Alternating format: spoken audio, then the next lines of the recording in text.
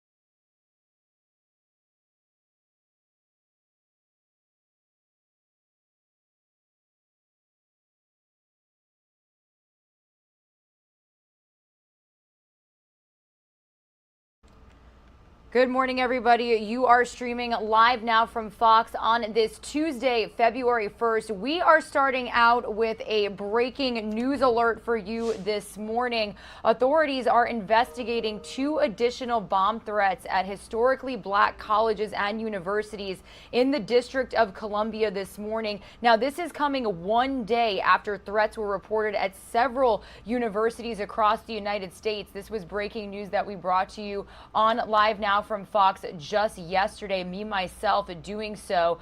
Both of these threats were received in the early hours of this morning around 3 a.m. Howard University was also the target of a threat yesterday. No injuries have been reported, and we are waiting to see if we can get more information. We are assuming that the campus will be closed. They did stop classes in person yesterday at several of these universities due to several threats that were made. Now, again, these 2 bomb threats were directed at Howard University and the University of the District of Columbia. This is what you are currently looking at right now. So again, this is something that we are going to continuously monitor here on Live Now from Fox throughout the morning. Authorities were investigating yesterday after several historically black colleges and universities across the entire country reported threats to their campuses. We had Bowie State University in suburban Washington, D.C., Albany State University in Georgia, and Southern University Law Center in Baton Rouge, Louisiana, all reporting bomb threats. Also, Bethune-Cookman University in Daytona Beach, Florida, had confirmed that a threat was made also. One of the Fox 5 DC reporters with our team out there also reported that an email alert was sent to the Howard University community saying that police and the school were investigating a bomb threat on campus. Howard University is located in Washington, D.C., and now they also do have another threat this morning. These threats canceled classes and closed campuses yesterday. Several of the campuses were also placed on lockdown for a period of time, and no injuries were reported in any of the incidents. It is not clear at this time if either of those threats this morning are connected, if they are connected with these threats from yesterday. So this is something that we are going to very closely follow for you here on Live Now from Fox. It's actually something that at 6:45 a.m. Eastern time, we're going to be checking in with our Fox 35 Orlando team to talk about the lockdown placed on Bethune-Cookman University in Daytona Beach. Daytona police did have a press conference yesterday, so we'll bring you the latest information on that and then keep a close eye on these threats being made on 2 universities in the District of Columbia. Now, important to mention that this is not the first time that this has happened. Even just yesterday, earlier in the month of January, several historically black colleges and universities did receive threats as well. So whether or not we know of a big investigation that will be looking into all of these and why they are being made, we'll be sure to bring you those developments here as we learn more this morning. But again, my name is Regina Gonzalez with you live from Orlando, Florida. I promise I will keep a close eye on that feed, and we are in touch with our Fox 5 DC team to monitor the situation. But a look at some of the other live reports that we've got coming up for you this morning at 7:15 a.m. Eastern Time. We will be speaking with Dr. Mike Sirigliano on all of the latest COVID-19 headlines for this morning. And then at 7:45 a.m. Eastern Time, we're going to be heading out to Tampa, Florida, to speak with our Fox 13 Tampa reporters as NFL star Tom Brady did address those retirement rumors in his latest podcast. So we'll be bringing you all of the information on that. As we closely continue to watch for any new developments with these threats being made to historically black colleges and universities in the District of Columbia. We've got Howard University and the District of Columbia, the University of the District of Columbia, I'm sorry. I promise that we will bring you all of the latest details as we learn them here throughout the next couple of hours. However, I do want to start off our morning brief with some weather-related content, as that is also a major story that we are following this morning. So here's a LiveNOW look at our XRAD radar. Now, we do know that a major winter storm is expected to impact Texas and parts of the Midwest. This is going to bring snow and ice to a lot of these areas, and it could even impact the Northeast, and that's where significant amounts of snow and ice will likely cause widespread travel disruptions and power outages starting as early as tonight. So we're going to be keeping tabs on these weather patterns that we're seeing in the Midwest towards Texas and making its way up towards the Northeast here on LiveNOW from Fox. In the meantime, a lot of the Northeast still digging out from that nor'easter, that blizzard that they saw over the weekend. So I do want to start off by bringing you the latest story from Fox News correspondent Molly Line. She was in Massachusetts with the very latest.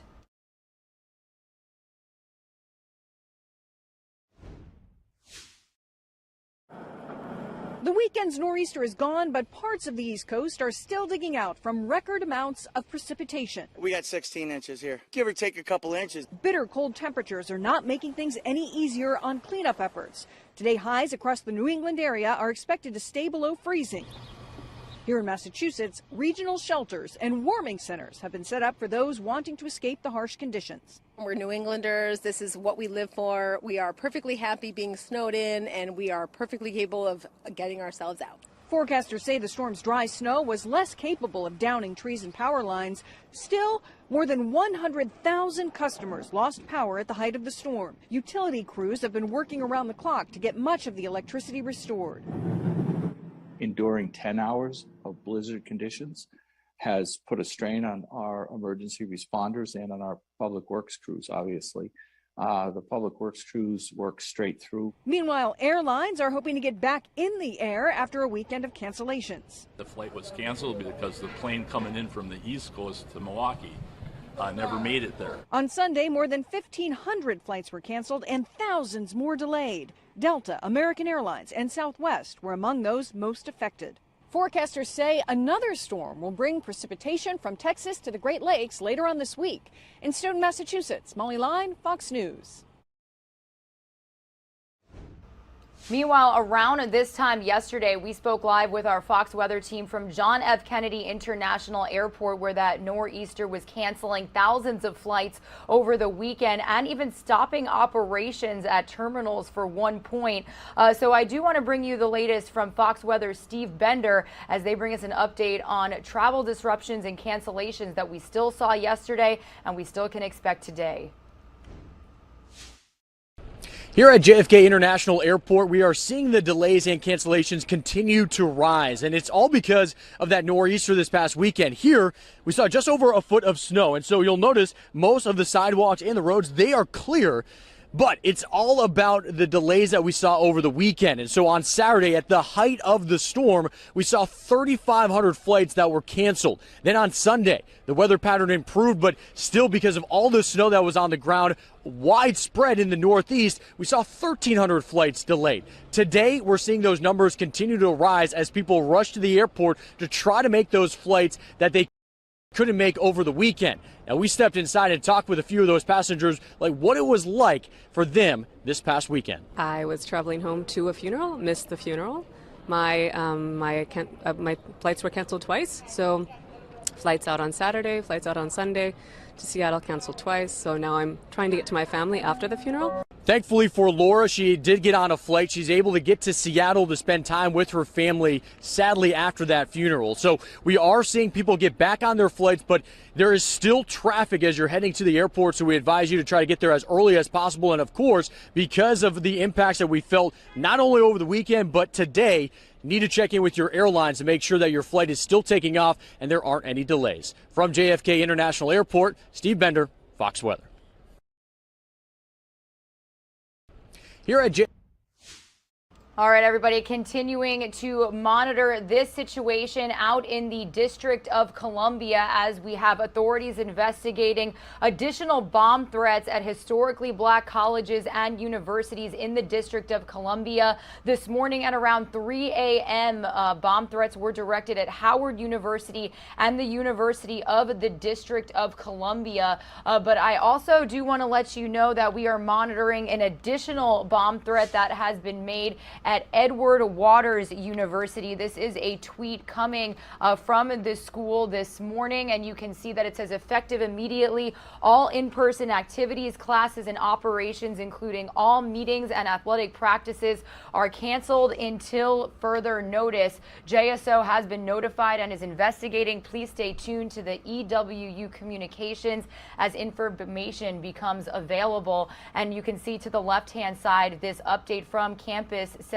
that they received an anonymous bomb and threat of violence to the EWU campus this morning, effective immediately. All in-person activities, classes, and university operations, including but not limited to meetings and athletic practices, are canceled until further notice. So important to mention that the bomb threats from just moments ago happening in the District of Columbia in Washington, D.C. But Edward Waters University is in Jacksonville, Florida. So we could be looking at a similar situation that we dealt with yesterday. Yesterday, we had multiple bomb threats being made across several states to historically black colleges and universities. Now, I've been mentioning for the last 24 hours since we brought you that breaking news that this is not the first time that this has happened. We also had several historically black colleges and universities receive bomb threats earlier this month. So whether or not they are all related, we don't have that confirmed yet. Thankfully, no injuries have been reported. So we're going to continue monitoring that situation here on LiveNOW from Fox for you. Some of you are going to see a quick 2-minute commercial break. When you return, we are going to continue to monitor this news, but we are also going to bring you the latest when it comes to the Pfizer vaccine and the situation between Russia and the Ukraine. Some more top stories coming up after this quick break.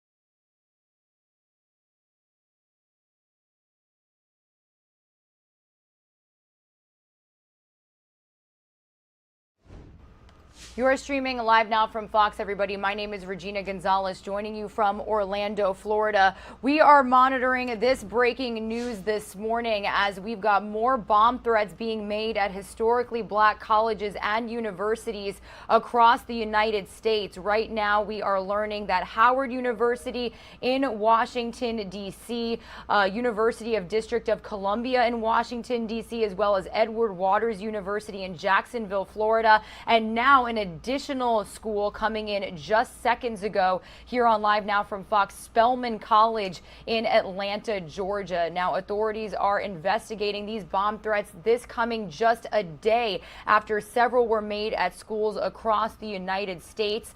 Tuesday's bomb threats were also directed at Howard University and the District of Columbia. Both in D.C. were received in the early morning hours around 3 a.m. today. Howard University also the target of a threat Monday. Now, no injuries have been reported.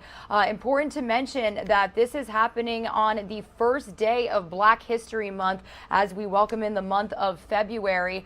We do have this statement from Edward Waters University. This is a tweet that they just posted in the last couple of minutes saying effective immediately, all in-person activities, classes, and operations, including all meetings and athletic practices, are canceled until further notice. That is because in the statement next to you, it says that they received an anonymous bomb and threat of violence to the campus this morning. Now, like I just mentioned, yesterday this happened at several universities across the U.S. as well. Those included Bowie State University in suburban Washington, D.C., Albany State University in Georgia, and Southern University Law Center in Baton Rouge, Louisiana. Now, nothing ever came of them, so good news to report. Bethune-Cookman University in Daytona Beach, Florida, also confirming that a threat was made. Now, in just about 15 minutes, we are going to be speaking live with our Fox 35 Orlando reporter Amanda McKenzie, who is at Bethune-Cookman, with the very latest on the bomb threat made yesterday.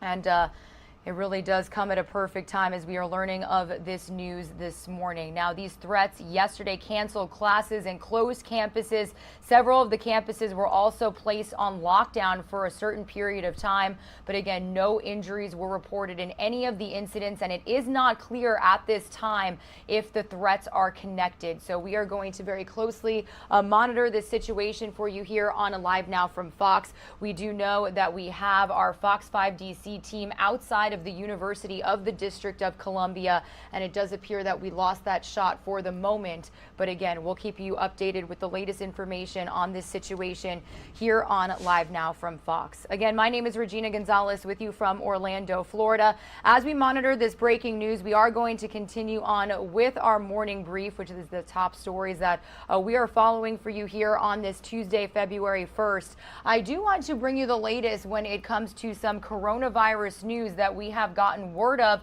within the last 24 hours.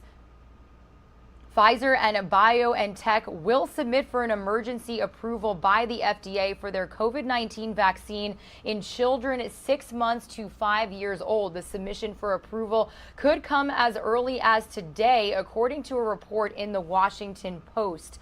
Now, the companies began clinical trials last year with children under 5 to study the effects of 2 doses of 3 microgram shots. Pfizer's vaccine has already gotten approval for children from ages 5 to 11.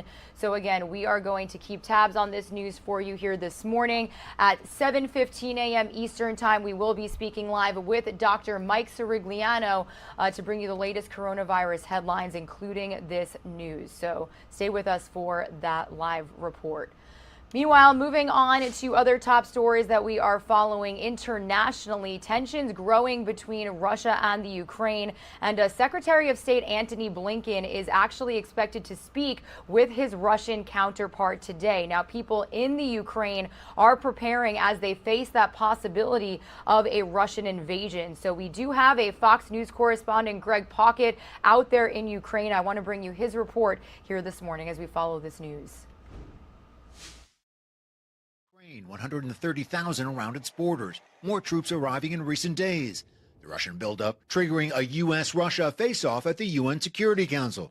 This is as clear and consequential a threat to peace and security as anyone can imagine. There is no threat of a planned invasion into Ukraine. Washington getting ready new sanctions targeting Kremlin brass and U.S. troops to Eastern European NATO members. With Russia's continuing its buildup of its forces around Ukraine, we are ready no matter what happens. Meanwhile, over the weekend, the White House criticized Ukrainian President Zelensky for talking down the possibility of an imminent invasion while talking up military aid. The top American diplomat here says Zelensky is walking a fine line. President Zelensky has a pretty tough and narrow path to tread, keeping his people calm, but also being prepared, and he is being prepared. With all this crosstalk and saber rattling, the locals here aren't taking any chances. About an hour outside of Kiev, these civilians have gathered. They could be going to a shopping mall, but instead they're learning the basics of combat in the event of a Russian invasion. Men, women, even children going through the paces. Obstacle courses, combat first aid, attack awareness. Military staffers and veterans of fighting Russian-backed separatists in eastern Ukraine are the instructors. Russia vastly outnumbers Ukraine in military forces. Don't tell that to these people. It's the only place where all of us should be. What do you think about Russia? Enemy. Russia is enemy. Enemy. Yeah. We must win. You must win. We must win for our children, for our parents, our friends, for our future. And late word we're getting tonight is that State Department officials reportedly say that they have received a written response from Russia to the U.S. response to Russia's demands about NATO and Ukraine. All this regarding a possible de-escalation of tensions in the region. Moscow has already said they weren't too happy with the Biden administration's response, but we will await more details. In Kiev, Greg Palcott, Fox News.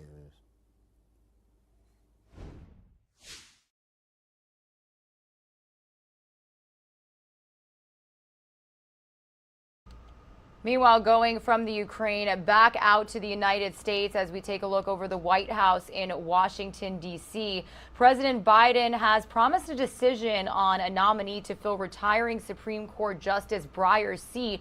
Well, today he'll actually start meeting with lawmakers who are expected to see his nominee through the Senate. So I do want to bring you the latest from Fox News correspondent Lauren Blanchard on who he could pick.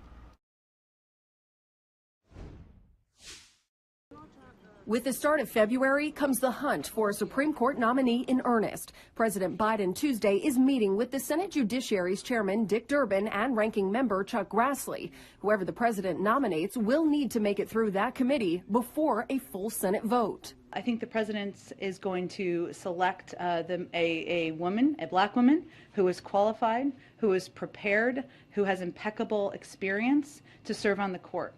No gaming this system. The White House says they won't just choose a candidate they think can be easily confirmed. Republicans say the nominee should be someone both parties can get behind. The American people handed President Biden a dead-even Senate, 50-50.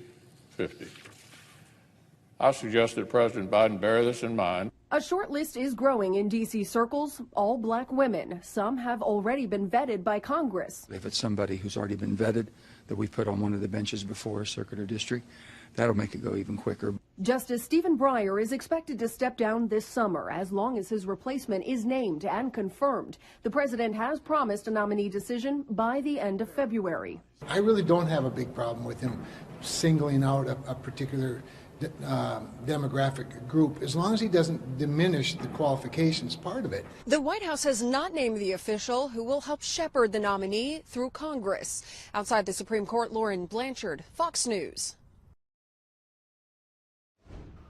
Meanwhile, the Biden administration continues to release huge numbers of illegal immigrants, many with criminal records, into the United States. Now, the situation is leading to a lot of frustration on the part of the people trying to keep the borders safe. I do want to bring you the latest from Fox News national correspondent William LaJeunesse. He's got more from Yuma, Arizona this morning. Buenos dias. Where are you coming from? Peru? They come for family, work, or allegedly fleeing political persecution. We're from Ukraine. You're from Ukraine, and you're from Russia.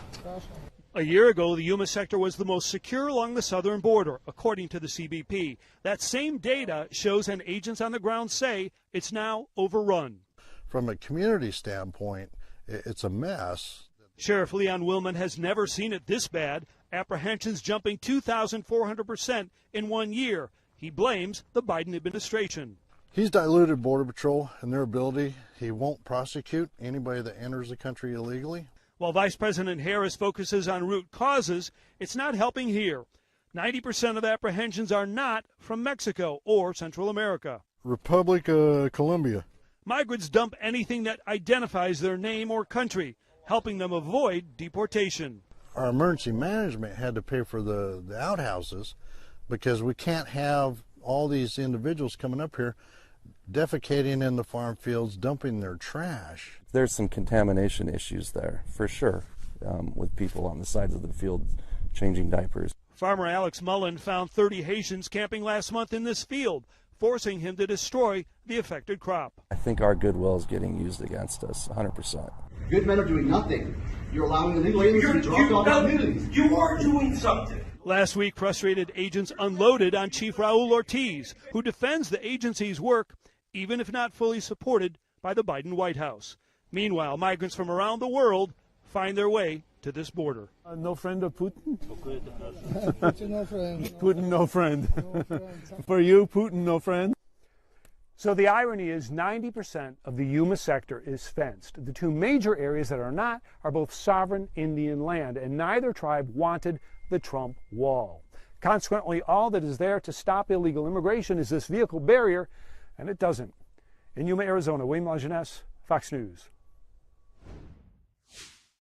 All right, everybody. Some of you are going to see a quick 2-minute commercial break. We are back out in front of the White House this morning. When we come back, we are going to talk some crime-related news as President Biden faces multiple crises as he starts his second year in office.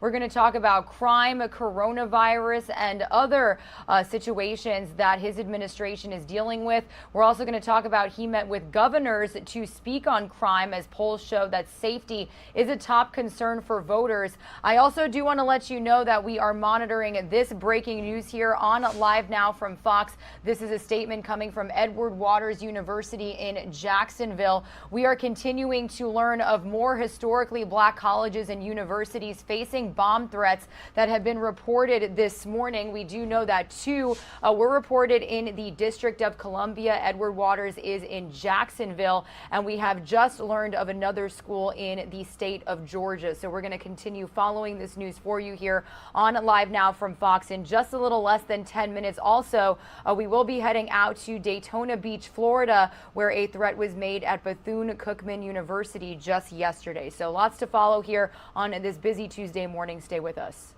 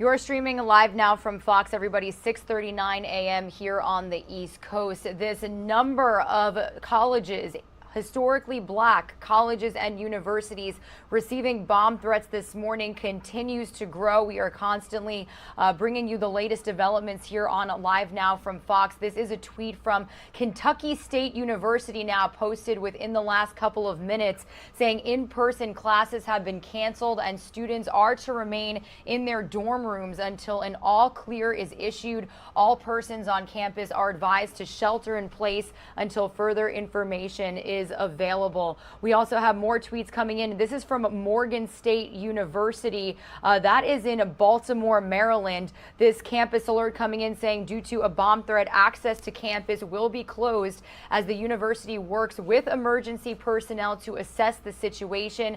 Everyone on campus should shelter in place until further notice. All instruction will be remote and all employees should telework this morning.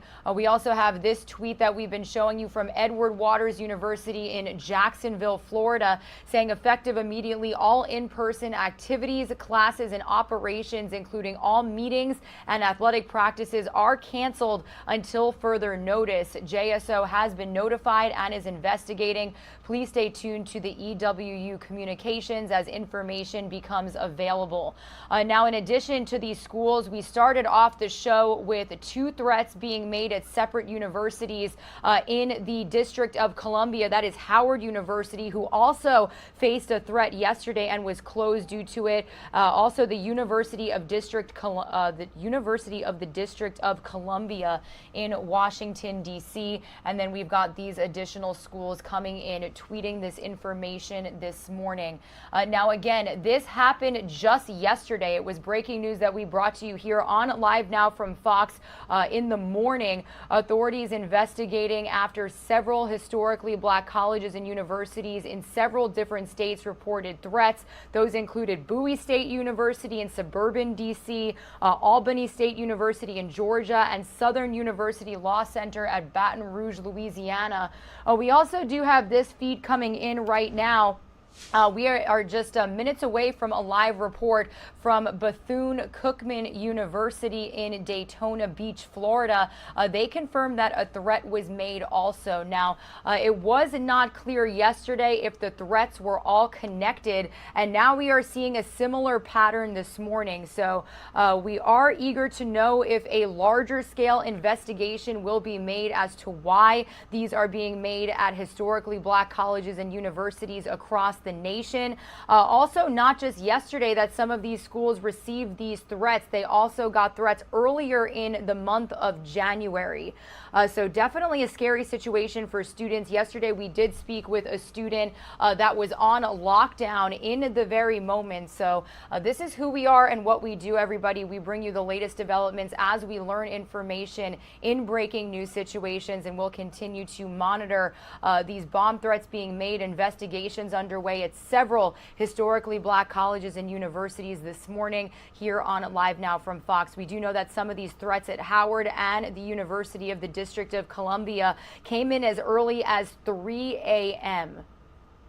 So be sure to stick with us for the latest information. Again, we are expected to get a live report from Bethune-Cookman here in just a couple of minutes. Meanwhile, again, my name is Regina Gonzalez here with you on Live Now from Fox as we keep a close eye on this situation unfolding at historically black colleges and universities around the country. I do want to continue bringing you all of the top stories that we are following this Tuesday morning. We are going to head back out to Washington, D.C., where Fox News correspondent Jackie Einrich is bringing us the latest on all of the challenges that the Biden administration is facing, one of these being crime. Press Secretary Jen Psaki says the White House unfairly gets a bad rap on crime from Fox News. On Fox is Jeanine Pirro talking about soft on crime consequences. I mean, what does that even mean, right? So there's an alternate universe on some coverage.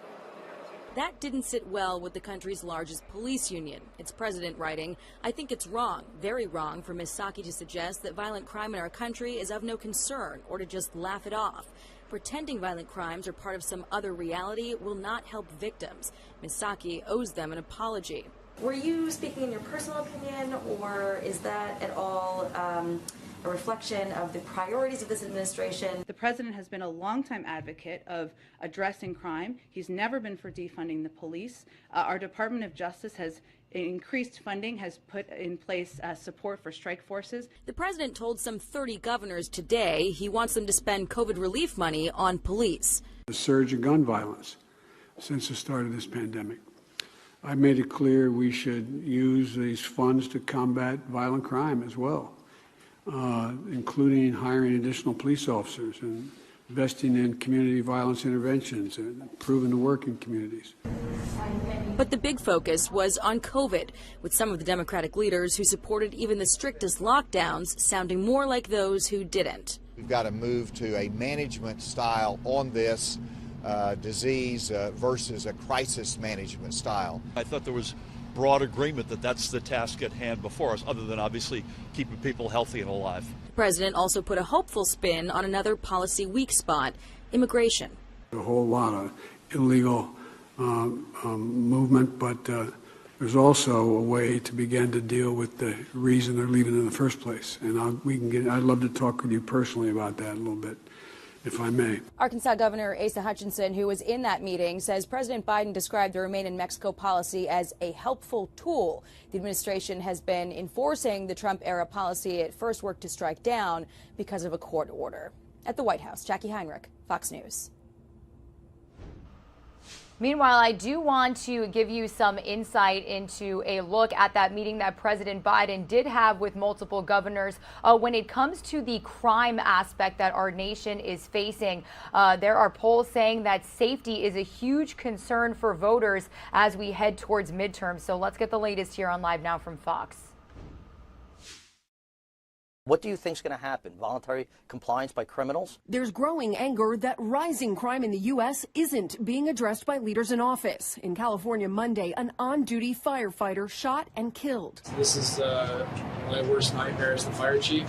Meanwhile, in Washington, President Biden met with the nation's governors. He said he wants funds from the American Rescue Plan passed last year used to address gun violence. We should use these funds to combat violent crime as well, including hiring additional police officers and investing in community violence interventions and improving the work in communities. The FBI found homicide rates soared in 2021. St. Louis had the worst rate in the nation. A new Fox News poll found 81% of Americans are extremely or very concerned about rising crime rates. The White House is defending their work. The president has been a longtime advocate of addressing crime. He's never been for defunding the police. And they're pushing back on soft-on-crime criticism against Democratic leadership. Our view is that instead of turning this into a political football, we need to be focused from the beginning of the president's time, all of his time in office, on reducing crime and keeping our community safe. President Biden is planning to meet with New York City's new mayor, Eric Adams, later this week. It comes after the murder of 2 city police officers. In Washington, Lauren Blanchard, Fox News. All right, everybody, and unfortunately, more bomb threats coming in at historically black colleges and universities this morning. We did just get word of 2 additional schools tweeting that they have received notice of a bomb threat. This is Fort Valley State saying that campus is currently on lockdown. Residential students remain in dorms. Non-residential students and staff should not report to campus until further notice. Campus operations are suspended for the day. Now, this is in addition to the multiple schools that we have gotten word from now. Xavier University of Louisiana also tweeting alert. They have received a bomb threat and they are working with authorities. Campus will be remote until 12 p.m. today. Residential students should stay in their rooms until further notice. So we've got a list of about 7 to 8 schools right now. Now, this is just coming in within the last 50 minutes. We opened open the show at 6 a.m. With the alerts coming from the 2 universities in the District of Columbia. So we are going to continue following this situation for you here on Live Now from Fox. Meanwhile, this is in addition to the threats that we saw just yesterday. I do want to stay here in the state of Florida as classes are resuming at Bethune-Cookman University in just a few hours. Bomb and shooting threats putting the campus on a lockdown just yesterday. So we are going to bring into the conversation Fox 35 Orlando's Amanda McKenzie. She is live with the very latest. Amanda, we are getting word of bomb threats at historically black colleges and universities as we speak, but talk to us about this situation that unfolded yesterday.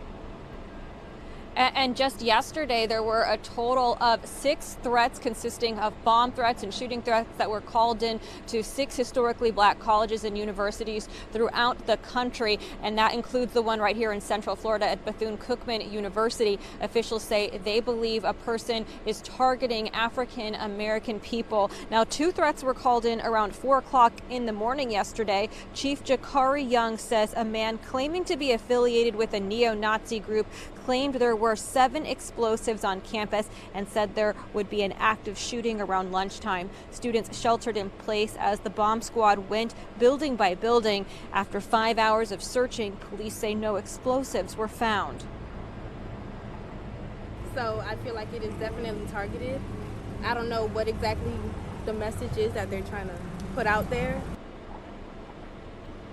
Now, Amanda, I do understand that the FBI is actually investigating whether these threats were connected or not, right?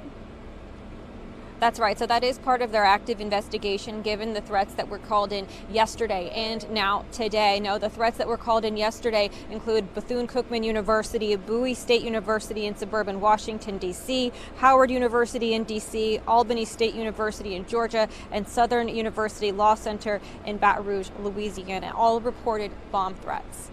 Yeah, and Amanda, like I just said, since 6 o'clock this morning, we're up to about 7 or 8 schools right now across the nation also reporting these bomb threats. So we are going to keep in touch with your team here on Live Now from Fox, and thank you so much for bringing us up to speed on what happened yesterday. You take care. Thank you.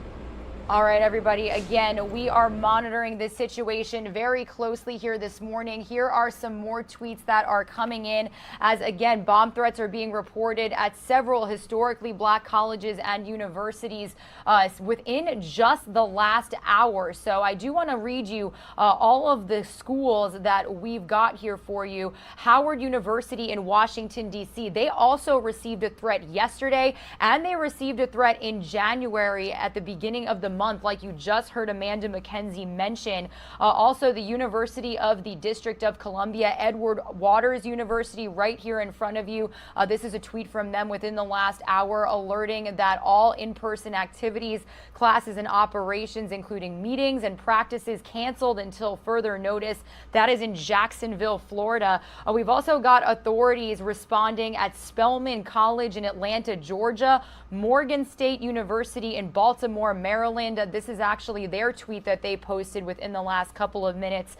Then we've got Kentucky State University coming. That is in Frankfort, Kentucky, and then Xavier University of Louisiana. So very alarming news this morning. Again, this just happening one day after several threats were made at historically black colleges and universities just yesterday, canceling classes, closing campuses. Several of the campuses also placed on lockdown for a period of time. And as you heard Amanda say, the FBI is investigating whether all of these threats were connected. So it's likely that these threats this morning are going to become a huge part of that ongoing investigation. Some of you are going to see a quick 2-minute commercial break. When you return, we will bring you the latest information we have on these threats this morning once again, as well as some more news that we are following here on this Tuesday, February 1st.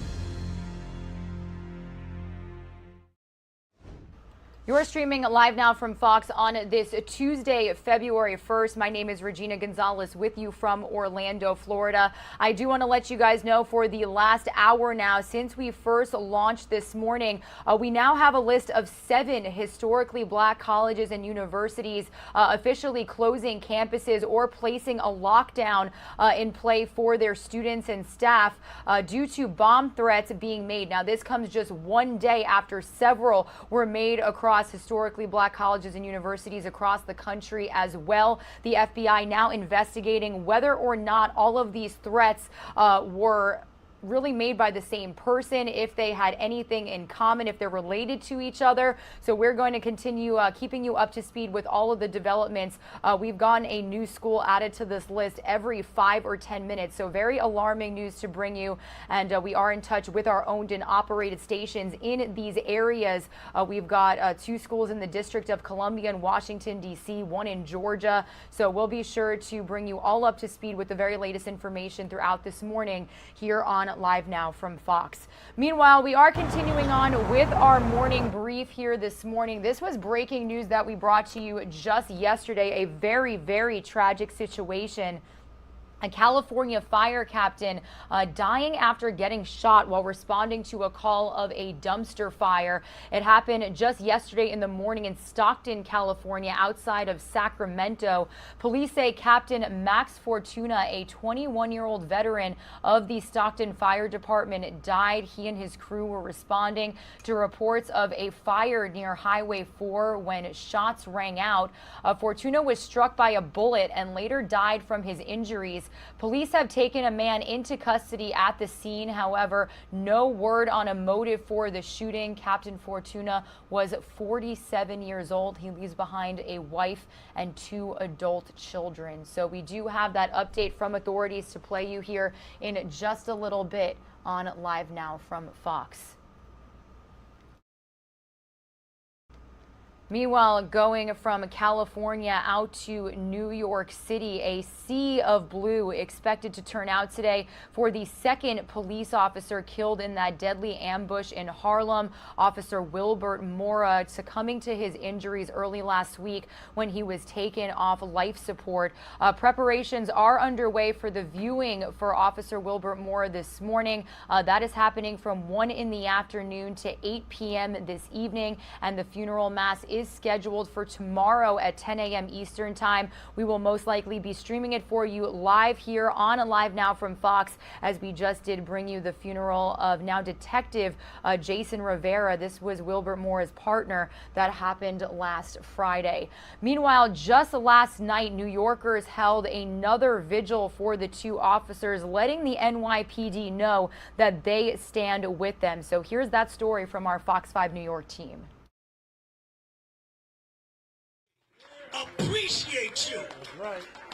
Clergy from all faiths gathering at the 113th precinct in Jamaica, Queens, joined by members of the community to let the NYPD know they stand with them. During your tour, whether it's a stop, whether it's going to a home, somebody just might give you one of those fingers that is not interpreted as being nice. But it's in that time, as you go back to your patrol car, as you go back to the precinct, remember, there are more for you than there is against you. The deaths of officers Wilbert Mora and Jason Rivera of the 3-2 precinct in Harlem have shaken the city. Communities are mourning with police officers. It's a human issue that we will have 2 police officers going to do a good job responding to a call for help and be killed in the prime of their life. The world has to be moved by this. Our police are here to protect us, and for us to take their lives is devastating to all of us. Protection is what we need. I am here to support our police officer. Grew up all my life here in Jamaica, but I know it's a tough job that they have, you know, and I'm here to support them, whatever they need.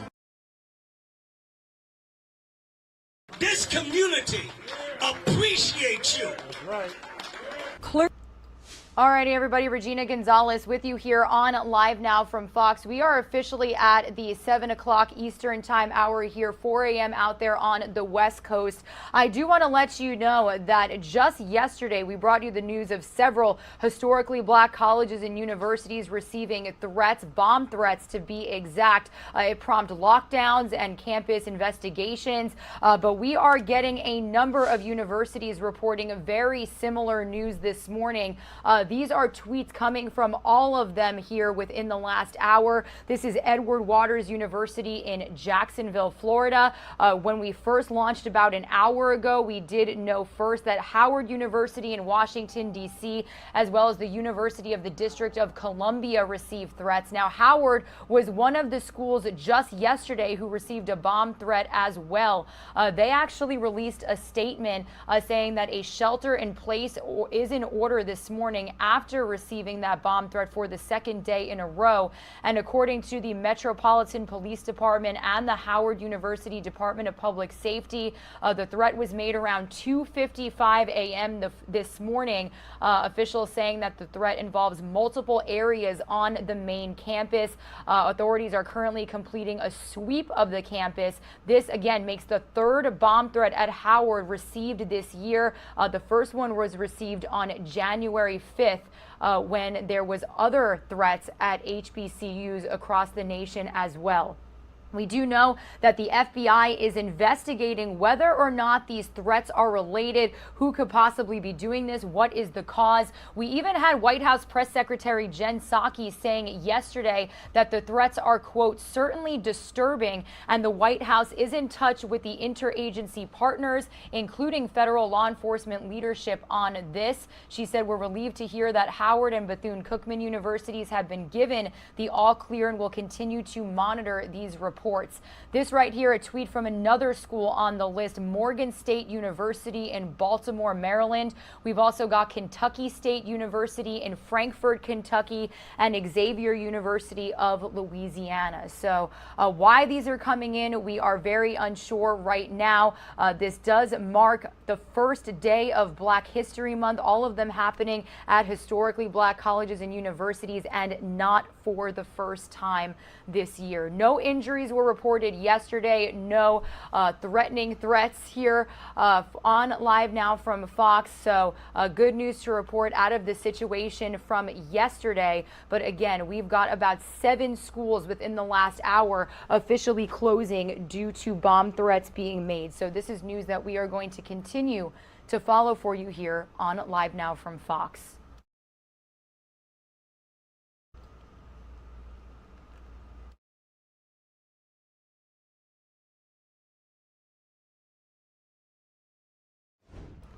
Meanwhile, again, my name is Regina Gonzalez with you from Orlando, Florida. As we continue to keep a close eye on this breaking news situation at HBCUs across the nation, we are continuing on with our morning brief, which is all of the top stories that we are following for you this Tuesday morning.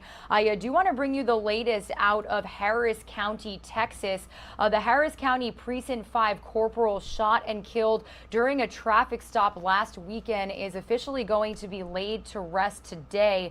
Funeral services for Corporal Charles Galloway will be held at the Second Baptist Church West Campus starting at 10 a.m. Eastern Time. So if you are joining us from this area this morning, the public is invited to attend. A suspect is in custody charged with capital murder in his death.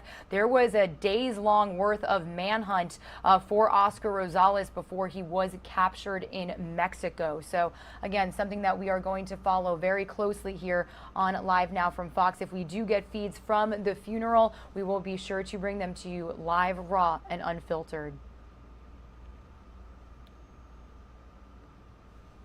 Meanwhile, also major news that we broke to you just yesterday. The men convicted of killing Ahmaud Arbery reached a plea deal with prosecutors on Sunday, and that would have changed the terms of their jail time and an upcoming hate crimes trial. But yesterday, a judge actually struck down the agreement, saying it wasn't fair to Arbery's family. So our Fox 5 Atlanta team did have reporters in the courtroom and are bringing us the very latest this morning.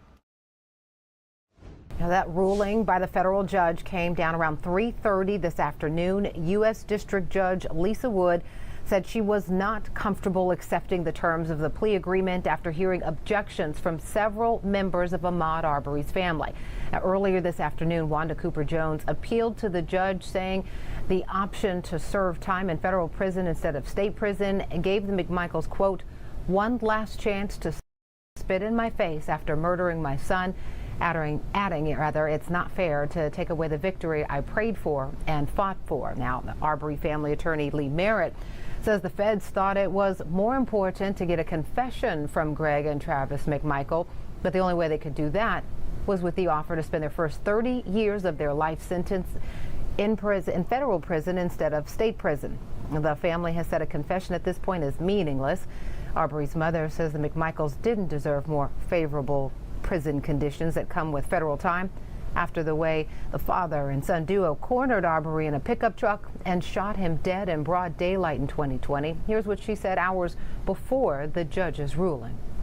I told them very, very adamantly that I wanted them to go to state prison and do their time that Judge Wansford gave them back on the 7th of January. And then I got up this morning and found out that they had accepted this ridiculous plea. Very disrespectful. Now, the judge did not rule on 64-year-old Gregory McMichael's plea deal. Instead, she gave the McMichaels and their attorneys until Friday to choose whether they want to withdraw their guilty pleas and go to trial instead. If the McMichaels decide not to plead guilty, their federal hate crime trial will begin on Monday, where Travis McMichael's various social media posts disparaging black people are likely to be entered into evidence. At the live desk, Portia Bruner, Fox 5 News.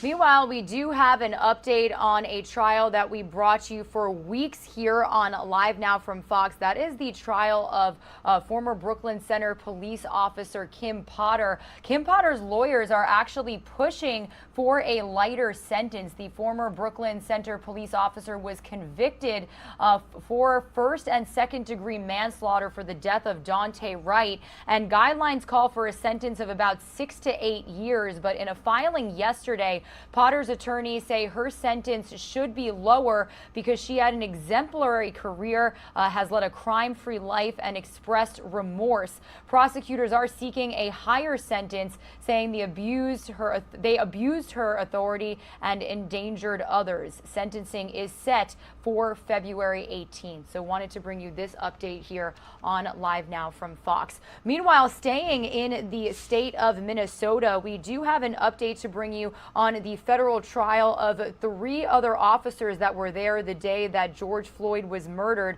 Inspector Katie Blackwell taking the stand Monday morning for the 3rd day in a row of that federal trial. So I do want to bring you the latest from our Fox 9 Minneapolis team this morning.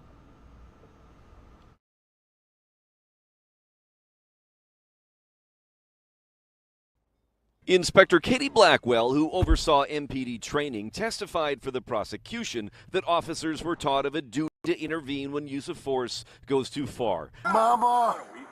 Mama!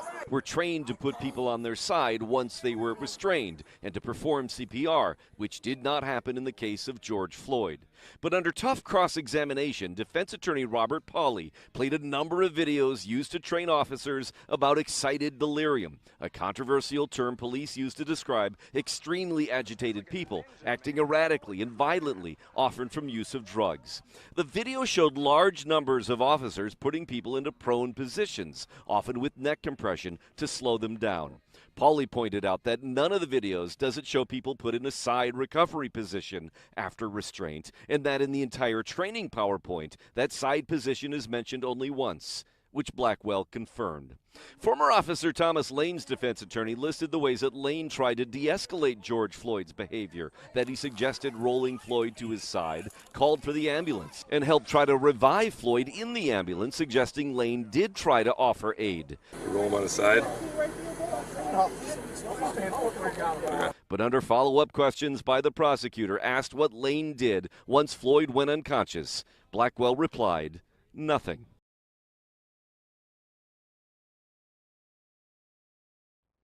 Inspector Kit. Meanwhile, everybody, continuing on with the top stories that we are following on this Tuesday morning. We do have a news alert to bring you out of the North Carolina area.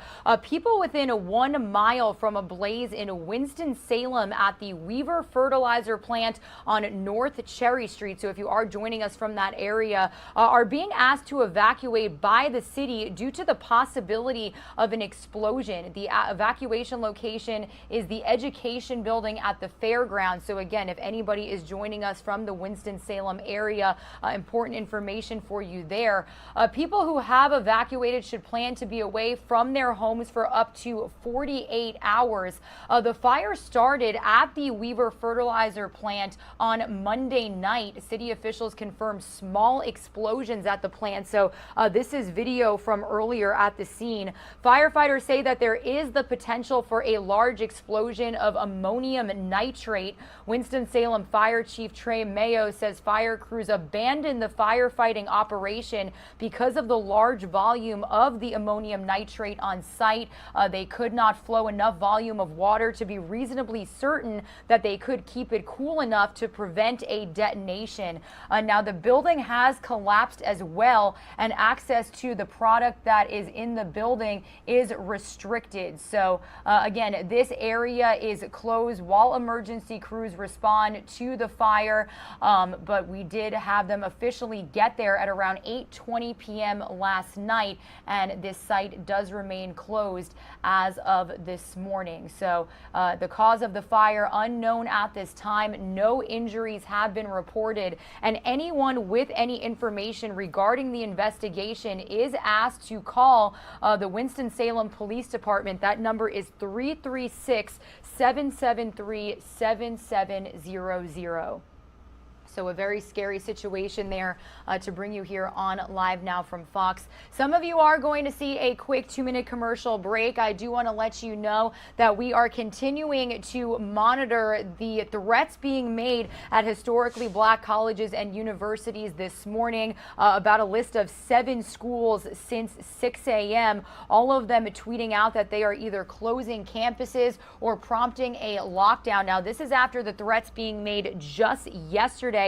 Some of the same schools on that list, Howard University, now getting its 3rd threat this year. They did get a first one on January 5th as well. So we are monitoring this situation for you here on Live Now from Fox.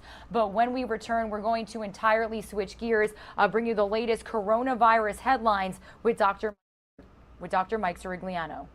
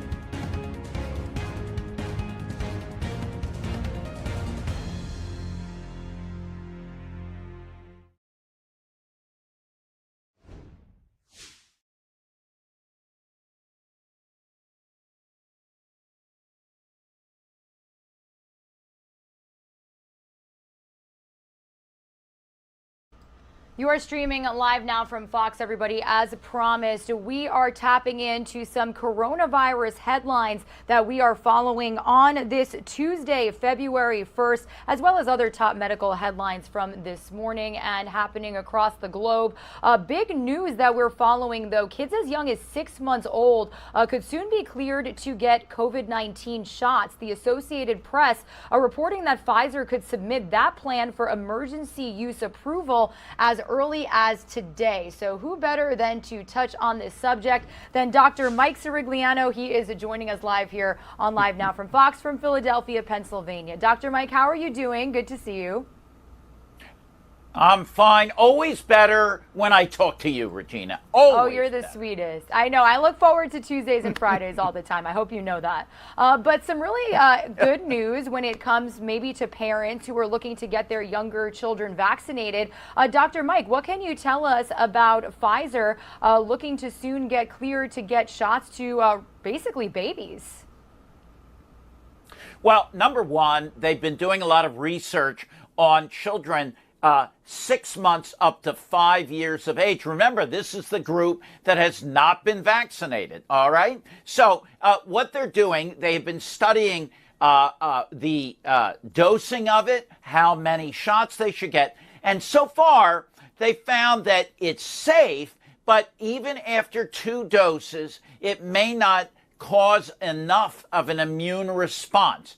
Now, while they're looking into this and while they're looking into even maybe a 3rd shot for this age group, they want to submit it to the FDA and they want everyone to look at the data that they have so that we get a jump start on this. Now, we also are being very, very cautious and careful not to do anything that will erode confidence in the vaccine's safety and efficacy. So everything is going to be done by the book in a very methodical, scientific way. And that's the bottom line. That's what we're doing. It could be submitted as early as today.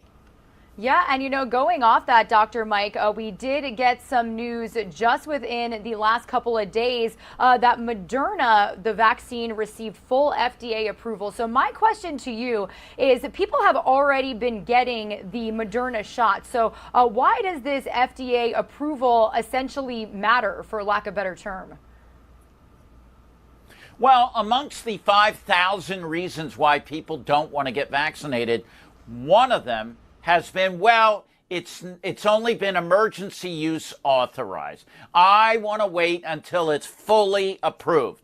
Well, guess what? It's fully approved. And the bottom line is that if you're on the fence, get vaccinated. It's the way to go. And you keep hearing stories and stories about people who aren't vaccinated. There's misinformation. What is it? Spotify. I mean, it goes on and on and on about misinformation out there. Well, here's another fully licensed and vetted out vaccine that should be appealing to those who were waiting for full approval. There you go. Yeah, and you know, when it comes to the new variants that are just continuously coming out, I feel, how do you feel, Dr. Mike, that vaccine companies are responding? Will all these vaccines be able to combat new variants, or are they constantly going to have to make new ones? Well, look at the flu shot. Every year, they estimate, based on data from the southern hemisphere of the planet, as to whether or not this particular type of flu will be circulating. And so they're probably going to do the same thing. The way I see this playing out, we'll get yearly boosters. We'll get a booster every fall, like we do the flu shot, and they will see which variants are the ones that are most common. The good news is, and you may have heard this stealth Omicron variant kind of coming around, not any more dangerous. It is contagious, but our vaccines seem to be working quite well against even this newer form of Omicron. So good news. Good news. Yeah. And Dr. Mike, I remember when I spoke to you a couple of weeks ago, we first got word of the Omicron variant. I'm pretty sure you role played and pretended to be the coronavirus and how you said you wanted to multiply. So is this stealth variant it? Are we going to see more? How many more? What are we looking at when it comes to the future of coronavirus variants? Like everything else on the planet, it wants to survive. And so it's going to have families and little Omicrons running around. It's the way it's going to be. But the bottom line is that, in my opinion, over time, the COVID-19 virus, this coronavirus, will be relegated to the other coronaviruses that have been out there circulating forever. And so it will be more of a nuisance than it will be a novel pandemic, that a virus that no one has ever seen before, because of the sheer numbers of people who are being infected and the sheer numbers of people being vaccinated and the combination of the two. So I think it's all going to play out that way. But like everything else, as they said in the movie Hbcus, I think it was Hbcus, the trip was just worth it for the produce on this in this planet. I mean, you gotta love it, you know. It's a great place to live compared to like Mars. I don't know. It doesn't look very habitable to me. I like it here on planet Earth. Yeah, it's nice. Apparently, got blue so skies, does the coronavirus. water. Yes. Yeah. Definitely. Looks good to the coronavirus too. So Dr. Mike, a huge thing that we've been talking about also has been testing. This week especially, we're seeing more and more of those tests released by the Biden administration being rolled out. You could order them on that website. So from what I'm understanding, these are rapid antigen tests. So what happens if you still test positive on your rapid antigen test and then it's negative? What advice do you have for people taking those as they roll out across the nation? So there's a lot of confusion, Regina, about testing and what to do. So there are two basic big types of tests. There's the PCR test. So if you test positive with a PCR test, that may remain positive for weeks, for months, because it detects dead virus. So that is not something you're going to test in 5 days, because invariably it's going to be positive again. All right? Now, the rapid antigen tests are they become positive when there is a lot of viral material around. And so what most experts are saying, and what I'm doing in my own practice, if you test positive, you quarantine for 5 days. At 5 days, you check another rapid antigen test. If you're negative, then according to the guidelines, you can go about your business, but you have to wear a mask for another 5 days. I think you should wear a mask all the time, but that's me. Also, if you then test positive with a rapid antigen test at 5 days, there is concern that up to 40% of people could still be infectious. I would stay home for another 5 days. And what I tell people is test again every couple of days. If it's negative, then you can leave quarantine, put your mask on, go about your business. But you got to make sure that you're not infecting people, because you could, theoretically. Yeah, and Dr. Mike, something that I've seen that's been so interesting, we are 2 years into this pandemic. We've had quarantine guidelines change, lots of testing options come out. When do you think that coronavirus is going to be considered in the same factor as the flu or the cold? And it's something that you get sick, you get better, and then you go about your life. When do you think that we'll see that happen?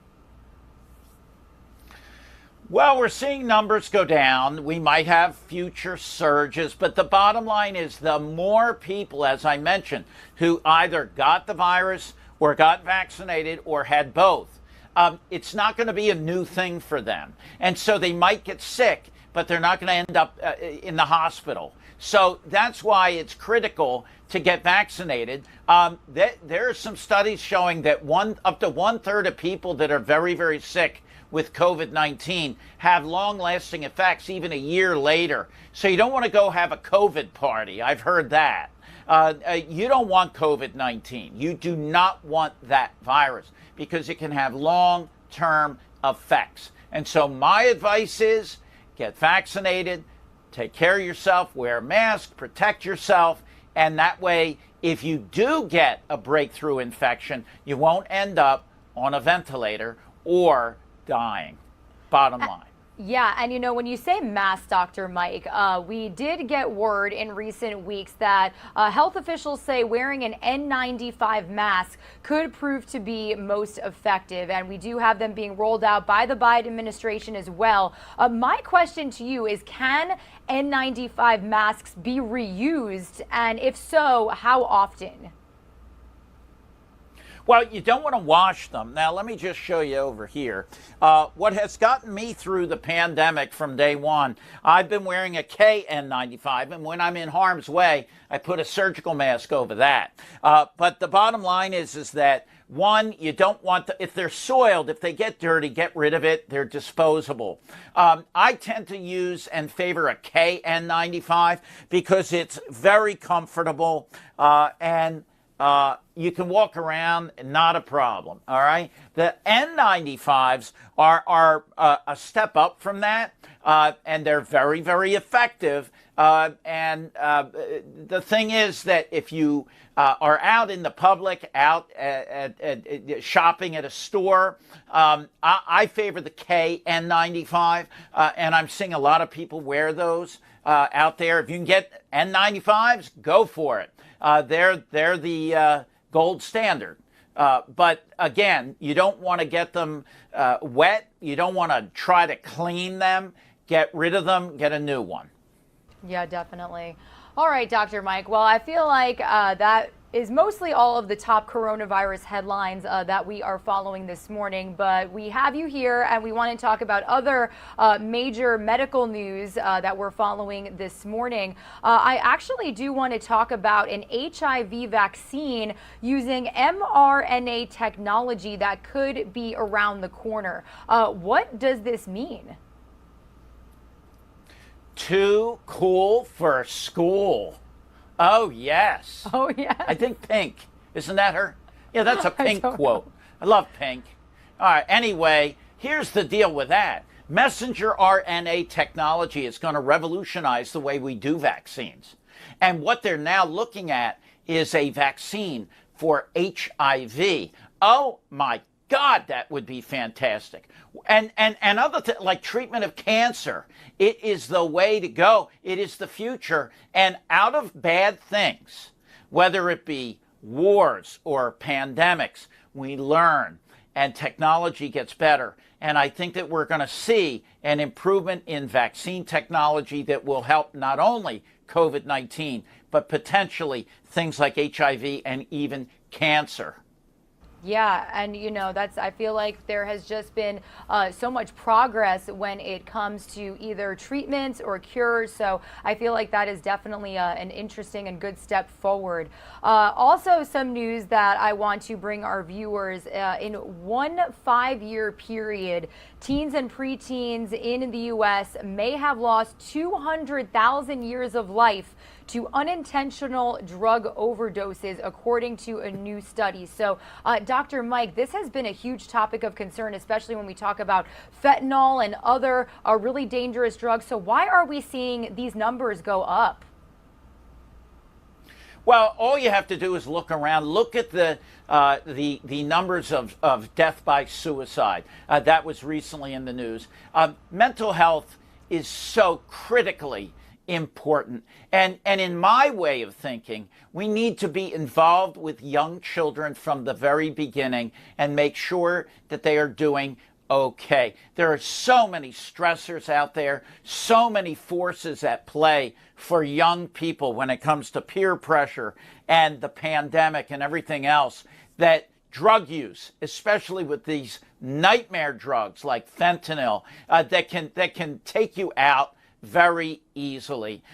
You've got to have a handle on that. With my children, I tell them every day that I love them, and I hope they know that no matter what, they can talk to me with a no judgmental attitudes, and that if there is an issue, there's nothing that is that we can't get over, and that's what you have to really work on with your family members. If you have a family member that looks like they're in distress, they're not acting right, they look like they might be on drugs or alcohol or something, get involved now. Get help before a tragedy occurs. I heard a late night talk show host, a comedian, I forget who it was, he said having a child is like wearing your heart on the outside of your chest. And that's what having children is like. So you've got to be all over that and protect your kids. Yeah, and Dr. Mike, it's just been mind-blowing to see how this pandemic has caused so many mental health issues. It's really just, driven people to new levels, especially when they work from home. Their lives are being upended and altered. So definitely something to keep tabs on here. And we thank you for doing that. One last topic, because it is officially February 1st, and it is Women's Heart Health Month. So what does that necessarily mean? What does that bring awareness to? Well, women have historically been underdiagnosed when it comes to heart disease, and it's the #1 killer of women. A lot of women focus on things like breast cancer and cancers, ovarian cancer. Bottom line is it's the #1 killer. And people like me historically have not done studies on women. We've not looked at how women can present differently when they have coronary disease. So, #1, if you're a woman out there, you have to realize that all the men in the world will collapse within about 5 minutes if you're not there. Okay? So that's #1. #2. That's true. You've got to take care. Oh, it's true. I become a blithering idiot toddler when my wife's not around. Okay? It's just and it is what it is. So, #1, if you have high blood pressure, get it treated. #2, if you have high cholesterol, get treated. #3, if you have anything like fatigue, shortness of breath, palpitations, anything like that, go to your health care provider. Bottom line. All right. Well, we will definitely be sure to continue bringing awareness to that throughout the month of February. So Dr. Mike Srigliano with Penn Medicine joining us from Philadelphia. Thank you so much for this conversation and bringing our viewers up to speed on all of the top medical headlines. We appreciate you. I hope you have a good day, and we'll be chatting with you again Friday. Love you, Regina. You rock. You rock. Love you, Dr. Mike. All right, everybody. My name is Regina Gonzalez with you here on Live Now from Fox, as we just brought you the latest top medical headlines and coronavirus headlines from across the nation. I do want to let you know that we are continuing to monitor a breaking news situation at several historically black colleges and universities receiving bomb threats as of this morning, just within the last hour and a half. We have a list of 8 schools. Now, this was the most recent school, Alcorn State University. Now, this is in Lorman, Mississippi. So we're talking all of these colleges and universities span from Washington, D.C., Florida, Georgia, Maryland, Kentucky, Louisiana, and Mississippi. Alcorn State saying that they received an anonymous bomb threat this morning, advising all students to shelter in place. Faculty and staff should not report to work until further notice, and to please stay tuned with their website, email, and social media accounts for updates. So we will most definitely all be doing the same. But some good news to bring you out of Washington, D.C. Howard University, they're saying that the Metropolitan Police Department and the Howard University Department of Police issuing an all clear in the investigation of that bomb threat that was made this morning. streaming. That was received around 3 a.m. and we first got word of it around 6 a.m.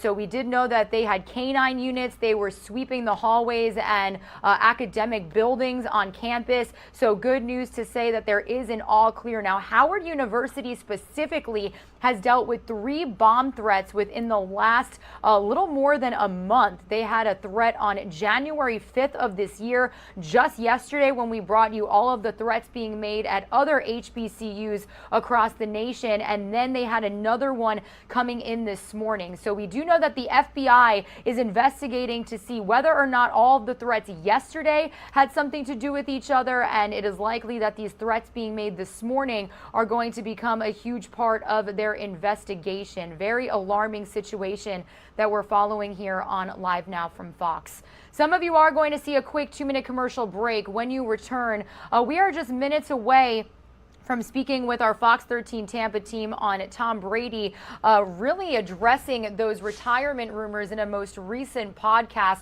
We're also going to bring you the latest when it comes to Spotify responding to accusations of reporting COVID-19 misinformation. Lots of celebrities and singers pulling their music from the streaming app. So we'll get to all of those headlines as we continue our morning brief here on this Tuesday.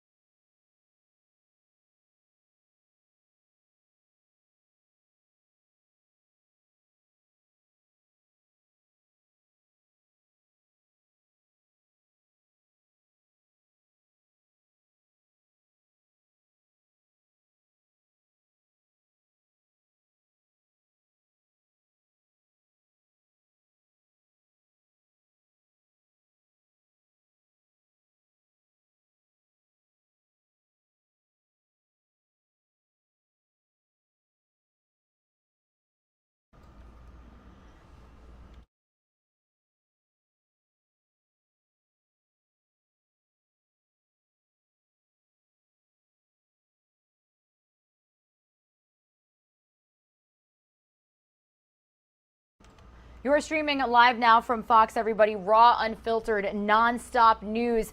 We are continuing to follow this breaking news situation at several historically black colleges and universities across the nation. We are up to a list of about 9 now receiving bomb threats since earlier this morning. The first one coming in at Howard University and the University of the District of Columbia in Washington, D.C. at around 3 a.m. Eastern time. Do have a good update to bring you out of Howard University, the Metropolitan Police Department, and their campus university police department issuing an all clear after investigating the bomb threat made this morning. Now, Howard University specifically has received 3 different bomb threats within just the last month. The first one coming in on January 5th. They also received one yesterday, along with other universities across the nation, and now they did receive one this morning as well. So in the meantime, we did get word that another university, Jackson State University, did receive a bomb threat also, adding to that list, and they did sweep the campuses, and just as they issued the information that they got that alert, they did find that the threat was unsubstantiated, and an all clear has been issued as well.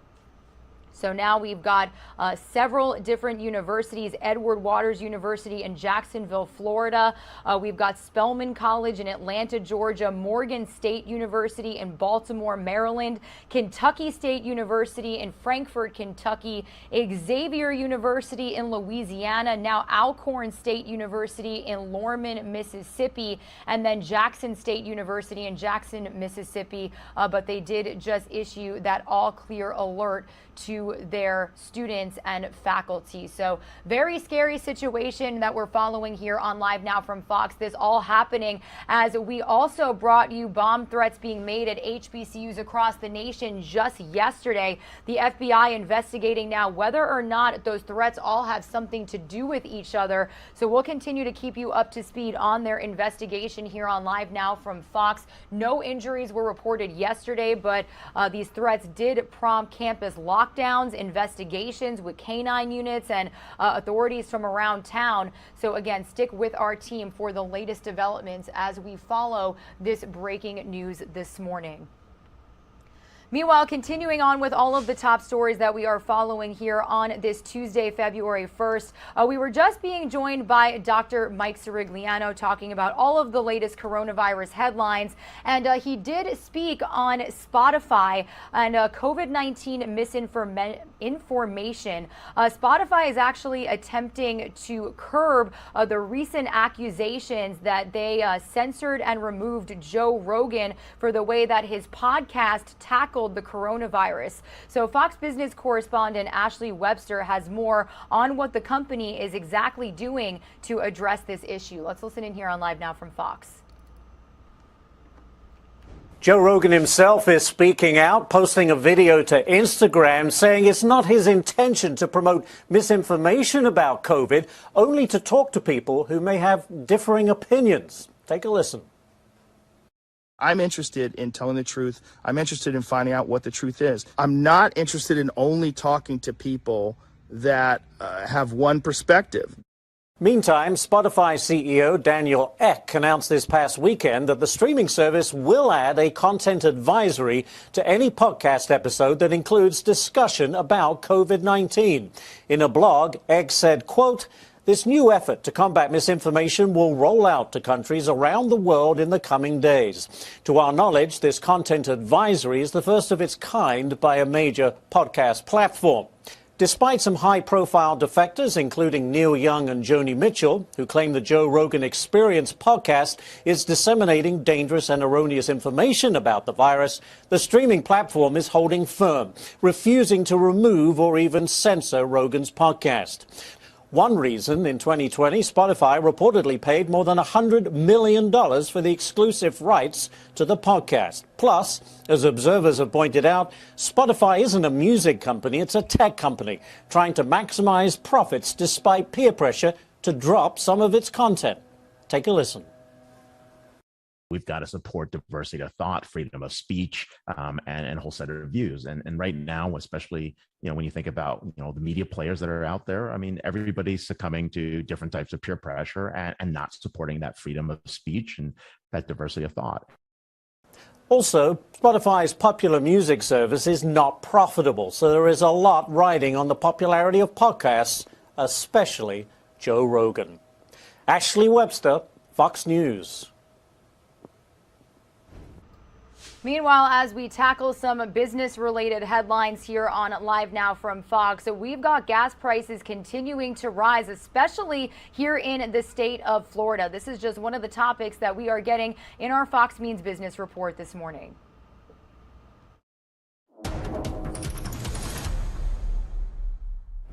A January jolt for your money. The Dow, the S&P 500, and NASDAQ all suffering steep losses for the month. The S&P and NASDAQ posting their worst performances since March 2020 and the start of the pandemic. Meantime, gas prices keep driving higher. The national average for regular unleaded rising a bit over the weekend, now at $3.37 a gallon. That's still around 95 cents higher than this time last year. And don't expect any help from the oil market too soon. The price for a barrel of crude rising 17% in January, its biggest monthly gain in nearly a year. Tensions between Russia and Ukraine, along with the supply shortage, fueling that increase. And more people could be hearing you're hired, according to a new survey from business consulting firm Robert Half. Around 2/3 of companies plan on adding permanent staff members to their teams in the first half of 2022. That's up from 6 months ago. And get this, more than half of them plan on increasing starting salaries from last year. That's business. I'm Jackie DeAngelis.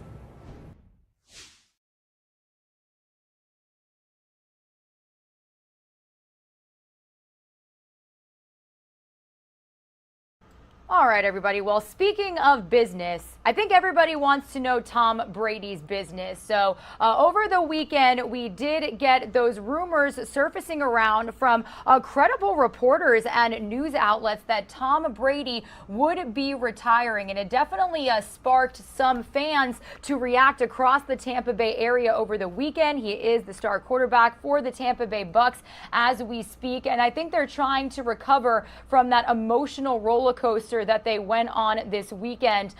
So all fans wanted to hear was from Tom Brady himself. Well, as of last night, we are finally here. We finally got that information, but his answer wasn't exactly what people were hoping for. So as we take a look at Tampa, Florida this morning, we are going to stay there, being joined live right now by Elizabeth Fry outside of Raymond James Stadium, where the Bucks play. Elizabeth, kind of some weird information that we got from Tom Brady, not necessarily clear. What can you tell us this morning? Well, Bucks fans, they are still waiting for the final answer at this point, and it seems we may have to wait a few weeks longer. Like you mentioned, Regina, it has been an emotional roller coaster for fans over the past few days. All these rumors, is Brady retiring? Is he not retiring? Fans just wanted to hear from the GOAT himself, and on his podcast last night, we finally did. But like you said, it wasn't necessarily the answer that fans were hoping for. That's because his response is pretty much what he's been saying the past few weeks. On his podcast last night, Tom Brady finally spoke out and addressed all of the rumors that have been swirling for the past several days surrounding his retirement. And in an effort to clear things up, he says his decision has not been made despite all of these reports. He said that he is still in the same place he's been since ending the season. And now he's in his own season of trying to figure out what comes next. He says his future with the NFL is still very much up in the air. He's undecided and still trying to work through that very important decision. Now, he says he understands why there is so much interest and so many people invested in his announcement, but he says there is no set timeline as to when that announcement will actually be made. I know we're in such an era of, information and people want to be, in front of the news often. And I totally understand that. I understand that's the environment we're in. But I think for me, I'm just literally, it's day to day with me. I'm just trying to do the best I can every day and, evaluate things as they come and, trying to make a great decision for me and my family. Now, Elizabeth, I know that this news was brought up in that podcast that you were just talking about, but obviously the Bucs did not move on to the NFC Championships. So where has Brady been while all these rumors have been surfacing? Well, Brady was getting some R&R after a well-thought season and a well-deserved time off, and he was trying to enjoy some time off with his family, a nice, relaxing weekend, but that all took a turn when his phone started blowing up. He was actually out of the country, but all of a sudden his phone got really busy once these rumors started circulating, and of course he had to handle all of that.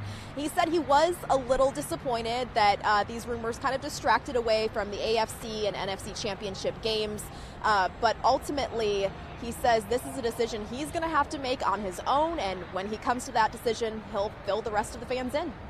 Yeah, and you know, I've heard reporters and outlets saying, and people who know Brady, we actually spoke to a friend of Tom Brady's yesterday, like you just said, saying that this news wouldn't really be his style. He wouldn't want to take the attention away from the Super Bowl, from the NFC Championships. Now, important to mention to our viewers, Elizabeth, so this news broke out over the weekend while Gasparilla was happening. So for those of you not familiar, Gasparilla is a giant pirate invasion. The entire city of Tampa goes to the parade, has fun, and it seems like their fun was kind of hindered by this news. So how have Bucs fans been reacting in your area? I mean, like you said, this was a very exciting weekend for Tampa, and this definitely was a gray cloud when this news broke. Obviously, fans just wanted to know the truth. They wanted to know, is he retiring? Is he not retiring? All that back and forth, I think, was worse than that initial announcement that he could have possibly played his last game here at Raymond James Stadium. And so now I think fans are kind of breathing a sigh of relief. You know, it wasn't necessarily a, yes, I'm coming back to play, but it also wasn't, I'm retiring. So like you said, he's probably going to wait until after the Super Bowl to make sure he doesn't take any attention away from that game. So we would probably have to wait another few weeks before that announcement is finally made. But in response to your question of how fans are responding, we actually have a little area down here by the Riverwalk, Sparkman Wharf, and there's a sign that's been posted by someone from around here that says, Giselle, let us have another season. So they're talking to his wife. They know who's in charge, and they are fighting hard to keep him here in Tampa. That's for sure. Yeah, they're saying, Giselle, please just give him to us one more. You can have him the rest of your life. So yes. That's so funny. That doesn't surprise me at all. Well, Elizabeth, thank you so much for addressing this information that a lot of football fans were eager to hear about. So we'll continue to check in with your team on any more information that surfaces. But until then, you have a great day. You as well. Thanks, Regina. All right, everybody. Regina Gonzalez with you here on Live Now from Fox. Obviously, big news that we have been following since those rumors sparked over the weekend. Not really a clear message from Tom Brady, but definitely a little sigh of relief for fans that may want to see him hang around for one or a couple of more seasons. So we'll continue to keep you updated if any more developments come out of that sports-related news. Meanwhile, some of you are going to see a quick 2-minute commercial break. When you return, we will bring you all up to speed once again on the breaking news that we are following from several historically black colleges and universities across the nation receiving bomb threats, prompting more lockdowns and searches from authorities after this just happened around this time yesterday. So stick with us for the latest information. We'll be right back.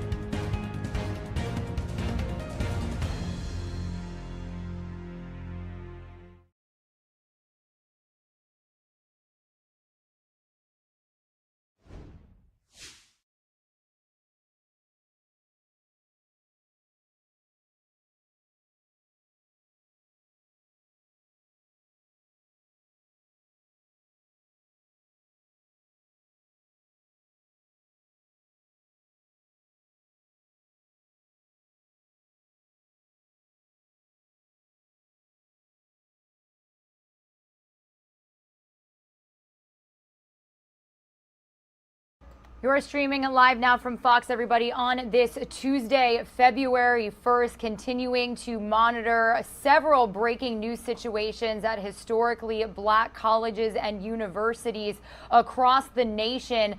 We've got a list of about 8 now. I do want to just make sure that, yes, 1, 2, 3, 4, 5, 6, 7, 8, no, 9 now. 9 HBCUs reporting bomb threats across the nation. Now, good news to bring you out of Howard University. They were given the all clear by Metropolitan Police and the campus police department after an investigation made this morning. They received a bomb threat around 3 a.m. Eastern time, prompting them to bring K-9 units and bomb squad detectives out to academic buildings across their campus. So they did lift the shelter-in-place directive that was initially placed. We also got this similar information coming from Alcorn State University. No, I'm sorry, Jackson State University in Jackson, Mississippi. They did alert their students and faculty that they did receive a bomb threat at around 4:15 a.m. But after an investigation made by the Jackson Police Department and JSU Department of Public Safety, they have swept the campus and found that this threat was nothing to worry about, and they did issue an all clear as well. But other universities experiencing bomb threats this morning: University of District of Columbia in Washington, D.C., Edward Waters University in Jacksonville, Florida, Spelman College in Atlanta, Georgia, Morgan State University in Baltimore, Kentucky State University in Frankfort, Kentucky, Xavier University of Louisiana, and then Alcorn State in Lorman, Mississippi, Jackson State in Jackson, Mississippi. So this coming just one day after several HBCU campuses also received bomb threats. Like I mentioned, Howard University now receiving their 3rd bomb threat within the last month. That first one coming on January 5th when another round of HBCUs saw bomb threats. So why is this happening? Well, the investigation is currently underway by the FBI, and they're looking to see if these could all be related. Good news to report that yesterday they were all false alarms.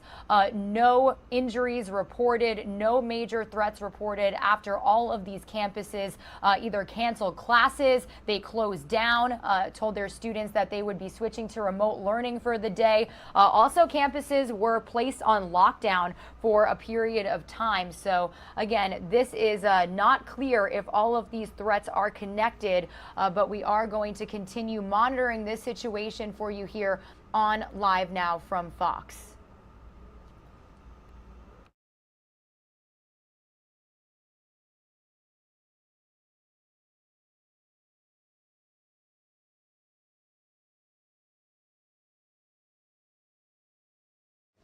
Meanwhile, good morning, everybody. My name is Regina Gonzalez with you live from Orlando, Florida. We are basically at the top of the 8 a.m. Eastern time hour, 5 a.m. out there on the West Coast. It's certainly been a busy one as we monitor this breaking news at HBCU campuses and universities across the nation receiving bomb threats, 2 of them issuing an all clear, but others with lockdowns and classes canceled and investigations underway. So be sure to stick with our team for all of the developments when it comes to how communities are responding, local authorities are responding, and we'll be sure to bring you that information here on Live Now from Fox. Meanwhile, as we continue on with some more top stories that we are following this morning, we've got Secretary of State Antony Blinken meeting with a Russian counterpart today as the U.S. continues to be on high alert whether or not to intervene, as the rising tensions between Russia and the Ukraine are certainly heating up. So our Fox 13 Tampa team is taking a closer look at the developments we've gotten with this situation so far. Let's listen in live on Unfiltered. Welcome back. I'm Chris Cato. And I'm Kelly Ring. Thanks for being with us, everybody. As Russia and Russian troops bear down on Ukraine, the Kremlin is blaming the U.S. for whipping up fear of war. Russia denied it has any plans to invade in an emergency session of the UN Security Council. Our political editor, Craig Patrick, is joining us now with insight on the session and whether it delivered any meaningful results. What happened, Craig? Well, there was no progress, certainly within the confines of the 2-hour session. That much is clear because along the way, Russia's ambassador disregarded the 130,000 Russian troops along the border, along with the tanks and the trucks and the heavy artillery surrounding Ukraine on 3 sides, and basically told the United States that it's misreading the situation, that it doesn't understand what it's seeing and misinterpreting it as thinking that Russia somehow poses some sort of threat to Ukraine. It's a technique that's commonly known as gaslighting. Take a look. The discussions about a threat of war is provocative in and of itself. You are almost calling for this. You want it to happen. You're waiting for it to happen, as if you want to make your words become a reality. And that's how Russia's trying to change perception that Ukraine is at risk of invasion by Russia. In the emergency session of the UN Security Council, Russia accused the United States of meddling in Ukraine to bring an anti-Russian government to power in Ukraine that Russia likens to the Nazis. In fact, Russia specifically accused the U.S. of installing, quote, radicals and pure Nazis in Ukraine. And Russia claims the U.S. intentions with this are to make, quote, heroes out of those people who fought on the side of Hitler. Bottom line, Russia is spinning its buildup at the border with Ukraine as a response to a threat it claims the U.S. and Ukraine pose to Russia and its rebel allies within Ukraine. This is consistent with the Kremlin-run news media's narrative of the situation that's playing out within Russia. And it's the type of propaganda U.S. and British intelligence has warned Russia may use to try to justify an invasion of Ukraine. The United States called for this emergency session of the UN Security Council to highlight Russia's military escalation, to try to exert global pressure on Russia to back down. It is crucial that this council address the risk that their aggressive and destabilizing behavior poses across the globe. After the session, President Biden said they'll keep trying to negotiate peace while preparing for war. We continue to urge diplomacy as the best way forward. But with Russia's continuing its buildup of its forces around Ukraine, we are ready no matter what happens. And clearly there was no direct progress in discussions within the Security Council today for the 2 hours that they occurred. But there could be a direct impact because the goal the United States had in calling for this emergency session was to give both nations, the United States and Russia, an opportunity to make their case on the world stage. And the United States is confident that its presentation will ultimately be more persuasive, that more people will believe it. And in fact, Russia did not want this session to be public. Russia and China voted to take it private behind the scenes, but the prevailing vote was for this to play out in public as it did. Yes, Craig. Okay, we just heard from Biden. Tell us what Putin is saying about the situation today. Not a thing. I think his goal, and U.S. intelligence says his goal appears to be to try to keep everyone guessing, so he is not saying anything. In fact, Vladimir Putin has not publicly addressed the situation with respect to the buildup on the border with Ukraine since December. It has been several weeks. He is letting others within the government speak for the Russian government, but he is being very tight-lipped himself. All right. Craig Patrick, thank you so much, Craig. Well, all right, this was also a conversation that our very own Andrew Kraft had with an expert as we continue to follow that UN Council meeting that happened just yesterday. And then we've also got Secretary of State Antony Blinken meeting with a Russian counterpart today. So I do want to bring you that conversation with our own very own Andrew Kraft here on Live Now from Fox. Meeting with Ukrainian officials. I believe they met with Ukrainian President Zelensky.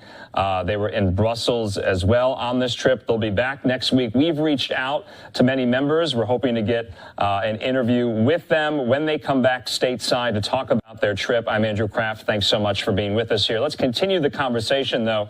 As this story does have a lot of moving parts, it seems to be changing by the hour here. I'm going to be joined right now by Jacob Lassin. He's a Russian and Eastern European scholar. We're joining us live from Moscow, Russia. Jacob, thanks so much for being with us.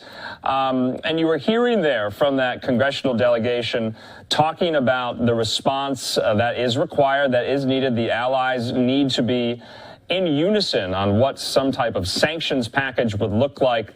But from on the ground there in Russia, what is the atmosphere? What is the sense among your colleagues, your friends, your neighbors? Do they think an invasion of Ukraine is going to happen?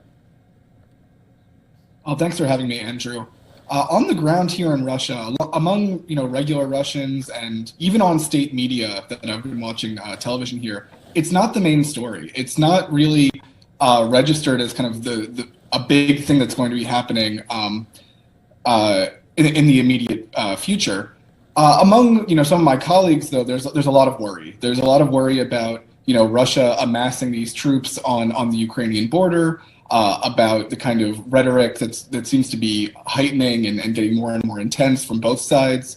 So there is a lot of worry there that one side might act rashly very quickly, and that could precipitate things going forward. And Jacob, the news today, President Biden briefly said he plans to send a small number of U.S. forces to Eastern Europe in what he referred to as the near term. He said not a lot.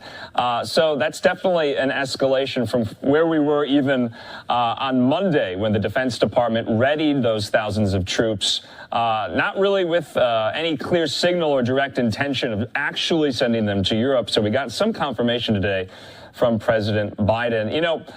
I want to get your opinion.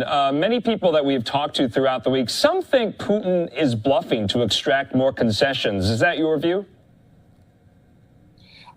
It's definitely part of the equation. I think that what Putin has been able to do here is get the United States and NATO allies to actually come back to the table and talk about issues regarding joint security in Europe, the question of NATO expansion, the question of where NATO can do exercises and have weapon systems.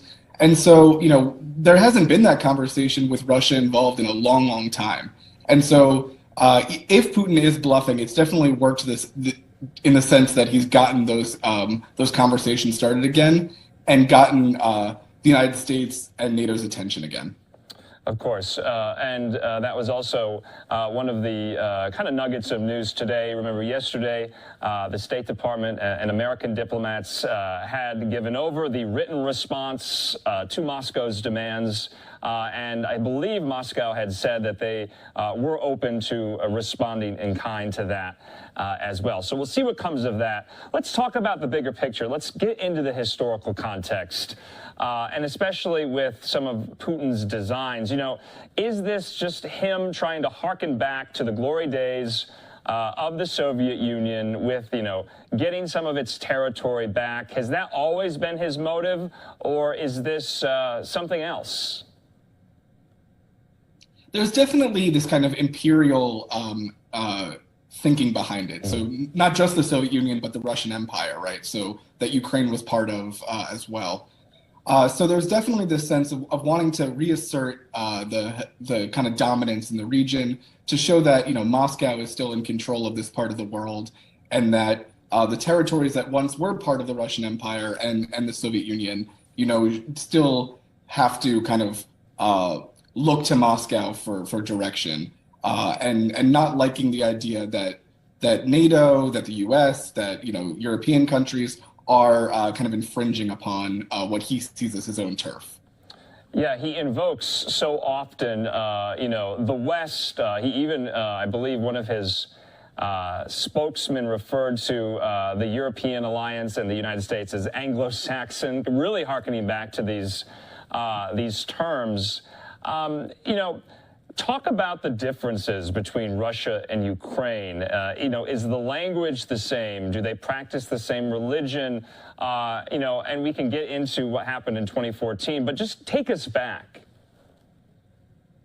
Right. So Ukrainian and Russian are indeed separate languages. They are related, but they're different languages, and there's definitely a difference there. Of course, a lot of Ukrainians are Russian speakers, but just because they're Russian speakers doesn't mean that they're, supporting everything that Russia does. And in fact, since the events of 2014 and the ongoing conflict there, a lot of Russian-speaking Ukrainians really identify more with the Ukrainian state rather than with the Russian state. So it's kind of backfired on Putin in that sense. It's also interesting you mentioned that kind of describing certain allies, NATO allies, as the Anglo-Saxons.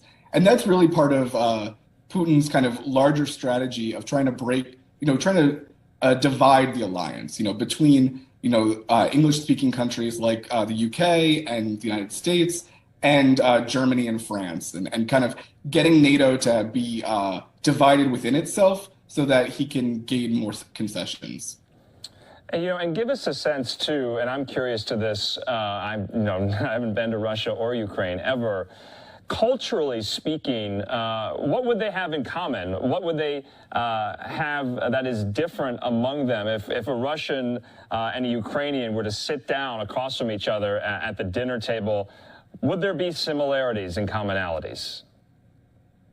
Oh, there's a ton of similarities. You asked earlier about religion. The majority in both countries are Orthodox, or at least culturally Orthodox. Linguistically, as I mentioned, there's a lot of similarities in the languages. A lot of people speak both, or even in some parts of Ukraine, speak a kind of mixture of the two. There's, the literature, there's a lot of similarities, a lot of, folk tales, folk culture, music, lots in common here. In fact, the idea that Russia would be kind of antagonistic to Ukrainians is a very kind of odd and new idea, in the sense that, they've always kind of been very, very close nations. Of course, there has been the imperial history in which Russia was in control of the Ukrainian territory, and Ukrainians were subordinate within the Soviet Union and the Russian Empire. But culturally, there are very similar peoples. I guess that was what I was getting at, is the only fault line that we can see the makeup and the form of the governing society, where, Kiev has moved obviously into more democratic-leaning liberal democracy. Russia is not that. So at this current point in time, is that where the fault line is? That is the majority of the fault line, absolutely, where it's mostly at this level of the governments, mostly at the level of kind of foreign policy. And, there's been a large push from state media in Russia to get Russian-speaking Ukrainians on the side of Russia, to get Russian-speaking Ukrainians to get Russian passports, for instance, in the contested territories in Donetsk and Lugansk.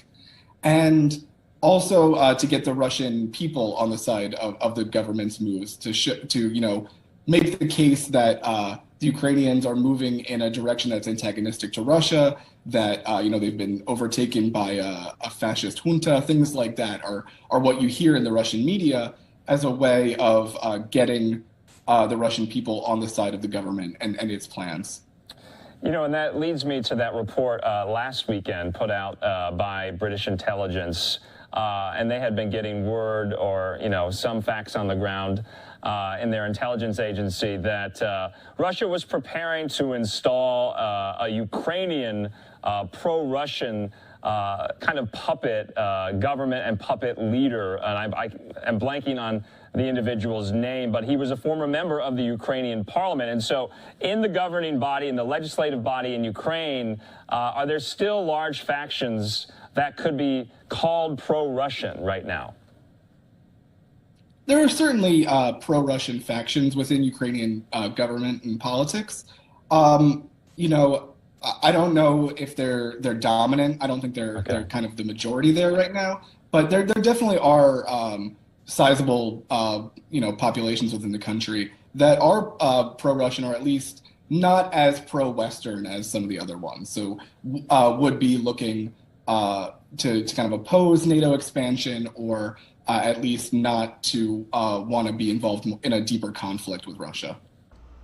You're streaming live now from Fox, everybody. You're hearing the voice of Regina Gonzalez with you from Orlando, Florida, bringing you the latest interview segment from our very own Andrew Kraft as we continue to monitor the tensions between Russia and the Ukraine and how the United States is responding. But I do want to leave this segment and head out to New York City live right now to bring you the latest on a story that we have been following since the very beginning. So this is a look that we have from outside of St. Patrick's Cathedral. It is going to be another somber couple of days for New Yorkers out there, because we are going to be having the viewing of slain Officer Wilbert Mora. He was the partner of now Detective Jason Rivera. They were both shot in Harlem a couple of weeks ago while responding to a domestic disturbance call. So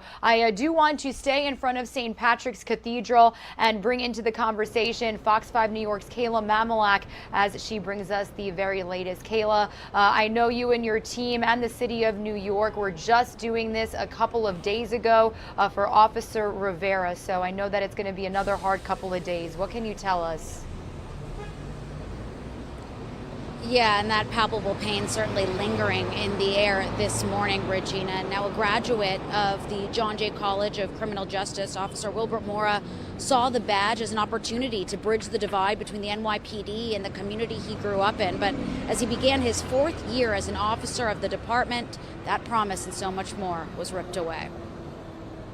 A blue blanket of sorrow expected to cloak the city once again this week as an anguished final salute is paid to Officer Wilbert Mora, the second cop murdered in Harlem. He was just 27 years old.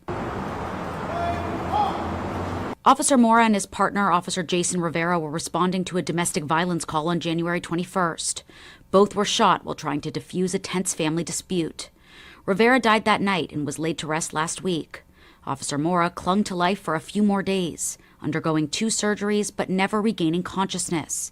Today, he'll be remembered as a hero both in life and death. Through organ donation, Officer Mora saved the lives of 5 people. Remember, there are more for you than there is against you. The wrenching loss of 2 young officers rattling the 5 boroughs. It's a human issue that we will have 2 police officers going to do a good job responding to a call for help and be killed in the prime of their life.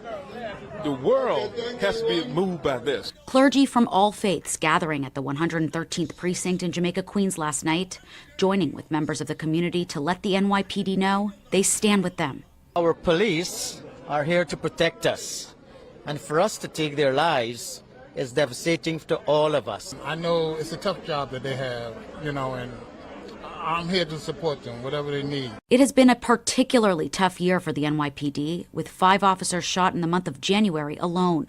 But yesterday, a bit of good news.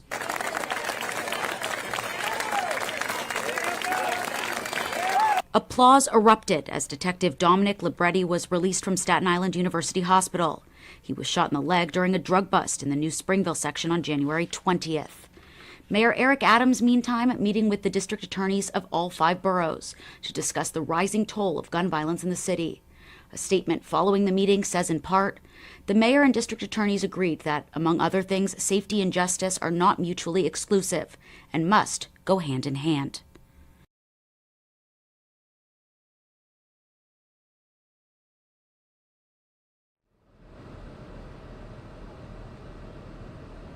Taking a live look now outside St. Patrick's Cathedral here in Midtown Manhattan. Viewing services for Officer Mora will begin at around 1 p.m. and run through 8 p.m. today. His funeral will also be here. That'll be tomorrow, beginning at 10 a.m. Regina? All right, Kayla, thank you so much for bringing us the latest details. And we do know that we will be streaming that funeral service just like we did for Detective Rivera here on Live Now from Fox. Kayla, you have a good day. Thank you so much. All right, everybody, Regina Gonzalez with you here on Live Now from Fox. Again, a tragic story that we have followed since the very beginning. Officer Mora being taken off life support earlier last week, and we did bring you his partner's entire funeral service here on Live Now from Fox. We heard from Detective Jason Rivera's widow, from his brother, from New York City Mayor Eric Adams, as well as the police commissioner, actually promoting him to to detective first grade in the middle of that service, handing the gold shield to his family. So it was definitely quite a moment and quite a day for New Yorkers. On Live Now from Fox, we also brought you video of seas of blue of officers from far and near paying their respects in the streets of New York as that procession was getting underway. So it was a beautiful sight, just amazing to see how many people showed up to offer support for the families of these two officers. So again, we should be streaming that funeral service for you here tomorrow on Live Now from Fox. Meanwhile, another officer being laid to rest today in Harris County, Texas. The Harris County Precinct 5 corporal shot and killed during a traffic stop last week is going to be laid to rest today. Funeral services for Corporal Charles Galloway being held at Second Baptist Church West Campus starting at 10 a.m. So if you do join us from that area, the public is invited to attend. A suspect is in custody charged with capital murder in his death. So if we do get any feeds from our Fox 26 Houston team of this funeral service, we'll be sure to bring it to you live, raw, and unfiltered. Some of you are going to see another quick 2-minute commercial break. When you return, we are going to bring you the latest on a fire breaking out at a fertilizer plant in North Carolina in the Winston-Salem area, as well as other top stories that we are following on this Tuesday morning. And we'll also bring you the latest on the breaking news situation that we've been continuing to follow all morning long. Several historically black colleges and universities are responding to bomb threats being made within the last several hours. So stay with us for updates on this story.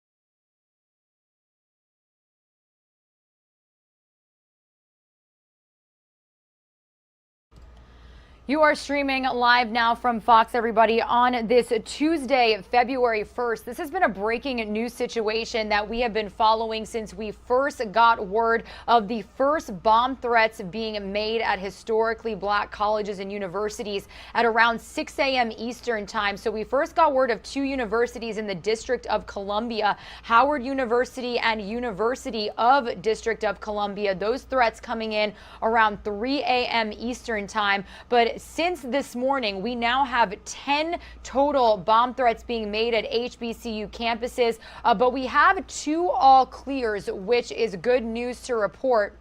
So this is a tweet that we've gotten within the last hour from Howard University. Now, important to mention, Howard University out there in Washington, D.C., this is the third bomb threat in this year that they have investigated. The first one coming in after a slew of bomb threats were made at HBCU campuses on January 5th.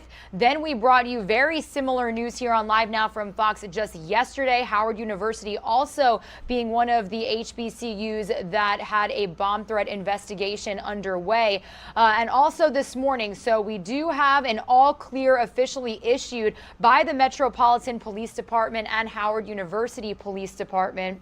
The shelter-in-place directive also being lifted, so that is good news to bring you here. Also a similar situation with Jackson State University in Jackson, Mississippi.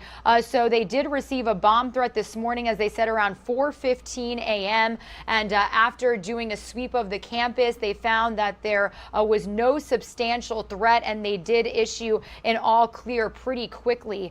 But other universities that we have seen issue these really press releases to their students when it comes to their faculty, students on campus, students that are maybe be commuting and would be showing up to campus for class.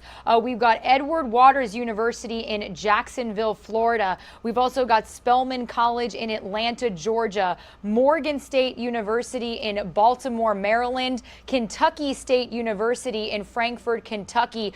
We actually did just get word also that they have gotten the all clear in Frankfort, Kentucky. So also some good news to report.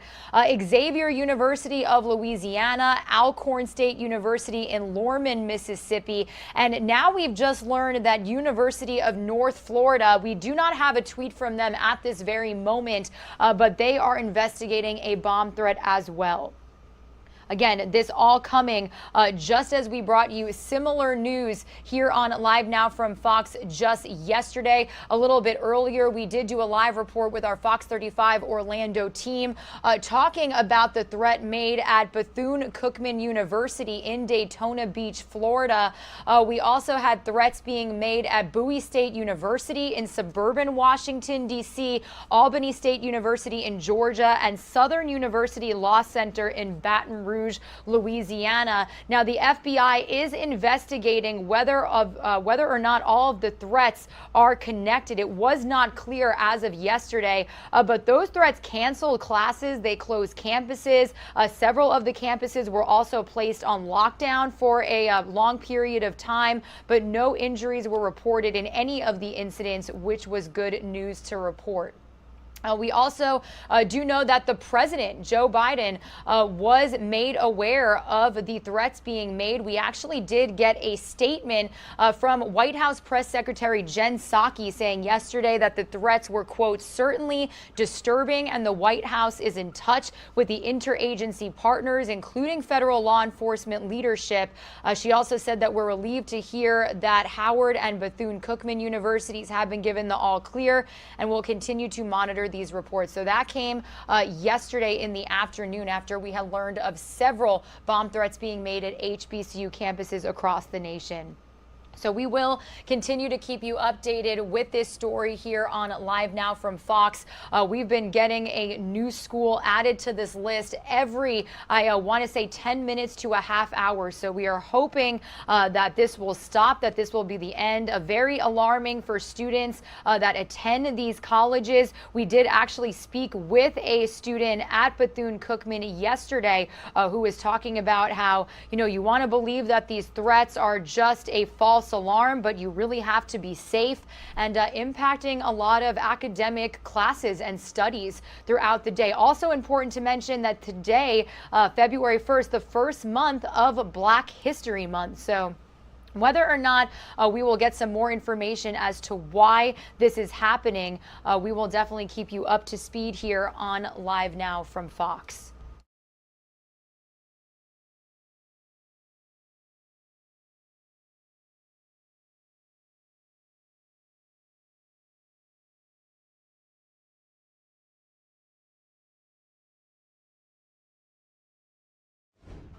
Again, everybody, my name is Regina Gonzalez with you here from Live Now from Fox's East Coast Hub in Orlando, Florida. Again, we are going to continue monitoring the situations of bomb threats being made at HBCU campuses across the nation. But as we do that, we are continuing on with some more top stories that we are following this morning. I do want to bring you this alert out of a fertilizer plant in the Winston-Salem area of North Carolina. So people within 1 mile from a fire in Winston-Salem at the Weaver fertilizer plant on North Cherry Street. So if you are from this area and need the latest information, they're being asked to evacuate by the city of Winston-Salem due to the possibility of an explosion. Now, people who have evacuated should plan to be away from their homes for up to 48 hours. The fire started at the Weaver fertilizer plant yesterday night. City officials confirmed that there were small explosions at the plant. Now, firefighters say there is the potential for a large explosion of ammonium nitrate. So Winston-Salem Fire Chief Trey Mayo said that fire crews actually abandoned the firefighting operation because of that large volume of ammonium nitrate on site. They could not flow enough volume of water to be reasonably certain that they could keep it cool enough to prevent detonation. We did learn that the building also collapsed and access to the product that is in the building is restricted. So if you are joining us from that area, again, we do know that the 4400 block of Cherry Street from North Point Boulevard to Indiana Avenue was closed while emergency crews responded last night at around 8:20 p.m. and they remain closed this morning. No cause of the fire has been released and no injuries have been reported. So we are going to stay on top of this news for you here on Live Now from Fox. Definitely a very scary situation to bring you. So if we do get any more details, if they are given the all clear on whether or not people can return to their homes, we will be sure to keep you posted here on Live Now from Fox. Meanwhile, a very scary, tragic story that we brought to you when it first broke yesterday here on our show. It happened yesterday morning in Stockton, just out of Sacramento, where police say Captain Max Fortuna, a California fire captain and 21-year veteran of the Stockton Fire Department, died. He and his crew were responding to reports of a fire near Highway 4 when shots rang out. Fortuna was struck by a bullet and later died from his injuries at the hospital. Police have taken a man into custody at the scene. However, there was no word on a motive for the shooting. Captain Fortuna was 47 years old. He leaves behind a wife and 2 adult children. So to bring you the very latest information on this heartbreaking situation, we did get an update from authorities just yesterday that I want to play for you here on Live Now from Fox.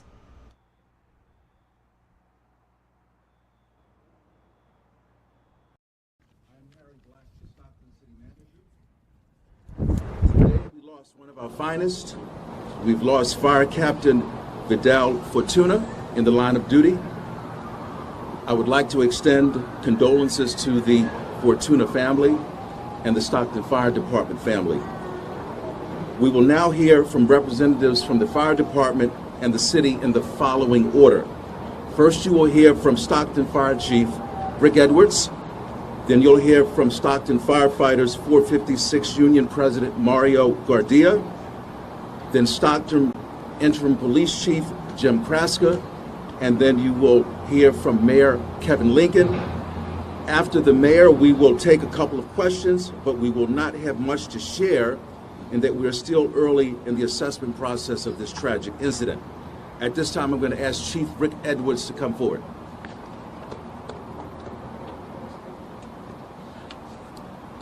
Good morning, I'm Rick Edwards, Fire Chief for the Stockton Fire Department. This morning at approximately 4:45 a.m., the Stockton Fire Department's Emergency Communication Division received a 911 call for a dumpster fire in the area of Washington and Aurora Streets. Engine 2 arrived on scene a short time later and found a dumpster fire impinging upon a structure. As firefighters were extinguishing that fire, gunshots were heard and the fire captain of Engine 2 had been struck. Firefighters quickly transitioned to provide EMS care for their fallen brother and transported him to the local hospital. I am devastated to report that veteran fire captain Max Fortuna has succumbed to his injuries. Captain Fortuna served the Stockton Fire Department for over 21 years, leaves behind a wife and 2 grown children. I ask you to keep Captain Fortuna's family and the Stockton Fire Department family in your thoughts and prayers during this difficult time.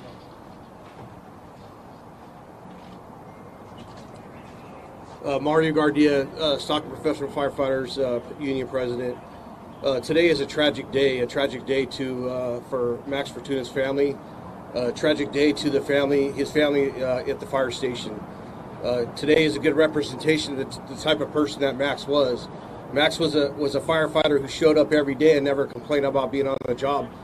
Don't really know too many other firefighters who enjoy the job as much as him. Today we have a lot of firefighters here to show support to not only our department, the community, and the family. Some of these firefighters are firefighters who left to other jobs. Some are retirees, and some that have come off duty. It's a tragic day. It hasn't set in. Max was always considered a legacy firefighter, and he's gonna be missed. And thank you.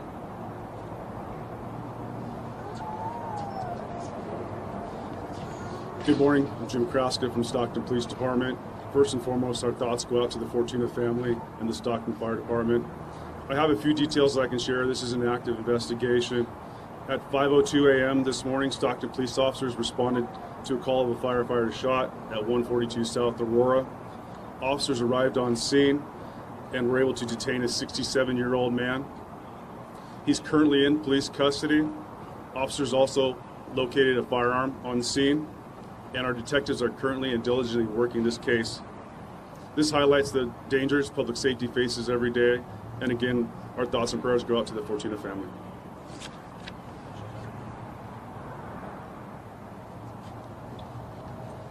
Captain Max Fortuna was one of our heroes.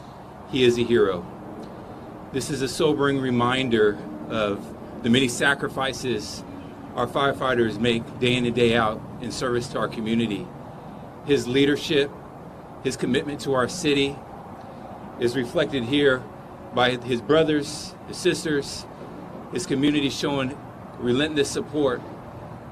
This is a devastating time. It's a difficult season and moment for the city of Stockton and our Stockton firefighters. But the pain that we feel as a community does not compare to the pain that the Fortuna family is experiencing right now. So I make a call to all residents in the city of Stockton to not only show love and support for your Stockton firefighters, but also to show an extremely amount of love and support for the Fortuna family, his wife, and his children. We are a family here within the city of Stockton. The Stockton Fire Department is a brotherhood, it's a sisterhood, and we will, as a city, we will do everything that we can underneath our will and our power to support this family and to support our fire department. Okay, as I said, we will take a couple of questions if there are questions.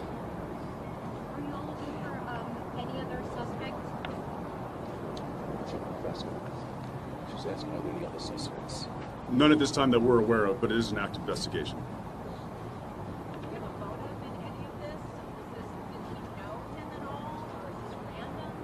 This is preliminary information at this time, so we don't have any specifics.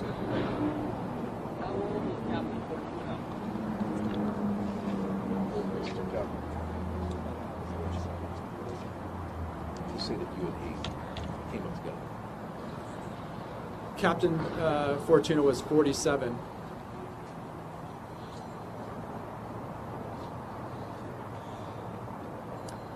Okay, thank you very much. Thank you. A very tragic situation out there in the Sacramento area of California. Police saying that Captain Max Fortuna, a 21-year veteran of the Stockton Fire Department, died while he and his crew were responding to reports of a fire near Highway 4 when he was shot. He did die from his injuries later on at the hospital, and as you could see, his fellow comrades and team, very, very heartbreaking to announce this news. So we wanted to bring you this update here on Live Now from Fox as we first broke to you this situation just yesterday morning. Some of you are going to see a quick 2-minute commercial break. My name is Regina Gonzalez with you here from Orlando, Florida. When you return, we are going to entirely switch gears here. We are going to continuously update you on the breaking news situation of several bomb threats being made at historically black college and university campuses across the nation. But then we're going to get into some sports related news a little bit earlier. We did have a live report with Fox 13 Tampa as we learned Tom Brady addressed those rumors of him retiring in his most recent podcast. Wasn't really a clear message, but it was something. And we're also going to be talking about the Super Bowl as Los Angeles is preparing to host their own team as well as the Bengals. So let's take that information and that news after this quick break.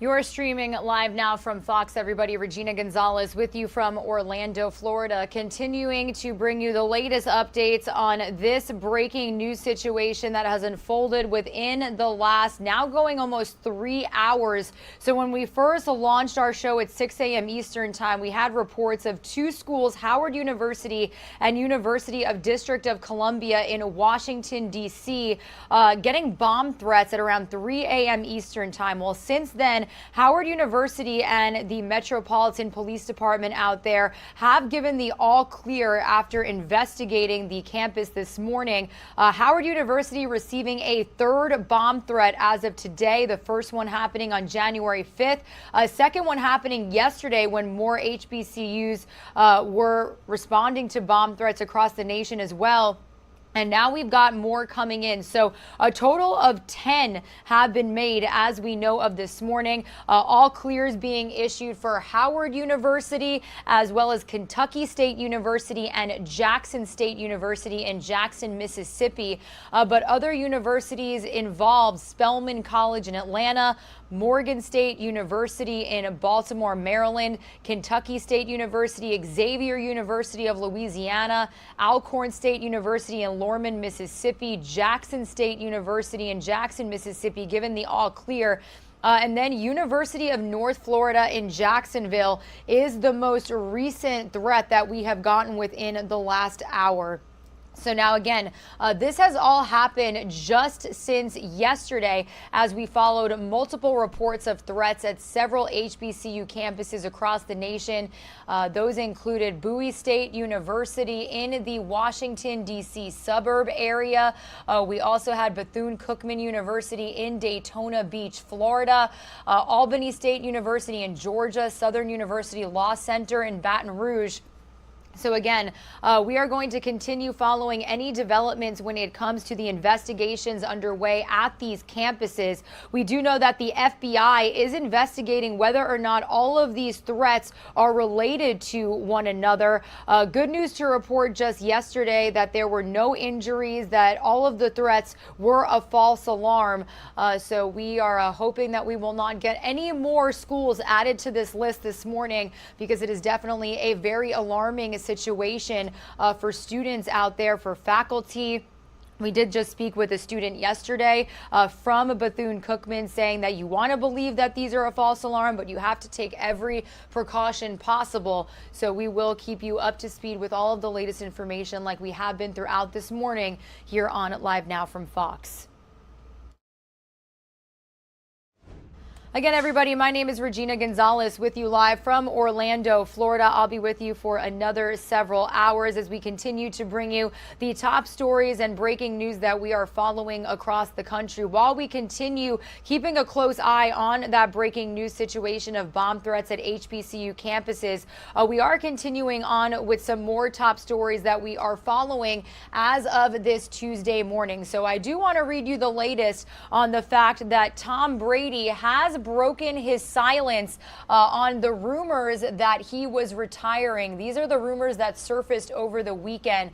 So he said just yesterday on his Let's Go podcast that he is still weighing whether he was going to walk away from the NFL, despite ESPN and the NFL Network reporting that he is retiring after 22 seasons and 7 Super Bowl titles between playing with the New England Patriots and the Tampa Bay Bucks. He said, quote, "He is still going through the process I said I was going through." He said, "It was still a good week for me. I'm still going through that process I said I was going through. Sometimes it takes some time to really evaluate how you feel." He was asked whether he was surprised when the reports came out. So I actually do have some sound from that podcast yesterday. So let's listen into exactly what Brady had to say here on Live Now from Fox. You know, everyone I know is, we're in such an era of, you know, information and, you know, people want to be, you know, in front of the news often. And I totally understand that and understand that's the environment we're in. But I think for me, I'm just literally, it's day to day with me. I'm just trying to do the best I can every day and, you know, evaluate things as they come and, you know, trying to make a great decision for me and my family.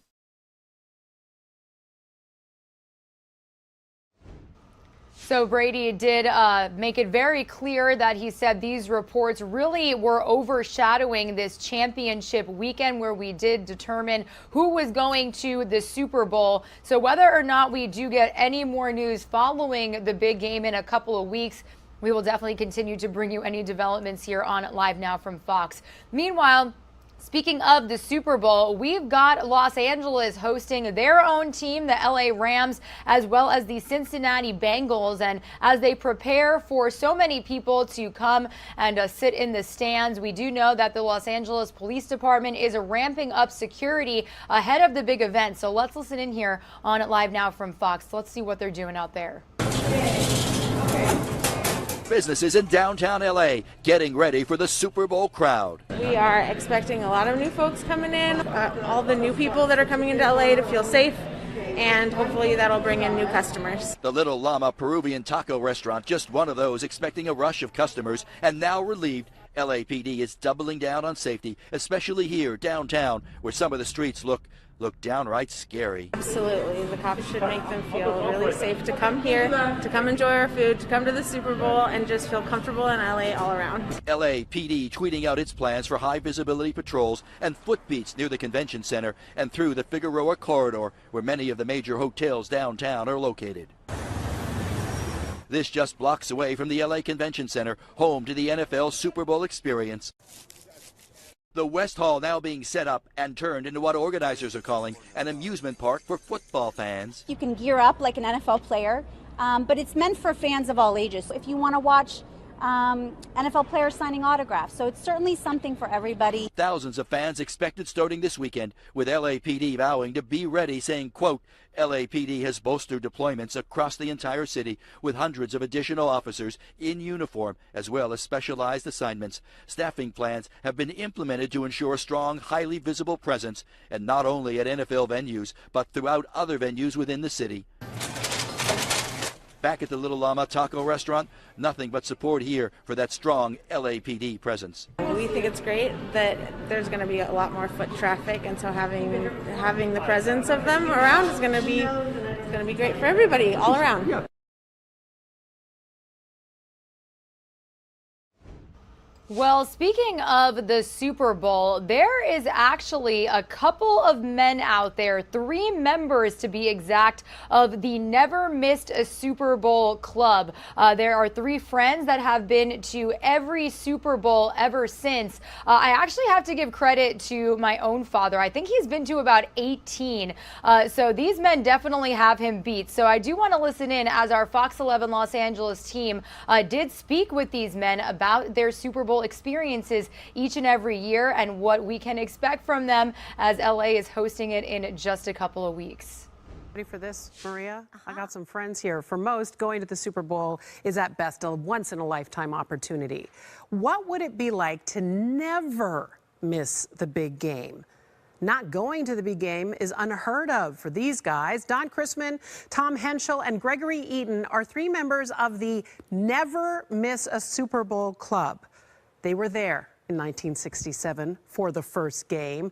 They have been at every Super Bowl since. In a little under 2 weeks, they will be at SoFi in Inglewood to watch the Rams take on Cincinnati. Don, Tom, and Gregory join me now on Zoom. Look at you good-looking fellas. I don't even know where to start. How are you? Good. Hanging in. It's kind of cold back here. Well, that's the good thing. That's the good thing. Let me tell you, it is just beautiful and sunny in Los Angeles, and you fellas are on your way. Don, do you have your tickets yet? Well, they're electronic. My daughter handles all those things. But they're in her telephone, I believe. Tom, have you booked your flight? Oh, yeah, about 8 months ago.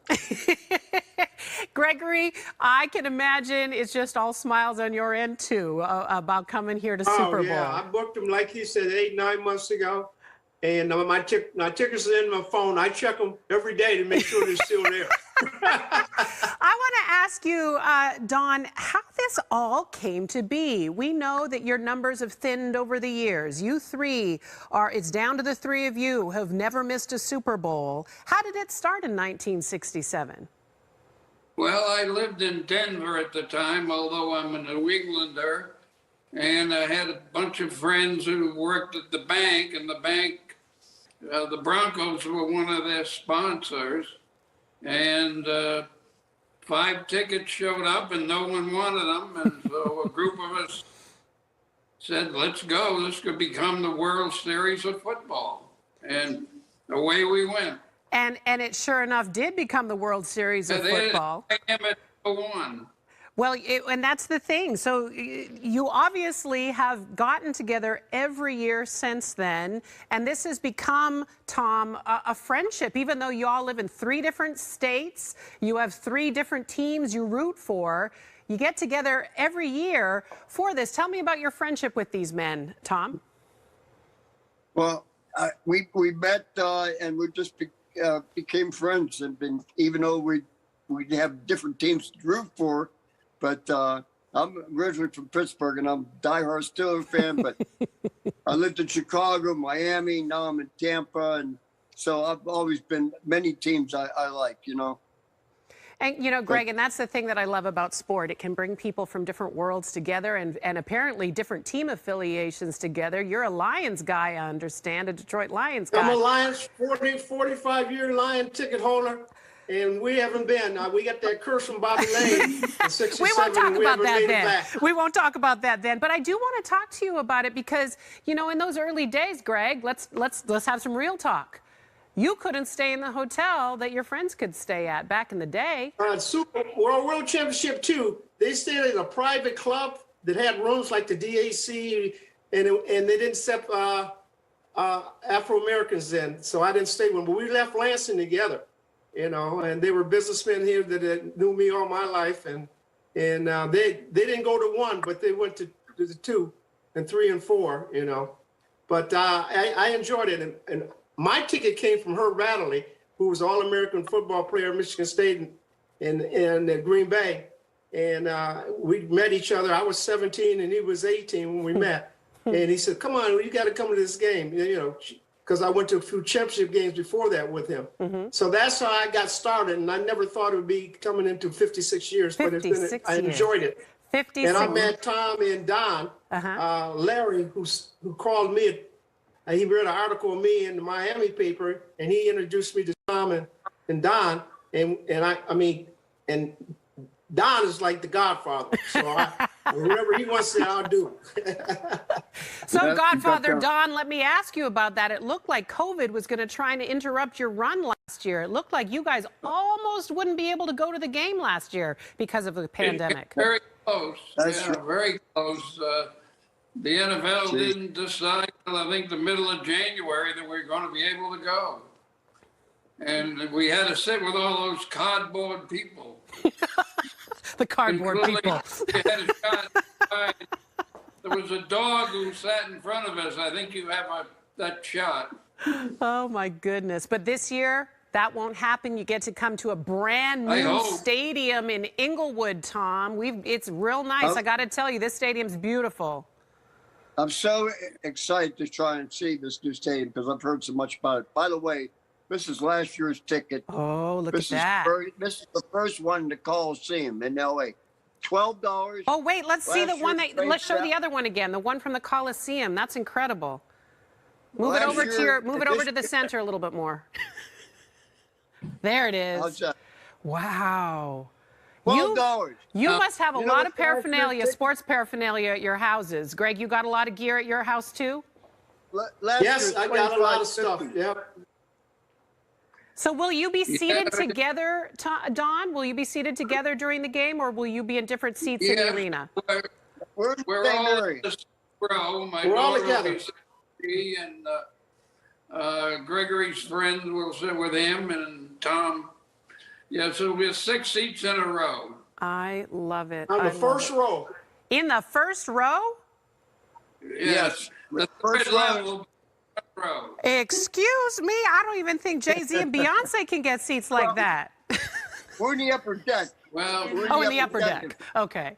There's 5 decks, and we're number 3. Number 3. Well, we're going to try and see if we can't find you on Super Bowl Sunday. We just think it's so great that this friendship has that sports brought you together and a friendship was formed across 3 states, 3 different teams y'all root for, but the Super Bowl brings you together. I think it's a really special thing to cheer on you 3 octogenarians, if you don't mind me saying. So thank you for making our day today. Don, Tom, and Gregory. I brought this ball to remind the Rams fans this is the Super Bowl 53 when my Patriots beat them. We'll let that one slide, Don. All 3 of us like to thank the commissioner for allowing us to go again. If it wasn't for the commissioner getting our tickets, I don't think we'd be able to go. And all 3 of us like to thank him because he's done this the last 3 years, and I hope he says he's going to keep on doing it till we pass away or don't go anymore. I want you to just keep on with this tradition. I think it is just the most beautiful thing. Friendship, what sport can do. Let me tell you, I think it's beautiful. Safe travels, gentlemen. Bring your flip-flops because it's going to be sunny and warm out here. Okay? Hey, thank you. Look forward to see you guys on Thursday next week. All right. What a sweet story to bring you here this morning. 3 men who have never missed a Super Bowl have some really good seats that you heard them talking about, all from different parts of the nation. Excited to go to sunny California for the big game as the LA Rams take on the Cincinnati Bengals. So as we continue to follow some sports and football related news here this morning, I wanted to bring you that here on Live Now from Fox. We are officially a little past the 9 a.m. Eastern time mark, the 6 a.m. West Coast time. And I do want to let you know that we are continuing to monitor the breaking news situation involving threats being made at historically black colleges and universities across the nation. 3 all clears to report right now at Howard University in Washington, D.C., Kentucky State University in Frankfort, Kentucky, and Jackson State University in Jackson, Mississippi. But we did just get one more threat coming in from Fort Valley State University. That's in Fort Valley, Georgia. So we've had more schools being added to this list since 6 a.m. Eastern time when we first got word of the 2 first threats made at Howard University and the University of the District of Columbia. So we are going to continue bringing you the latest developments here on Live Now from Fox. This just happening 1 day after we reported very similar news at other universities, historically black colleges and universities across the nation. Howard University being one of the ones that also received the same threat yesterday. They have been given the all clear this morning, but the FBI is investigating on whether or not all of these threats that have been made are related. So we'll continue to keep you up to speed with all of the latest information this morning. Meanwhile, I do want to bring you a Live Now look at our XRAD radar this morning. We are keeping tabs of a major winter storm that is expected to impact Texas all the way across to the Midwest. So this is the storm brewing from Texas and specifically the plains to the Midwest and even the Northeast. That's where significant amounts of snow and ice are likely going to cause more widespread travel disruptions and power outages starting as early as tonight. Now, important to mention, while this is happening, tomorrow is Groundhog Day, everybody. So I'm pretty sure all of us are sick of winter at this point. Well, is Punxsutawney Phil going to see his shadow or not? Well, we'll be able to show you live, raw, and unfiltered as we bring you full Groundhog Day coverage from 6 a.m. to 7:30 a.m. Eastern time. Definitely a really fun event. And will we get a longer winter, or are we going to see spring really soon? I bet we can all wish that spring is definitely going to be coming here. But again, this is a look at that XRAD radar. Frigid Arctic air expected to move into the nation's heartland by Groundhog Day as a cold front is sweeping down across the plains, and moisture from the Gulf of Mexico is going to surge northward ahead of this front that is going to cause these conditions. We do know that the National Weather Service has issued winter storm warnings, winter storm watches, and winter weather advisories for parts of New Mexico and Texas. As you can see, that little hand hovering, that orange color in the state of Texas, showing you that winter storm watch. These watches include Dallas, Fort Worth, and Austin in Texas, Indianapolis, Detroit, Pittsburgh, Buffalo, and Syracuse in New York, and Burlington in Vermont. So we can expect snow, sleet, and freezing rain to really cause driving conditions to be dangerous in some of these regions. So if you are living or joining us in one of these areas, definitely be weather aware, be prepared. We did cover just this time last year the really, really bad conditions in Texas when the power grid failed, and they are saying that this time that they are going to be way more prepared and ready for winter conditions. Meanwhile, I do want to head out live to Dunedin, Florida. We've got Governor Ron DeSantis speaking live this morning. It does look like he is speaking on a Florida-related story to saving the Everglades out here. So I do want to listen in live, raw, and unfiltered. He usually addresses more widespread topics when he takes questions from reporters a little bit towards the end. Flooding and storm surge. We are fortunate that the Governor DeSantis and the Florida legislature and our state's local governments have continued to recognize that the resilience of our coastlines and inland communities are at the forefront of environmental issues facing our state. Storm surge, flooding, erosion, saltwater intrusion, stormwater management will be exacerbated by sea level rise, which again is already a problem in some of our communities. So to be ready for the changes that will occur as sea levels rise, we must continue to plan, as the speaker noted, prepare for the possibility of these impacts. To tackle this critical issue, May 12, 2021, Governor DeSantis signed into law Senate Bill 1954, House Bill 7019. This comprehensive legislation ensures, as the speaker noted, a comprehensive approach to Florida's coastal and inland resilience. The targeted funding and directives establish a structure for resilience that follows the best available science and data while enhancing efforts to protect our inland and coastal resources that act as natural defenses against sea level rise. Late last year, DEP submitted the state's first, and again, I iterate this, the first ever statewide flooding and sea level rise resilience plan to the state legislature. And today I'm glad to be here to announce additional projects. All right, everybody, we are going to depart Florida here and head out to the Winston-Salem area of North Carolina, where we are getting an update from officials on the fire that broke out at a fertilizer plant. Let's listen in live, raw, and unfiltered.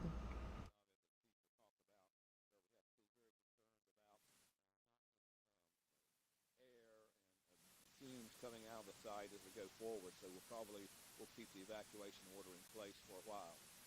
I'm joined this morning by Mayor Pro Tem Denise Adams, who is in this is the North Ward, of which she is the council member. And let me ask Council Member Adams to say a word. Thank you, Mayor. Good morning. Again, we want to thank the citizens and residents of the North Ward of Winston-Salem.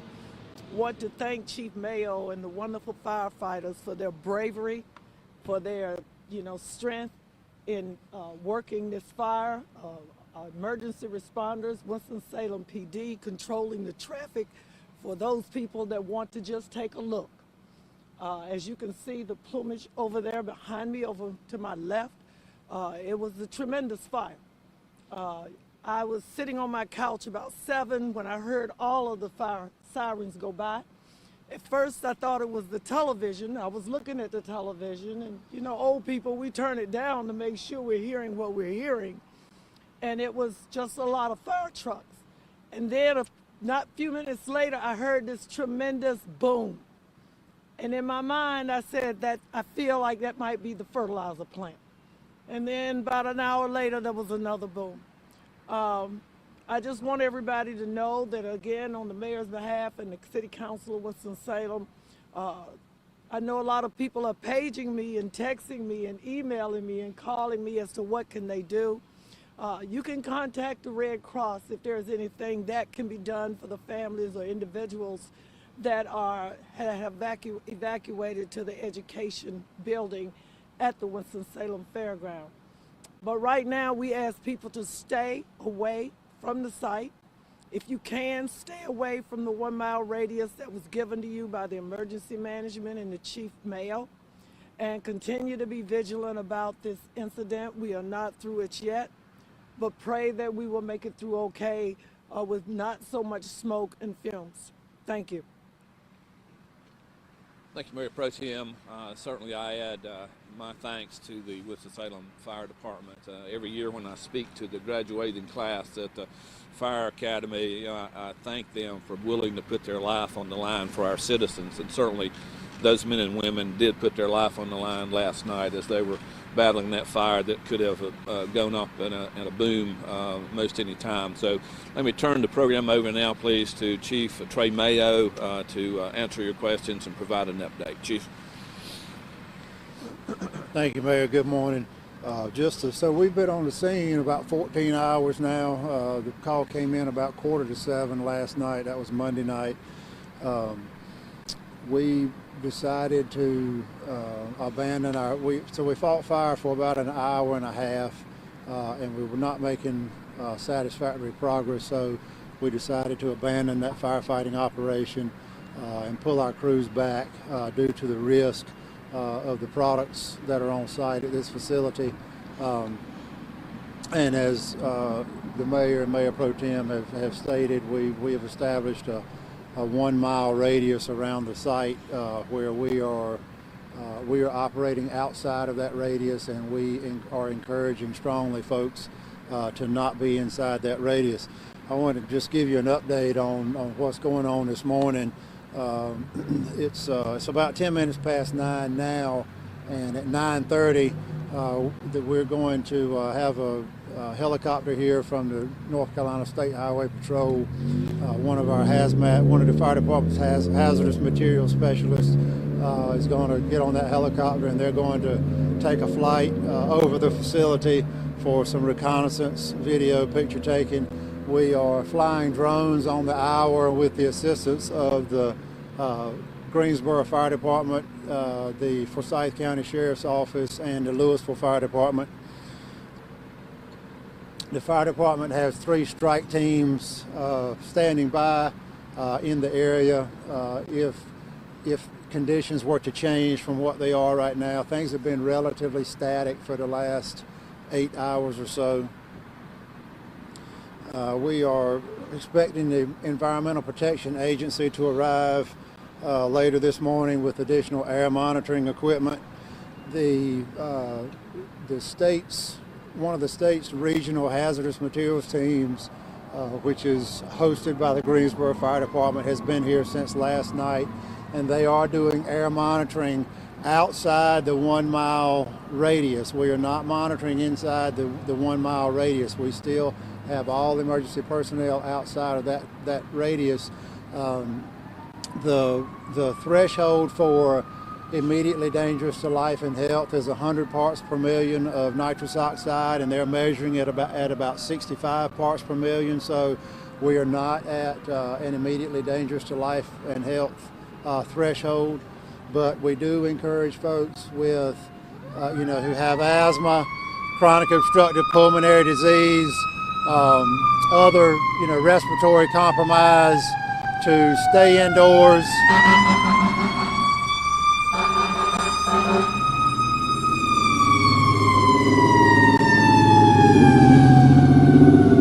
Folks with respiratory compromise should stay indoors. We're encouraging folks who live in parts of the city where the haze of smoke is in the air not to be doing outdoor exercise, that sort of thing today. An update on the quantity of material that was on site when the fire began.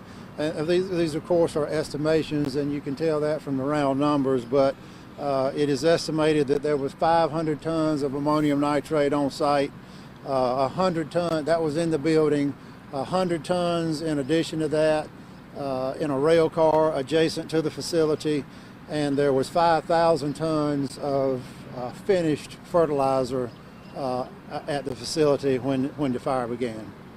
So I will take any questions that you have. Who caused the fire initially? I don't know. It came in several passersby. I don't know who the initial call was, but I know within a few minutes of dispatch, we were getting notifications that a number of passersby were reporting fire and smoke showing, I believe, from the loading dock area of the facility. Any closer to possibly determining what caused the fire? We're not anywhere near that. We want. Can you repeat the question? Sure. So the first question was who called the fire in, and I don't know who made the initial call, but pretty quickly we got a number of calls from passersby reporting fire and smoke conditions. Again, I believe those initial reports were from the loading dock area. The second question was about an investigation to determine cause and origin, and we are not anywhere near that point in the event. The plan right now, unless we get additional information to change our minds, is we will not place emergency personnel on site before 48 hours from our first arrival, so that would be about dark Wednesday. Right now, what's the risk of any sort of explosion looking like, and right now, how is that being monitored and addressed? So the question is, what's the risk of explosion from the product? Captain Smith, would you like to step up? Captain Smith is here from the state's regional response team that is hosted in Greensboro, and I'm going to let him address that from a product standpoint. So the question, did you hear the question? Go ahead and repeat the question, please. Right now, what is the risk of explosion looking like, the likelihood of that possibly happening, and how is that being addressed and monitored right now? Right now, what we have is area monitoring going on about approximately 2 miles outside of the fire origin. And we have teams out there right now that are literally bringing those monitors in every 1,000 feet. So I just got a phone call. We moved the monitors in 1,000 feet. We're going to try to every hour try to shrink that footprint. Right now, we're not seeing anything that is what we would consider immediately dangerous to life and health. Certainly, if we do start to see that, we're going to address it and we'll make notifications. As far as the explosion hazard, what the subject matter experts are telling us is you've got about a 36-hour window, and that's going to be sometime tomorrow morning.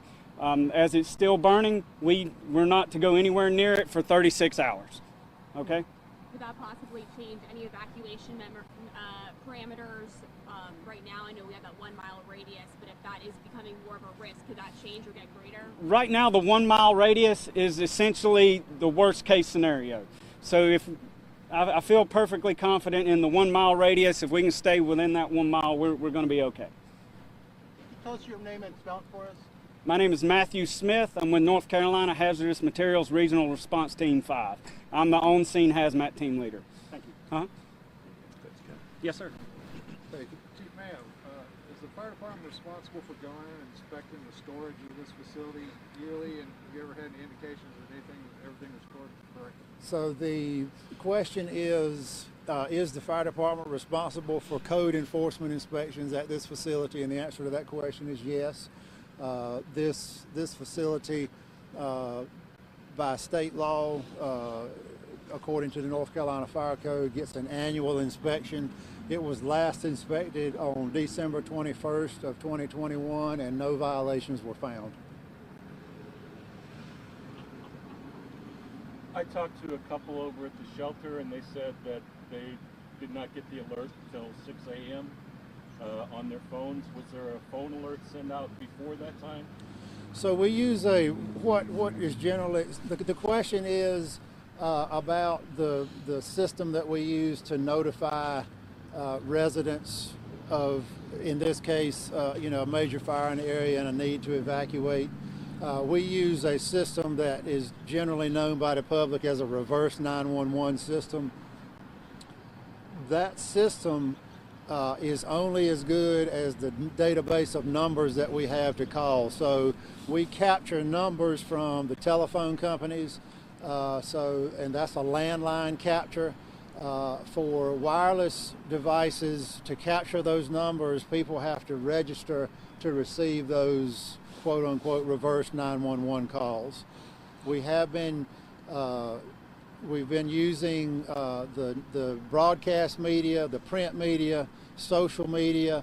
We had fire trucks out inside the 1 mile evacuation area last night about, well, I don't remember exactly what time it was. I'm gonna say around midnight they went out and they were doing actual live public address evacuation notices on the ground, and they covered every street that was inside the 1 mile evacuation radius. We've been hearing reports about some multiple mini explosions. Are those still being experienced? I don't know. We did observe some. So the question is about some.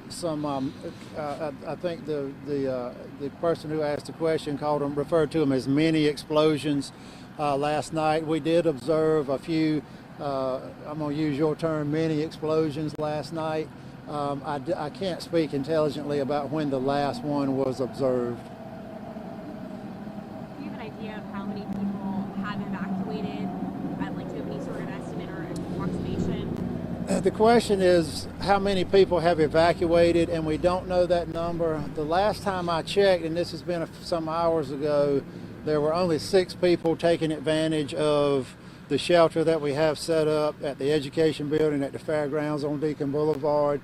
There are about 6,500 residents inside the 1 mile evacuation zone.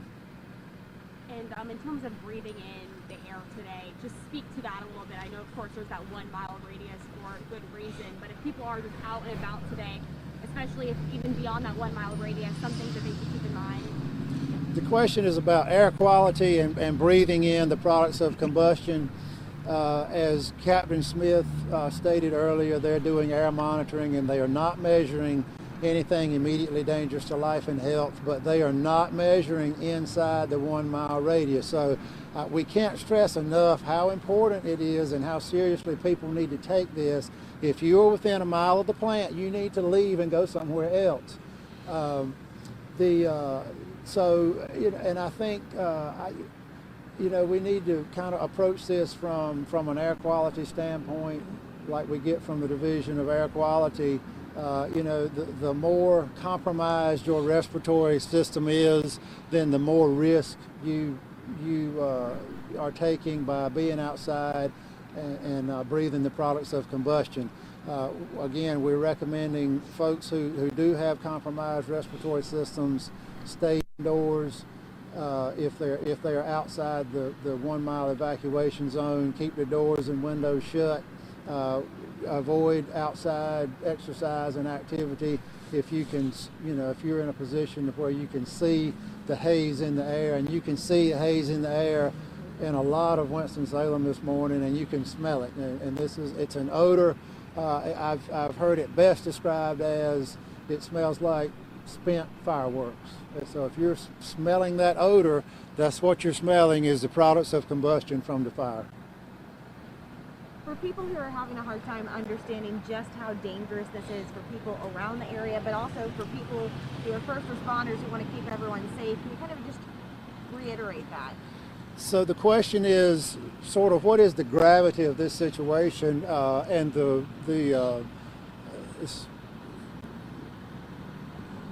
what I reference is the 2013 fire in West Texas at a fertilizer plant.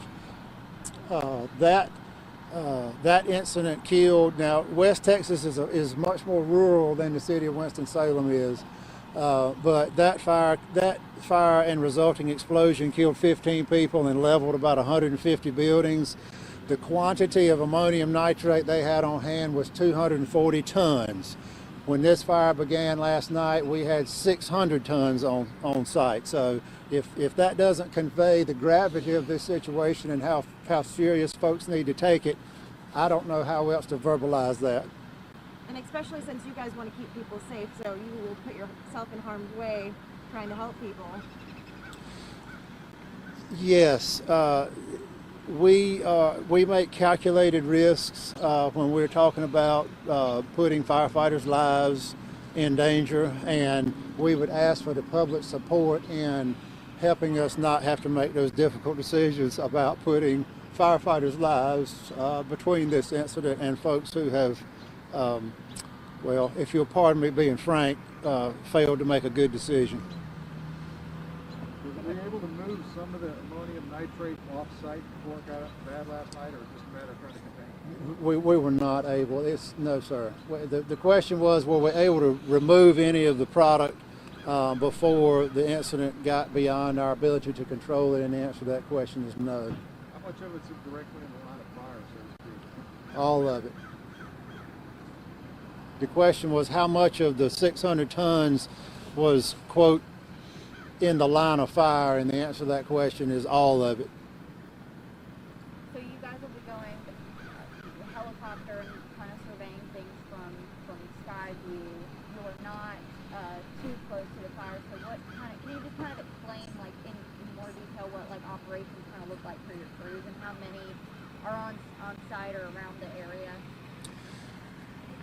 So again, we have 5 strike teams assembled this morning, and I don't know, I can't tell you exactly how many personnel that is, but yes, at this point our operation is reconnaissance, information gathering, and you know, this will be when that helicopter gets up, aside from drone surveillance this morning, this will be our first daytime, you know, real daytime look at it.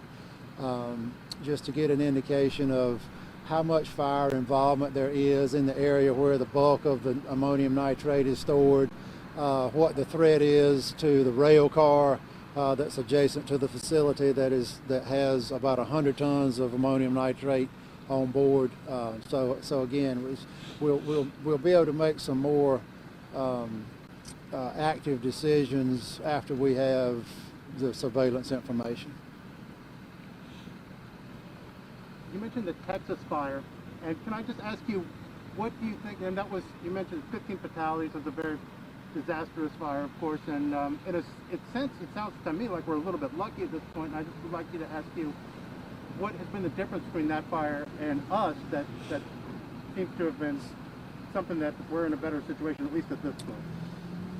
That's hard to speculate because there is some unpredictable. So the question is, why was there an explosion in West Texas and we haven't had an explosion here? And I want to stress that we are not out of the woods. As Captain Smith stated, you know, we've got about a 36-hour window where that explosion potential exists, and we're about 14 hours into that, so less than halfway. I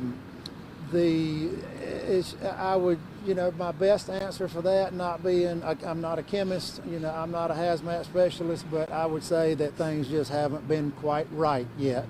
So ammonium nitrate has to be confined to explode, but when you have a quantity of it like we have on hand here, what happens is there's enough weight that it kind of provides, so what's on top sort of provides the confinement for what is underneath, and you get the right amount. You know, you kind of get that right amount of pressure and confinement with the right combination of heat to what's underneath, and that's when you have the explosion.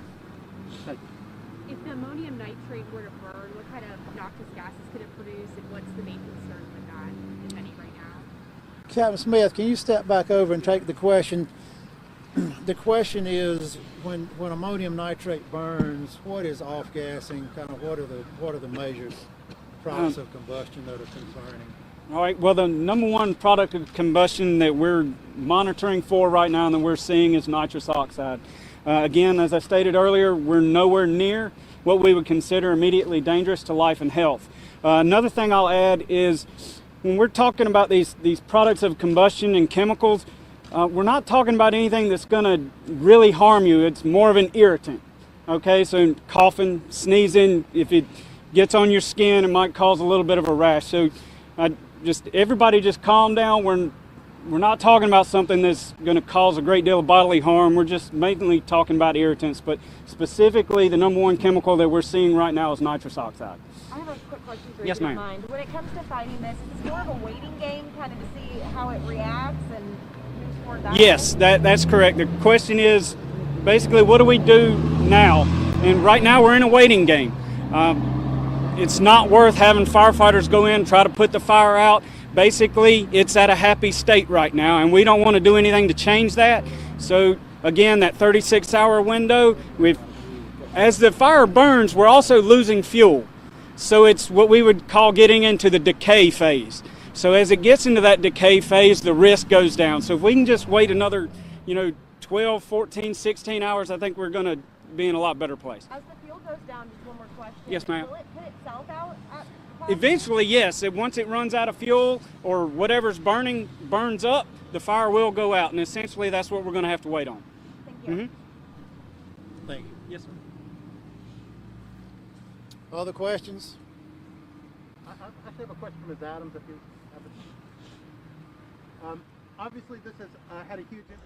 All right, everybody. Regina Gonzalez with you here on Live Now from Fox. We are currently listening in as authorities give an update on the fertilizer plant fire in Winston-Salem, North Carolina, which prompted evacuations for people living within a 1-mile radius of that plant. So this officially broke out around 8 o'clock last night, as authorities said, and they did say that they are monitoring for the next 36 hours of a potential explosion due to the amount of ammonium nitrate on the site. Now, actually last night you heard the Winston-Salem fire officials say that their crews actually had to abandon the firefighting operation because of the large volume of the ammonium nitrate on site. Now, they couldn't flow enough volume of water to be certain that they could keep it cool enough to prevent a detonation or explosion.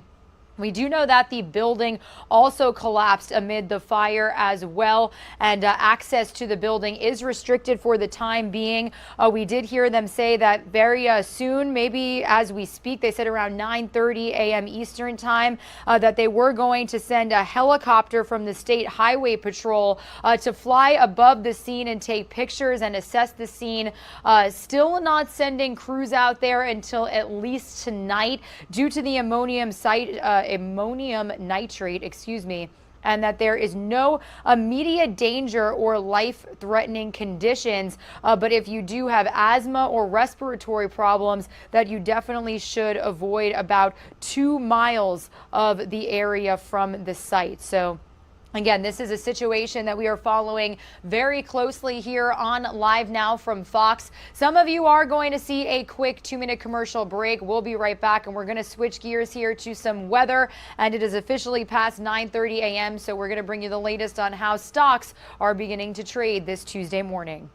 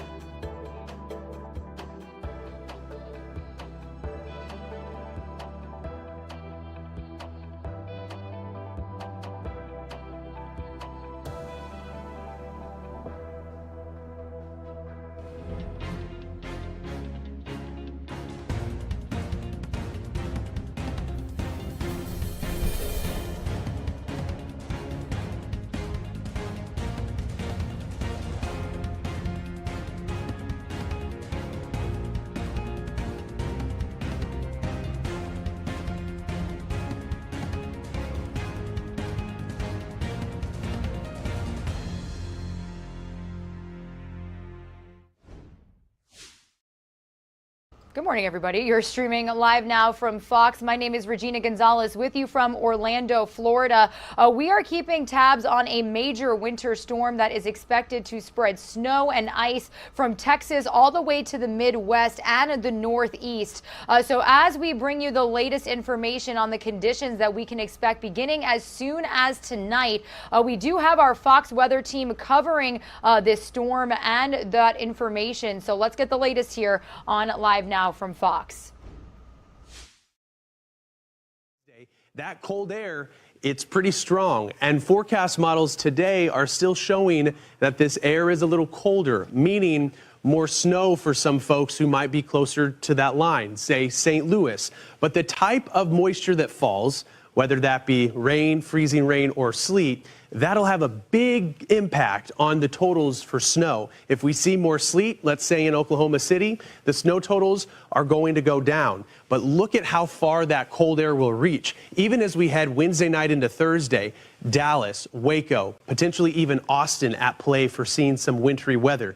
It could be freezing rain. It could be sleet. And then eventually, the main storm system will be ejecting from the Four Corners region and moving with it, taking this moisture all up into the Northeast. Here's what we're looking at, though. This is for Tulsa, Oklahoma. This is the temperature profile, so it's the vertical. And what we look at are those temperatures. Very important, especially when we're looking to see if it's going to be freezing rain, sleet, or snow. It's snow when all of these numbers are 32 degrees or colder, but it's going to be a bit of a mess when, say, at the surface, the temperature is below freezing, 26 degrees, but at 5,000 feet, it's 35. That's above freezing, and this would possibly mean in Tulsa, we could be seeing sleet at this time. This will be Wednesday morning.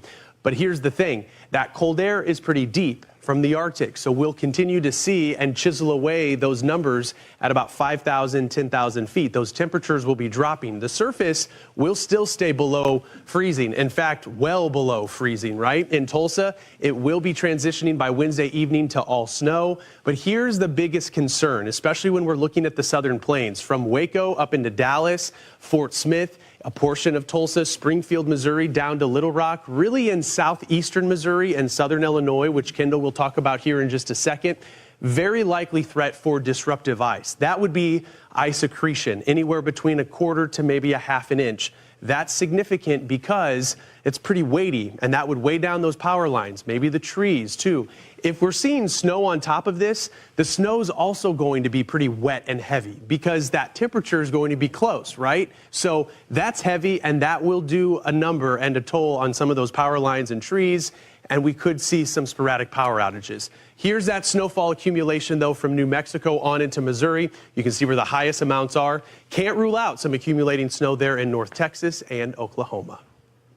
Well, Stephen, this system is also going to be impacting the Midwest, like you just mentioned, as well as the Ohio and Mississippi valleys. So here's a live look this morning out over South Bend, Indiana, as well as Paducah, Kentucky, where people in South Bend, Indiana, I recommend you grabbing your shovels, whereas in Paducah, it wouldn't be a bad idea to make sure you're keeping those umbrellas as well as that rain gear handy. You're certainly going to need it. So let's take a look at all of the watches and warnings currently in effect. So this is going to be for this evening all the way through Friday morning. So this is a long duration event. Some cities could potentially be dealing with winter weather for about 48 hours. So we can see those winter storm warnings from St. Louis stretching all the way through Fort Wayne, Indiana, and encompassing Cleveland. And then elsewhere, winter storm watches are shaded in the pink. Now on future track, it is going to start off as rain. So we are going to see some heavy rain falling all across the Midwest, and then it will transition over to that freezing rain, that sleet, and then behind that, that cold Arctic air funnels in, and that's where we will see the snow taking place. And that snow is going to stick around. So I know that my folks, they're in Kansas City, and look at this. This is Thursday at 3 a.m. We are still having snowfall, but then finally that tapers off. And by the time we head into, let's say, Thursday afternoon, evening, we're clear from Kansas City all the way over to St. Louis and Indianapolis, but elsewhere down to the south, still dealing with that. And much like Stephen also just mentioned, these temperature profiles, they're very important. So this is what we really watch for, especially so Paducah, you can see right along I-24, we're going to start off with that rain. Eventually that will transition over to that freezing rain sleet mix, and that's going to make travel extremely dangerous in the next coming days. And right now we're taking a look at New York City, 6th Avenue, where the temperature is in the mid and upper 20s. We do have snow melt and a bunch of dirty snow and slush out there. Use caution, folks. The New Yorkers know how to handle this situation. It's a hop, skip, and a jump over the puddles and the slush mounds. They have 6 inches of snow still at Central Park as of 7 o'clock this morning. Will we add to that? Well, let's look at the forecast and the future track as we go through time. Wednesday afternoon, a swath, and Stephen and Kendall have been talking about that intense area of snow, sleet, and freezing rain over the Midwest. That is going to shoot to the east-northeast by Thursday morning. Mild ahead of it over the big cities, but cold enough north and west for Buffalo through Pittsburgh and Cleveland to get a moderate band of snow, even heavy at times. Friday morning, Arctic air coming down the Hudson Valley. It's another critical situation here in the Northeast. Will this rain change over to sleet, freezing rain, and possibly snow north and west? Stay tuned. We're taking you through 7 a.m. right now with a heavy swath of snow from Pittsburgh, Syracuse into Portland, Maine. Now, freezing rain and ice concerns. 6 o'clock Wednesday afternoon, we're looking at Scranton, PA, northeastern Pennsylvania, and Lackawanna County. Did TV there years ago. Nice area of northeastern PA in the Wyoming Valley. Thursday, 5 o'clock. All right, everybody. Regina Gonzalez with you here on Live Now from Fox. We were just listening in to some Fox weather coverage as we track that winter storm moving from Texas to the Midwest and to parts of the Northeast. We are going to send you on a quick 2-minute commercial break. When we return, we officially got confirmation from Tom Brady himself that he will be retiring after 22 seasons playing for the NFL. So stick with us for that information here after we return.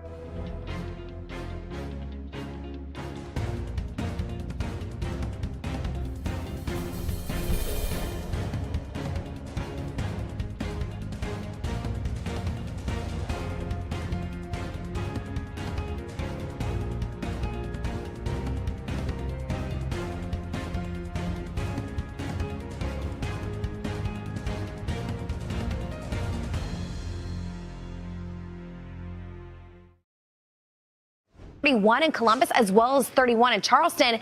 You are exactly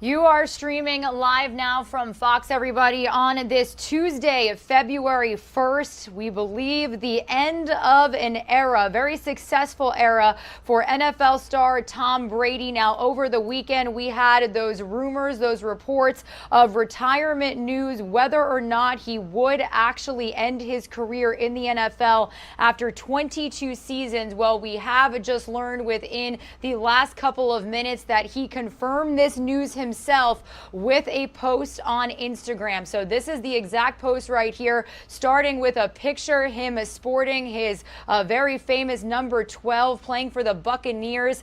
This is the full post, and I'm going to read it to you here on Live Now from Fox. He said, "I have always believed the sport of football is an all-in proposition. If a 100% competitive commitment isn't there, you won't succeed, and success is what I love so much about our game. There is a physical, mental, and emotional challenge every single day that has allowed me to maximize my highest potential, and I have tried my very best these past 22 years. There are no shortcuts to success on the field or in life.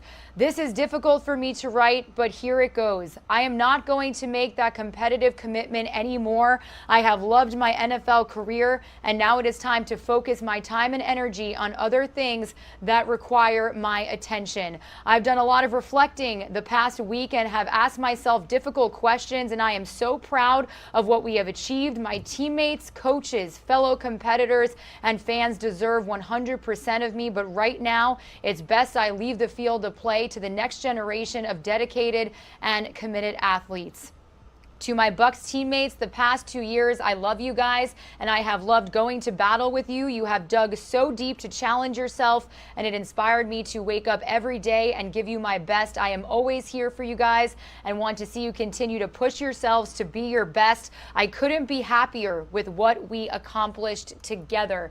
Going on to say further to all the Bucs fans, thank you. I didn't know what to expect when I arrived here, but your support and embrace have enriched my life and that of my family. I have been honored to play for such a passionate and fun fan base. What a crew. To the city of Tampa and the entire Tampa-St. Petersburg region, thank you. It has been wonderful to be a resident of such a fun place to live. I want to be invited to our next boat parade. To the Glazer family, thank you for taking a chance on me and supporting me. I know I was demanding at times, but you provided everything we needed to win, and your ownership was everything a player could ask for. Going on to thank Jason Litt. Thank you for your daily support and friendship. I will never forget it. I have never been through free agency, and I have had some trepidation about how we could achieve success. Your leadership gave me confidence, and I will always be grateful. To head coach Bruce Arians, thanks for putting up with me. Your firm leadership and guidance were ideal. There is no way we could have had success without your experience, intuition, and wisdom. I am very grateful to all the Bucs coaches, he goes on to thank, for all the hard work, dedication, and discipline that goes into creating a winning team. I have learned so much from all of you and will value the relationships that we have.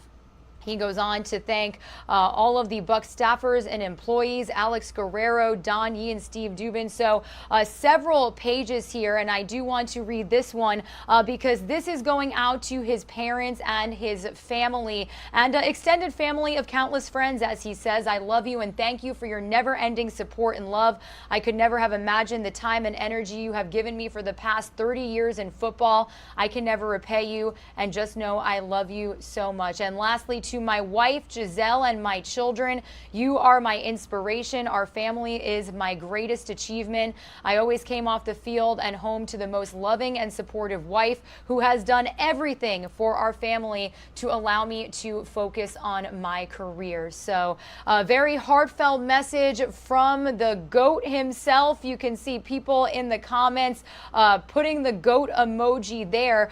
Now, this news is coming again after these rumors were swirling over the weekend, and then just yesterday, Brady made it clear that he was still weighing whether he was going to walk away from the NFL on his Let's Go podcast. He did say that he was surprised that the reports came out, and he didn't want to overshadow the championship weekend. We did have the NFC championship happening over the weekend, and now we've got the upcoming Super Bowl. But I guess because the rumors were flying around anyway, he did decide to make the announcement, and here it is, everybody. We bringing this live now from Fox, breaking news to you this morning. So definitely curious to where his future plans and endeavors will go next. He does have a sports and nutrition company, TB12. He does a lot of work with them. And he does have other endeavors also wanting to spend a lot of time with his family and friends. So a big announcement from Tom Brady himself after a weekend of reports and rumors flying around that he is officially retiring after 22 seasons and 7 Super Bowl wins. Some of you are going to see a quick 2-minute commercial break. We'll be right back after this breaking news.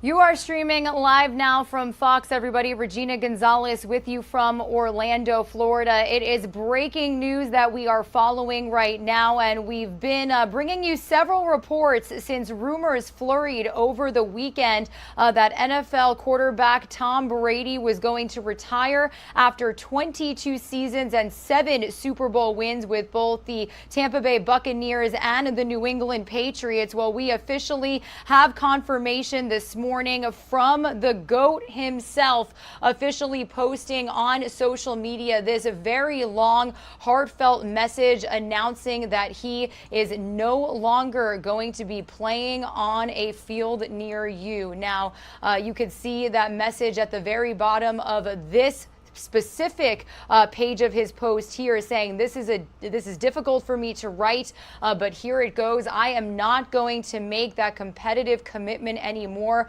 I have loved my NFL career, and now it is time to focus my time and energy on other things that require my attention. Now, we're talking about his family, his children. He does have 3 children, his wife, Giselle. He also does have TB12, the sports and nutrition company. So very interested to see where his future endeavors are going to go. Sometimes you've got players retire and head to report and participate on NFL Network and be game day reporters, as they have a lot of experience on the field clearly. And this is all happening again as we were trying to decipher the information that we were getting over the weekend after rumors started flurrying. We had several outlets reporting, and really credible reporters, that Tom Brady was going to retire. Some players offering him the best, and it is likely that now that we've got this news, that those well wishes are going to come from so many. He definitely was a very respectable player in in the NFL. So many people looking up to him, so many players calling him a mentor. And this was anticipated, but it wasn't, I want to say. He is one of the oldest NFL quarterbacks to have played the game, and he was coming up on that decision, rumors flurrying. And interestingly enough, earlier this morning, we did bring you that report that just yesterday on his Let's Go podcast, he was still weighing in whether or not he was going to walk away from the NFL. We actually do have that sound for you right here on Live Now from Fox. So let's listen in for a second as we officially have confirmation from Tom Brady himself that he is retiring after 22 seasons and 7 Super Bowl wins. You know, everyone I know we're in such an era of, information and people want to be, in front of the news often. And I totally understand that. I understand that's the environment we're in. But I think for me, I'm just literally, it's day to day with me. I'm just trying to do the best I can every day and, evaluate things as they come and, trying to make a great decision for me and my family.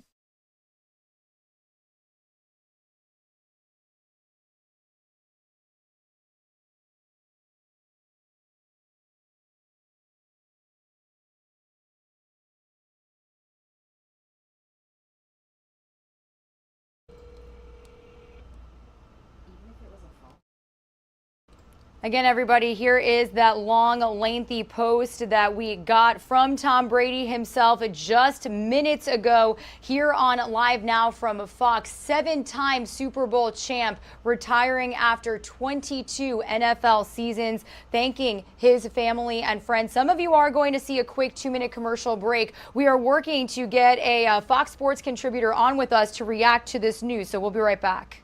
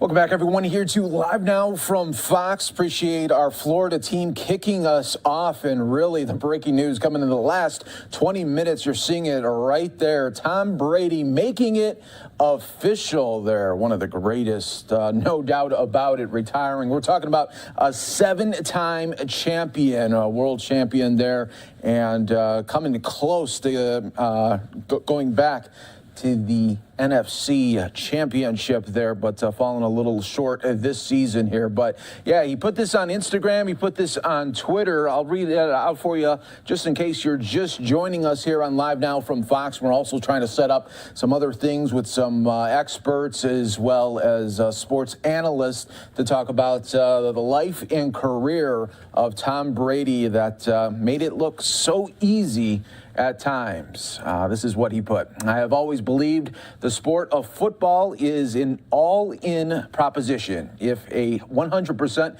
competitive commitment isn't there, you won't succeed, and success is what I love so much about our game. There is a physical, mental, and emotional challenge every single day that has allowed me to maximize my highest potential, and I have tried my very best these past 22 years. There are no shortcuts to success on the field or in life.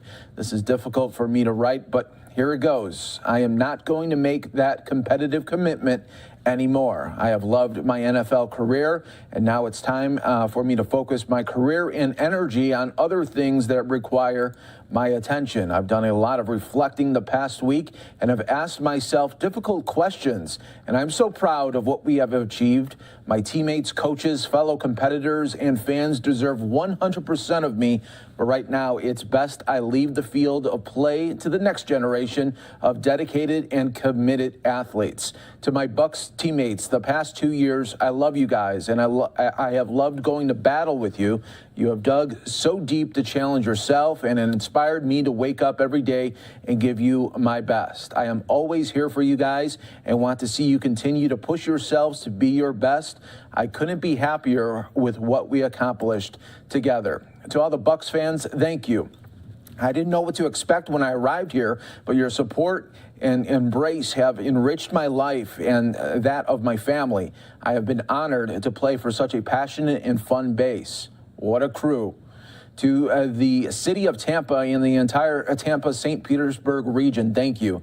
It's been wonderful to be a resident of such a fun place to live. I have to be invited to our next boat parade. To the Glazer family, thank you for taking a chance on me and supporting me. I know I was demanding at times, but you provided everything that we needed to win, and your ownership was everything that a player could ask for. To Jason Licht, thank you for your daily support and friendship. I will never forget it. I had never been through free agency, and I had some trepidation about how we could achieve success. Your leadership gave me confidence, and I will always be grateful. To my head coach, Bruce Arians, thanks for putting up with me. Your firm leadership and guidance were ideal. There is no way we could have had success without your experience, intuition, and wisdom. I am very grateful. And to all the Bucs coaches, my sincere thanks for all the hard work, dedication, and discipline that goes into creating a winning team. I have learned so much from all of you and will value the relationships we have. To every single Bucs staffer and employee, thank you. Each of you is critically important, and I was greeted with a smile every day. That means so much to me. Your work is made up of long hours and hard tasks, but please know I see each and every one of you. Thank you so much. To Alex Guerrero, thank you. I could not have ever made Sunday without you. It's that simple. Your dedication to your craft and your friendship and brotherhood are immeasurable. We have an unbreakable bond, and I love you. To Don Yee and Steve Dubin, thank you. You've been with me every step of the way since I left the University of Michigan and before I entered the league. What a journey it's been, and I couldn't do it without you. To my parents and entire family and extended family of countless friends, I love you and thank you for your never-ending support and love. I could never have imagined the time and energy that you have given me for the past 30 years in football. I could never repay you, and just know I love you so much. And lastly, to my wife Giselle and my children Jack, Benny, and Vivi, you are my inspiration. Our family is my greatest achievement.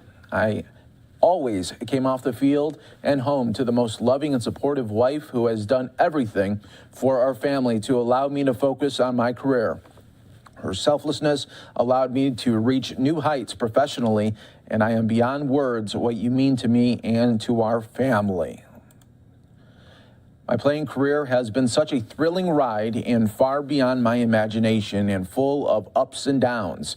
when you're in it every day, you really don't think about any kind of ending. As I sit here now, however, I think of all the great players and coaches I was privileged to play with and against. The competition was fierce and deep, just how we like it. But the friendships and relationships are just as fierce and deep. I will remember and cherish these memories and revisit them often. I feel like the luckiest person in the world. And then he goes on to explain the companies that he made, saying the future is exciting. I'm fortunate to have co-founded incredible companies like Autograph.io, Brady Brand, TB12 Sports, that I'm excited to continue to help build and grow. But exactly what my days will look like will be a work in progress. As I said earlier, I am going to take it day by day. I know for sure I want to spend a lot of time giving to others and trying to enrich other people's lives, just as so many have done for me. With love, appreciation, and gratitude, Tom there. So Tom making it official there on his Instagram just about 20 to 30 minutes ago.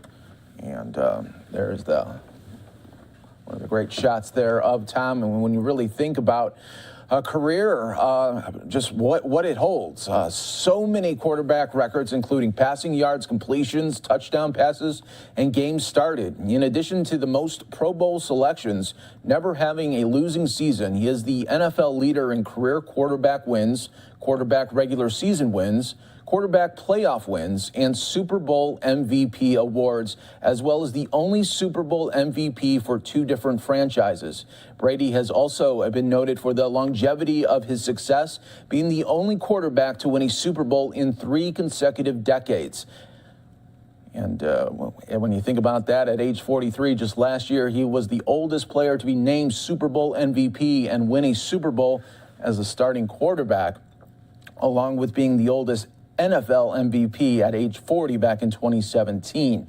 Brady is the only NFL quarterback named to 2 all-decade teams, the 2000s and the 2010s, and was unanimously named to the 100th anniversary all-time team back in 2019. So there's a lot of mentions there, you know, the GOAT, the greatest of all time. And when you just think about all of those achievements, that is a hard one not to deny to him there. A great athlete, so fun to watch on Sundays there, and will be greatly missed, not only in Tampa, but of course already in the Boston area. You're watching Live Now from Fox, everybody. We'll work to get some other details and stories to go along with the retirement of Tom Brady, making it official today on Instagram. Let's slide away for a quick 2-minute break. I got a lot of other top stories to get to today, and we do have some live events popping up as well.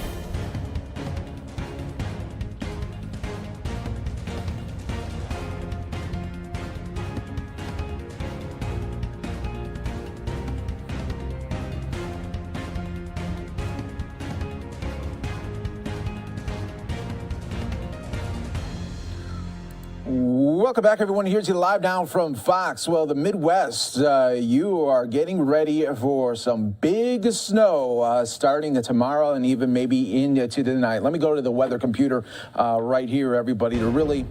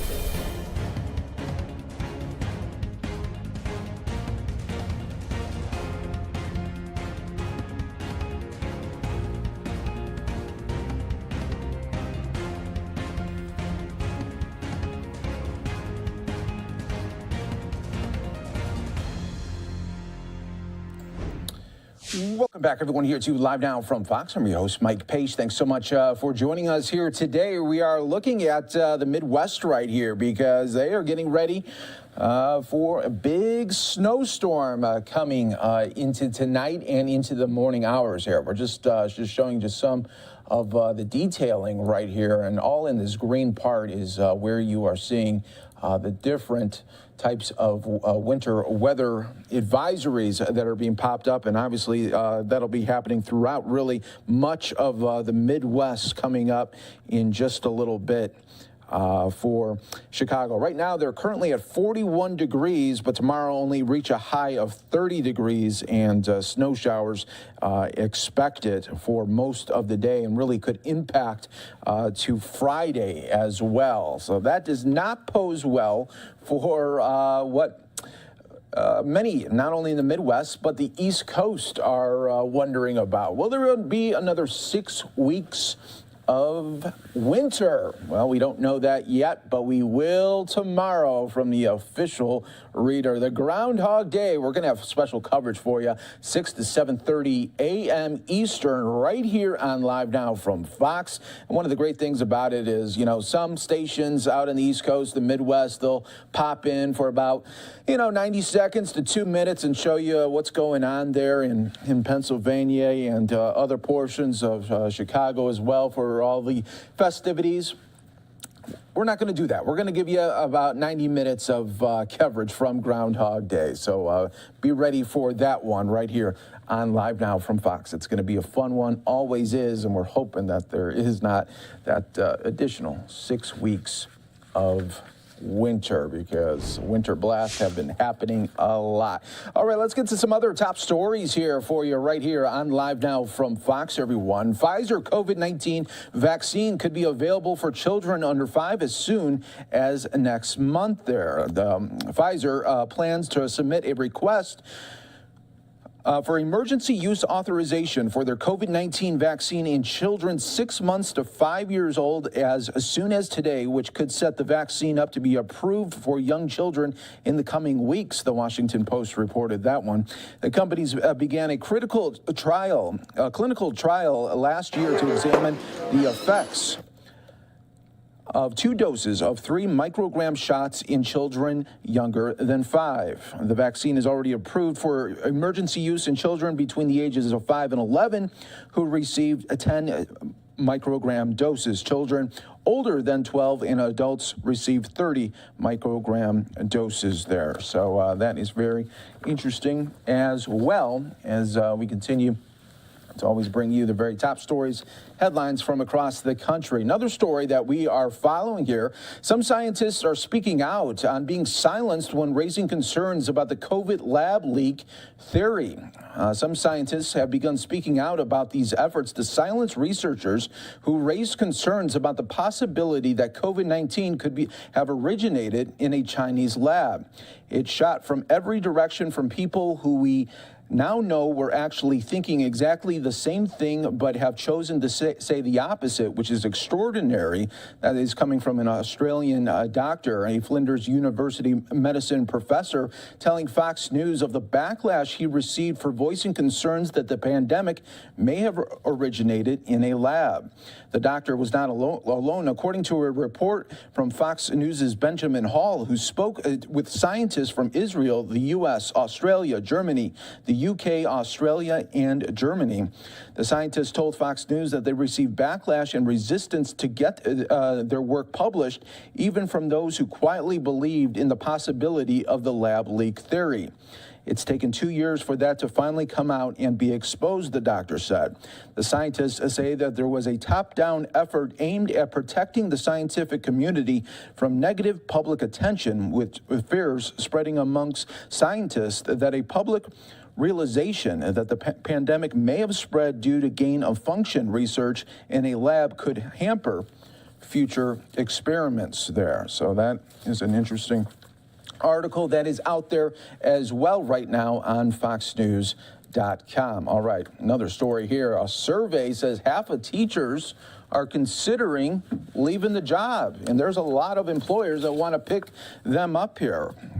This is coming from Fox Business, where burned out teachers are leaving the classroom for jobs in the private sector, where talent-hungry companies are hiring them and often boosting their pay to work in sales, software, healthcare, and training, among other fields. The rate of people quitting jobs in private educational services rose more than in any other industry in 2021, according to federal data.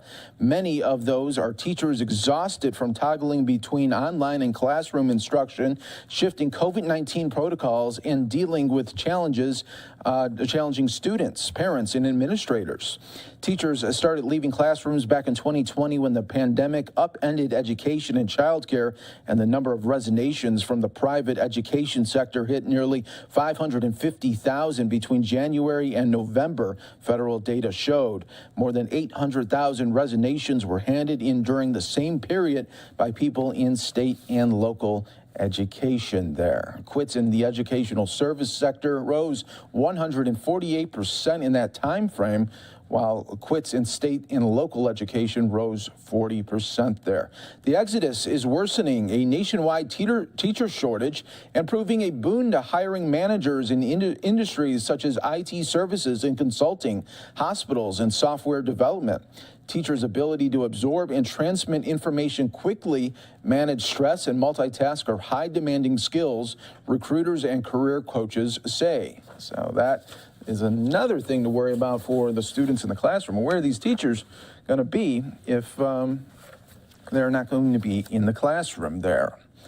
And lastly here for this block, everyone, we've been hearing maybe a lot about this on social media, maybe not as much on the news here, but of course we bring it to you right here on Live Now from Fox. GoFundMe for Canadian truckers is approaching $10 million. That's more than the country's political parties raised just in the last quarter. The GoFundMe page to support the Freedom Convoy of Canadian truckers was approaching $10 million just of last night, which is more money than the major federal political parties of Canada raised during the last quarter of 21. Our current government is implementing rules and mandates that are destroying the foundation of our businesses, industries, and livelihoods, read the convoy's GoFundMe page. We are a peaceful country that has helped protect nations across the globe from tyrannical governments who oppressed their people, and now it seems that it is happening here. The federal government mandated that Canadian truckers had to be fully vaccinated by January 15th if they want to avoid a 14-day quarantine when they cross the border from the United States. The GoFundMe was started back on January 14th, which by Tamara Litch, who is also the secretary of the Western Separationist Maverick Party. The fund says the money will go to pay for fuel as well as for food and lodgings for the participating truckers there. So that is another story that we are following here for you on Live Now from Fox. I do want to go out to breaking news right here. We do have Senator Chuck Schumer live on the floor right now, and we want to hear what he has to say about Supreme Court Justice Pick. And share similar experiences, the better off our justice system and our democracy shall be. And nowhere else is this more important than the Supreme Court. So I applaud the President's commitment to choosing a qualified and historic nominee, and the Senate stands ready to work quickly to confirm President Biden's pick when we get it. Now on economics and economic wins.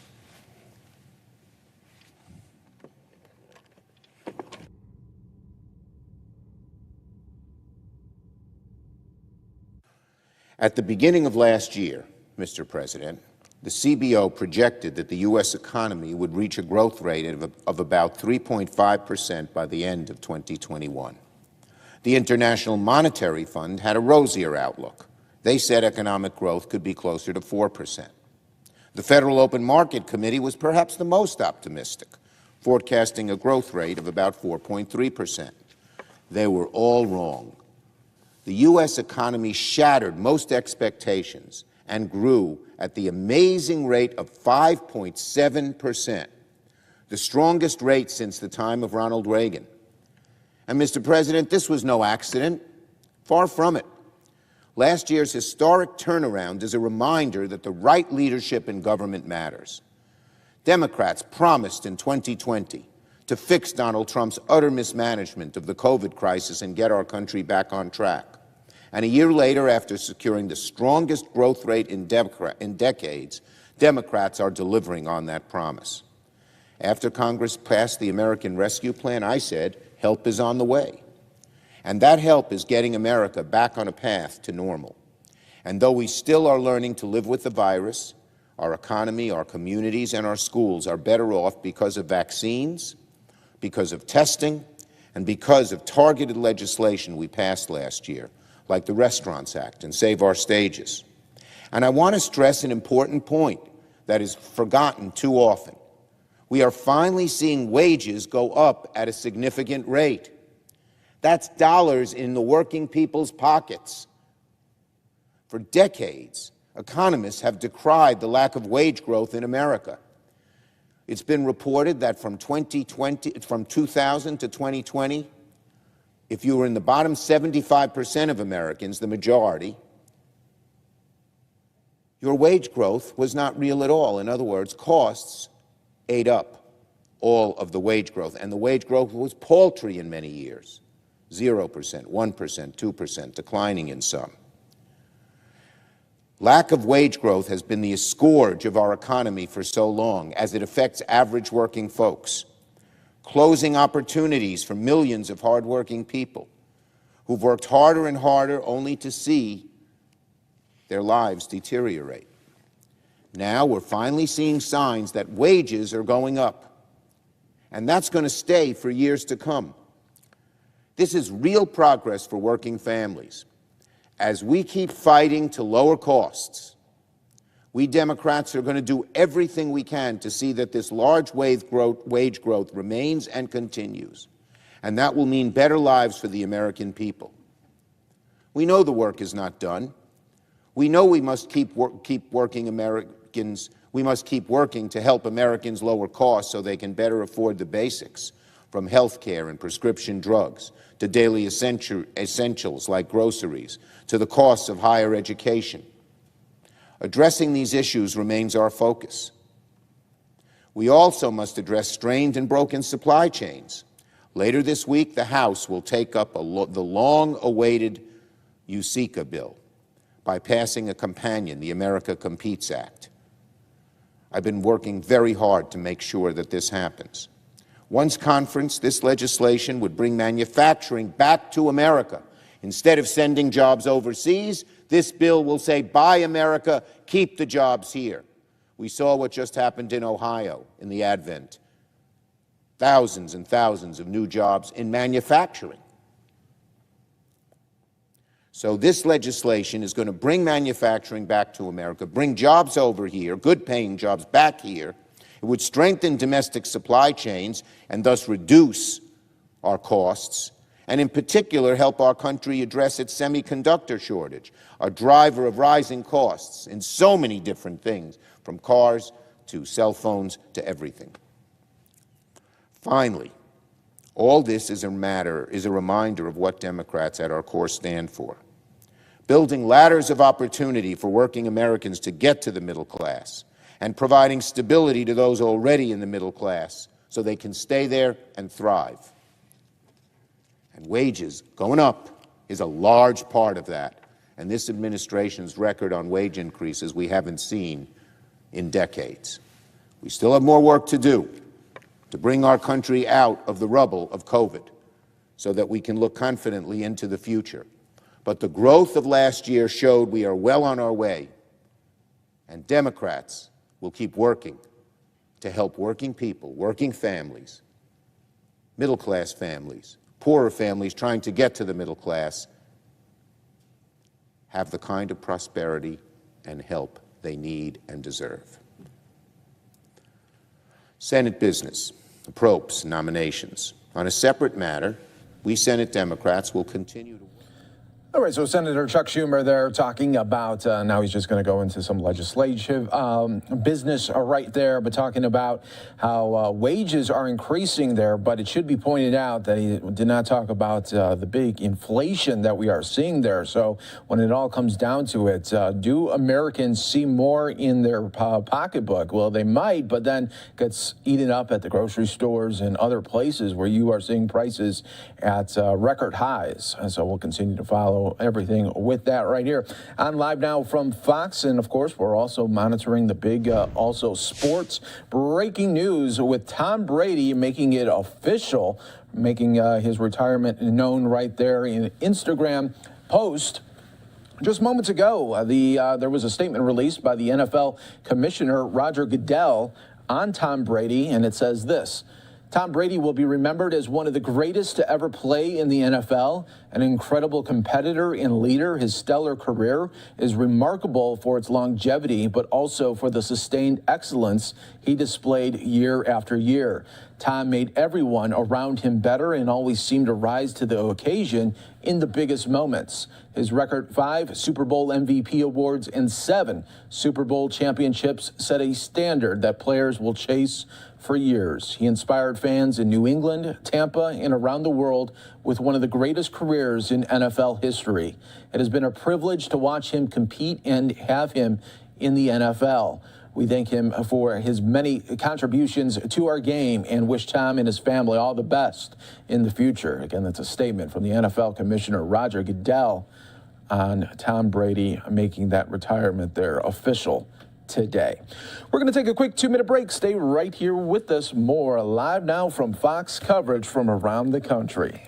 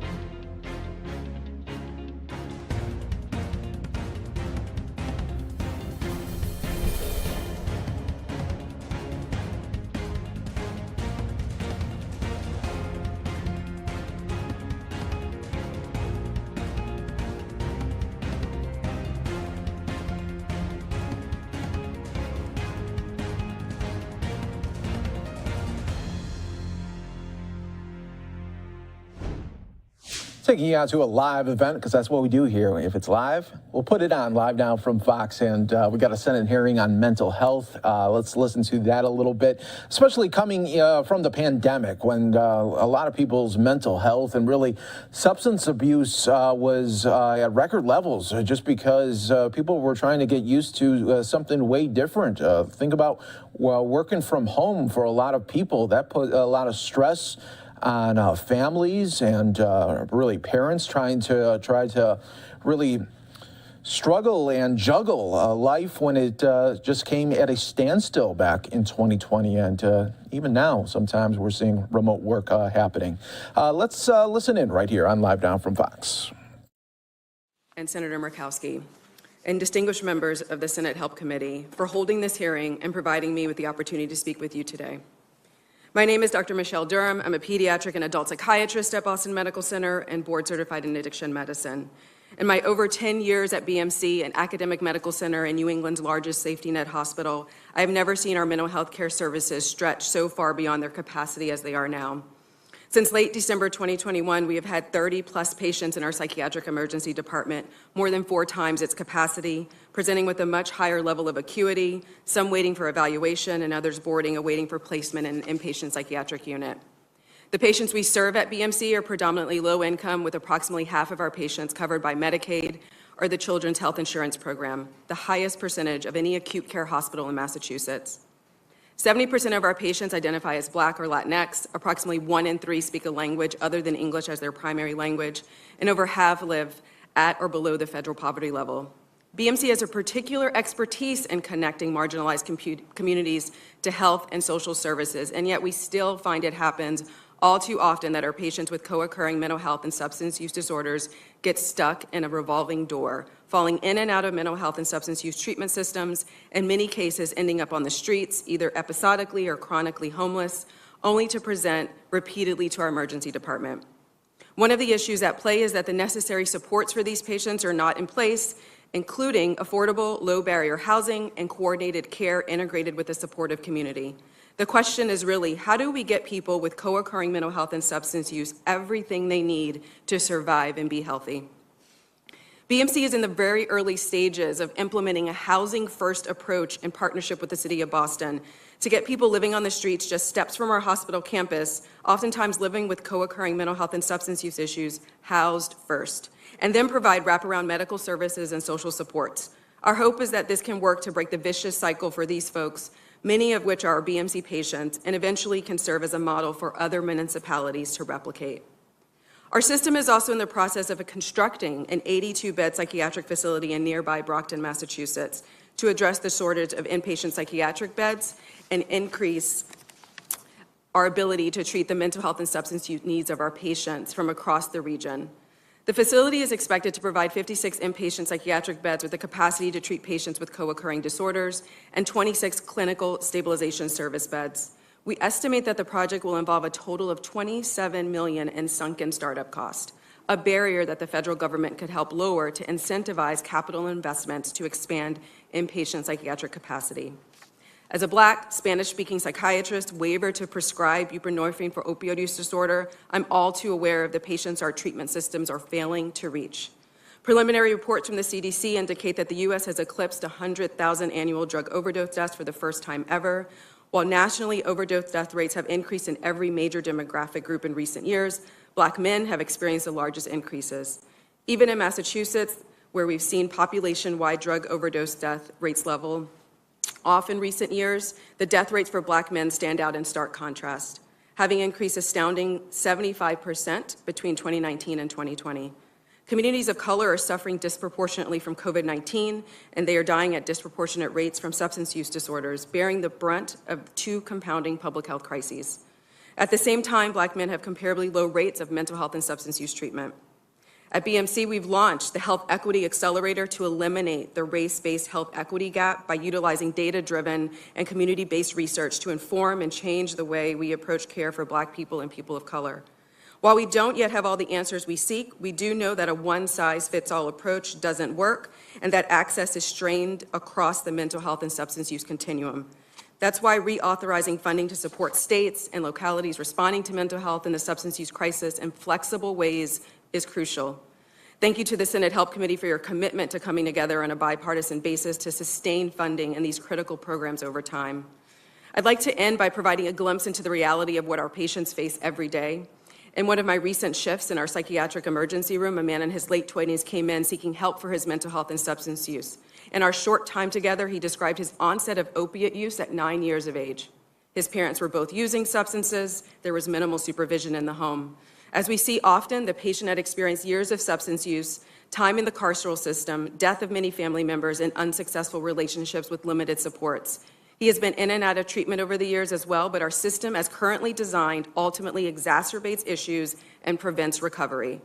In order to make progress, we must work to transform our mental health and substance use care system into one that recognizes relapse as a reality, coordinates care, destigmatizes and decriminalizes substance use, and ultimately one that sees the humanity in people with mental health and substance use issues as that can enable them to recover. All right, so we'll continue to check in with that hearing throughout the day. You're watching Live Now from Fox, everybody. When we come back, we'll take you out live on the Senate floor. We just heard from Senator Chuck Schumer. Now we got McConnell there, and we'll bring it to you all right here, live on Live Now from Fox.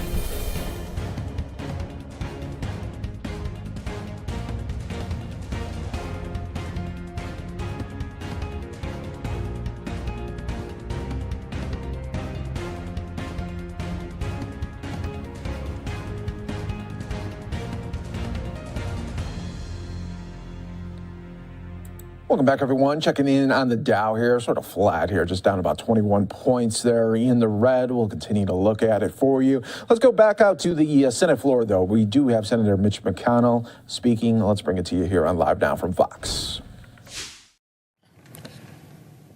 Working Americans and their families are being hammered by the worst inflation in 40 years, and Washington Democrats own it. Sometimes it can be difficult to directly connect Washington policies to the downstream effects on our families. Sometimes it can be tricky to identify cause and effect, but not this time, not in this case.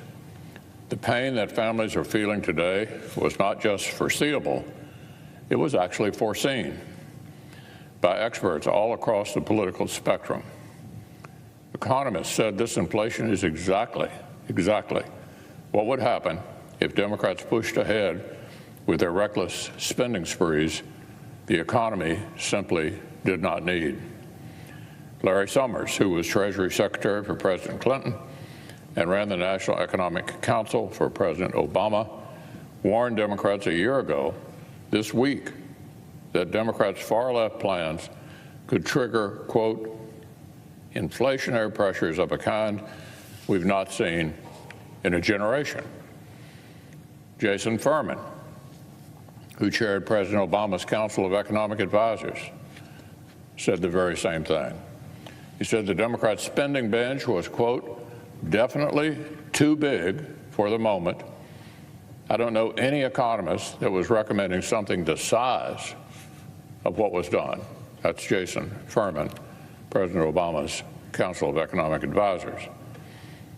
But our Democratic colleagues do not let families' actual needs restrain their radical daydreaming. They had already made up their minds. This temporary pandemic was to serve as a Trojan horse for permanent socialism. Remember, right from the start in March of 2020, with Americans dying from this new mysterious virus, the top House Democrats called it, quote, a tremendous opportunity to restructure things to fit our vision, end quote. So the new Democratic Party's government's first major act was to start printing, borrowing, and spending money like there was no tomorrow. They managed to blow through roughly $2 trillion on a so-called COVID bill that utterly failed to crush the virus. Less than 9% of the money went to health care fight at all. Even the liberal expert Steve Ratner, former Obama official, said the spending spree was Democrats', quote, original sin, end quote, when it comes to inflation. And working Americans are paying dearly for it every single day. Just look at the headlines. Quote, 2021 went down as the worst year for inflation since 1982. Higher prices seeped into just about everything households and businesses buy. There's no telling when prices will fall to more sustainable levels. Further quotes, rising costs for food, rent, and other necessities are heightening the financial pressures on Americans' households.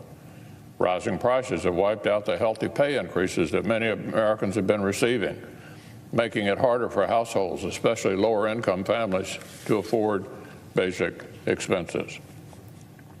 Yes, it is true that inflation is up all around the world. This is partially a global phenomenon. But the United States has it worse than almost everyone else. Data from Pew show that America's inflationary spike has been the third worst among all countries they measured. We have it worse than any other country in the G12. Much worse inflation than the UK, or France, or Australia, or Japan. That's what this agenda has brought us. And Americans are afraid this may still just be the beginning. 79% of Americans now expect inflation will get even worse over the next 6 months. Now the Democratic-caused inflation has the Federal Reserve signaling they may need to raise interest rates higher and faster than they'd expected. This brings its own set of risk upon the American people, and again, it's exactly what experts predicted. A full year ago this week, the economist Michael Strain testified that Democrat spending could corner the Fed and force them to clamp down on the recovery sooner than necessary. Democrats had mainstream economic experts warning against their reckless spending plans and still decided to drive right over the cliff. Working families are paying the price every day at the checkout counter, at the gas pump, the used car lot, when they pay their bills, when they look for housing. And now Washington Democrats are trying again to revive talk of yet another reckless bout of spending this year. American families are already hurting enough. They need that bad idea to stay buried. Now, Mr. President, on an entirely different matter, today marks the 1 year since the people of Burma yet again had their future hijacked by a military coup. Since this time last year, the Tatmadaw, which is what they call the Burmese military, has tried to achieve through open repression and violence what it long sought to achieve from the shadows. They want to derail Burma's democracy. The ruling generals now have the blood of thousands of protesters and innocent civilians on their hands. Thousands more are languishing in prison on political charges. Those detained include my friend Aung San Suu Kyi, They have also included a number of foreigners, like the American journalist Nathan Mong and Danny Finster. The Australian economist Sean Turnell remains unjustly imprisoned for now. Even one political prisoner would be one too many. The Tatmandaw's violence in the streets and its desecration of justice in sham courts have been a sad step backward for Burma. Unfortunately, it's a step that many of us who paid close attention to this country have feared. But 1 year ago, 1 year on, it is encouraging to see the people of Burma rejecting one of the oppressor's favorite cynical tactics. And that cynical tactic is to try to stoke resentment and violence between diverse ethnic groups. Well, Burma's ethnic groups are no longer buying that. They see the common enemy that denies them their freedom. Millions of people across Burma are rallying together behind the representative National Unity Government. They're swelling the ranks of the National Unity Consultative Council in what can rightly be described as a revolution. But their bravery and unity may yield little without greater international assistance. A year ago, I called on the Biden administration to impose costs on those who stand in the way of the people of Burma and urged our partners to do the same. Along with many in the Burmese diaspora, communities that call Kentucky home, I was encouraged by President Biden's quick condemnation of the coup, the sanctions against two of the junta's main funding sources, and efforts to target individual coup leaders. But regrettably, these well-intentioned efforts have not been enough.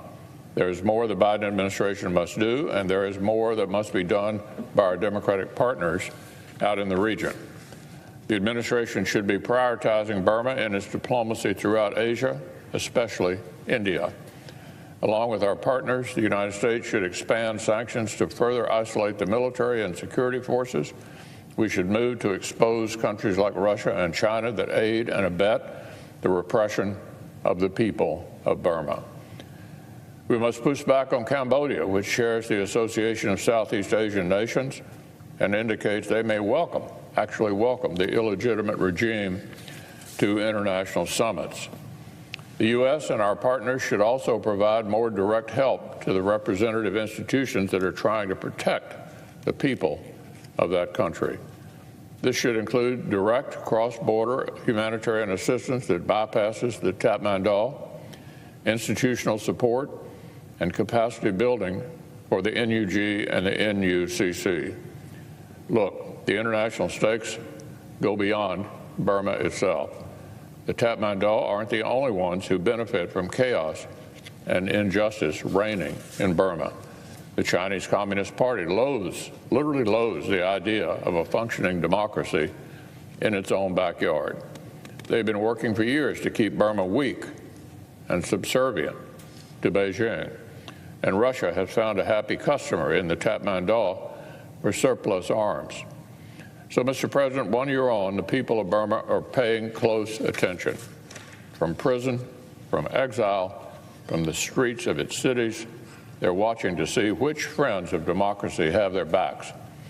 They're watching which champions of human rights remember the political prisoners whom the junta has jailed and the innocent men, women, and children it has murdered. I've been proud to support the people of Burma on their long journey towards self-government. I've been proud to help ensure their struggles are not forgotten. America and our partners need to pass this crucial test. We must leave no room for doubt about our commitment to democracy in Burma.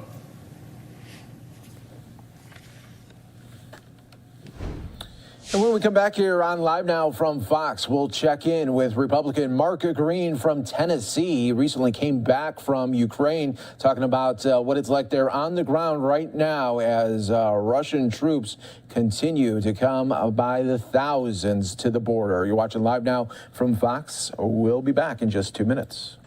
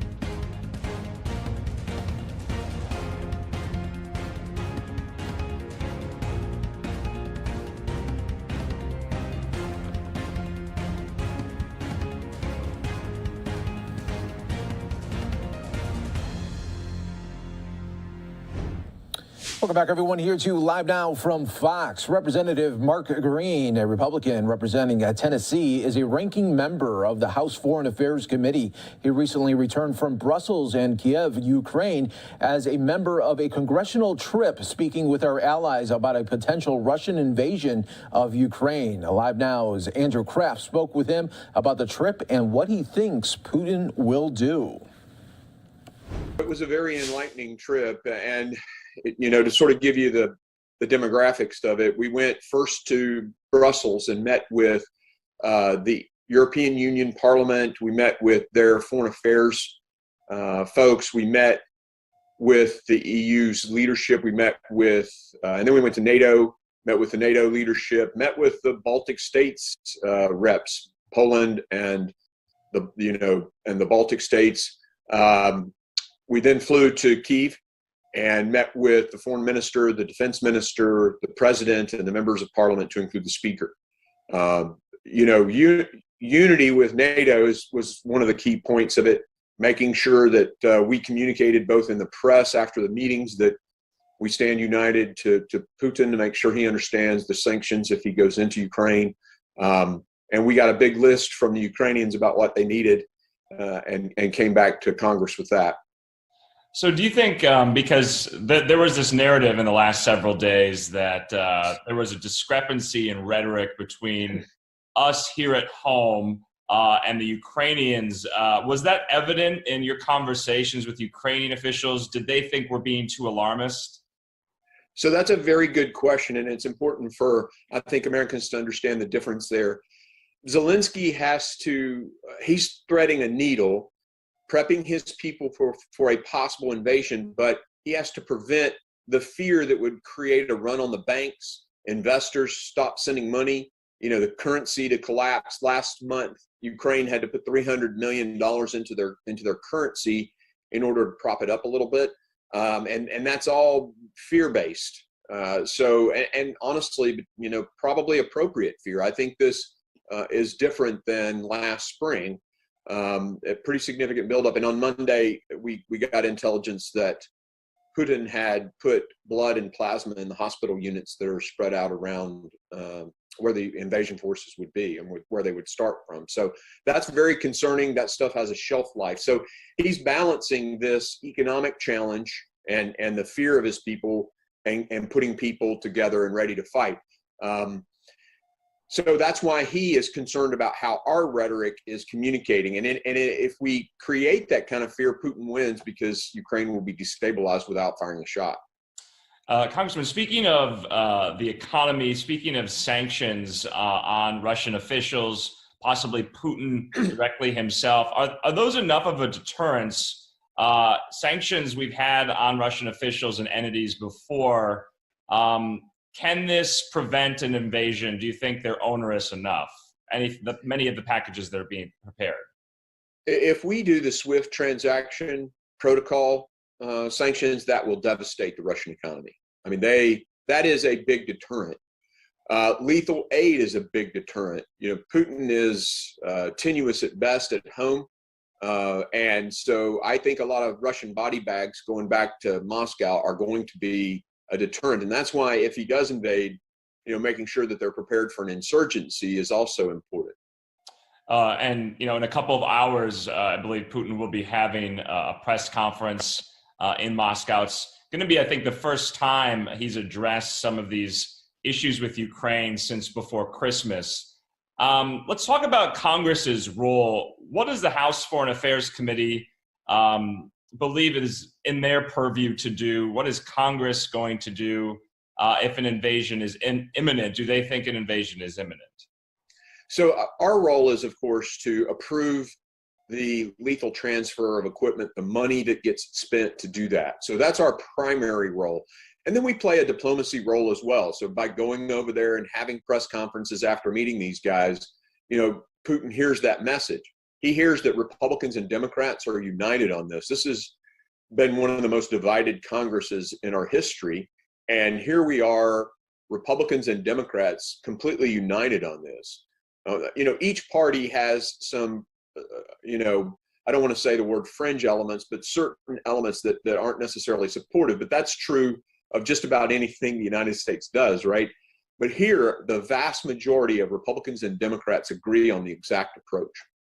So now troops are on alert. President Biden said they could be moved to Europe in the short term. Not a lot of troops, he said, but still, that's news to many Americans who are coming off last August with the Afghanistan withdrawal. What is your message to Americans who might not think this is in our best interest to get involved in Ukraine, who is not a member of NATO? What's your message to them?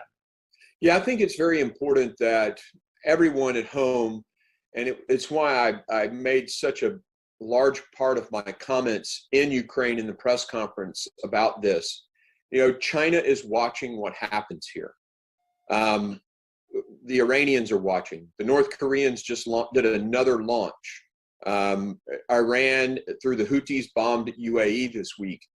All of these despots are watching what the world allows to happen in Ukraine. So that's probably number one.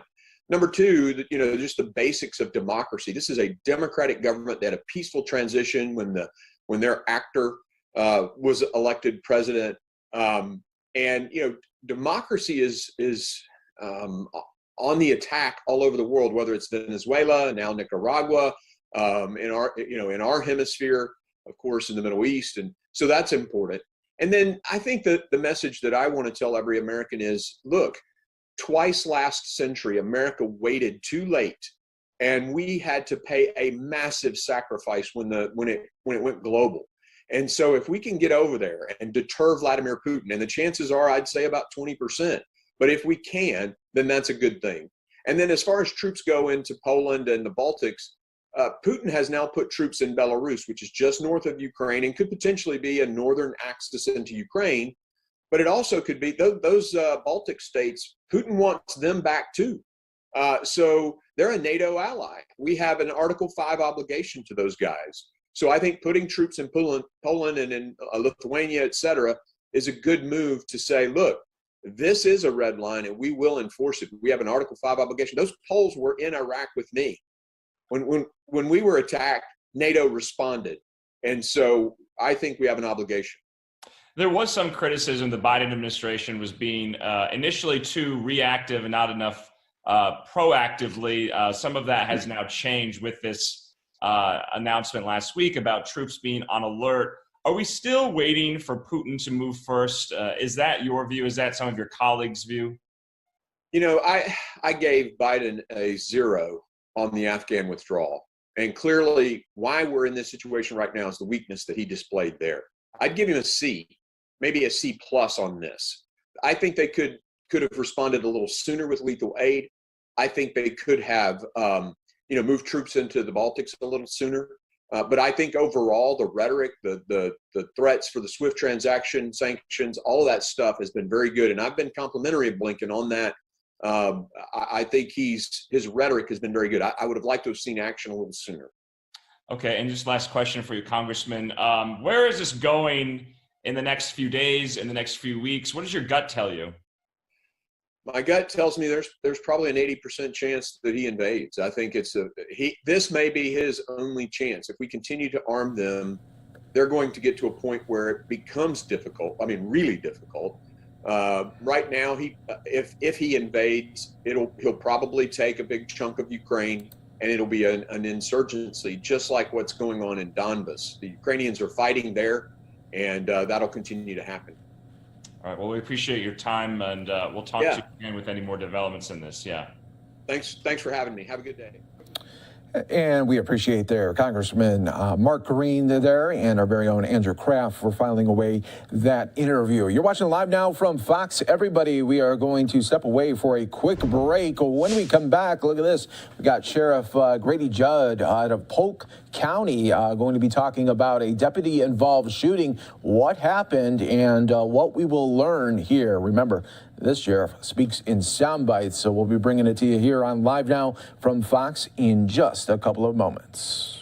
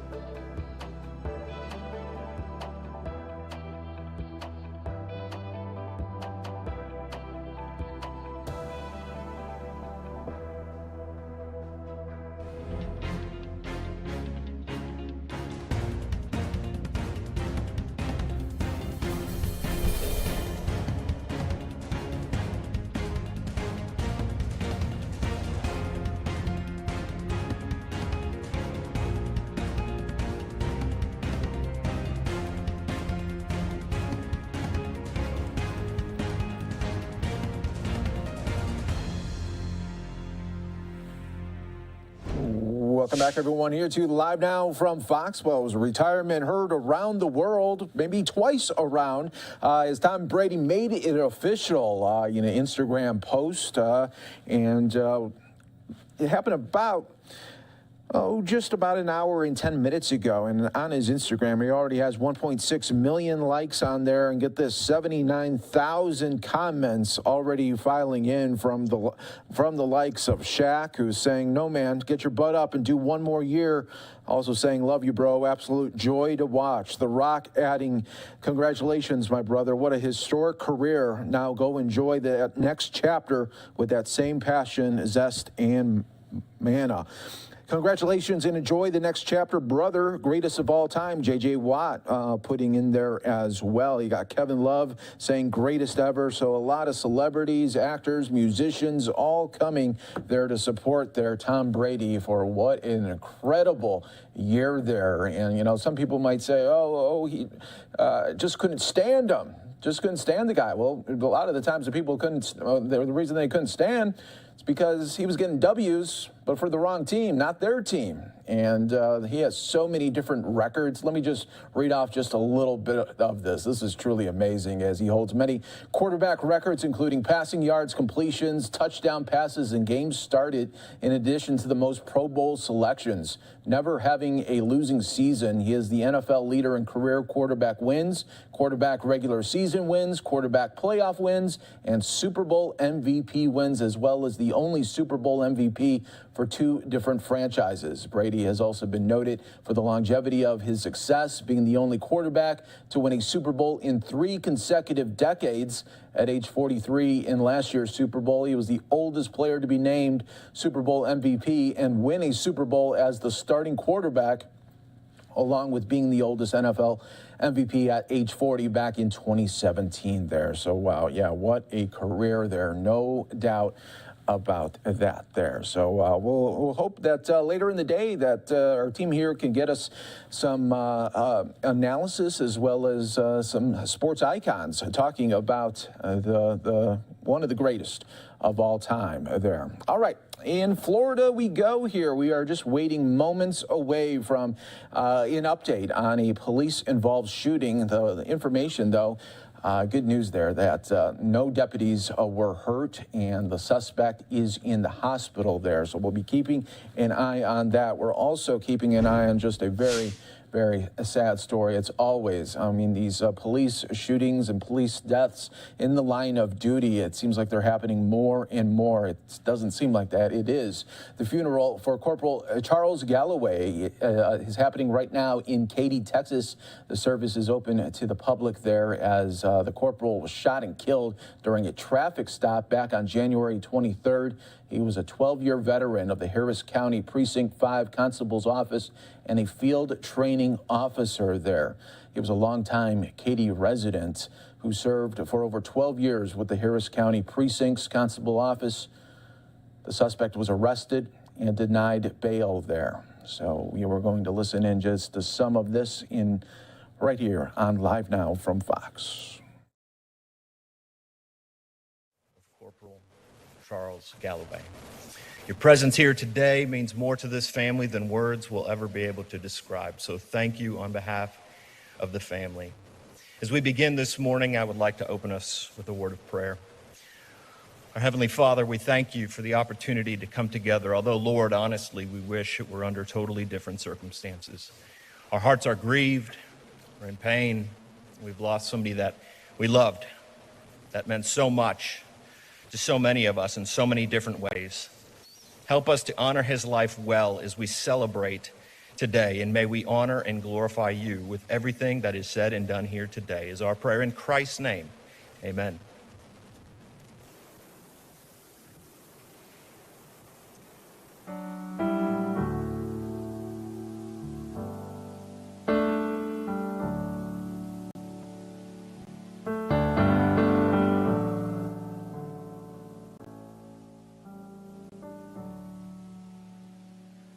I know your life on earth was troubled, and only you could know the pain. You weren't afraid to face the devil. You were no stranger to the rain. Go rest high on that mountain. Son, your work on earth is done. Go to heaven a-shouting love for the Father and the Son. Oh, how we cried the day you left us. We gathered round your grave to grieve. I wish I could hear the angels singing when they hear your sweet voice sing. Go rest high on that mountain. Son, your work on earth is done. Go to heaven shouting love for the Father and the Son. Go rest high on that mountain. Shout your work on earth is done. Go to heaven shouting love for the Father and the Son. Go to heaven shouting love for the Father and the Son.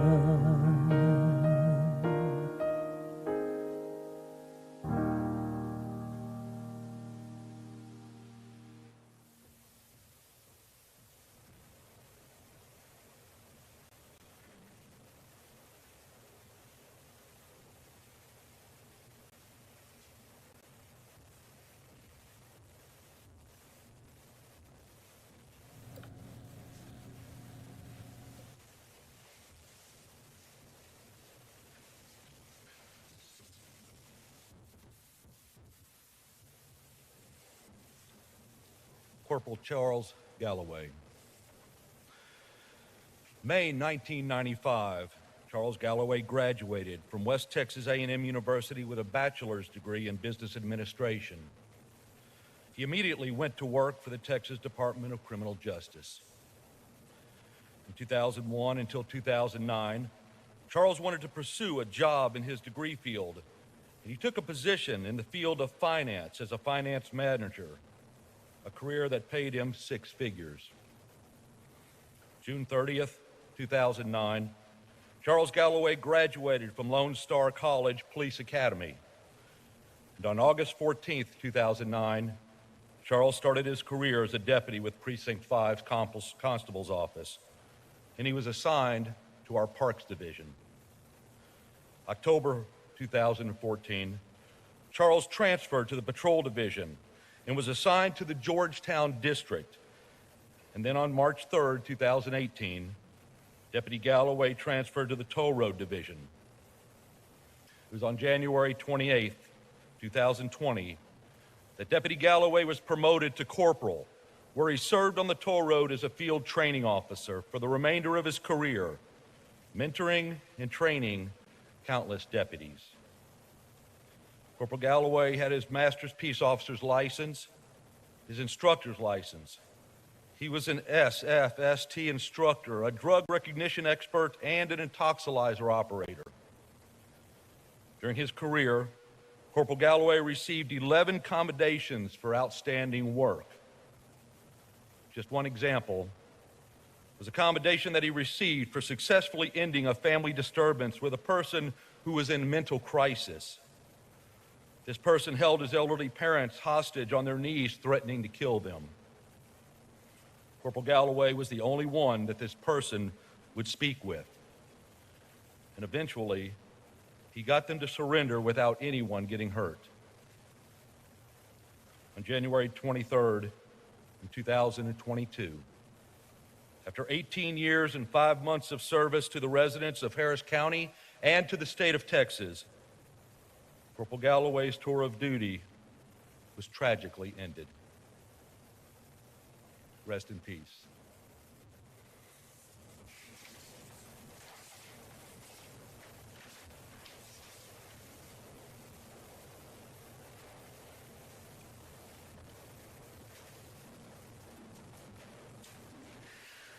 First, I want to say, give condolences to the family, friends, colleagues, supporters, and all of those who are taking the time to pay their respects to Corporal Charles Galloway Jr.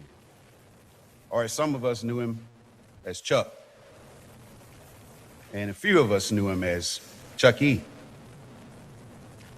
The attendance today, including those that are watching from afar, is a small testament to the numerous lives that he personally touched. All of us knew him in a variety of ways. I had the honor of being his supervisor, but more importantly, he was and still is a dear friend.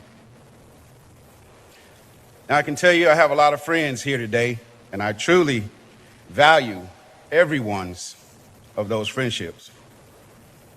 In my heart, I deeply appreciate the friendship that I had and still have with Chucky. I regard it as a genuine, sincere, always trustworthy. Yes, he is still my friend, even though he's not here. So for me, it's not goodbye, but I'll see you later. I'd like to share with you a few stories about Chucky, just to let you know how high of a level our friendship was. Last year in April, my wife was in Iraq working, and we were moving into a new home. She ordered some custom closets for the house. And of course, they delivered them while I was at work and wasn't supposed to, but they did anyway. Chuck's standing next to me while I'm on the phone talking to the delivery driver. And he says, they're 30 minutes out, in which they're probably 5 minutes out. So Chuck says, hey, give me your keys to the house. I'll go let them in. I give Chuck the keys. He heads off to the house.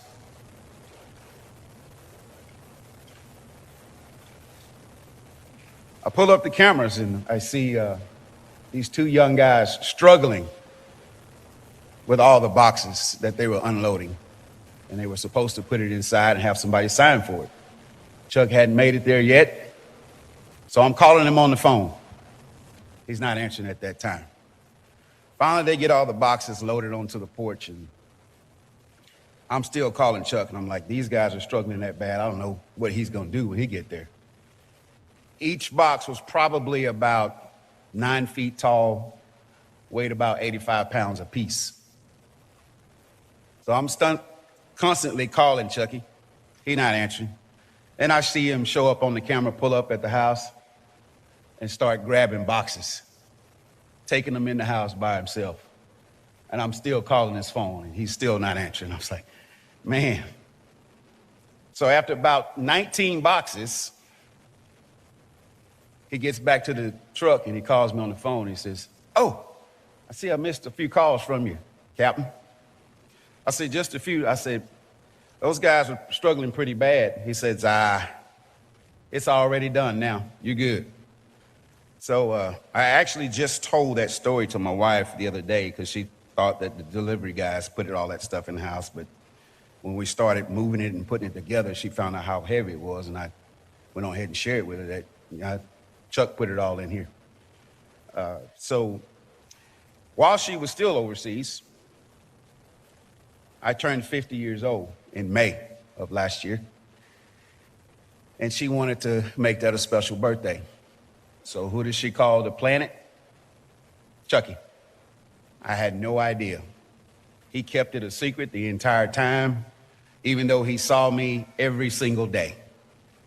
And that was a very, very special moment for me, for him to be there at the birthday. And just one of those things that Chucky did, for his friends. Now, we ate lunch probably about 3 to 4 times a week. And when I say we ate lunch, we ate lunch. Papados, Papacitos, Perry's Steakhouse, Carrabba's, and it was weekly. We rotated on when we would pay. Your turn, my turn. Most of the time, we're at some of those restaurants, someone else would pay for our food. And it would happen to be the time that I was supposed to pay. So the next lunch, I would say, hey, I got this one. He says, that nice lady paid for you. It's my turn. And that would happen pretty often. His leadership and the personal relationships that he had with his troops and some supervisors was off the charts. He always made time to answer the phone call or a text. He effortlessly made all people around him feel important. Let me read a few messages from those who worked closely with him, and I would like to share just how meaningful their relationships were. One of the letters I got from Sergeant Alex Gonzalez says, Chuck, most people think that we were just coworkers. Some knew of us as friends or even neighbors, but I knew him as the big brother I never had. When we lived next to each other, I always enjoyed chatting with every morning with a cup of coffee, and in the evening with a cup of coffee. And if a flash of light came in the living room window, followed by a tapping at the door, I knew it was time for one more cup of coffee. After moving away, we still had countless weekends, phone calls, talking about nothing, or just saying hi. You always made time for me, meeting up, whether it was in the middle of the street or at our favorite Chevron. I will forever cherish our memories until we meet again. I'll always think of you with my cup of coffee. Another letter from one of the other deputies, Jonathan Fusler. Jonathan says, I was asked by a coworker the other day, what is one word that could describe Corporal Charles Galloway? After really thinking about it, the one word that stands out to me would be prodigious. Prodigious is defined as something very big or powerful or something extraordinary. As most of you know, Charles was a big guy with a powerful presence and extraordinary heart. The first time I ever saw Charles, I was still a rookie in the training class, and he was sitting in front of me. I will never forget the lasting imprint he left on me that day. Charles stood up, and I realized that he was perhaps inadvertently sagging his pants. I remember turning to the person sitting next to me, thinking, what the heck? This is one big goofy guy, and laughing. I had my second encounter with Charles when I transferred to the Central Patrol. I walked into the Chevron at Memorial in the Beltway and saw the same big goofy guy standing there with a smile, drinking a hot cup of coffee at 3 o'clock in the afternoon. Charles loved his coffee. It wasn't until Charles came to the toll road day shift that I really got to know him. It was announced that he was promoted to corporal for the day shift and would be becoming one of our supervisors. I remember thinking to myself, really? This big goofy guy? But little did I know how impactful this would be to many of us. As Charles navigated through his newly inherited responsibilities as a supervisor, I began to see the amazing human being that he was all along. Charles was the type of person that had this contagious personality. He had the ability to rally the troops and hone in on everyone's positive attributes. Charles always looked at the positive qualities of each deputy and what they brought to the table. He never harped on the deficiencies of any deputy. He always referred to people he wasn't quite fond of as they special. And you would say to me, you know, John, I love them, but they special. Charles was the type of supervisor that led by example. There wasn't anything that Charles would ask of you that he would not be willing to do himself. He was always quick to help anyone at any time. I came to find that when one would call Charles, they would typically get the greeting of, well, hello, sir. What can I do for you today? That was Charles. He was always cool as a cucumber in any situation. He had the innate talent to treat everyone the same and let them know they're valued. Whether you were the chief or a dispatcher, you always knew you were valued. My fondest memory of this was our Saturday morning breakfast. A lot of people may think it was just a meal we shared together. But for those who were there, this was a time for bonding and friendship. Rank, work, nor uniforms were observed. Just genuine laughs and good stories. It was not until our first breakfast without Charles, all of us realized he was the glue which bonded not only us, but our entire shift. He was our shield against low morale, complacency, and cynicism. Simply put, he always pushed us to strive for what he saw in us, which was the best. So I will try to live my life as responsibly and easygoing as you lived, and make every moment a lasting impression. On behalf of the men and women whose lives you have touched, I feel it is with a resounding affirmation that you have changed the culture, mindset, and values for generations of police officers to come. Thank you for giving us the honor of your presence, sir. I love you, and I'll miss you, big goofy guy. Rest in peace.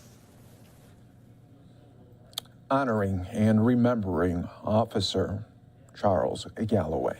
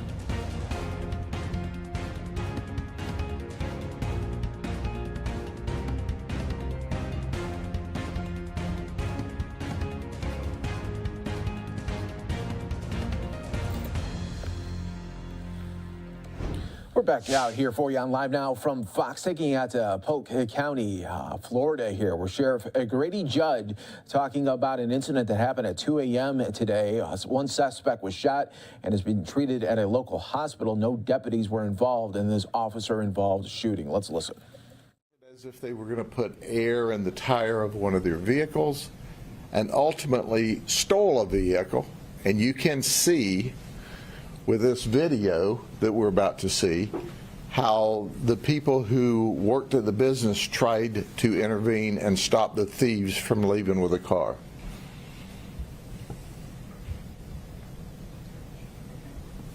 The car that's going to be stolen is in the center. The guy doing the stealing is to the right with a backpack. And the red vehicle they were in is just off camera. That's the old Tampa highway.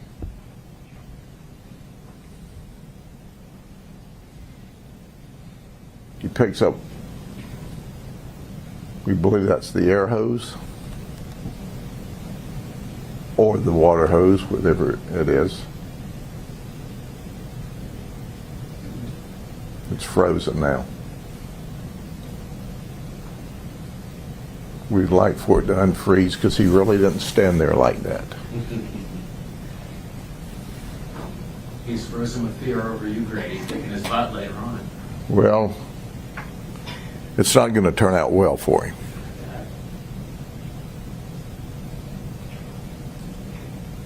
Well, that's where we work. Technology never works when you want it to.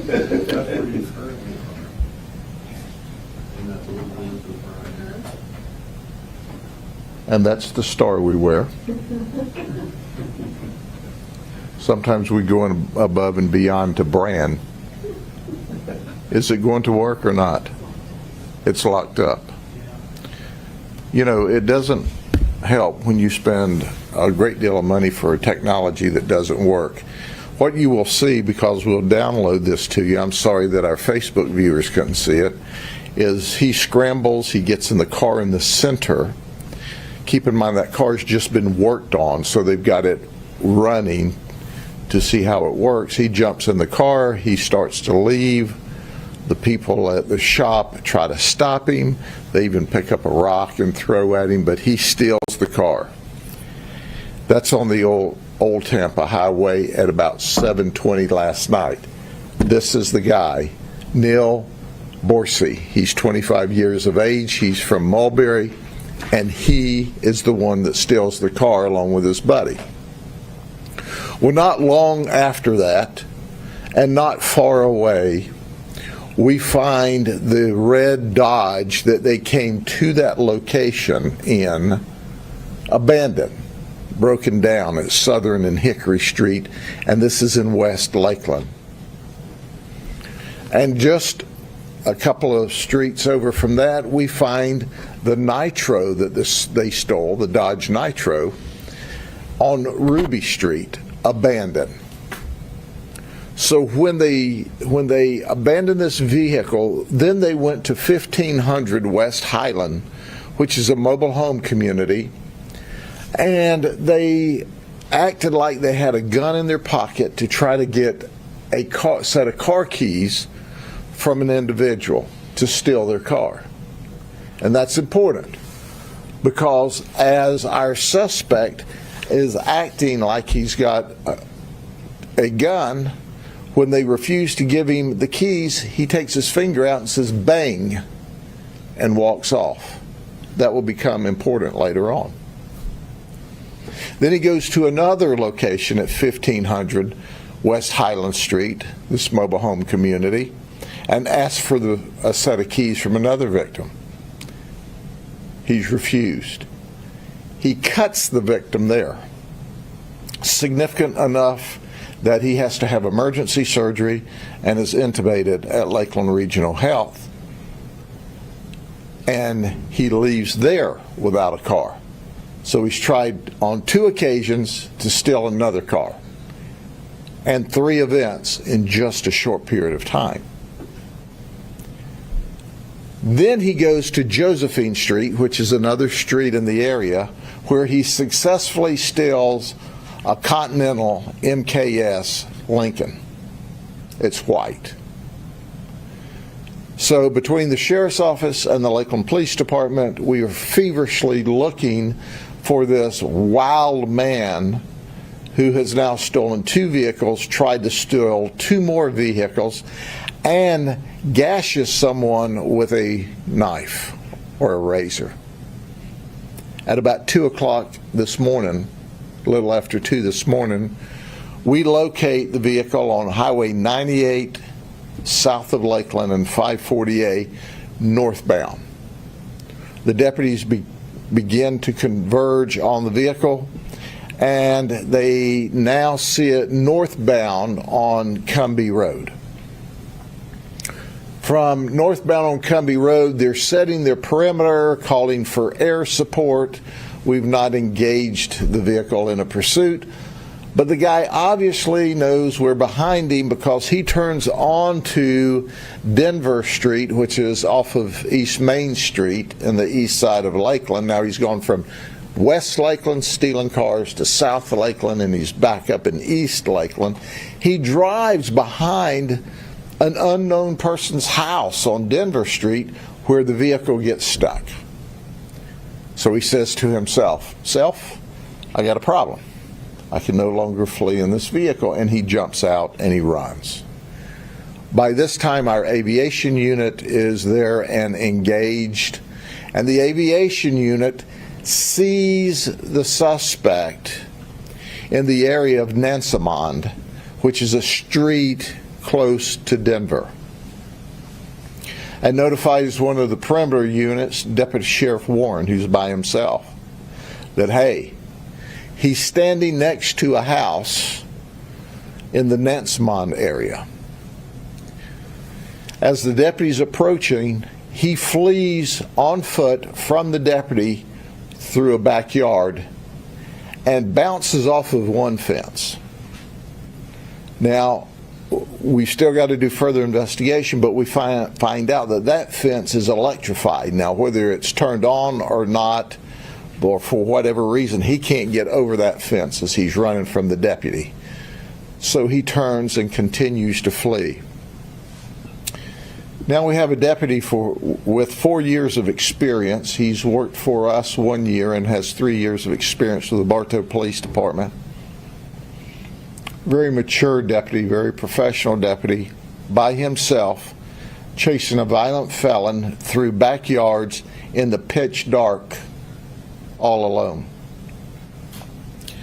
As he's now chasing this suspect, the suspect starts screaming at the deputy, "I've got a gun, I've got a gun, I've got a gun." Well, when you tell us you have a gun, we're going to take you at your word.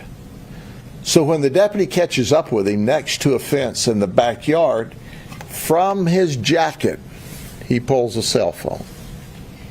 At that moment in time, the deputy starts shooting, and he shoots 7 times. Our suspect goes down. It's been my experience that the moment you start shooting somebody with a gun, it immediately modifies their behavior. They're no longer interested in being the bad guy. They just want help. When he went to the ground, we obviously took him into custody, started providing first aid, and transported him to Lakeland Regional. He's currently in critical but stable condition. We expect that he will survive. We also found on the ground there with him a knife, a blade, a retractable blade. And we're working to see if we tie that back to the person that he cut on the west side of Lakeland. So he's in custody. Our deputy is all, but once again, this shows the danger that deputies face every day.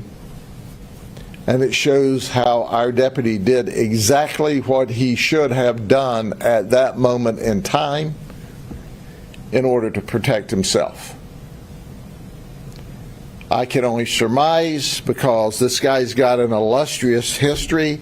At only 25 years old, he's got 9 previous arrests in both Pennsylvania and Florida. Everything from drugs to robbery to burglary, that when he saw the deputy closing in on him and he knew that he didn't have a gun, he had to do something to try to get the deputy off of him. So he announces, "I've got a gun, I've got a gun." We appreciate him giving us the warning.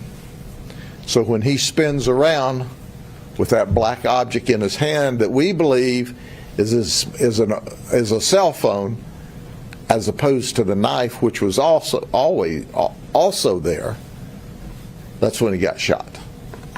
That's when we took him into custody. He chose for us to take him into custody that way. We didn't choose to take him into custody that way. That was his choice. That's on him. And he caught some lead as a result of it. Okay? Any questions? What happened to the other guy that he was originally in? The other guy we haven't found. He fell off the radar screen back after he took off from the old Dade City Highway. I'm sorry, the old Tampa Highway. And when this guy reappears, I don't know why he abandoned the nitro. It had been being worked on. Maybe it quit working again. And he starts trying to steal cars. And ultimately he's successful. We don't see or hear any more of the other suspect from the time this guy goes on a rampage in West Lakeland trying to steal cars and ultimately cutting someone significantly. Would the other guy be an accomplice? Was this guy on drugs? Because that's not... Well, here's what we know. We know the other guy was an accomplice in the first theft. Okay? We want to talk to him. Or maybe he legitimately stopped there because he was having trouble with his vehicle and he picks bad company who decides, well, heck, I'll just steal my own car. We don't know the answer to that, but he does not reappear, according to our witnesses and victims, any longer. He's got an illustrious arrest history for drugs. My experience tells me, and I underscore my experience, it's subject to change. We're early in the investigation. He's acting like he's on meth. That's how they do. They're wild. They're out of control. They don't care who they hurt. They don't care what they do. And quite frankly, he chose, when he couldn't bluff the deputy away, he chose to be shot. And we did exactly what he wanted us to do. Where did he stab the guy? Did you say he was intubated? Something that cut his throat or some horrible thing? Excuse me? I'm saying, where did he stab the guy? I don't know, but the guy had to go into surgery. We have an audio tape here that we're going to see if we have more luck with than we did our other one. So we're going to pull Scott in here so he personally gets to be on camera. We're going to play what the helicopter pilot saw, who was also warning the deputy, be careful of him, be careful of him. He's hiding. And the deputy repeats on the air what you're going to hear. The deputy repeats on the air what he's told by the suspect. All right, he's in that backyard. Go through the fence. He's running eastbound through that backyard. He's running towards Hillary. All right, he's the fence. He hit the fence. Use caution. He just did something with his waistband. Use caution. And he has to go. 335, behind 335, Griffin and Ellerby. 9283, break. Shots fired, shots fired. Copy, shots fired. Go. So the helicopter pilot says he's doing something with his waist, and he's warning him, and he's back in that woods and field with that guy all by himself.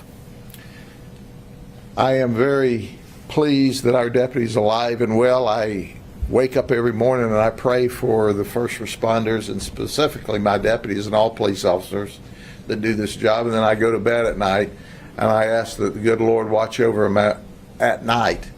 And that's exactly what happened last night. Our guy's okay. The bad guy's in the hospital, and as soon as he's finished at the hospital, he'll be in the county jail, charged with a litany of charges. Yes, ma'am. So there were, you guys had the helicopter watching them. Was there any backup on the way? Yes, there was backup on the perimeter that actually got there a very short time later, but they had a perimeter set up with patrol cars because we knew we had him boxed in this particular area. And he was trying to get out of the perimeter because the helicopter picked him up and saw him trying to work his way out of the perimeter, when of course he met the deputy on the perimeter and he was unable to get away. Can I ask you something on an unrelated note? You can ask me something on an unrelated note. Now Tom that Brady retired. You know, he's done a lot for this area and this community. He announced his retirement just a little bit ago. Do you have any thoughts or statements? Sure. Tom Brady announced his retirement just a few years ago.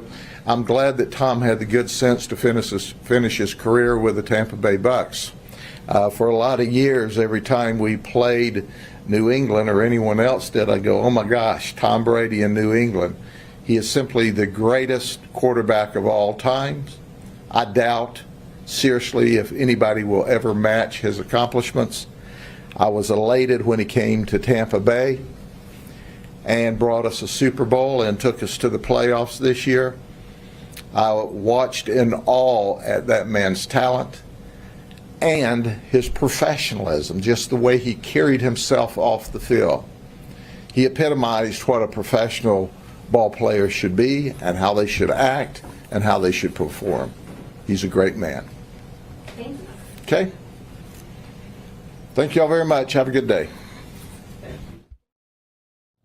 Watching live now from Fox, everybody. We're going to take a quick 2-minute break. When we come back, we're going to go out to Milwaukee, where Milwaukee Police Association and others are coming together to talk about the need for bail reform, as they are saying that there are too many Milwaukee police officers being attacked. You're watching live now from Fox. We'll have it for you in the next 2 minutes.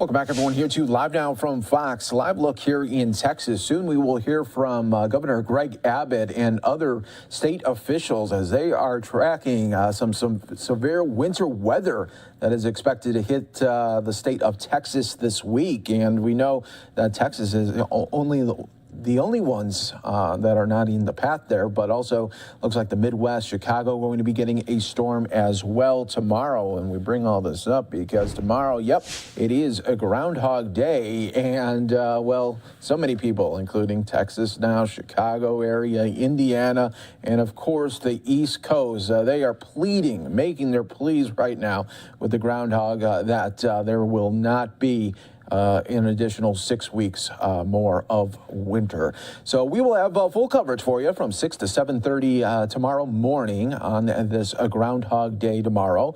And one of the good things about here on Live Now from Fox, you know, you'll have other stations maybe doing about some 90-second hits. Let's go out to the groundhog, see if he appeared yet, see if he is coming out, you know, and they'll just go on to other things. We're going to do 90 minutes full on right there for you right here on Live Now from Fox. So we will have that for you starting tomorrow at 6 a.m. Eastern. You can find it right here on Live Now from Fox. And when that Texas update gets going, we'll bring it to you right here on Live Now from Fox. But I do want to go out now to Milwaukee. This is where the Milwaukee Police Association and others coming out to talk about bail reform and the need for it as police officers are getting attacked there, not only in Milwaukee, but across the country. Is the fact that our law enforcement officers are under siege right now, and nobody seems to want to stand up for them. Well, I will. And that's why I wanted to stand here today with these two brave men who fight for our law enforcement officers on an everyday basis and give them the platform to speak about what they are seeing and what they are hearing from their members on an everyday basis. Because when we have 3 law enforcement officers shot within the last 2 weeks in Milwaukee, we need to stand up and say it is unacceptable. And with that, I'd like to introduce Alex Ayala from the Milwaukee Police Association. Hi, my name is Alex Ayala, and I am the Vice President of the Milwaukee Police Association. Enough is enough. How many more citizens have to get victimized, and how many more police officers have to get shot in our city before something is done about our current low bail crisis? Currently, when bail is set, it is to assure that the defendant appears in court. We want for judges to equally weigh in the safety of the public, the severity of the crime, and the defendant's past criminal record when considering bail. This will ensure that violent criminals are not out committing more crimes and trying to kill our brave police officers while they're doing their jobs, or just enjoying a meal on their off day. Thank you. Thanks, Alex. I would like to now introduce Mark Setti from the Wisconsin Fraternal Order of Police. Mark? Thank you, Rebecca. Hello, everyone. I'm Mark Setti. I'm the Vice President of the Wisconsin Fraternal Order of Police. The Fraternal Order of Police is the largest law enforcement organization in the United States, representing over 354,000 officers nationwide. Here in Wisconsin, we have over 2,500 members in the Fraternal Order of Police that we represent as well. And we stand behind Alec and Rebecca on their comments on what's going on with low bail and some of the problems happening today with crime. It is absolutely out of control. Our cities are war zones, and our officers are paying the price. We do need reform. We do need a system where people are held accountable.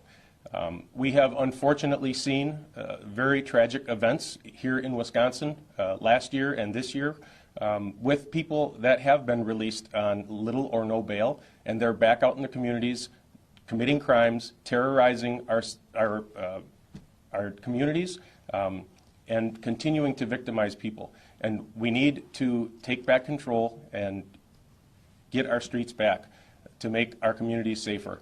The Fraternal Order of Police endorses Rebecca Kleefisch in her run for governor because one of her pillars is public safety. We cannot have a prosperous state unless we have a safe place to live. So I thank you for your time, and I turn it back over to Rebecca. Thank you very much.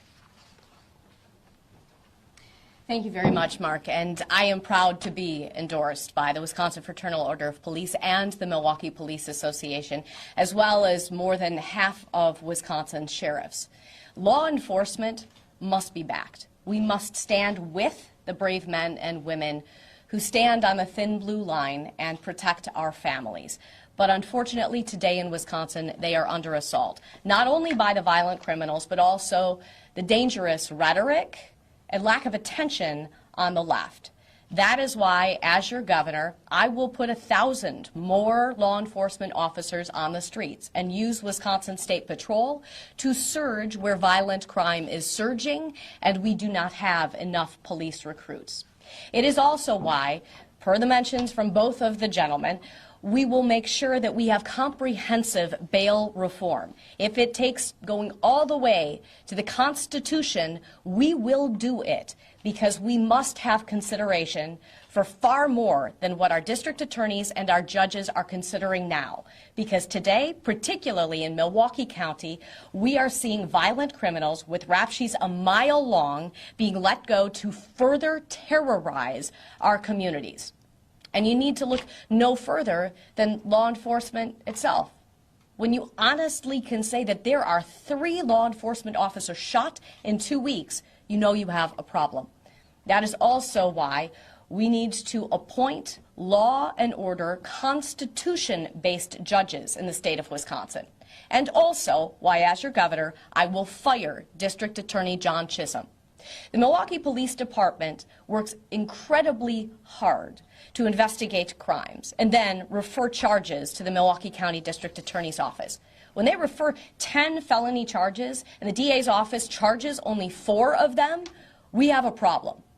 When we see violent criminals let back out onto the streets and one of them mows down a Waukesha Christmas parade, we have far more than a problem. And this problem needs to end. And in my administration, it will. Thank you, and with that, I open it up to any questions. What does low bail reform actually look like under Rebecca Clayfish administration? Well, right now we see DA discretion putting bail for violent criminals with rap sheets a mile long at $500 or $1,000. In many cases, we need to take away that district attorney discretion and judicial discretion in some cases where you are not seeing the true sense of the law being enforced. I think we can probably all agree that Darrell Brooks should not have had the type of low bail that he did. If you take a look at the police shootings, and if you take a look at some of the very recent cases, a murder in Milwaukee, where you had someone let go on a DV and he was back out and committed another crime, killing a woman, these bails are far too low.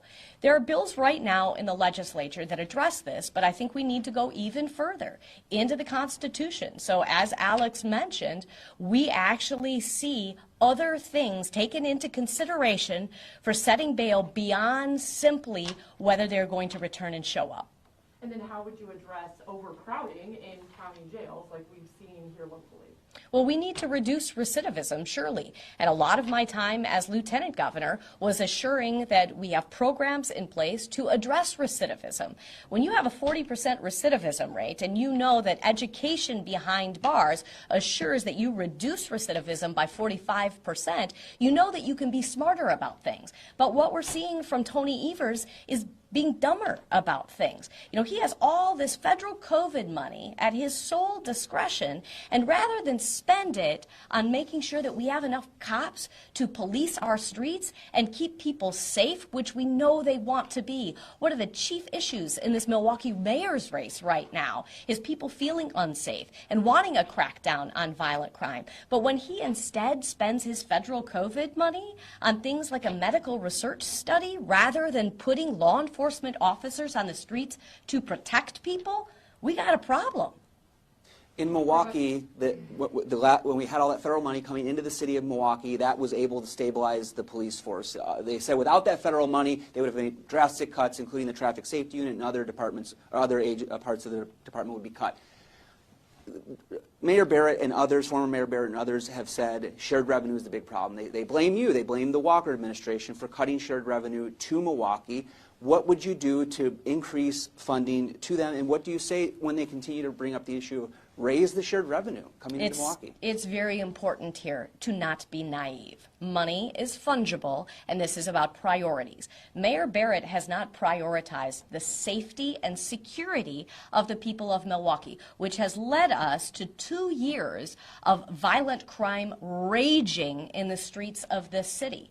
Shared revenue is what it is, certainly, but we also allow a mayor and a common council discretion in their own budget. The state does not determine it. When they get shared revenue, they can make choices. And if I were them, I would choose the safety and security of the families in their constituencies over their pet projects. Are there any pet projects that you can point out that you say this would be a good place to cut right here? That is up to the mayor and the Common Council of Milwaukee. If I were the mayor and the Common Council of Milwaukee, I would talk to their constituents, or maybe even read the newspaper, which mentions the new poll on the Milwaukee mayor's race, which puts the top priority at safety and security. The lawlessness in our largest city, which has potential to be the gem of the Midwest, not just Wisconsin, is such a sad shame and a disgrace. The people of Milwaukee are crying out for leadership and protection from their city leaders, and instead they get lawlessness and crime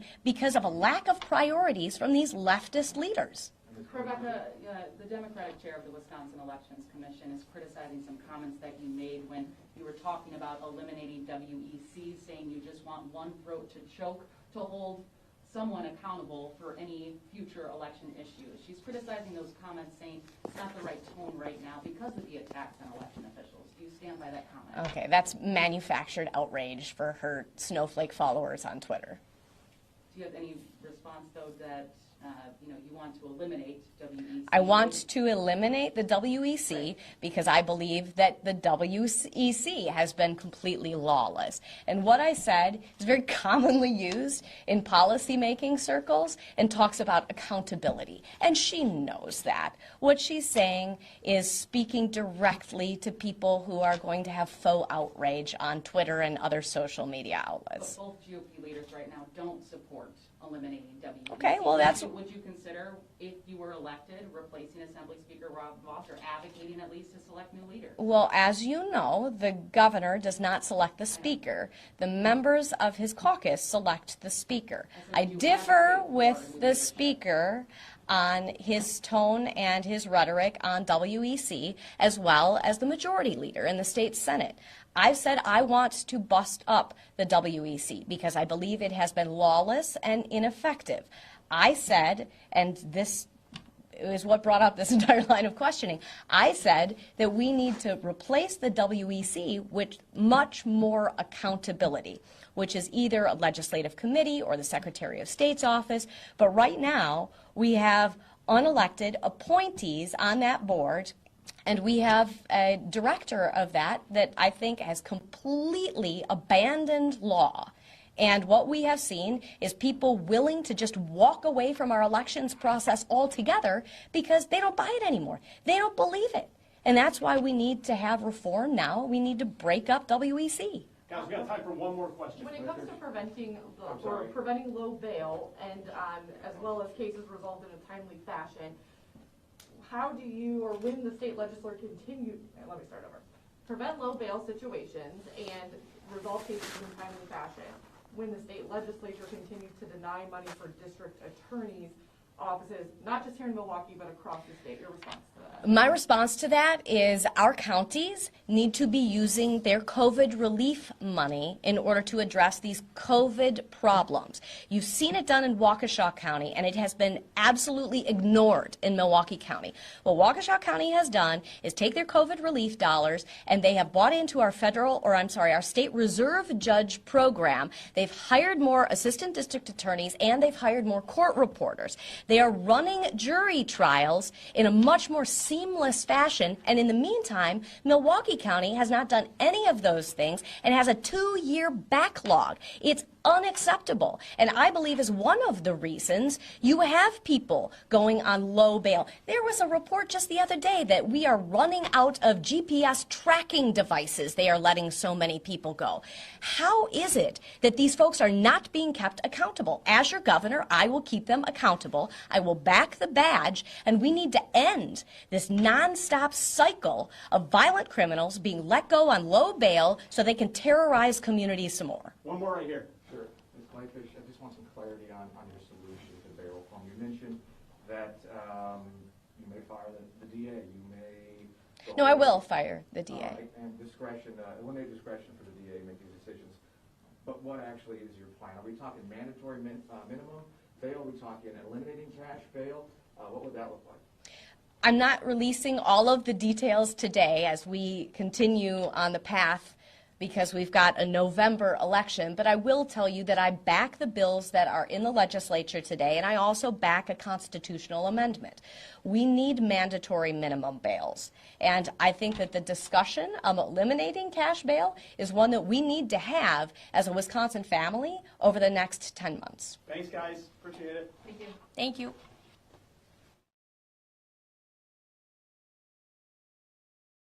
And you are watching Live Now from Fox, everyone. We appreciate you joining us here today. I'm your host, Hbcus. Always great to be here with you. And we're hearing from the Milwaukee City Police Association, as well as the Fraternal Order of Police there for Milwaukee, and also the gubernatorial candidate for governor there, talking about the need for bail reform because of just in the last 2 weeks, 3 officers have been shot at. Now, fortunately, they did not die for those injuries. But then, you know, you see scenes like this that are happening right now in the Houston area, and this is an officer's funeral right now. So that is what they are trying to prevent there in Milwaukee, and that is happening live right here. And we were taking some of those comments from earlier today. So we'll be keeping an eye on that here for you, as well as a live event that we are monitoring out in Texas. Should be coming up in the next couple of moments as a winter weather advisory for North Texas starting tonight and into tomorrow. And of course, we'll have full coverage for you right here on Live Now from Fox, everybody. And we should also mention that tomorrow is Groundhog Day. And of course, we will have coverage for that 6 to 7:30. Full 90 minutes. So big, they are wanting us to really, really bring it to you right here. And that's exactly what we're going to do for you here on Live Now from Fox. Bring you all of the events in real time. 90 minutes of coverage there for America's favorite groundhog there. So we'll be featuring that for you coming up a little bit later, starting tomorrow there, right there on Live Now from Fox, everybody. Let's slide away for our first break here of the hour. You're watching Live Now from Fox.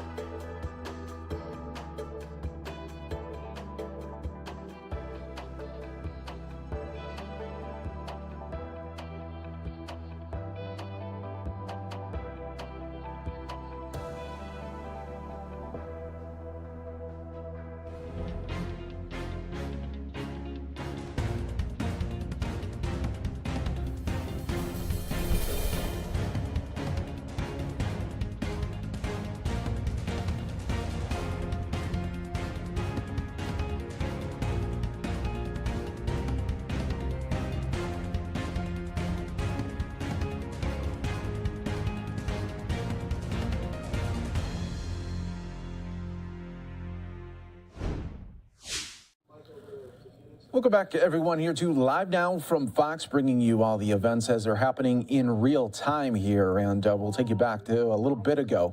New York giving an update on COVID-19 as well as investing in healthcare workers.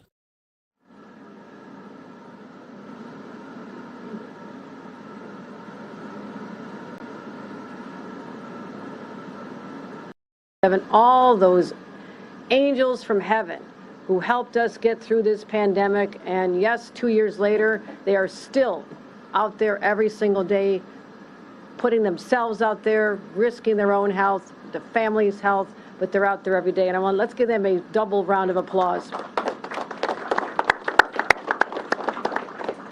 But I mentioned we have some fascinating individuals behind me, and I had a chance to speak to people who've traveled here. I want to thank them for coming as far and wide as Texas and North Carolina and Virginia and Walter Reed in Maryland. Yes, ladies and gentlemen, these are the military. These are the DOT teams that I asked for help from President Biden. I was with him yesterday. I've talked to him many times, my weekly conversations with the White House on dealing with COVID, and I wanted to thank him, but also thank him for sending the help from Walter Reed, Fort Belvoir, as well as the 1st Medical Brigade out of Fort Hood in Texas.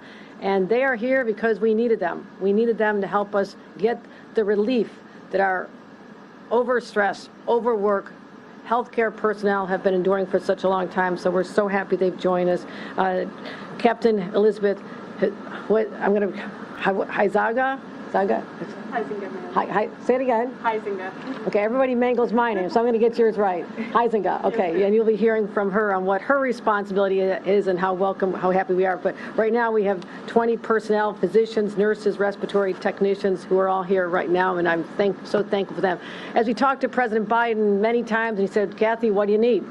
I said, I need bodies. I need people to supplement the people who are in there right now. And so he has sent over 71 total personnel between 3 military teams. They are as far and wide as ECMC in Buffalo, New York, to Coney Island, to right here in North Central Bronx. And we have more teams approved, 4 more teams for upstate. Strong Memorial in Rochester, as well as Syracuse, areas that are still being hit so hard by this pandemic. So in all, I mean, think about the scale of this. They could have gone anywhere in the country. Welcome, Congressman. Thank you. All set with the traffic out there? Got it under control? All right, we're glad to see you. Cross Bronx, a little tricky. Let's talk about that next. So right now we have over 110 federally provided ambulance units. These ambulance units are incredible. Particularly areas where there are not a lot of hospitals congregated together, areas of upstate New York. When someone needs to be transported because they have lack of capacity, lack of personnel, it is hard to get someone to another hospital, whether they are in Watertown, they need to go to Syracuse or anywhere. This has been a real challenge, so we have been so reliant on them to give us the extra support we need. So we have 110 federally provided ambulance units, as well as 225, and I'm so proud of them, National Guard members who've been deployed. As I mentioned, we're also making sure that they have some medical training so they can be even more helpful when they show up. So thank you, President Biden, for all you've done. As we talk about what we just came through, literally approaching the 2-year mark, we already had an overburdened healthcare system. We truly already had this. This was not a new phenomenon. And if you look at the numbers, the studies that were done in the past, they already showed back in 2018 that on the path we are on, that we'd be short about 32% of the healthcare needs that would not go unmet because we'd have a staffing crisis. So take that dynamic, that trajectory we're already on, put layer a pandemic on top of it, and an overburdened situation has now spiraled out of control. So this is an area that needs major investment. We have to rebuild our healthcare, supporting our workers and anticipating the future. And that is what you see in my budget. That is what we've talked about. That is where a lot of our conversations have been with the healthcare representatives here. And again, 2 factors here: the exhaustion, the fatigue, what they've seen, these workers who've been here, loss of colleagues, and those, despite their training, the almost insurmountable number of people who came in and lost their lives. That touches you. That has an effect on you. And yes, they're strong, they're incredible individuals, but they're also human beings. And this has been really tough on them. And we need to acknowledge that. We need to continue to acknowledge that. And we already had, as I said, pre-existing staffing shortages. So I want people to know that we are taking this very seriously. And we have to make sure that we understand that everyone deserves access to quality health care. That is a basic human right that we're putting an exclamation point on. And we must prepare for what the future throws at us. So how do we do that? I laid this out in my budget just a couple of weeks ago.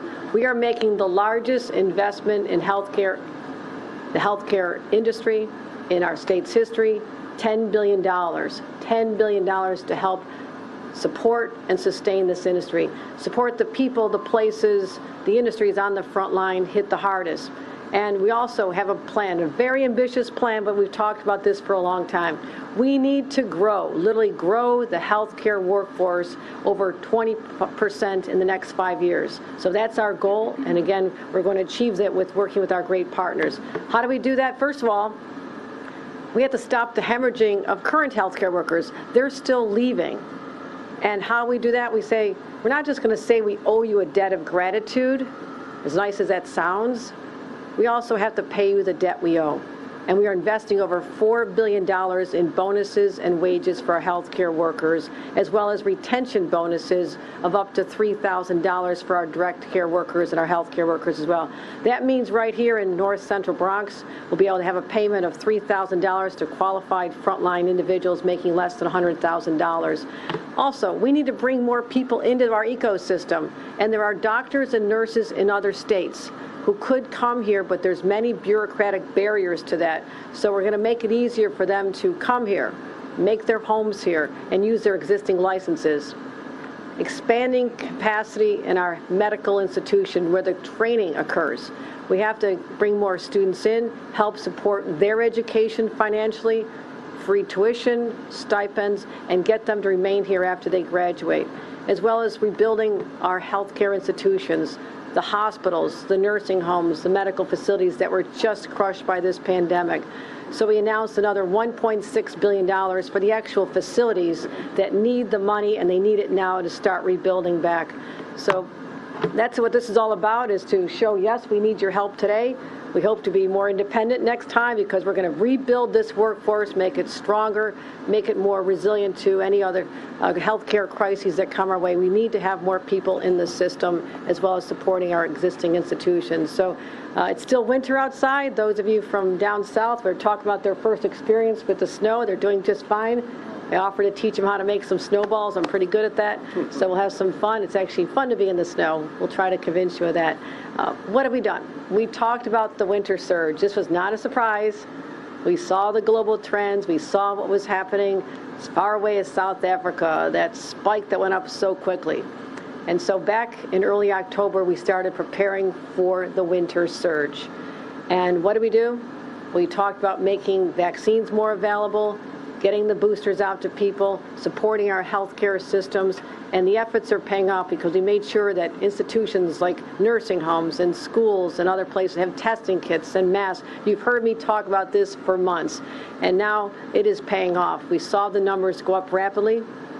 You all know that before we even had our first case here, November 26th, I declared a state of emergency to give me the flexibility I needed to be able to make the surge and flex decisions with hospitals, make sure they could manage their workflow and the patient care, as well as making sure we had all the legal rights to take steps we needed to keep New Yorkers safe, which has been my #1 priority since day one, keeping New Yorkers safe. So we supported everybody, and let's talk about where we actually are. We anticipated the surge came, and now it's starting to go away. Just like the snow is melting, we hope that this winter surge is also melting away as well. So look at those numbers. That is a beautiful sight, my friends. We have been waiting for this, but it's hard to believe that on January 7th, we had 90,000 positive cases in our state. Today, 1st of February, 7,119. That's an extraordinary drop. That's a 92% drop from our peak of 3 weeks ago. And yesterday in New York City, hardest hit, first wave, second wave, Omicron wave, and look where they are today. We had 2,639 cases in New York City yesterday, and in the Bronx, 303. That's 303 too many. We're going to get to a point where we don't have to talk about even that many cases, but look at the progress we're making statewide. And again, that is just extraordinary. Positivity is going down. 7-day average of 5.9%, almost 6, but that's a 17.25 drop, 17-point drop, not a percent, 17-point drop from our peak of 23% just on January 2nd. So our infection rate in New York City, about 4%. The Bronx, yay Bronx, 3.7. Let's give the Bronx cheer for that one. I like the sound of that. And a 7-day infection rate continues to drop as well. So there we go. Hospitalizations. We're in a hospital. My greatest stressor has been vaccinations, yes. Getting enough people vaccinated, yes. What is going on in the hospitals? And so our hospitals we've been watching very closely. The good news, the hospitalizations continue to drop. And yesterday, as I mentioned, hospitalizations are 7,100. That's a 43% drop in hospitalizations. So hospitalizations are a lagging indicator. That was just some of the updates from New York. We're going to take another quick 2-minute break here on Live Now from Fox. When we come back, we will be taking you out to Texas, where North Texas is looking at some winter storm warnings. We'll bring it to you coming up here next on Live Now from Fox.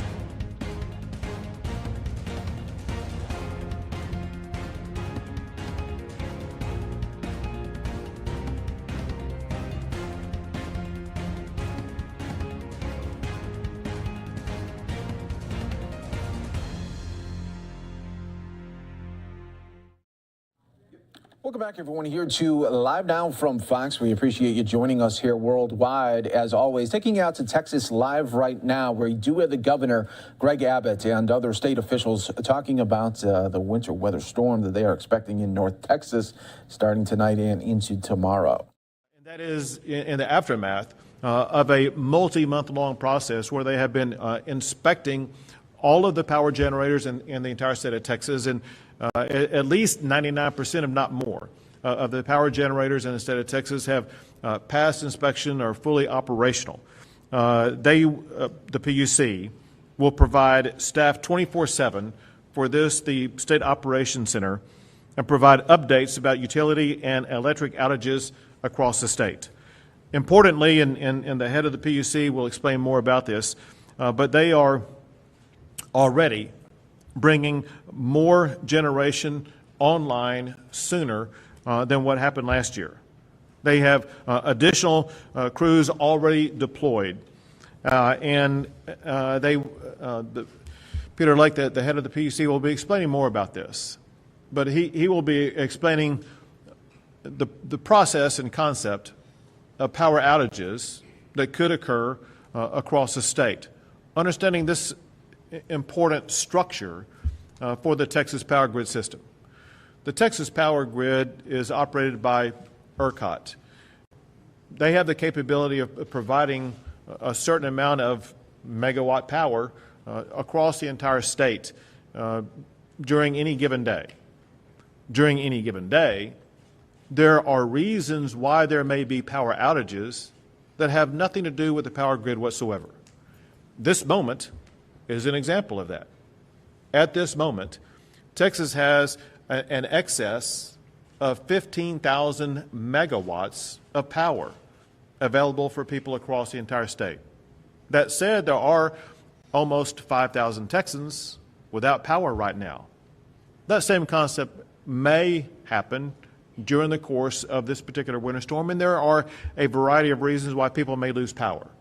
It could be that power lines are down, power lines by the company that customers enter into contracts with.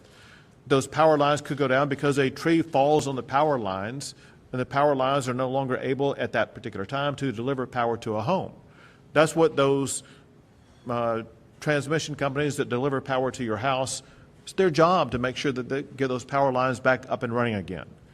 The same thing could happen during a winter storm.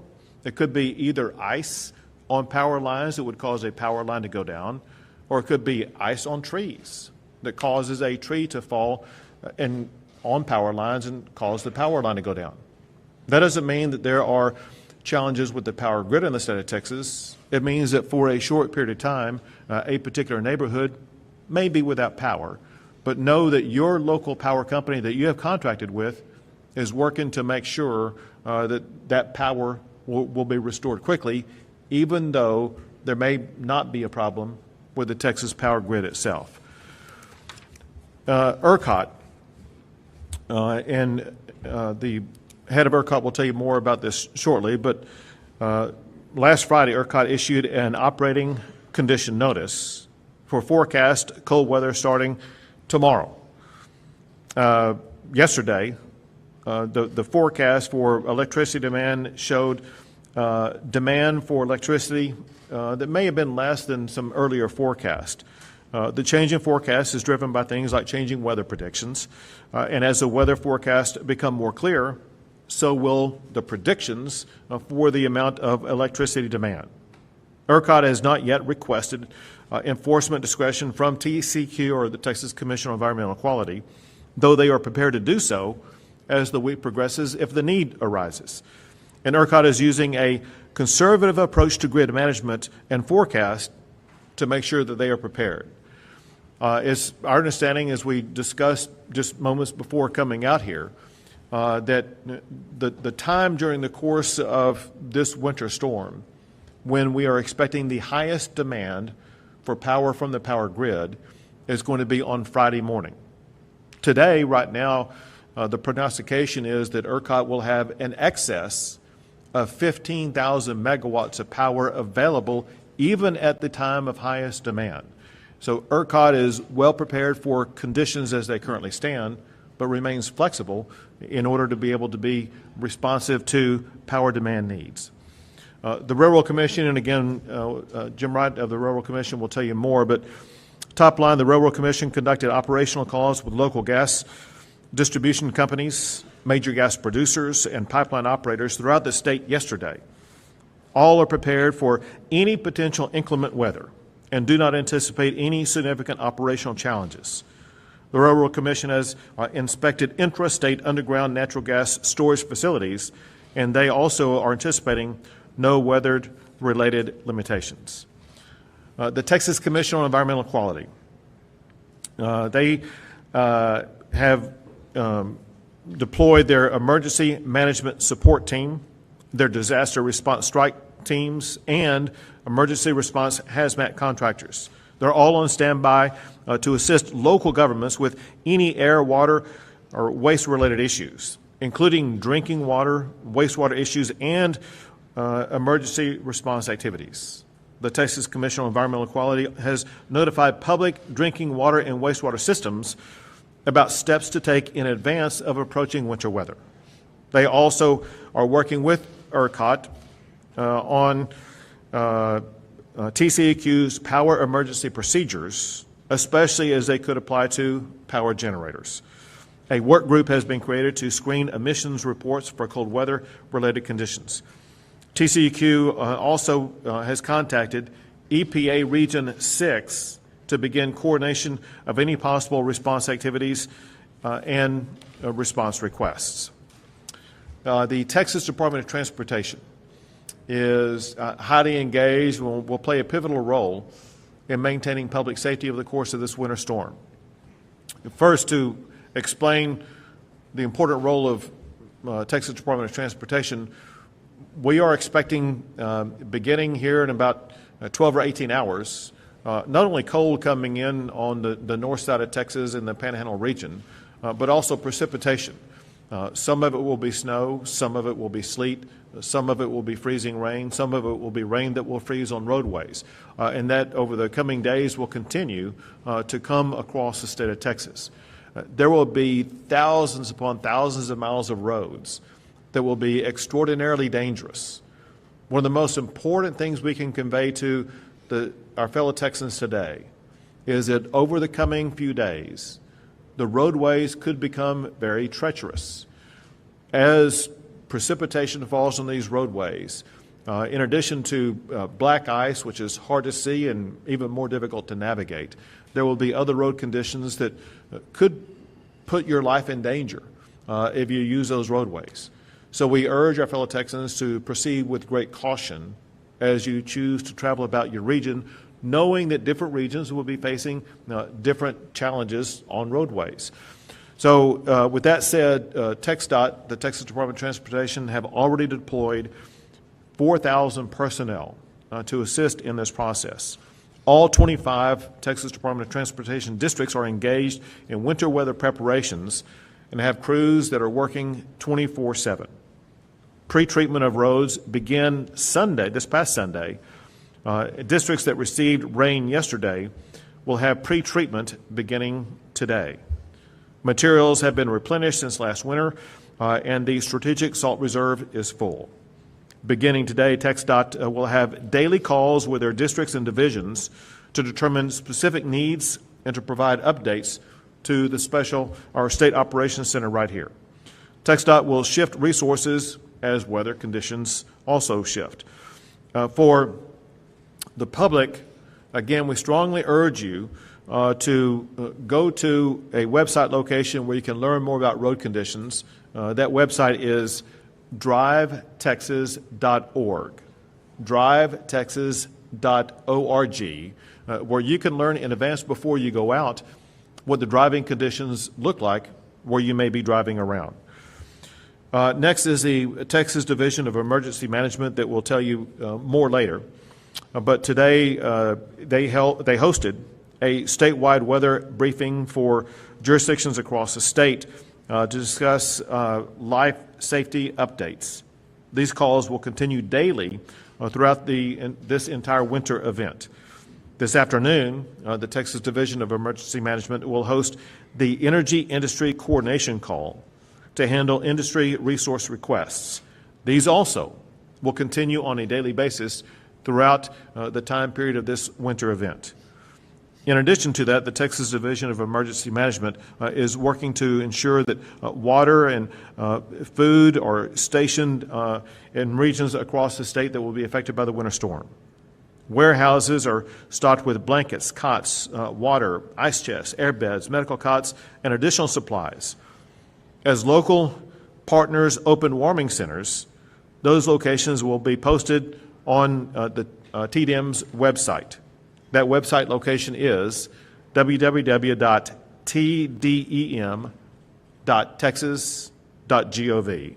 Again, for things like blankets, cots, water, ice chests, air beds, and other things, especially warming centers, you can go to www.tdem.texas.gov.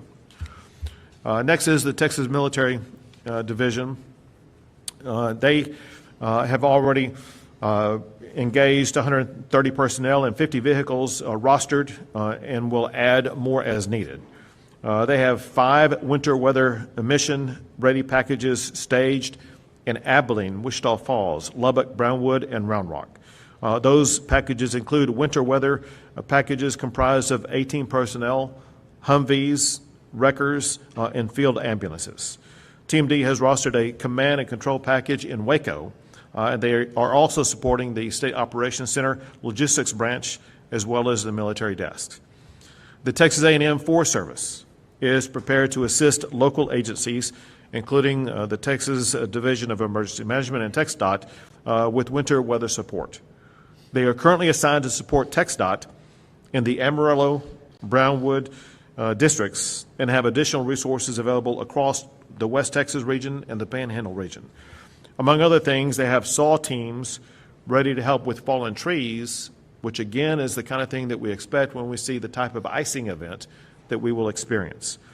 The Texas Parks and Wildlife, game wardens and park police officers are on standby statewide to assist in any area affected by winter weather. The Texas Department of Public Safety, the same. These are the state law enforcement, and among other things, they will be also working to ensure roadway safety across the entire regions of the state of Texas, which is most of the state, that will be affected by this winter storm. And the Department of State Health Services, they are coordinating with hospital preparedness providers on resource needs and requirements for hospitals, including reporting of facility issues, things that could arise, such as power outages, water issues, medical surge staff, or overnight lodging requirements. The Department of State Health Services is coordinating the Texas Emergency Medical Task Force resources to support winter weather response needs. They are also coordinating with the Texas Health and Human Services Commission on plans for any potential emergency evacuation of state-supported living centers or other similar facilities. They also wanted me to make sure that the public remained aware about something that can happen during a winter storm, and that is carbon monoxide poisoning. So please be aware of and follow all advice to make sure that over the course of the winter storm, you avoid the potential for carbon monoxide poisoning. DSHS stands ready to assist in that regard. Now, I'm going to have the other folks who are sitting at the table with me provide additional information from their particular divisions, including initially Chief Nim Kidd, Chief of the Texas Division of Emergency Management. Thank you, Governor. As you mentioned, the Emergency Management Council is ready. This morning on our call, we had over 1,000 local jurisdiction lines calling in. I just want to highlight one, the city of Corpus Christi. Made sure that we knew that they have warming centers that are open. They'll be posting them on their website. Their focus is on the homeless in that community. They will give free transportation to their warming centers. They've increased services for animal care and increased communication with their community and their local media. That's the kind of example of a great jurisdiction that we hope all jurisdictions in Texas are doing right now. Our message to citizens is pay attention to your local forecast and pay attention to your local officials. The governor mentioned our website, tdem.texas.gov. That's where we will post the location of all of the warming centers that the local officials share with us, as well as we will re-implement the plumber's locator app in partnership with the Board of Plumbing Examiners. As we know, as winter storms come, pipes can freeze. We want to be ahead of that. I also want to remind people about the 4 Ps. People, pets, pipes, and plants. We need to be taking action now to protect those in our homes. This is going to be a very cold event, and the wind chills could be deadly. We want to make sure that anybody that's in the way has a warm place to go. And as you'll hear more about, and we cannot overemphasize, driving conditions will be treacherous. If you do not have to get out and drive when the roads are iced over, please do not do it. Thank you, Governor. Thank you. Next is Director Steve McCraw with the Texas Department of Public Safety. Thank you, Governor. Obviously, your overriding priority is preservation of life. And anytime we have these events, there's not a time that's worse for a Texas State Trooper or for a TxDOT employee than these icy road conditions. If you don't have to be out there, just like Chief Kidd said, don't be out there. Like the governor said, don't get out there.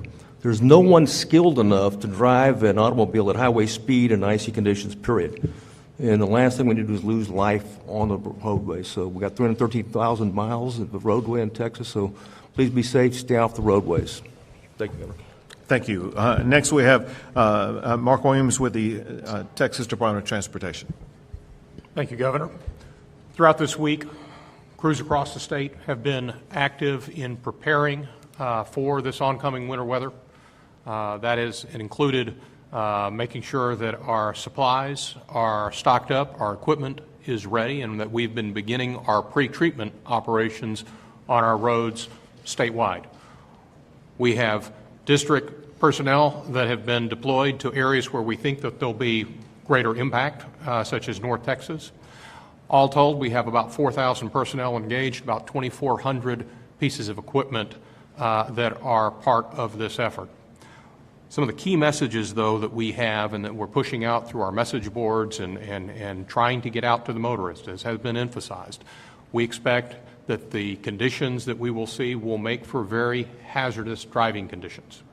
And that despite efforts with pre-treatment, we cannot guarantee 100% that roads won't have unsafe conditions on them.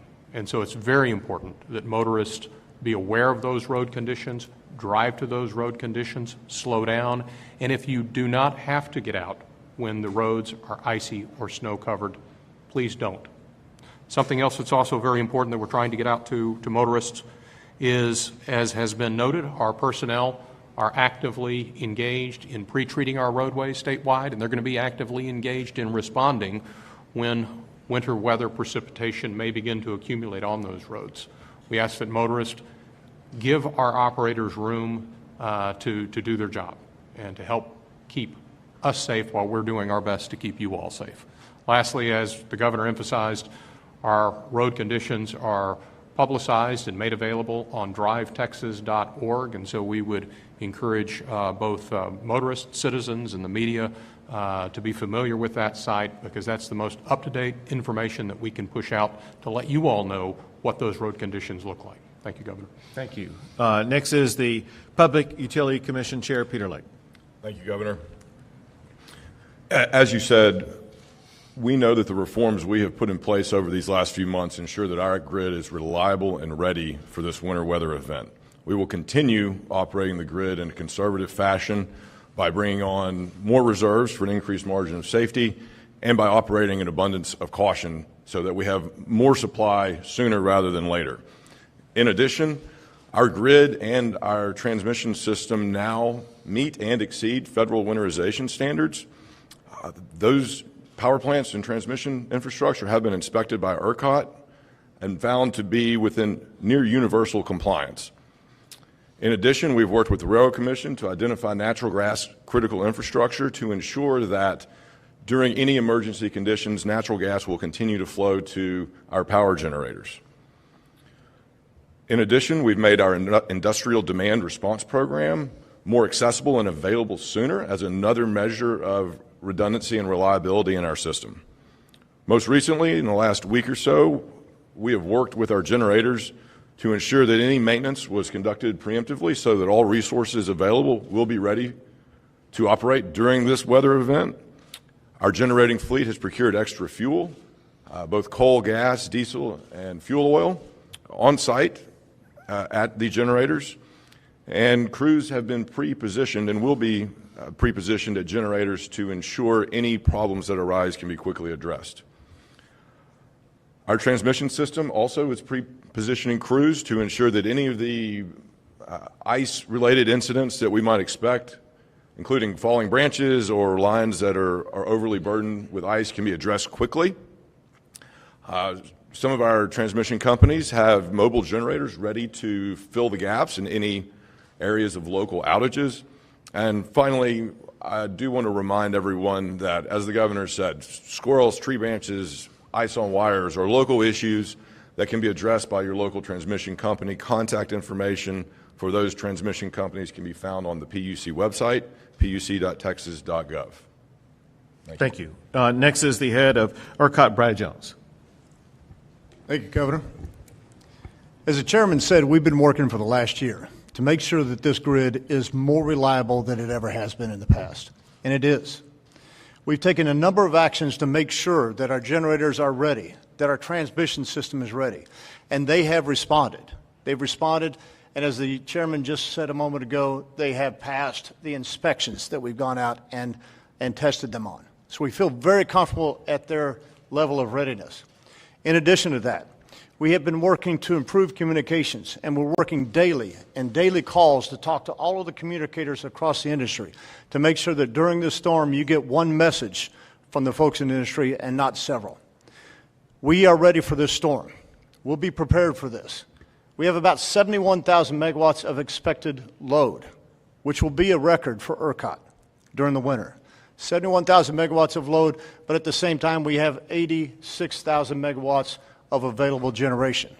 Some of that coming from the western part of the country, over 10,000 megawatts of wind that we're getting out of the western part of the country for both Thursday and Friday. We'll be ready and ready to answer questions. Thank you very much. And next, Railroad Commissioner Wright. Thank you, Governor.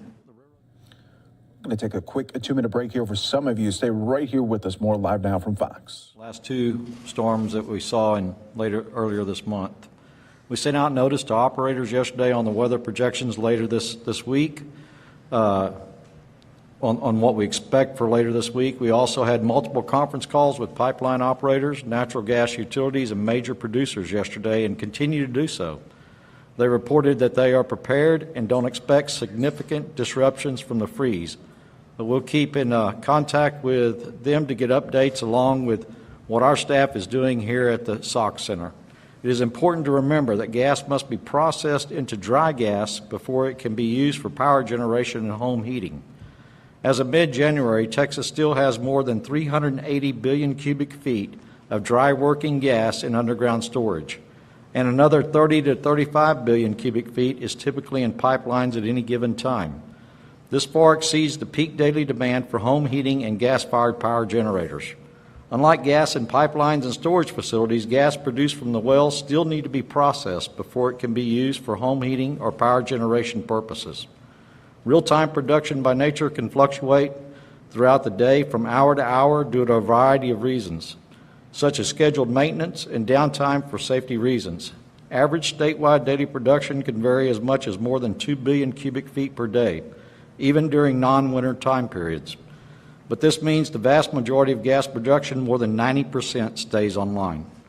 Finally, the Railroad Commission has mobilized more than 200 of our inspectors since last fall to get a first-hand look at winterization at natural gas facilities, including all underground storages in the state and critical pipelines serving power generators. Inspectors have visited more than 4,000 facilities so far. About 98% of those facilities visited have been winterized. The remaining 2% or so were in the process of winterizing at the time the inspections were occurred.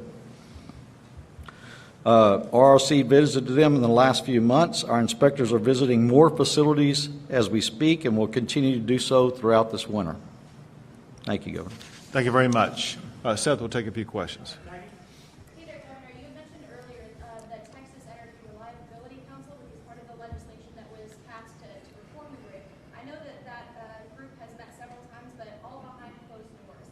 Can you commit to maybe having a few of those meetings open to the public or live streamed like the PUC and ERCOT meetings are? Was that to me or to Peter Lake? I guess to all of you collectively. Do you think we can have better communication from how those meetings are going with all characters involved in those meetings? So I'm going to take the first shot at providing you a level of communication. Chief Kidd will provide additional information. Peter Lake may also. But listen, obviously, we want to achieve greater transparency to make sure the public knows what's going on. Sometimes there's various reasons why things have to be decided without the public being involved. I can't tell you what all those different scenarios are because I am not present during those times. But I just want you to know and the public to know that our goal is to achieve the greatest level of transparency. We know that the more the public knows about what's going on, the more trust and confidence they will have in the process. We want to earn that trust and confidence. Chief Kidd? Thank you, Governor. And Maggie, that's a very important question. Thanks for asking that. Listen, you know by the legislation, I chair the Texas Energy Reliability Council. You also know by legislation that the legislature put in place certain safeguards or parameters for public meetings and open records. And I believe the reason for that was to get these industries that don't usually work together, that need to work together, to be able to communicate. I hope what you will see and what the community will see is the actions of Turk are evident here today. Look at the level of communication between these agencies that we really didn't have a purview into before. I can also commit that the legislature mandated a report to them in November, and so before November you will see public documentation and things that go into the public about the actions, the efforts, and the outcomes. And I can tell you to this point, the members of Turk, the 5 state agencies and the 19 appointees have been working day in and day out together. We've had face-to-face meetings several times a month, and several of them have broken into work groups that are meeting weekly now in order to really do what the legislation says, foster communication between the energy and the electric utilities in Texas. Thank you. You mentioned there were 5,000 people without electricity now. How do you expect them to leave without electricity from where lots of started within the... So those who are currently without power, they are without power for reasons unrelated to the power grid. On the map that I looked at, I couldn't tell exactly where they were located. I did hear some reports that some occurred in the Houston area, I think yesterday. And they may have been related to weather events unrelated to a winter storm that occurred in Houston yesterday. Having lived in Houston myself, I can tell you there's oftentimes a lot of trees that fall on power lines, and that is commonly the reason why power is down. Can't confirm that right now, but that would be a reasonable explanation for why some people may be without power. CenterPoint typically is the power company involved in providing power in the Houston area, and I know they work around the clock to restore that power as quickly as possible. Listen, the goal obviously is through the course of any winter storm or in the course of any everyday event to make sure that the lights stay on, the power stays on, and we have a team who literally has been working around the clock with the PUC, with ERCOT, with the Texas Division of Emergency Management and others, who are working to ensure that goal is going to be achieved. So does that mean if there are any load shut-ins, then it wouldn't be a success, or it would? Well, listen, no one can guarantee that there won't be a, quote, load shed event. But what we will work and strive to achieve, and what we're prepared to achieve, is that the power is going to stay on across the entire state. A question for Commissioner Wright. I know there's a lot of concern about natural gas production and weatherization standards. Can you shed any insight into what those weatherization standards are that those facilities you mentioned that are winterized have met, and also what threshold would be for percentage of natural gas facilities that would have to go offline for people to start seeing their power go out? Certainly. I've been very proud to see that industry this year has introduced lots of different ways of trying to make sure that nothing freezes up at a wellhead or at a gas transmission facility or storage by introducing methanol, heating blankets, heat tracing lines. There's all sorts of different things that they're doing. As far as gas that could come offline, I think your question was from last year. Or is that what you think we're going to predict for this year? Was that your question? I mean, there was a recent freeze that caused a significant percentage of natural gas facilities to go offline, and so I think people are concerned that there hasn't been enough time between, the event a few weeks ago and now for any meaningful, remedies to be implemented. Yeah, what you saw at the first of the year and some of the reports that were out in the media was pretty standard for what we experience on a day-to-day basis in the natural gas industry. We have fluctuations in production of gas every day. Those were not out of anything in the normal. In fact, in January 20th, I believe, we were producing more gas than we have in the past 2 years. And that was one of the days that we had one of the rather colder days in January. I was going to ask a question of TxDOT and whoever else would like to answer at it. But I wanted to know, obviously in North Texas, ahead of the winter storm, a couple of days, it was on a toll road, but we had a deadly pilot crash that happened with freezing rain, etc. So I was wondering more generally, are there any lessons learned or precautions that y'all have taken since the winter storm last year to better prepare our roads for winter weather and make sure they're safe, they're safe? No, thank you. Thank you for that question. First and foremost, I want to reiterate that despite all of the precautions we take and the efforts that we make, this type of weather event is not going to be a weather event that we can guarantee that the roads are going to be safe. We're expecting icing and snowing, and particularly ice is a very dangerous, very treacherous set of conditions for motorists to deal with on our roadways. And so we don't want to give anybody a false sense of security that you're not going to encounter hazardous conditions if you get out during this type of an event.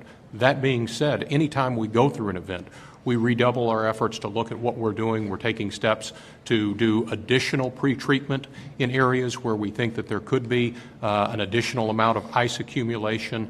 And we're working with a number of agencies, particularly in these urban areas. We work in partnership with the cities and the counties through our traffic management centers to really work as a team to address these conditions. And we have had that engagement with all of those agencies, not only in preparation of this event, but in anticipation as we've moved into the winter season on how we can do as effective job as possible in addressing our road conditions.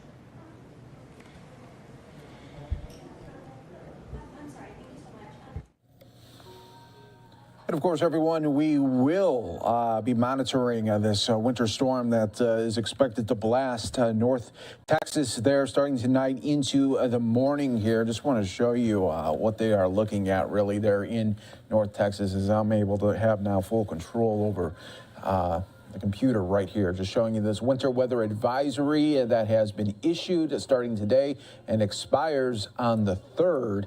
Got also other areas right here from Amarillo and other areas showcasing what to expect here, 1 to 3 inches in some areas, but gusting as high as 35 miles per hour here. And you heard there from the Texas officials just really talking about what they're worried about, and that's losing power and also highway conditions.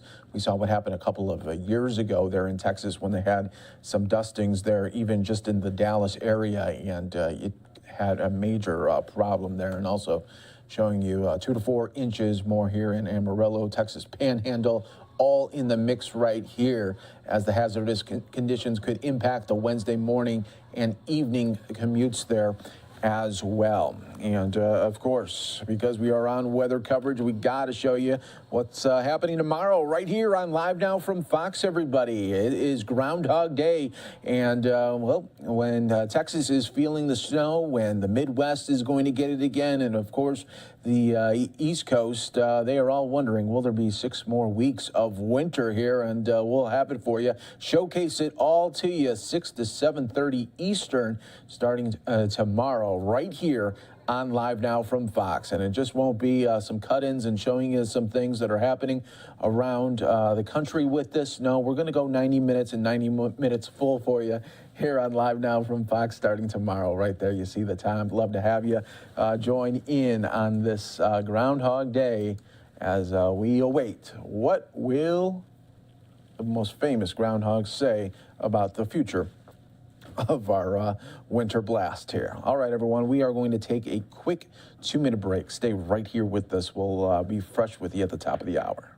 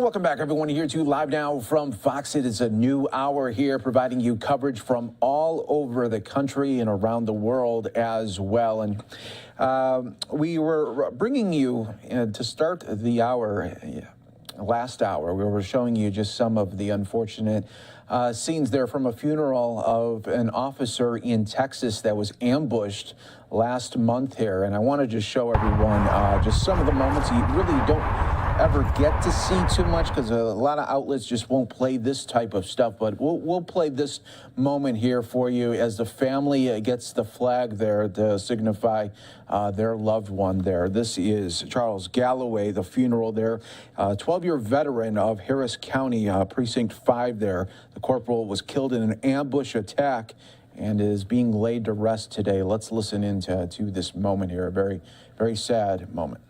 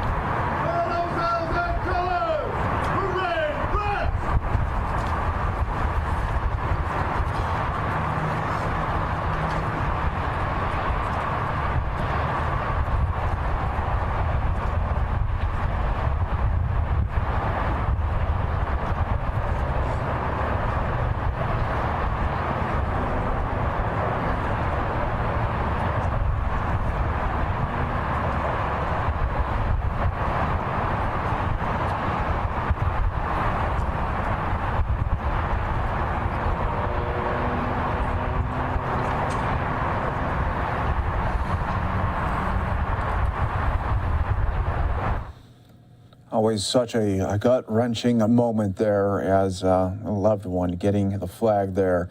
And remembering Corporal Charles Galloway there, spent 12 years on the force and was ambushed there. And these are just some of the many, many now families across the country that are dealing with these losses from law enforcement that are being ambushed and killed right there on the streets there. Very, very sad moment, but we wanted to bring that to you to start our hour here on Live Now from Fox. We are also monitoring out in North Carolina. We were bringing this news to you all early morning. This is in Winston-Salem here, as thousands had to flee their homes this morning after a North Carolina fertilizer plant fire. Firefighters say there is the potential for still a large explosion, and they are continuing to monitor it right here as authorities rode through neighborhoods and knocked on doors asking residents to leave within a 1-mile radius of the Weaver fertilizer plant on the north side of Winston-Salem, where the fire started late last night. Bright orange flames could be seen shooting in the sky earlier this morning, as the Winston-Salem Fire Department said the evacuation area included about 6,500 people in 2,500 homes there. Wake Forest University announced that Tuesday classes had been canceled. Housing was also made available on campus for those evacuating there. So we'll always continue to monitor the very latest here for you right here on Live Now from Fox. But since we continue to just run a live show right here, that's what it's in the name, Live Now from Fox, let's go to another live event that we have here for you. United Nations on the very latest with Russia-Ukraine tensions. In the form that it was proposed by us, we will have some free time in the beginning of our presidency, since because of the Chinese New Lunar Year and also the opening of the Winter Olympic Games in Beijing, and we believe that not only war should stop at that time, but even the Security Council should cease its work, and I hope nothing will prevent it to celebrate this sport festival. And we of course wish all the international athletes success and good Olympics to our Chinese friends.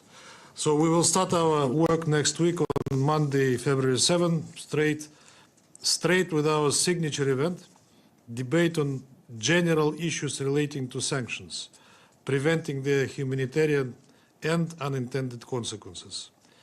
As the world today faces multiple global challenges, including the pandemic, the Security Council should ensure that the sanctions measures imposed to maintain international peace and security should avoid adverse humanitarian and socio-economic effects or unintended consequences, and secure the unhindered provision of food, health supplies, medical support, as outlined in the appeal of the Secretary General in March 2020.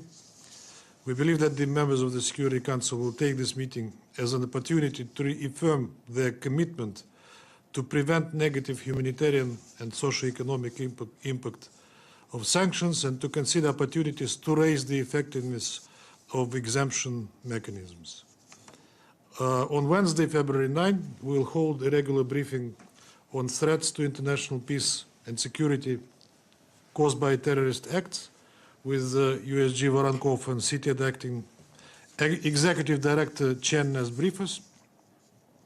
On February 10, we will have adoption of Security Council resolution on Sudan sanctions. That's an extension.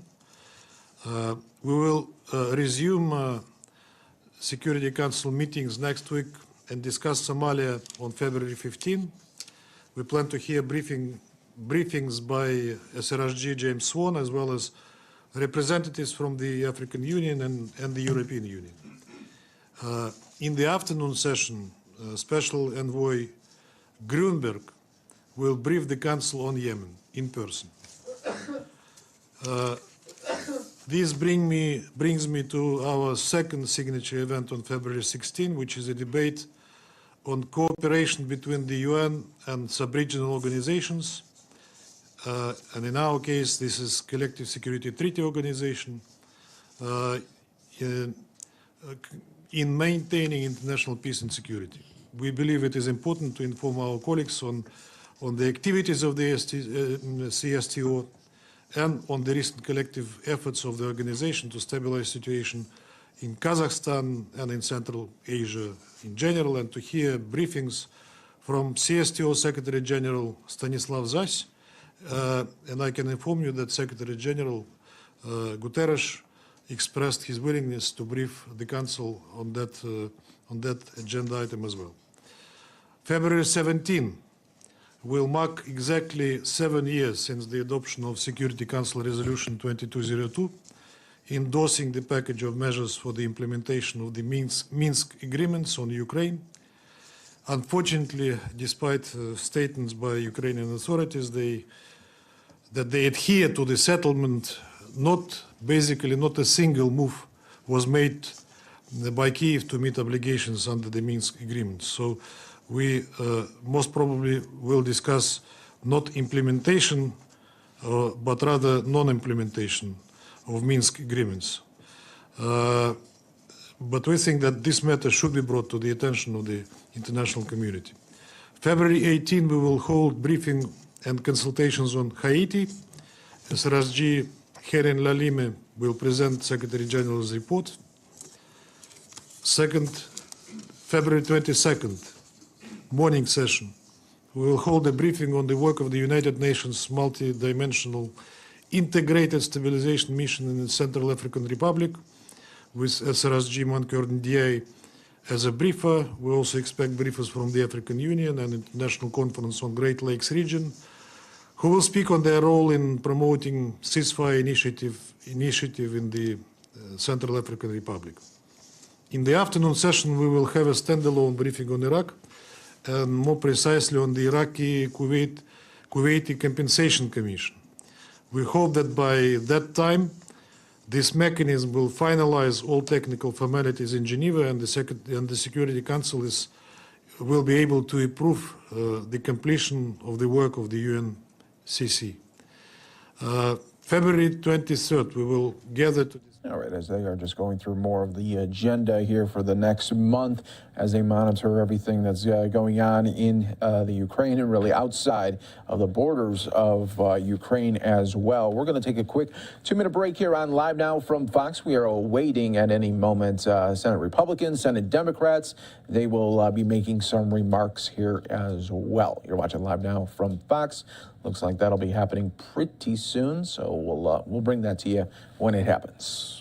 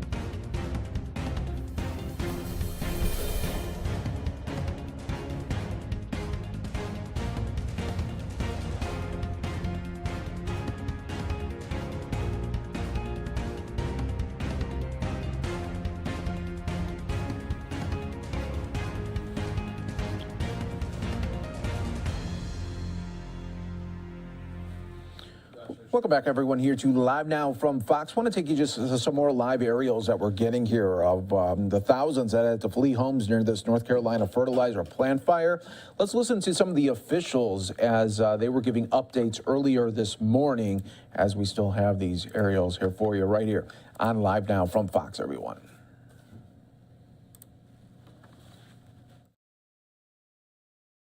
But I think the good news is we got through the night safely. Now we move into the next phase of it that Chief will talk about.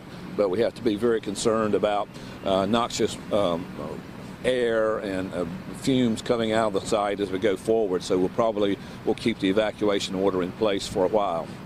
I'm joined this morning by Mayor Pro Tem Denise Adams, who is this is the North Ward, of which she is the council member. And let me ask Council Member Adams to say a word.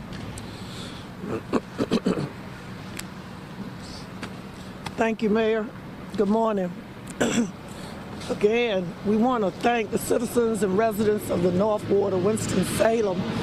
Want to thank Chief Mayo and the wonderful firefighters for their bravery, for their, strength in working this fire. Emergency responders, Winston-Salem PD, controlling the traffic for those people that want to just take a look. As you can see, the plumage over there behind me, over to my left, it was a tremendous fire. I was sitting on my couch about 7 when I heard all of the fire sirens go by. At first, I thought it was the television. I was looking at the television, and old people, we turn it down to make sure we're hearing what we're hearing. And it was just a lot of fire trucks. And then, not a few minutes later, I heard this tremendous boom. And in my mind, I said that I feel like that might be the fertilizer plant. And then about an hour later, there was another boom. I just want everybody to know that, again, on the mayor's behalf and the city council of Winston-Salem, I know a lot of people are paging me and texting me and emailing me and calling me as to what can they do. You can contact the Red Cross if there's anything that can be done for the families or individuals that have evacuated to the education building at the Winston-Salem Fairground.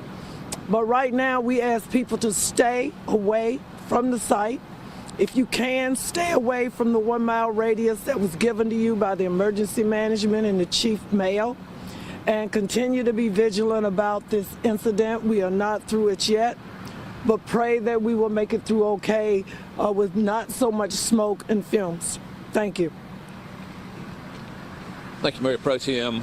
Certainly I add my thanks to the Winston-Salem Fire Department. Every year when I speak to the graduating class at the Fire Academy, I thank them for willing to put their life on the line for our citizens. And certainly those men and women did put their life on the line last night as they were battling that fire that could have gone up in a boom most any time. So let me turn the program over now, please, to Chief Trey Mayo to answer your questions and provide an update. Chief.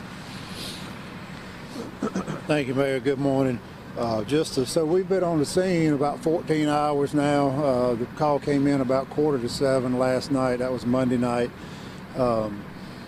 We decided to abandon we fought fire for about an hour and a half, and we were not making satisfactory progress, so we decided to abandon that firefighting operation and pull our crews back due to the risk of the products that are on site at this facility.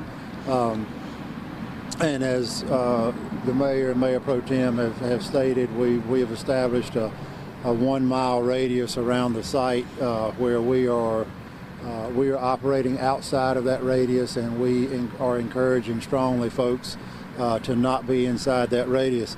I want to just give you an update on what's going on this morning. It's about 10 minutes past 9 now, and at 9:30 we're going to have a helicopter here from the North Carolina State Highway Patrol.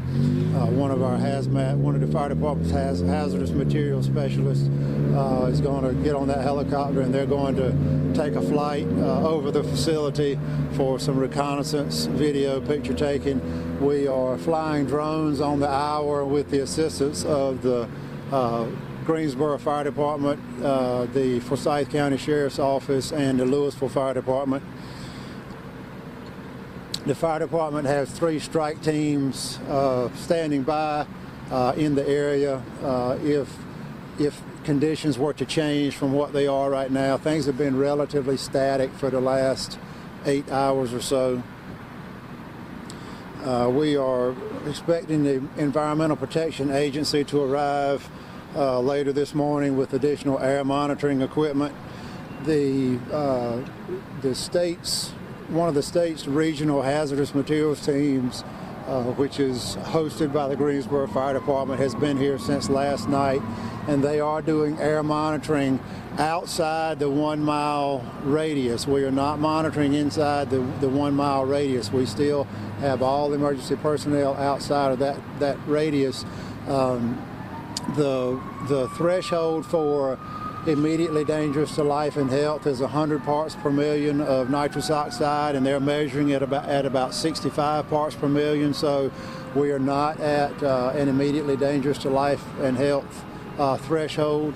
But we do encourage folks with, who have asthma, chronic obstructive pulmonary disease, other, respiratory compromise, to stay indoors.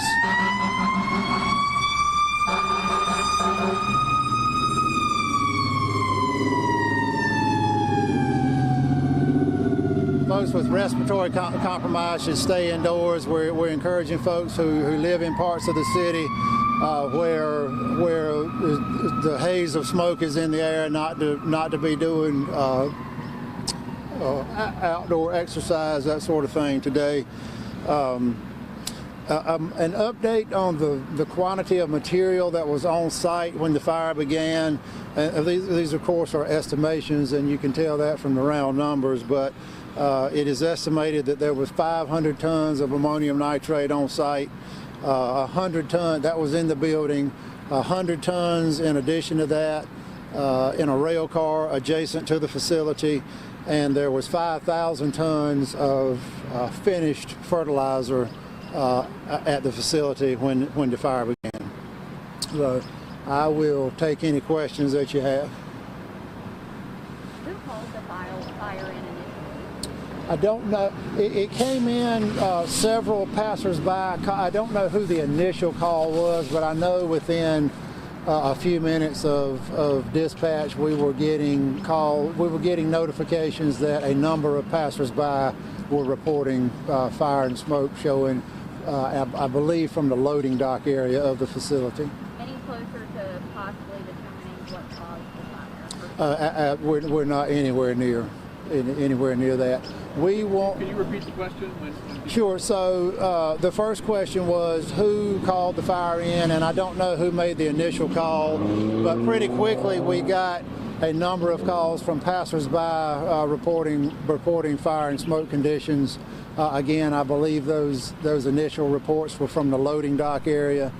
The second question was about an investigation to determine cause and origin, and we are not anywhere near that point in the event. The plan right now, unless we get additional information to change our minds, is we will not place emergency personnel on site before 48 hours from our first arrival, so that would be about dark Wednesday. Right now, what's the risk of any sort of explosion looking like, and right now, how is that being monitored and addressed? So the question is, what's the risk of explosion from the product? Captain Smith, would you like to step up? Captain Smith is here from the state's regional response team that is hosted in Greensboro, and I'm going to let him address that from a product standpoint. So the question, did you hear the question? Go ahead and repeat the question, please. Right now, what is the risk of explosion looking like, the likelihood of that possibly happening, and how is that being addressed and monitored right now? Right now, what we have is area monitoring going on about approximately 2 miles outside of the fire origin, and we have teams out there right now that are literally bringing those monitors in every 1,000 feet. So I just got a phone call. We moved the monitors in 1,000 feet. We're going to try to every hour try to shrink that footprint. Right now we're not seeing anything that is what we would consider immediately dangerous to life and health. Certainly if we do start to see that, we're going to address it and we'll make notifications. As far as explosion hazard, what the subject matter experts are telling us is you've got about a 36-hour window, and that's going to be sometime tomorrow morning. As it's still burning, we're not to go anywhere near it for 36 hours. Okay? Could that possibly change any evacuation parameters? Right now, I know we have that 1 mile radius, but if that is becoming more of a risk, could that change or get greater? Right now, the 1 mile radius is essentially the worst case scenario. So if I feel perfectly confident in the 1 mile radius, if we can stay within that 1 mile, we're going to be okay. Tell us your name and spell for us. My name is Matthew Smith. I'm with North Carolina Hazardous Materials Regional Response Team 5. I'm the on-scene hazmat team leader. Thank you. Yes, sir. Hey, Chief Mayo, is the fire department responsible for going and inspecting the storage of this facility yearly? And have you ever had any indications that everything was stored correctly? So the question is the fire department responsible for code enforcement inspections at this facility? And the answer to that question is yes. This facility, by state law, according to the North Carolina Fire Code, gets an annual inspection. It was last inspected on December 21st of 2021, and no violations were found. I talked to a couple over at the shelter, and they said that they did not get the alert until 6 a.m. On their phones. Was there a phone alert sent out before that time? So we use what is generally, the question is about the system that we use to notify residents of, in this case, a major fire in the area and a need to evacuate. We use a system that is generally known by the public as a reverse 911 system. That system is only as good as the database of numbers that we have to call. So we capture numbers from the telephone companies, and that's a landline capture.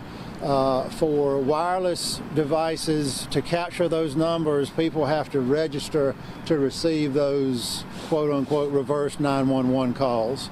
We've been using the broadcast media, the print media, social media. We had fire trucks out inside the 1 mile evacuation area last night about, well, I don't remember exactly what time it was. I'm going to say around midnight they went out and they were doing actual live public address evacuation notices on the ground, and they covered every street that was inside the 1 mile evacuation radius. We've been hearing reports about some multiple mini explosions. Are those still being experienced? I don't know. We did observe some. So the question is about some. I think the person who asked the question referred to them as mini explosions last night. We did observe a few. I'm going to use your term, mini explosions last night. I can't speak intelligently about when the last one was observed. Do you have an idea of how many people have evacuated? Do you have any sort of estimate or approximation? The question is how many people have evacuated, and we don't know that number. The last time I checked, and this has been some hours ago, there were only 6 people taking advantage of the shelter that we have set up at the education building at the fairgrounds on Deacon Boulevard. There are about 65. You're watching Live Now from Fox, everybody. We're going to take another quick 2-minute break. What we are monitoring coming up in just a little bit is both Senate Republicans and Senate Democrats are going to be giving us some updates here as well. You're watching Live Now from Fox.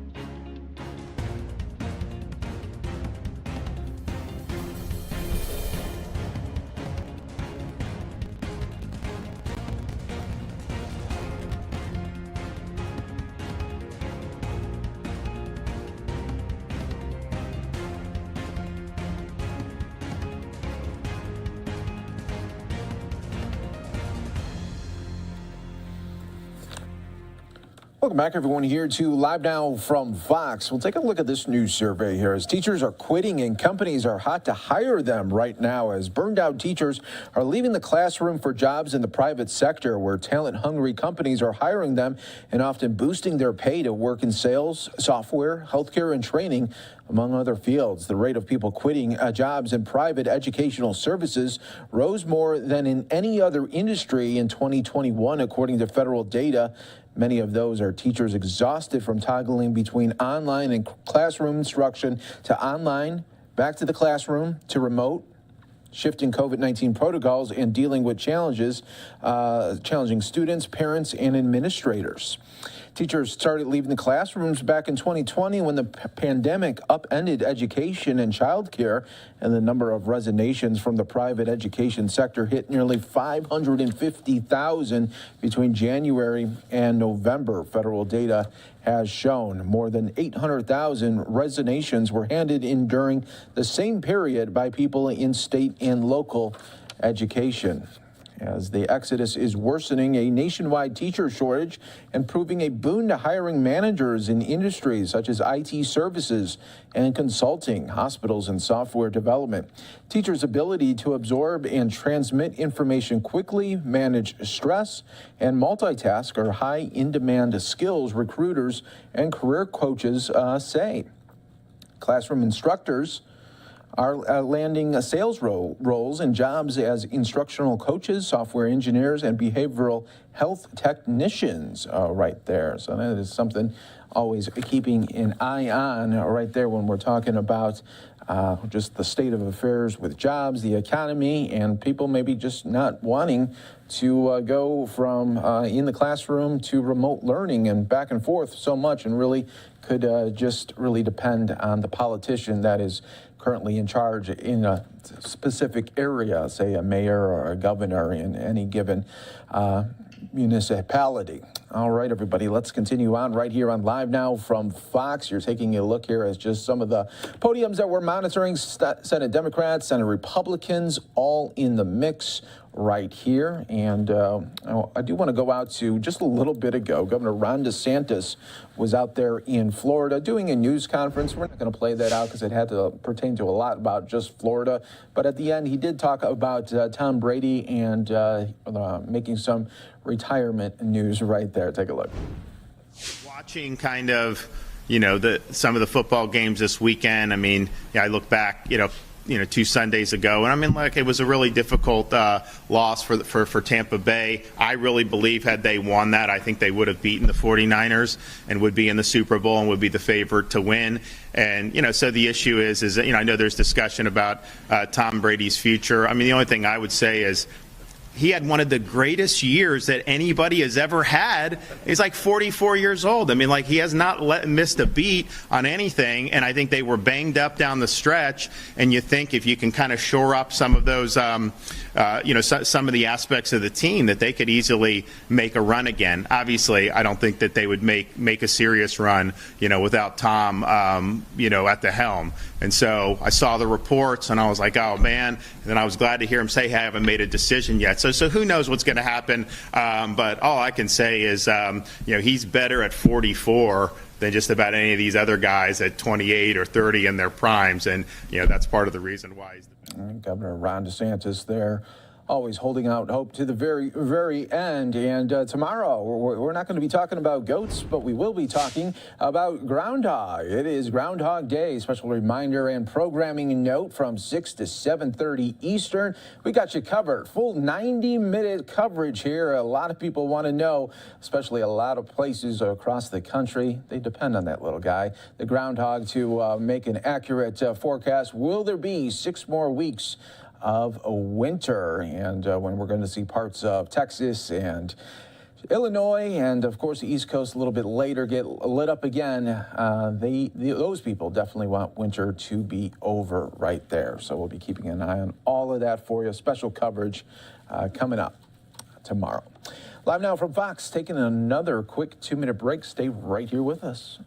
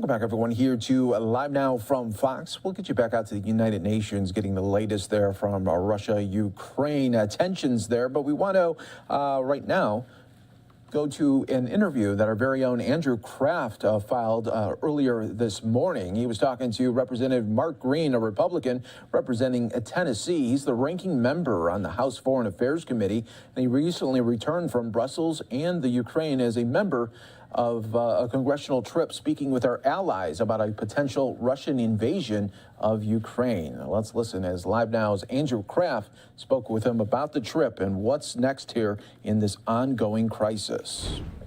Enlightening trip, and to sort of give you the demographics of it, we went first to Brussels and met with the European Union Parliament. We met with their foreign affairs folks. We met with the EU's leadership. We met with, and then we went to NATO, met with the NATO leadership, met with the Baltic states reps, Poland and the Baltic states. We then flew to Kyiv and met with the foreign minister, the defense minister, the president, and the members of parliament, to include the speaker. Unity with NATO was one of the key points of it. Making sure that we communicated both in the press after the meetings that we stand united to Putin to make sure he understands the sanctions if he goes into Ukraine.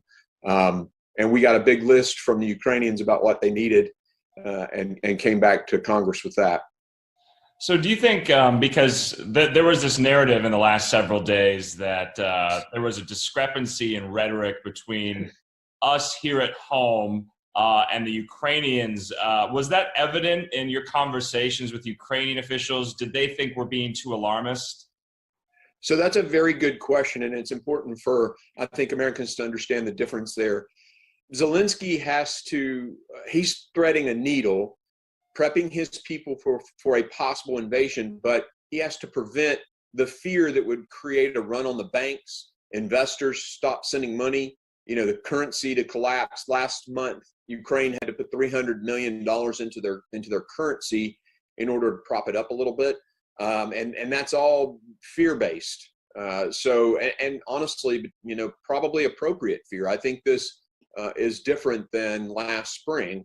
A pretty significant buildup, and on Monday we got intelligence that Putin had put blood and plasma in the hospital units that are spread out around where the invasion forces would be and where they would start from. So that's very concerning. That stuff has a shelf life. So he's balancing this economic challenge and the fear of his people and putting people together and ready to fight.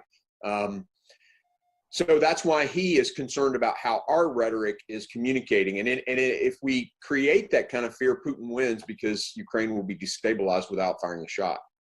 Congressman, speaking of the economy, speaking of sanctions on Russian officials, possibly Putin directly himself, are those enough of a deterrence? Sanctions we've had on Russian officials and entities before, can this prevent an invasion? Do you think they're onerous enough? Many of the packages that are being prepared. If we do the SWIFT transaction protocol sanctions, that will devastate the Russian economy. I mean, that is a big deterrent. Lethal aid is a big deterrent. Putin is tenuous at best at home. And so I think a lot of Russian body bags going back to Moscow are going to be a deterrent. And that's why if he does invade, making sure that they're prepared for an insurgency is also important. And in a couple of hours, I believe Putin will be having a press conference in Moscow. It's going to be, I think, the first time he's addressed some of these issues with Ukraine since before Christmas. Let's talk about Congress's role. What does the House Foreign Affairs Committee believe is in their purview to do? What is Congress going to do if an invasion is imminent? Do they think an invasion is imminent? So our role is, of course, to approve the lethal transfer of equipment, the money that gets spent to do that. So that's our primary role. And then we play a diplomacy role as well. So by going over there and having press conferences after meeting these guys, Putin hears that message. He hears that Republicans and Democrats are united on this. This has been one of the most divided Congresses in our history. And here we are, Republicans and Democrats completely united on this. Each party has some, I don't want to say the word fringe elements, but certain elements that aren't necessarily supportive. But that's true of just about anything the United States does, right? But here, the vast majority of Republicans and Democrats agree on the exact approach. So now troops are on alert. President Biden said they could be moved to Europe in the short term. Not a lot of troops, he said, but still, that's news to many Americans who are coming off last August with the Afghanistan withdrawal. What is your message to Americans who might not think this is in our best interest to get involved in Ukraine, who is not a member of NATO? What's your message to them? Yeah, I think it's very important that everyone at home, and it's why I made such a large part of my comments in Ukraine in the press conference about this. China is watching what happens here. The Iranians are watching. The North Koreans just did another launch. Iran, through the Houthis, bombed UAE this week. All of these despots are watching what the world allows to happen in Ukraine. So that's probably number one. Number two, just the basics of democracy. This is a democratic government that had a peaceful transition when their actor was elected president. And democracy is on the attack all over the world, whether it's Venezuela, now Nicaragua, in our hemisphere, of course, in the Middle East. And so that's important. And then I think that the message that I want to tell every American is, look, twice last century, America waited too late, and we had to pay a massive sacrifice when it went global. And so if we can get over there and deter Vladimir Putin, and the chances are I'd say about 20%, but if we can, then that's a good thing. And then as far as troops go into Poland and the Baltics, Putin has now put troops in Belarus, which is just north of Ukraine and could potentially be a northern axis into Ukraine. But it also could be those Baltic states, Putin wants them back too. So they're a NATO ally. We have an Article 5 obligation to those guys. So I think putting troops in Poland and in Lithuania, et cetera, is a good move to say, look, this is a red line and we will enforce it. We have an Article 5 obligation. Those Poles were in Iraq with me. When we were attacked, NATO responded. And so I think we have an obligation. There was some criticism the Biden administration was being initially too reactive and not enough proactively. Some of that has now changed with this announcement last week about troops being on alert. Are we still waiting for Putin to move first? Is that your view? Is that some of your colleagues' view? I gave Biden a 0 on the Afghan withdrawal. And clearly why we're in this situation right now is the weakness that he displayed there. I'd give him a C, maybe a C+ on this. I think they could have responded a little sooner with lethal aid. I think they could have, moved troops into the Baltics a little sooner. But I think overall, the rhetoric, the threats for the SWIFT transaction, sanctions, all of that stuff has been very good. And I've been complimentary of Blinken on that.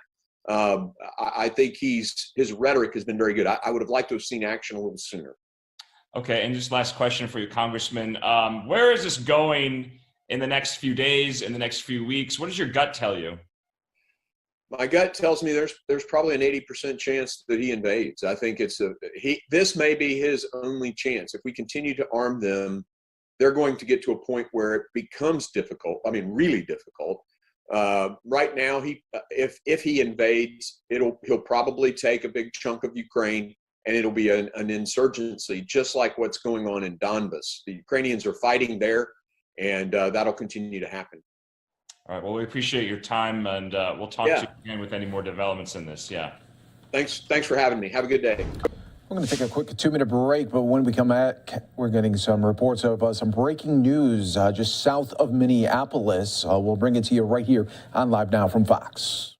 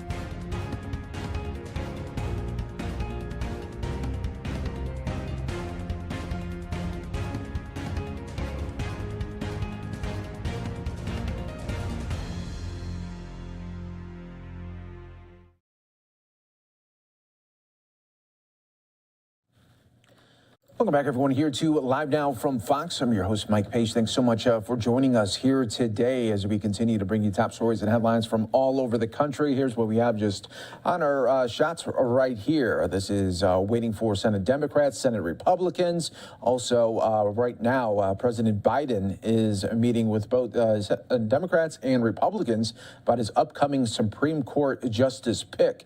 So we will be getting a little bit more details maybe on that meeting. But I do want to go out to some breaking news here that we are following. We got heavy police presence near a school in Richfield, Minnesota here. Take a look here as you do see police officers coming out of that school right there. This is Richfield, right just south of Minneapolis. If you're familiar with the area there, it's near the Mall of America as well. I want to show you just here on the maps as well, because we like to do that, bring it to you right here on Live Now from Fox. And as I pull out there, you got Minneapolis right at the top, and Richfield in this corridor right there. So we are continuing to follow all of the breaking news. But yeah, you got a lot of police tape up around this school with heavy police presence right now. As soon as we get more information, we'll bring it to you right here on Live Now from Fox. We're also expecting to get some Sky Fox aerials as well. They are heading to the scene right now, and then we'll put this in double box here for you. But at this moment, you don't see too many other people outside. It could be in a lockdown situation right now, and we'll be monitoring for that. You got some other police members there. You got ambulance there on the scene right there at the entrance of the school right now.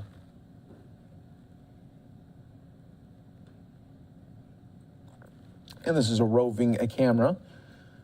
That's why we're live, raw, and unfiltered right here. And this is, you get the rawness of it right here, as we're just taking the shot here from the photographer that is on the scene of this breaking news, and just trying to get some different types of shots and for his story there.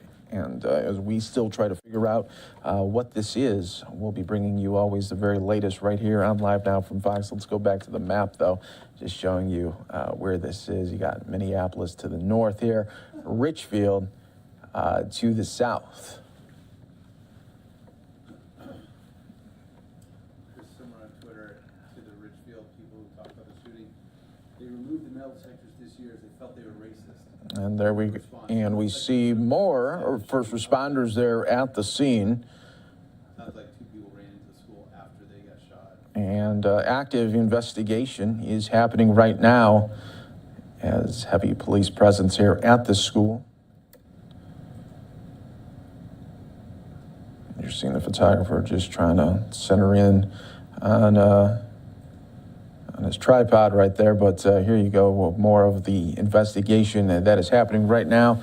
But good news here is that just judging by the body language here of the officers, it looks like the threat is over, as they are just now more into an investigation mode, making sure that everybody else is safe right there. So we'll keep an eye on it for you, no doubt. Give you all the updates as we get them right here on Live Now from Fox, but just wanted to point that to your attention, let you know that we're handling a lot of breaking news updates right here on Live Now from Fox, everybody. In the meantime, we continue to monitor in D.C. for more updates from Senate Democrats, Senate Republicans. But Chicago tonight, they are bracing for a winter storm. Could be a big one that could impact them all the way to Thursday or Friday. Let's take a listen right here on Live Now from Fox. Correct. I'll turn that over to the assistant superintendent about salt and whether or not we have enough salt. Yeah, so in a typical year, we use about 40,000 tons, a little larger, of salt. We have all of our domes full of salt right now. We've ordered additional. We are ready for this storm.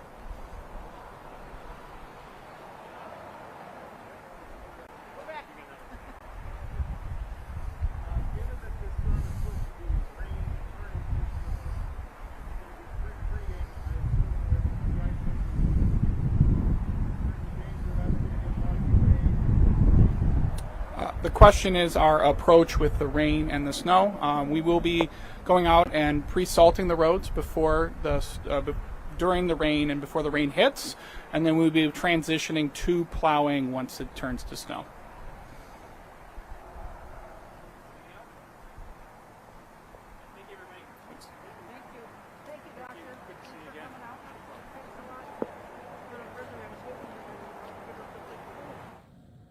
All right, so we just caught the tail end there of that. And of course, tomorrow we'll have full coverage for you on the weather there, as well as it's expecting another winter blast there in the Chicagoland area. And also a special programming reminder, everybody, Groundhog Day coverage starting tomorrow, 6 to 7:30 a.m. Eastern. We'll have it for you right here on Live Now from Fox. So when it all happens, you'll be seeing it all in real time, and we'll be showcasing it as it's happening too, where a lot of news programs, they might be showing maybe a minute or two, give you some coverage, and then go away to something else. We'll stay on it, don't you worry. 90-minute coverage, Groundhog Day, it will be happening. And for places like Chicago and the East Coast, you know, they're seeing more images like this. They don't want the groundhog to be issuing any more 6 more weeks of winter. That is a guarantee, and you don't have to check on any sources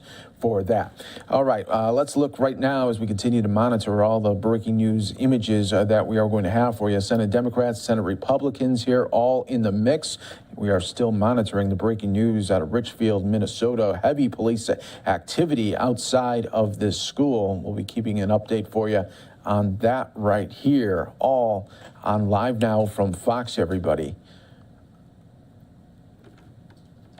Outside of the White House here, it looks like they did have some guests there, but I thought it was going to be more of the senators coming to meet with President Biden. We'll keep an eye on that. Let's go back out to the UN right now as we're continuing to get updates on the Ukraine and Russia tensions. Yet finalized. Press Secretary of the President, as well as Minister Lavrov, who today had a telephone conversation with Secretary of State, said that it is in the pipeline. It will come, of course. Of course, it will come. Signature events, no outcome. On Myanmar, I cannot tell you whether it's sliding down to a civil war or not. Of course, we are all looking to resolving that thing peacefully, but that's only the Myanmar people can do as anywhere else. We count on the diplomatic efforts which the current ASEAN chair is doing. You know that we have a new special envoy of the Secretary General who started to engage on Myanmar. And I don't know whether I would betray a secret to you or not, but Security Council is working on a product on Myanmar as we speak.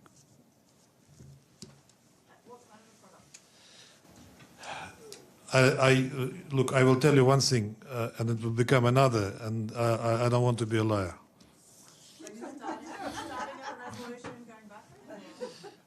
Sorry? Starting on a resolution? Look, let's wait. Don't rush things. Thank you. Right now. Ну, наверное, нечестно. Полная, да. Так. Вопрос про Минские соглашения все-таки спрошу. Скажите, пожалуйста, вот всем уже очевидно, и в ООН много раз говорили, что Минские соглашения – это единственный дипломатический способ решения конфликта в Донбассе. Украинские высокопоставленные официальные лица уже в открытую говорят, что Украина не будет их соблюдать. В то же время западные страны накачивают Украину оружием. В этом контексте что собираетесь обсуждать 17 февраля? И понятно, что мегафонная дипломатия не наш метод, но какой смысл? All right, I want to go back out now to Minnesota. We're getting some more images. FBI now on the scene here of this heavy police activity that is going on right now in Richfield, Minnesota, just south of Minneapolis. You're watching live now from Fox here as we continue to bring you the coverage right here, as we do see now FBI members here making it their way to the scene here. That this is right near a school. And you could see the large investigation that is happening right now. From the other shot that we had a lot of police tape that was up, and they were really centered around the school, really across the street from the school as well.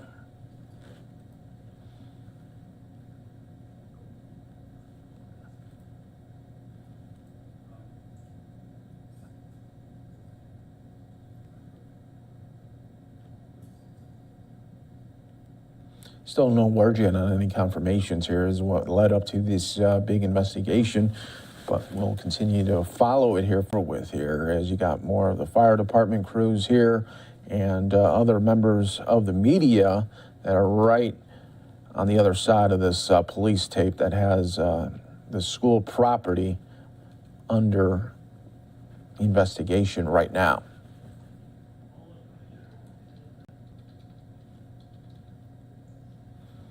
Thanks, everyone, for joining us this past hour on Live Now from Fox. We will have a fresh new hour coming up in just moments here for everyone that continues to join along with us as we bring you top stories, headlines, and, of course, these breaking news elements, live, raw, and always direct. We're going to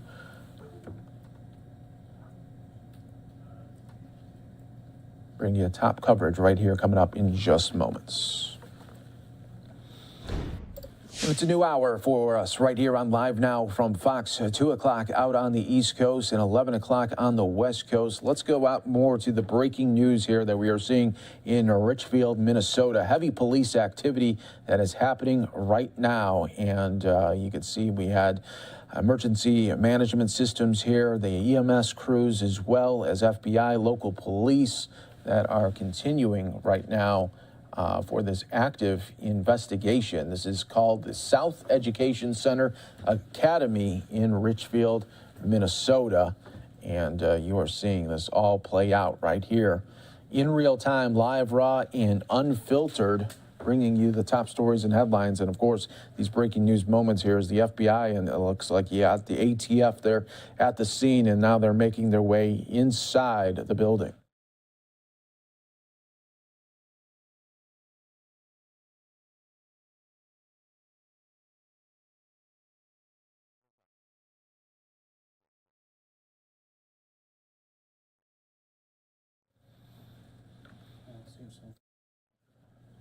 We're seeing some chatter on social media showing that, people saying that there might have been a shooting that happened near the school, and then maybe some of the suspects came running inside of the school, prompting this sort of attention right now that we are seeing at the school right here. But this is all happening right there in Richfield, Minnesota. As we wait for more updates, we'll bring it to you right here on Live Now from Fox. South Education Center Academy, just south of Minneapolis.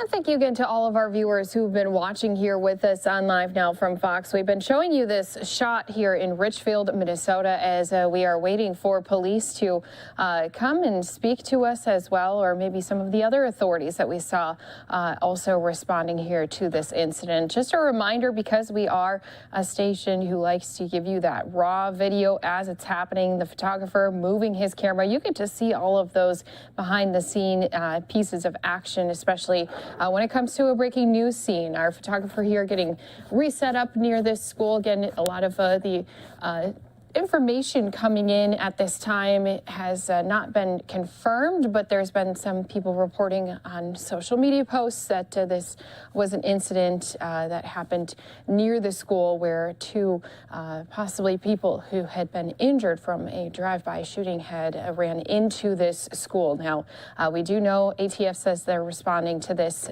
incident that happened near a school, so we can say that, again, this is going to be an investigation that will take a little bit of time here, as this is just breaking. So it might be quite a bit of time until we are able to hear from some of those officials here today. So we'll keep monitoring this here for you on Live Now from Fox. Also going to be continuing to monitor all of the other events that we have coming up. So thanks again for being here with us. Christy Larson here at the desk with you. I want to walk you through just some of those things that we are waiting on at this time. So right now we do have both our Republican and Democratic leaders that are going to be speaking here today. So a lot of conversations are going to be about not only the ongoing tension between Russia and Ukraine, but also what do we do right here in our own country when it comes to coronavirus cases, when it comes to inflation. Also, we do have President Biden, who is going to be making a nomination for the Supreme Court. So a lot of different topics could possibly be discussed by both of those Senate Democrats, Senate Republicans as well. Both those press conferences we are waiting on at this time. So you can see a lot of podium shots ready to go for those conversations. And those topics you can also expect to be talked about in the White House press briefing. So here's a shot inside here of the press briefing room. Still waiting on some more of the media personnel to step out here. And this briefing is going to also be happening near the same time when we're expecting a State Department briefing as well as a Pentagon briefing. So a lot of things still yet to come here on Live Now from Fox. And of course, we're going to be monitoring that breaking news out of Minnesota, again, just south of Minneapolis, near Bloomington. So that's the area where we have not only the Mall of America, but also the airport there as well. So a lot of activity still going to be happening here in Richfield. So what I'm going to do until that time is put us into a double box. So that way we can still keep an eye here on this live scene out of Minnesota. If we do see anyone coming to step up to those cameras, whether it be someone who's being released from the school, who may have heard something, witnessed something, all the way to some of those officials that have responded here to do the investigation. We'll keep an eye on those for you. But I'm also going to jump into a press conference that's taking place live. Right now, we do have some of our Chicago officials. They are speaking about coronavirus cases. So we'll just listen into that for a small portion while we're still waiting for, obviously, this breaking news to get some more information, or one of those other press conferences we just mentioned to get started as well. So once again, going to be joining in live with our officials in Chicago. It's just like, for example, people may know Prozac. That is a common brand name drug for depression. Its regular name, that is not a brand name, is fluoxetine. When doctors write for it, we actually write for fluoxetine. So this is just the brand name that now that the FDA has given the approval, the company may market it. They actually have not been able to market it before. Let's talk variants. I know there's a lot of questions about this. So first of all, in Chicago, in Illinois, and across the U.S., it's almost all Omicron. 99.8% of what we are seeing is the Omicron variant. And then the other 0.2% are still Delta. We're seeing almost nothing else pick up. We've been getting lots of questions about the Omicron subvariant BA.2, which is sometimes called the quote stealth subvariant, although there is nothing actually stealthy about it, and that's not a scientific term. I want to clarify that we did detect it here in Chicago. That is not surprising, and it's a sign that our systems are working in terms of looking for any changes in the virus. It remains uncommon here. I do expect to see more increase among Omicron samples. So there's an Omicron version BA.1, which is the original. There's an Omicron version BA.2, which is this one. There's even an Omicron version BA.3. If we start to see a major source of concern related to this, there's a good chance it could get a completely different name. But at this point, we're counting it within Omicron.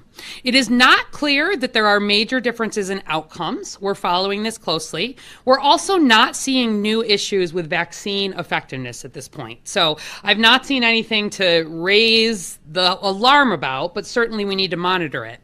Cases have continued to increase in Denmark, where they have seen more of this BA.2 be part of the picture there. And the decrease has slowed in the UK, possibly as the result of more of this BA.2. But in South Africa, where they are seeing a lot of BA.2, we have not seen increased cases. I'm telling you all this detail just to tell you we don't know yet whether BA.2 is going to have any kind of significant impact on our picture here. We will let you know if there is anything of significant concern, but being vaccinated continues to be the most important thing, and the protection looks good against this version of Omicron, just as it does against the others.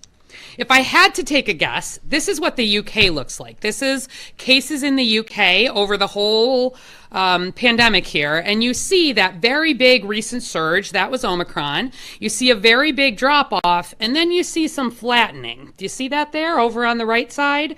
That suggests possibly as a result of BA.2, you stop seeing the sharp decline and you start to see some flattening. I'll be more concerned if we start to see numbers really shoot back up in the UK or in other places, or if we see this turn into more severe outcomes. We've not seen that in South Africa.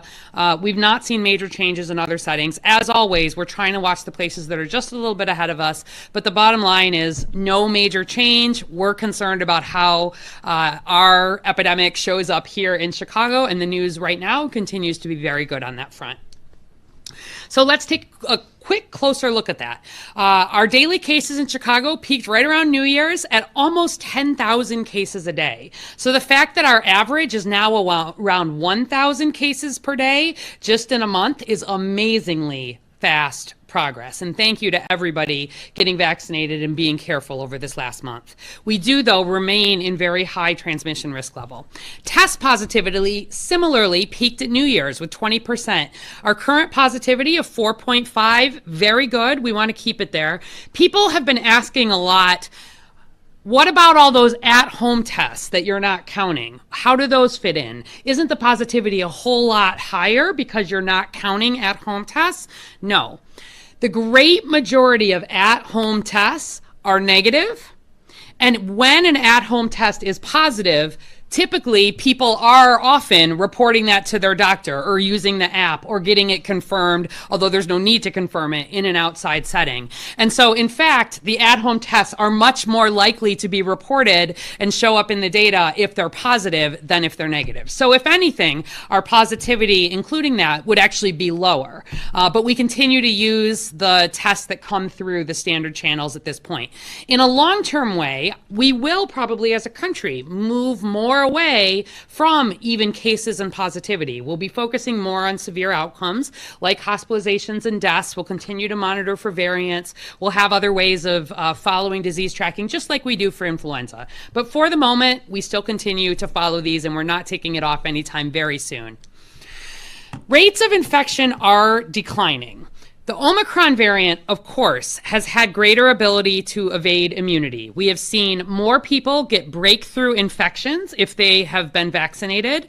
We have also seen many, many more people who were not vaccinated and were counting on a prior infection. We've seen that have almost no protection with Omicron, and people get reinfected. And so I just wanted to put this in some perspective. I also hear a lot of people saying, why do we bother with the vaccine? A lot of people still get COVID even if they get the vaccine. And I want to say, first of all, that the most important thing is that people who get COVID and have the vaccine are much less likely to get seriously ill, much less likely to end up in the hospital or to die, or even to have an illness that extends beyond 5 days, which is part of why we've been able to shorten the isolation and quarantine.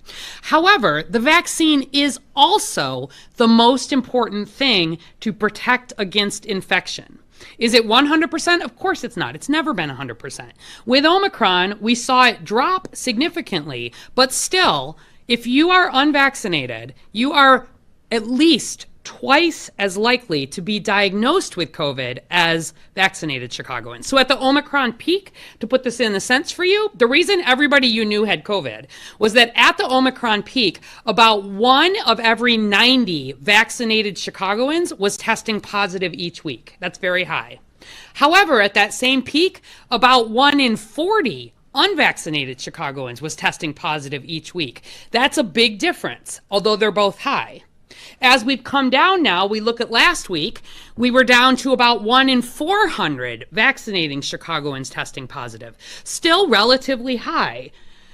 And we're at about 1 in 140 unvaccinated Chicagoans testing positive, much higher. So I don't want people hearing this vaccine doesn't do anything to protect me, it doesn't do anything to protect my family. It does, and then it does even more to help against severe outcomes.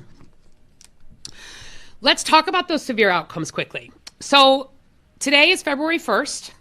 Omicron first detected December 1st. So there have only been 2 months with Omicron. And in those last 2 months, at least 7,410 Chicagoans have been hospitalized with COVID-19, and at least 949 Chicagoans have died from COVID-19. So do not let anybody tell you that Omicron is not dangerous, that nobody's getting seriously sick or dying. They are, especially if they're not yet vaccinated.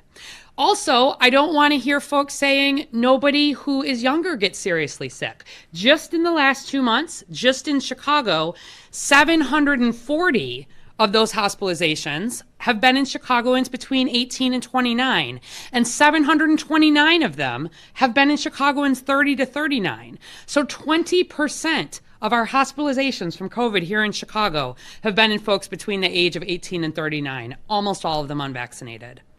Deaths, thankfully, are not common in these younger age groups, but we did have 6 Chicagoans just in the last 2 months between 18 and 29 die from COVID, and 19 Chicagoans between 30 and 39. Again, almost all unvaccinated. And where we look by race ethnicity, approximately half of those who have been hospitalized in Chicago just in the last 2 months with COVID have been Black. And approximately half of those who have died from COVID in Chicago have been Black. And less than a third of Chicago self-reports Black or African American race. And all right, guys, so we've been listening in with some of our Chicago public health leaders as they give us an update on what they've been seeing with their COVID-19 trends. Do want to just remind everyone we are keeping an eye on this breaking news. After there was a shooting near this school, you can see 2 different camera views now here for you. A chopper was able to make it here to the scene. Again, Richfield, Minnesota is just a little bit south of the Minneapolis area, right near the airport, as well as near the Mall of America in Bloomington. So this is near a very busy area in the city, but right now not very many confirmed reports. There are quite a few of our law enforcement agencies that are out here. We saw the FBI jackets. We saw also lots of police uniforms as well. So we'll continue to monitor this scene here, especially as we do have even more of those personnel arriving on scene. We know that there hopefully could be an update from some of those leaders here very soon. Speaking of leaders, we do actually have our Senate Republicans. They are starting a press conference. We'll start this from the beginning for you right after this 2-minute break.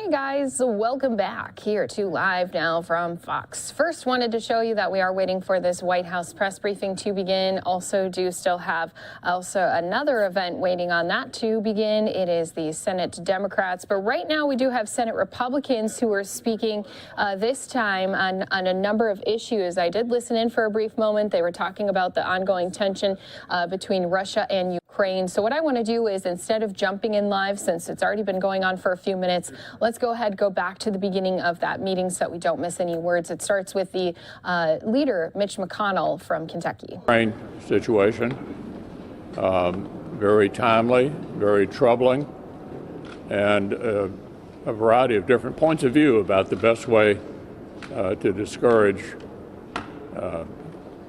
President Putin from what he apparently is up to. My view remains that sanctions after the incursion are less effective than sanctions before. And I hope the administration will bear that in mind as they move forward. They have a lot of latitude on their own, but there are plenty of discussions, as you know, about a bipartisan approach here in the Senate, and we discussed that at length at lunch.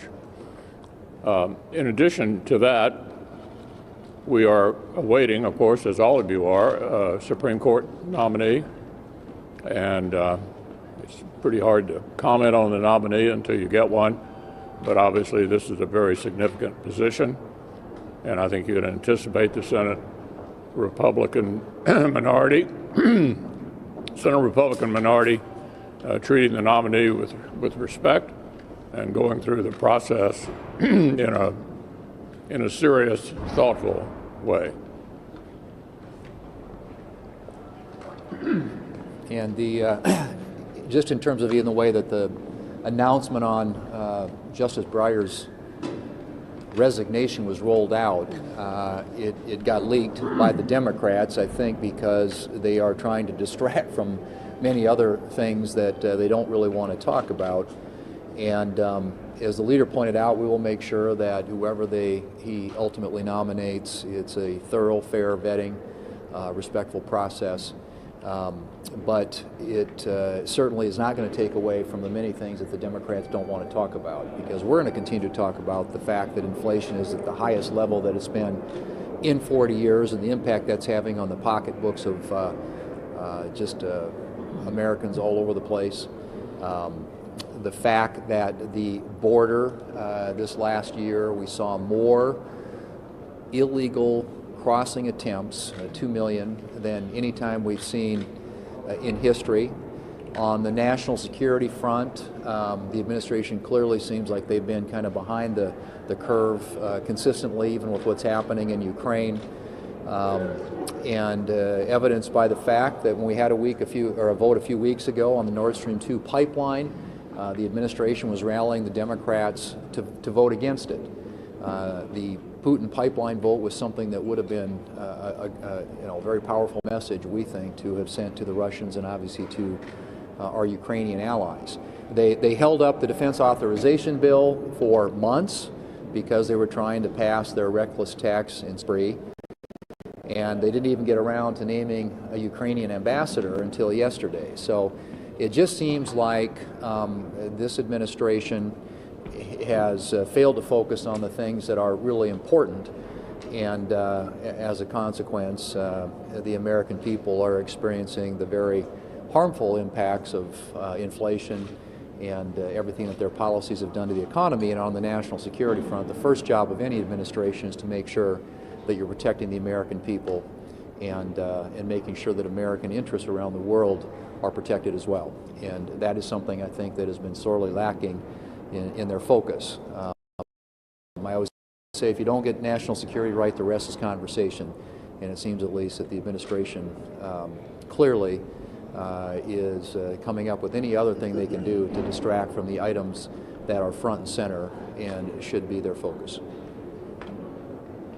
You know, I would think the item that's front and center right now for most American families is the trip to the grocery store, the trip to the gas station, your home heating bill comes to your house. None of those are things you can totally avoid, and all of those are bad news right now. We saw this week some indication that there had been a significant growth in income, but you compare that growth in income to the inflationary cost, and it's not a growth in income at all to working families or to most Americans. At the same time, the reckless spending spree is still reckless, still talking about, the best I can tell, exactly the same things. Nobody's willing to give up anything, no matter how much that level of spending hurts the economy or raises the cost of a lot of things that families can't avoid.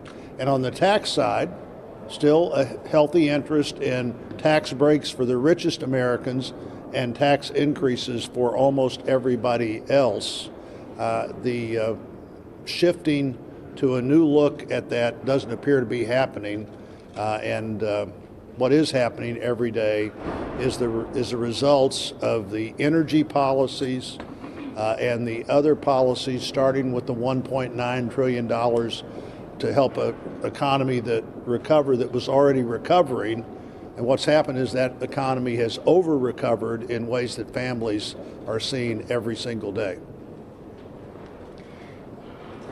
This past week, I was able to go out across Iowa on what we call the full Grassley, the 99 county tour. So I was able to visit 13 separate counties last week, and a lot of the same topics kept coming up over and over again, regardless of the type of visit, whether it was a group of farmers, whether it was a manufacturing business, or so forth.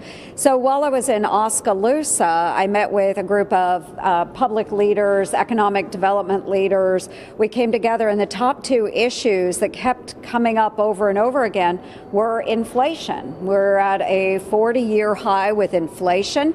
They're worried about all of their citizens. They're worried about their businesses. And the second issue was the supply chain issues that we are experiencing right now.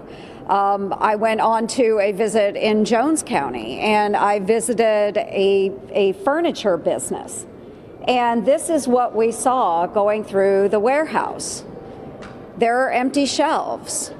Okay, this business is suffering because they cannot get goods into the United States.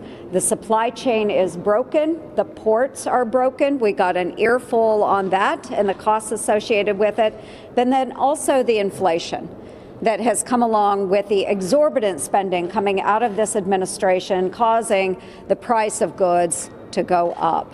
So everything is snowballing and exacerbating these issues. And this is not just in Iowa. This is all across the United States. So we are trying to hold the Biden administration accountable with this. One, by trying to limit their spending that is unnecessary at this point in time, and also by introducing acts like the Price Act, which would require a statement that goes along with any spending that says what it will do to the cost of goods that our citizens have to purchase, as well as impact to paychecks. So there's a number of solutions that Republicans are coming up with to help combat some of the issues being exacerbated by the Biden administration. Folks, we have got to do better for our citizens. We have got to do better. And the supply chain, we can start with those. Every 4 years, usually Americans are pretty excited because we have the Olympics coming up. The Olympics start this Friday. Unfortunately, they're in China. And what this is going to be is simply Olympics is going to allow Communist China to whitewash their human rights atrocities. Last Monday, right here, I did a press conference with some Uyghurs, activists, and Hong Kong activists. And they talked about in Hong Kong, the Chinese government took away their basic rights. The Uyghurs, 1 million Uyghurs are in prison. I mean, they're completely annihilating the Uyghur population. I've called for years the IOC to move the Olympics. They didn't do it. The Biden administration called on the Biden administration to do something. They did nothing. So now we have our athletes over there. I hope they're safe. I hope our sponsors know that what they should be doing is talk about the atrocities that are going on over there. What NBC ought to be doing is talking about the atrocities that are going on over there. We should not allow Communist China to whitewash what they're doing, whether it's what they're doing to the Uyghurs, what they've done to the Hong Kong citizens, or the threats to Taiwan right now. How concerned are you about the former president offering pardons to people who attacked the Capitol on January 6th? And because of his comments, does he have the moral authority to be president again? Well, I can speak for myself. The election of 2020 was decided December the 14th of 2020 when the Electoral College certified the winner of the election. What we saw here on January the 6th was an effort to prevent the peaceful transfer of power from one administration to another, which had never happened before in our country. 165 people have pleaded guilty to criminal behavior. None of the trials have been finished yet, but 165 have pleaded guilty to criminal behavior.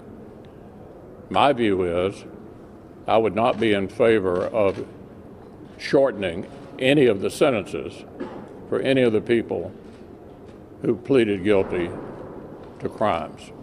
Leader McConnell, how many black women do you have on staff, and how are they informing your decision to move forward with the SCOTUS nomination? And same question to the other senators. How many what? How many black women do you have on your staff, and are they informing your decision on how to move forward with the SCOTUS nomination?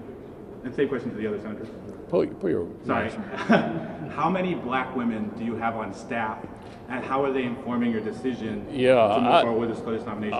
Same question to the other senators. Actually, I haven't checked. We don't have a racial quota in my office, but I've had a number of African American employees, both male and female, over the years in all kinds of different positions, including speechwriter. Leader McConnell, they've been talking Yeah. about sanctions on Russia for quite a while now, but some of the sanctions that are under discussion would really only target small banks. It really wouldn't cripple the top 3 banks in Russia or really cripple the Russian economy in any way. What are the top sanctions that you would support that you feel like would stop Putin? Yeah, why don't you pull your mask down and try again? We've been talking about sanctions for so long on Russia. What are the top sanctions you feel would actually stop Putin in his tracks? Because some of the stuff that's being talked about would only affect small banking institutions, really wouldn't cripple the Russian economy in any way. What do you feel like you could support that would actually stop him? Well, I'm not an expert on this, but the uber sanctions, the ones that really could bring the Russians to their knees, are related to the banking system. And I know the president, according to what he has said publicly, has been discussing the possibility of that happening with Putin.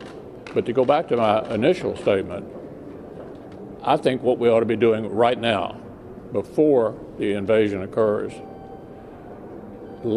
send the Ukrainians weapons they can fight with, anti-tank weaponry, ground-to-air missiles. Give them a chance to inflict some real damage on the Russians if they, in fact, come in. It's also important, I think, to beef up NATO presence in countries like Poland and the Baltics. And those NATO troops ought to include some American troops as further evidence to our eastern NATO members and allies that we're going to have their back. Ukraine situation, very timely, very troubling, and a variety of different points of view about the best way to discourage. All right, guys, do want to just show everyone we're still monitoring here and seeing a lot of moving activity of this incident that happened in Richfield, Minnesota. Again, this is just south of the Minneapolis area. Also near the airport, I actually saw an airport command vehicle, a police airport vehicle, arrive here on scene. We do also have the FBI on scene, as well as you can see multiple squad cars, and there's even ambulances here as well. So Hennepin County is the county that this is in. They have an ambulance outside of the front doors. We even saw some people being ushered out of the school into one of those school buses standing nearby. So this is a very busy area. They do have traffic around the school that is open to those who need to be driving around this area. I was just listening in with Paul Bloom, our reporter from Fox 9 out of Minneapolis. He was saying that there's a multiple apartment buildings and complexes around here as well. Looks like he is giving a live report. Let's just jump in for a quick moment and hear what he has to say. To pick up their children and give them some awfully big hugs, given what we understand likely occurred here this afternoon. All right, so just a few brief, quick words from Paul. Looks like he could have been getting ready for another live hit that he's going to do for his station. You also saw that big squad bus behind him. That was that airport police vehicle behind him. And again, our chopper giving us just a look from above right now, showing us just some of those different responding units that have come out here to this area. So again, at this time, little details. We do know that federal authorities responded to a reported shooting near a school in Richfield. So not inside of the school, but near the school. So our Fox 9 teams reporting that there was different jurisdictions all here at the scene, including Richfield Police and the FBI. The focus of the investigation is, if you're from the area, is right on the 7400 block of Penn Avenue South. So the governor does say he's being briefed about the situation, which is happening by the Bureau of Alcohol Tobacco, so BAT's there. And so we will continue to monitor this scene here for you. A lot of different news stories to be keeping track of here for you today. We were just listening in to some of our Republican leaders. We do have our Democratic leaders also giving a briefing, as well as our White House briefing. A lot more to come right here on Live Now from Fox. We'll step away for 2 minutes, bring you all of these top stories and live events when we return.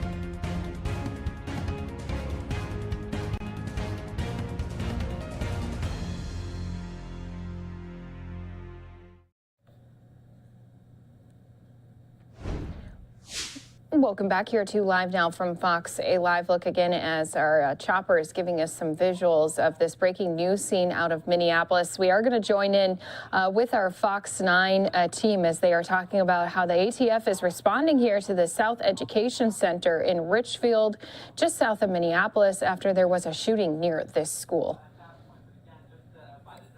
Far from MSP International Airport, so for them to bring out some of their tools, if you will, makes some sense just geographically speaking. But again, from where I stand, I don't know, I maybe ask you guys, I see the helicopter above us, so I presume you're still taking a look at some of the reunification with kids getting on buses and seeing their families. Again, is that still occurring close by? Yeah, Paul, we are in process right now moving that helicopter to the park where families are going to reunite. Okay. And we're hearing from the school system. Okay. Again, like you said, we're still trying to figure out what this investigation is about. Reports of a possible shooting around this school, this Intermediate District 287, this school that serves pre-K and alternative high school students from 11 different districts in the West Metro. And so, BC, I know you have a statement here from the school system. Also at 2 o'clock, let me just reiterate, the Richfield Chief of Police will be briefing the public on what has happened here and what we know so far, and the superintendent will also be at that meeting. BC? Yeah, Kelsey, this is what we're hearing from District 287. It's a statement from South Education Center. They say that we have just become aware of a police situation at South Education Center. We are still gathering information at this time. The site is on a hard lockdown as of this email. We will be communicating updates with families as soon as we have more information. We will prioritize communicating with families and staff as soon as possible. And again, that statement coming from the South Education Center there in Richfield off of the 7400 block of Penn Avenue. Again, this is a very fluid situation right now. Haven't heard anything about any injuries, any fatalities. ATF is there on the scene as well as the FBI and a number of law enforcement agencies from around the area reacting promptly to this situation that's happening there.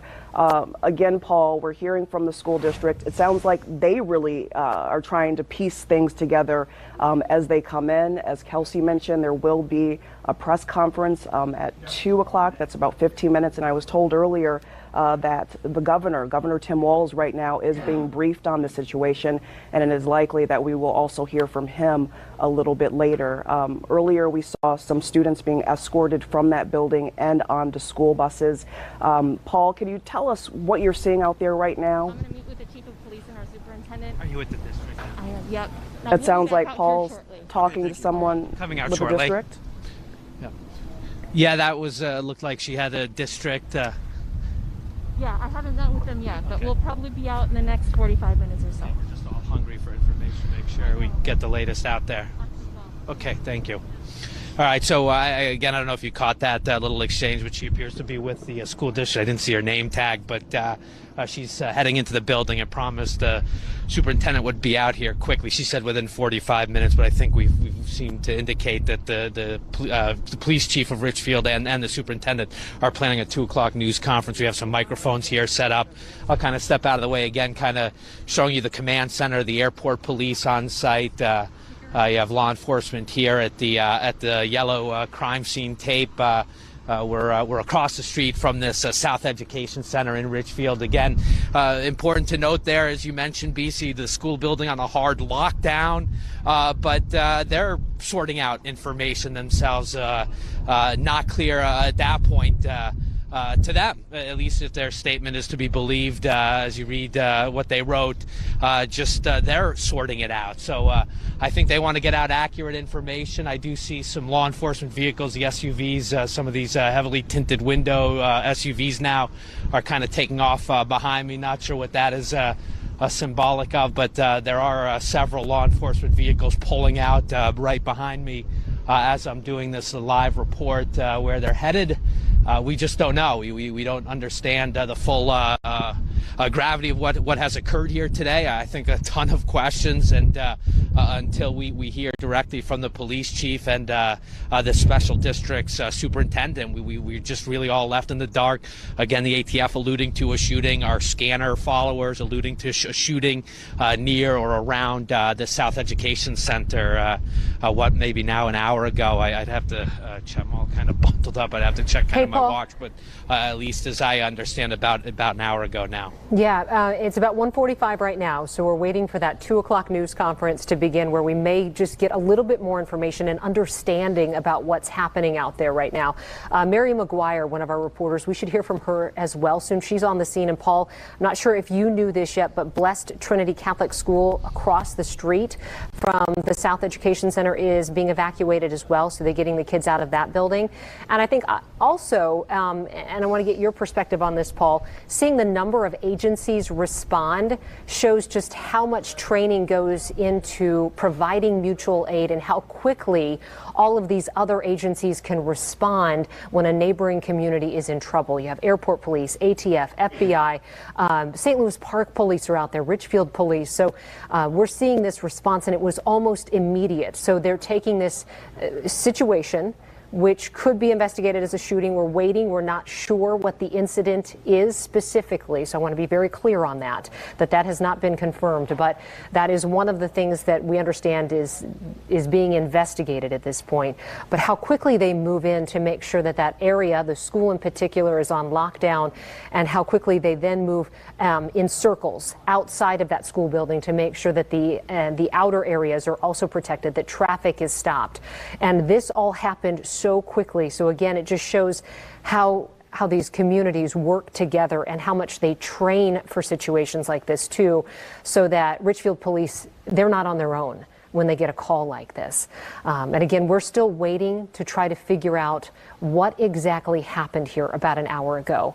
But the police presence, you cannot deny, it's a heavy, heavy police presence with federal agencies responding as well to this school in District 287 that serves pre-K through transition, and that means an alternative high school. And let me just reiterate this as well, what they say on their website, the way that they describe their school. They serve unique learners of 11 member school districts in the West Metro. Their trauma responsive and healing centered schools support the academic, emotional, and behavioral needs of students so they can thrive in school and in life. And in about 10 minutes, 15 minutes, we hope to hear from the Richfield Police Chief, the superintendent as well, about what they are investigating and what they know so far, because at this point it is all speculation, and all we can see is the response that is happening and the students that are coming out of the building across the street, and we know the school in question is on lockdown. So Paul, and we also know, let me just add this in too, that there's a park nearby where families can reunite with their children. And I know for any parent who is driving to the scene right now and wondering how their children are doing, this can be terrifying. So they're trying to make sure that this is smooth, that parents can see their children as quickly as possible. We may also have some aerials of that park that we'll be able to show soon as well. But they're trying to make sure that this is, that parents are not waiting too long to hear from their children and also to see their children today. And okay, and BC, I know that you've been on the set here longer than I have, and you know a little bit more. So if I missed anything, please jump in. Yeah, well, you covered it all very well, Kelsey. As you mentioned, this has been going on. All right, guys, so we've been listening in with our Fox 9 Minneapolis team. Here again, those aerials showing us just that heavy police presence that continues to be on scene here. And as we've heard, we are expecting an update, hopefully at the top of the hour. Of course, once that does happen, it will be something we'll bring to you right here on Live Now from Fox. We are going to step away for 2 minutes, bringing you more of this breaking news out of Minnesota, just south of Minneapolis, when you return. And for our viewers who are not in that 2-minute break, let's go ahead, rejoin our Fox 9 team as we have yet another reporter down on the ground giving us an update on what they're seeing. 2 Metro Transit buses. And also, Kelsey touched on this a little bit earlier, just the massive police presence that we can see. Really, departments from all across the metro area. Right now, I'm seeing St. Louis Park. I'm seeing South Lake Minnetonka. When I was over where Paul is, right outside the school, just about a quarter mile away from where I am now, I saw the Metropolitan Airports Commission, a mobile command center there.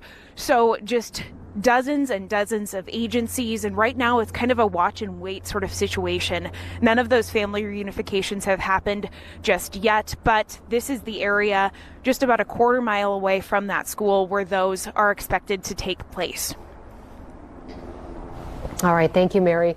And I know that parents are anxious to see their kids, and In the day and age of cell phones, that does help a little bit with the waiting, but this is where that unification will happen, where parents will be able to meet up with their kids.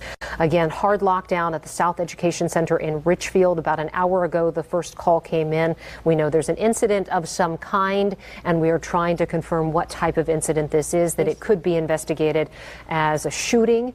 Again, when you hear those two things, school and shooting together, it's very scary, and we also want to make sure that we get it right. So we want to make sure that you know and that we're clear that we do not have anything confirmed at this point. There's also a school across the street that has been evacuated, and multiple agencies have moved in to make sure that this is a secure scene and that law enforcement is doing everything they can to make this safe and to help the families of these kids who are inside the school as much as possible, and also to respond to this incident, whatever type of incident it is. And in about 10 minutes, we should get some clarity on that. Richfield Police have called a news conference with the superintendent, and the school has also put out a statement for families. It's very vague at this point, I will say, because again, this just came in about an hour ago, and we know the school district has been out there to talk to Paul. They're working as hard as they can to get some information out there, but they've just told us that they've become aware of a police situation at the South Education Center, and they're still gathering information at this time as well. BC? And Kelsey, we do have a statement from Governor Tim Walz, as mentioned earlier. He was being briefed, and he says he continues to be briefed on this situation that's unfolding in Richfield.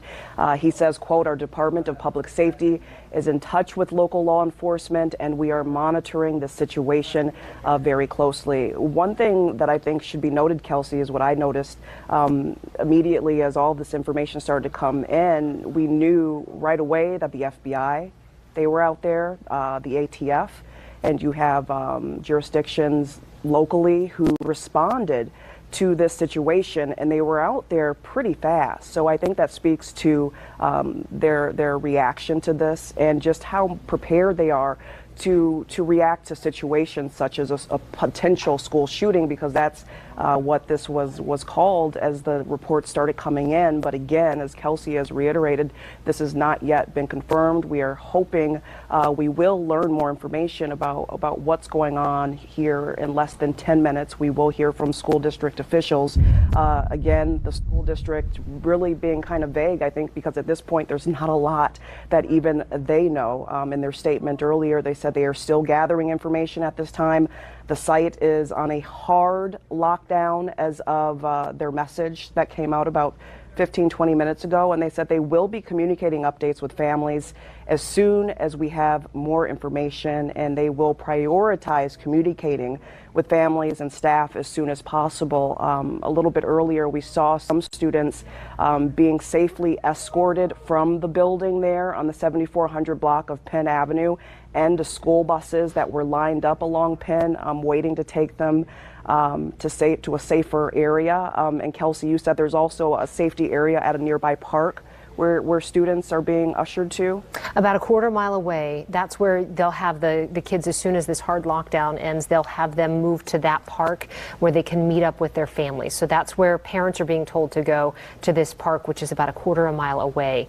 And Paul, you've been on the scene since almost the very beginning of this. Of course, safety is number one, and that's why information is slow to come out initially, because you have law enforcement and the school district trying to secure this scene and make sure all the students are safe with whatever they are dealing with right now. Can you tell us, Paul, this 2 o'clock news conference, where do we expect that to happen? Is that near where you're standing? Yeah, and in fact, I can almost reach out and touch the microphone podium. Photographers around me are setting this up, so we are literally 5 minutes away now from what we anticipate hearing from the Richfield Police Chief and the district superintendent about what is going on. I did want to point out, I know one point while Kelsey was talking about what's happening here, that Blessed Trinity Catholic School, it's right across the street. It's in the same complex where we are at St. Richard's Catholic Community Church, St. St. Richard's Catholic Church. It seems to be a large Catholic school building facility. So any reference to what's happening over here is literally across a parking lot from where we are. Again, commenting, Mary mentioned it, you guys have mentioned it, just the amount of law enforcement here, the various agencies that descended. I note very quickly how fast the federal authorities got here. The FBI, the ATF was right on this. I don't know if we can read anything into that. They might escalate a call like this to the feds right away. So it's just a perfunctory sort of up the escalation with a potential shooting around a school that the feds immediately descend. Or is something else afoot here that brought those type of personnel, those type of investigators onto the scene? Perhaps we'll learn more within the next few minutes. Again, kind of the backdrop here at this point for me is the Metropolitan Airports Commission, their mobile command center, that airport police have come to this scene. Again, geographically might make some sense. Of course, MSP Airport just east of us here on 494. They want as much manpower here as possible. But again, one of these situations where we're just monitoring. I did note about 10 minutes ago in my last report that several sort of unmarked law enforcement SUVs, the heavily tinted windows, they all pulled out at the same time from this parking lot. Again, impossible to know what that means, but certainly was noteworthy that those folks who had arrived with FBI badges, with FBI placards, with some other federal law enforcement badges, that they pulled out of this parking lot about 5 or 10 minutes ago. You can see City of Richfield Police squad now taking off too. We've had fire engines here throughout this process as well, and I'm going to go check. And you know what? It does look like the ambulance from right in front of the school building when I first arrived. I just wanted to get an eyeball check. It looks like that ambulance that was staged with its lights flashing has at least seemed to have exited from being in front of the school building as sort of the landscape here changes, and we hope to get some public information confirmed any minute now. All right, guys, as we've been hearing, there should be a briefing scheduled for at the top of the hour. We are going to stay in this breaking news coverage right here for you in Live Now from Fox after we return from this 2-minute break.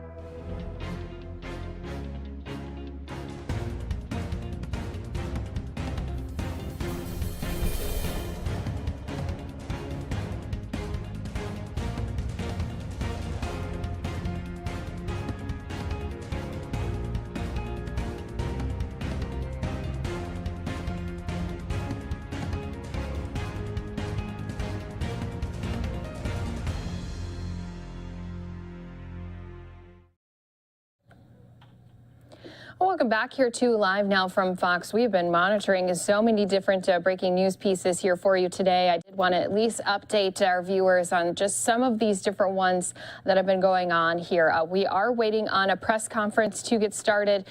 This is going to be a location where we have an update coming to us where a person from Boulder, Colorado has been arrested after UCLA had went to remote classes today. There was some threats from a former lecturer. So we'll be getting an update here very soon happening here. You can see a lot of our media personnel getting their microphones and everything set up. But we did also have yet another situation happening. This time it was at Bridgewater College out in Virginia. We did have even the Virginia governor monitoring the situation. And so let's just go ahead and tell you what we do know at this time.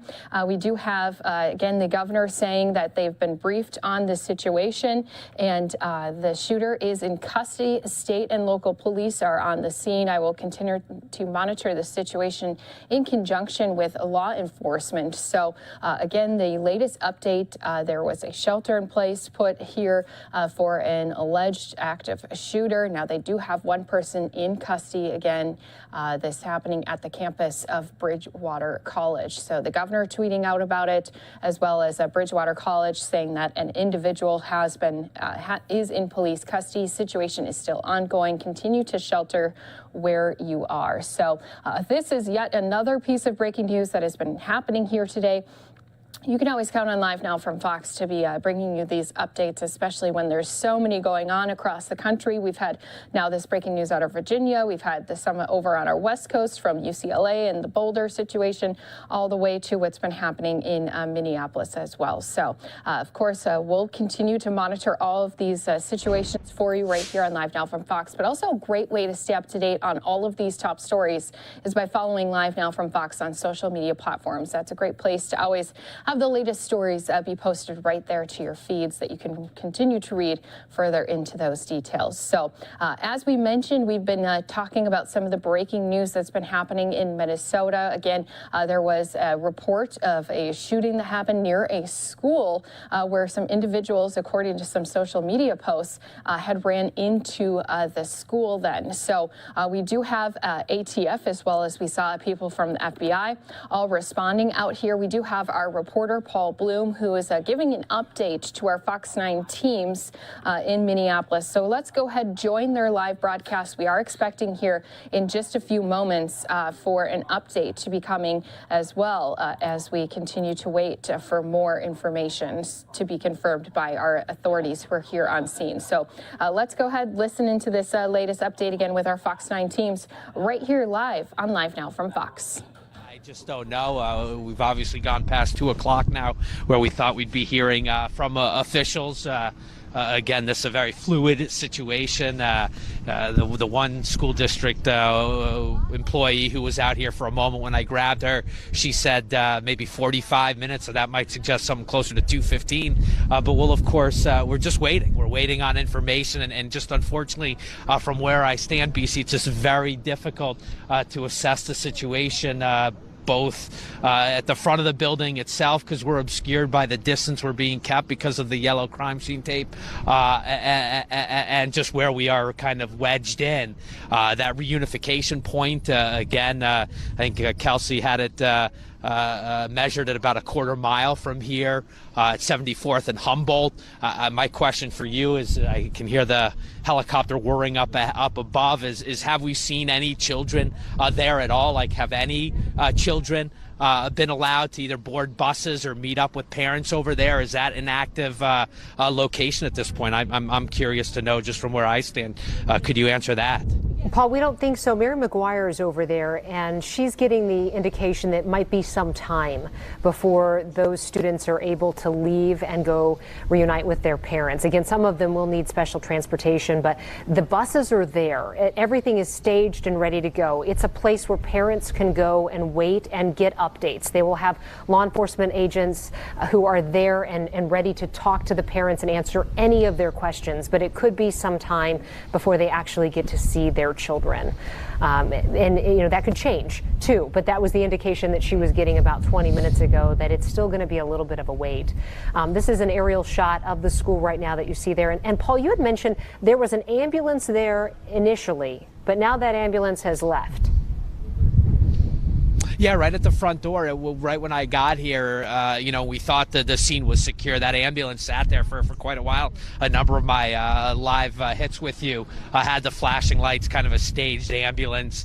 Obviously, based on the information we think we know at this point, that out of an abundance of caution, but that has left the scene. I want to reiterate again, we've seen half a dozen or so federal. Here's another federal agent type vehicle pulling out behind me. So there are some resources that came here have now at least left this area. Now, have they left the entire campus wide area, or have they just gone somewhere else? I just don't know at this point, but I can tell you that resources that did arrive here have left this immediate area. Read into it what you will. But again, getting back to the reunification, you did mention, of course, that the district has said there is a hard lockdown within the building, so that would explain perhaps why no kids, there hasn't been sort of a mass exodus of kids, and that process hasn't begun. But the buses began staging here. It had to be a half hour ago, 40 minutes ago, when I first got on scene.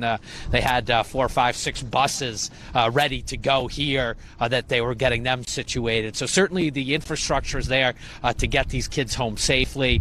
These children, as you mentioned, sort of a special education program. Again, my imagination based on what I know about this district and how you guys have described sort of the official wording on their website is you have a lot of different types of children, a lot of different types of needs within this building. It's a different, it's not kind of a typical district middle school or high school level building. So kids of all ages, kids of all needs, and how that plays out with families, communication, that type of thing. What they witnessed, what they saw today, we just don't know. We just obviously are hoping everybody that still remains in this building on lockdown is safe, and presumably based on what kind of I'm feeling out here and what I've seen, the response from the authorities, both local all the way up to federal, that it does seem to be an area that is safe right now.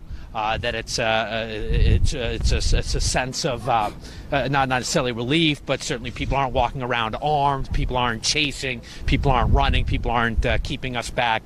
So it would certainly seem like a secured area at this point in the call and in the process of what's happened here today. And there was a press conference scheduled at 2 o'clock. The time now is 2:07, so we are still waiting to get more information about what's going on. In the meantime, we want to turn over to Fox 9's Mary McGuire, who's also out there on the scene. And Mary, it's my understanding that you've actually been talking to some parents. I have been. We're here at Donaldson Park, and this is where those reunifications will happen once that hard lockdown is lifted. I'll step aside so you can see the buses that have gathered here to take those students home once that lockdown is lifted. I just spoke with the mother. Her name is Nicole Hamlin, and she has a senior in high school at South Education Center, a daughter, and she has been texting with that daughter all day long. The daughter had told her that there was a shooting in the parking lot, and she was telling me this with tears in her eyes, just so scared for what has happened. And she said it's really scary, especially given everything that has happened lately. And I asked her, what has happened lately? She said that recently a student was found at the school with a loaded handgun. And then she also mentioned that the student recently removed their metal detectors to create more of an inviting, welcoming atmosphere. And she was just concerned about that. She will be waiting here. We've seen parents streaming into this parking lot, sort of one by one, waiting for their students to be released from that school. But just really a scary time for these parents, especially when you are getting those piecemeal text messages from your kids in the school, but you can't see them or hug them or hold them yet. And we're just still waiting to find out exactly what happened. I am seeing an ambulance in the distance that had just pulled over. One thing I will mention, it is very cold out still. I just checked my phone, and I think the temperature is at about feels like temperature of -2. So I think that things like frostbite would be a concern on the scene here, especially if you have kids walking that quarter mile from the school to this park area to be unified with their parents again. The cold is definitely a factor in all of that. So happy to answer any questions that you guys have, or just send it back to you in the studio. Mary, we actually do have the information from that lockdown, that previous lockdown that happened back in September, and that may be what that mother is referring to. There was a student who was taken into custody after being found with a loaded handgun. This is again September of 2021, so in the fall. And the school did go into lockdown, so I'm sure the families there are still a little rattled from that experience and then going through this again. Now, the superintendent said at the time that that student hadn't threatened anybody, but that was an incident that happened. Does that sound like what the mother you were talking to was referring to? Yep, that was the incident that she was referring to, and she said right around that time, she indicated that it was before the metal detectors at the school had been removed, because just to create more of a community-like atmosphere, to create a little bit more of a welcoming atmosphere, and that was something that she expressed concerns about, because you have now had these 2 incidents in recent months involving reportedly weapons. Okay, and I can speak from personal experience. When you get a text message from your child that says the school's on lockdown, you know, it even when you feel in your heart that it might be a false alarm, you know, it's a scary experience for any parent. And so I know that those parents that are headed to the scene right now are extremely worried, especially if they haven't been able to make contact with their kids, if they don't have phones and that sort of thing, because there's a variety of different ages here at this school. We also know the school district is working hard to provide as much information as possible to the families as quickly as possible. We think that this news conference will now start around 2:30, Mary, so if you hear anything differently out there from the law enforcement officers that are there speaking with parents, but we're hearing about 2:30 when we might get a little bit more clarity on what happened here about 12:45, 1 o'clock today. We know from the ATF that they had a report of a shooting, and so that's what they were responding to, and of course that report then launches this mutual aid response, and why you're seeing Hbcus, Edina, St. Louis Park, in addition to Richfield Police there at the scene today. Mary, how many parents do you think are there in the parking lot right now waiting? Yeah, I would say it's about a dozen right now. I think there's still kind of a lot of confusion. I can see why parents would drive over directly to the school in that parking lot about a quarter mile away where Paul is. We are seeing, again, that ambulance that I mentioned, they're trickling over. I'm also seeing some more Metro mobility trucks as well. But it's definitely picked up in the activity level over the past, I would say, about 10 minutes. We are seeing more law enforcement presence here, and then a lot more cars in general with those parents waiting for their kids. We did see the Golden Valley St. Louis Park mobile command unit as well setting up. Like I mentioned, very cold out here, so I think that is a concern that these first responders are definitely taking into account as they have kids leaving that building. Absolutely, and this is Donaldson Park at 7434 Humboldt Avenue, about a quarter of a mile from the school. And Mary, can you tell from your vantage point, do they have a law enforcement officer who is there and making themselves known to parents that they can answer some questions? Is there a point person for these families? Yeah. Yep, there's actually a few. I've seen officers go up directly to those cars, kind of letting them know what's going on, but there's so many people out here. There are a lot of first responders and officers, really from agencies all across the metro. So they are trying to make sure that those parents know everything that they can. And I'm curious, Mary. Earlier we saw school buses waiting for kids that were being escorted from the school building. I haven't seen any school buses where you're at. It looks like it might be a public transportation bus or two. How are students getting to the area? Metro Transit. Yeah. Metro Transit. I am assuming at this point that they may walk over. I can see the school building from where I am now, just about a quarter mile away. We have seen a few of those yellow school buses drive by, and there were a couple parked about a block away from where I'm standing right now about 15 minutes ago.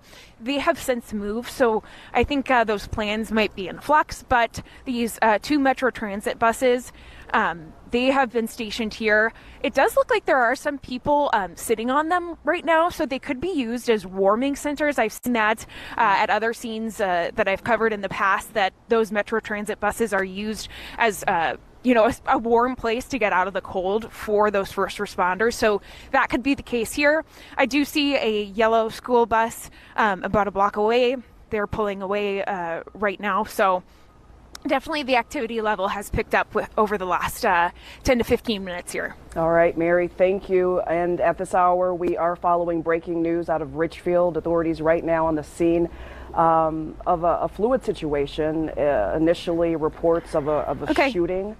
This is happening at the South Education Center there on the 7400 block of Penn Avenue. This is a pre-K to transition school. You can see authorities there from all over the metro responding to this situation. We were told that there would be a press conference with the school district officials as well as someone with the Richfield Police Department. That was supposed to happen at 2. The time now is 2:15, and we're told that has been.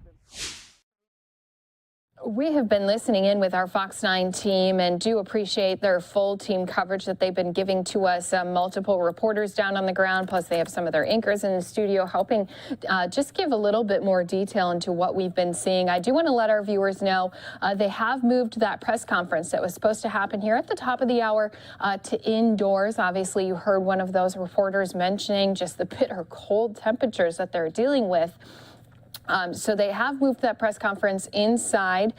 We do have Fox 9's Paul Bloom, who had alerted that to his teams, and they have scheduled it here in about 15 more minutes. So at 2:30 local time, that's 3:30 for everyone who is on the East Coast. So 3:30 Eastern time is what time that press conference is set to begin. So let's go ahead, step away for a 2-minute break. When we come back, not only will we continue to watch this breaking news, but we do also have breaking news, a press conference coming to us out of Boulder, Colorado, where one person's in custody after UCLA had to cancel in-person classes following some alleged threats from a former lecturer. We'll give you more details on that story, plus all of these other breaking news stories right here on Live Now from Fox when we return again in just 2 minutes. Stick around.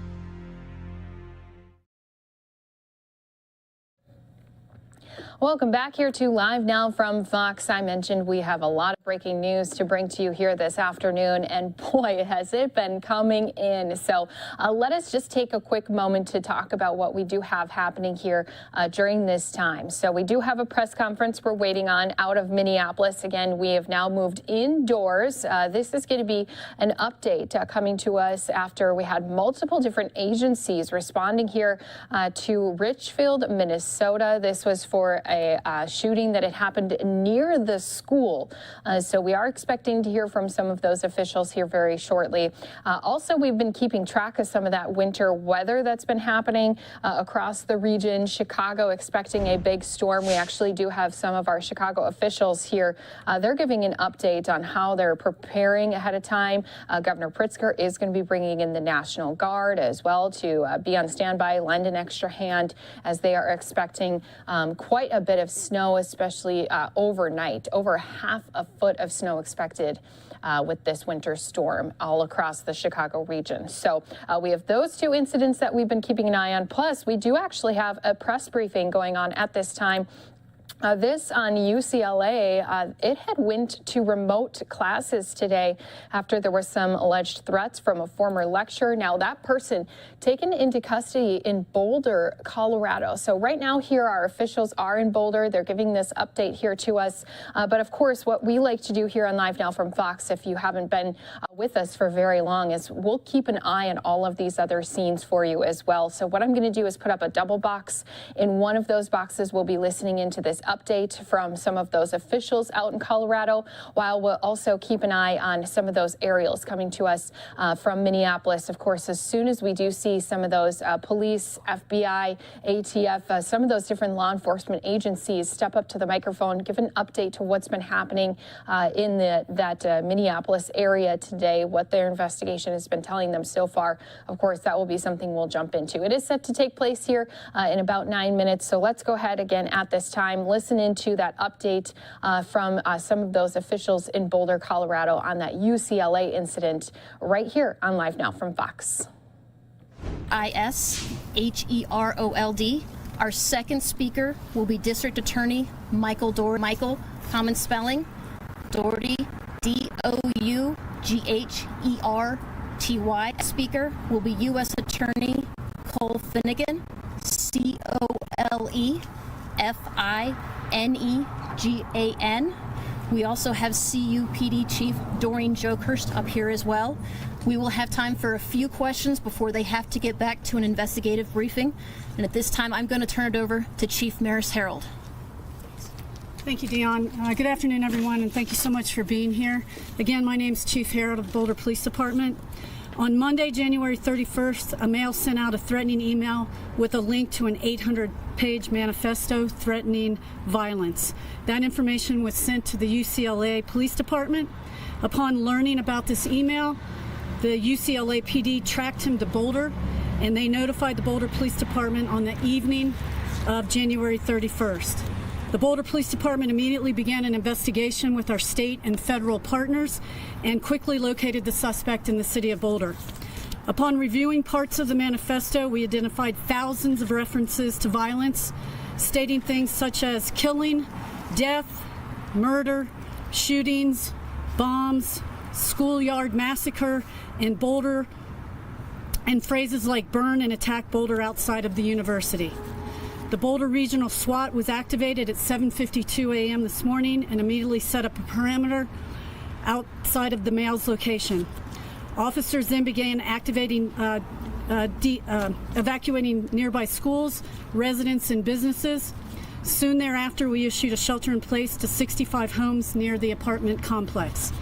The investigation also revealed that the male had attempted to buy an unknown handgun at a store located in Jefferson County on November 2nd. He was denied this purchase.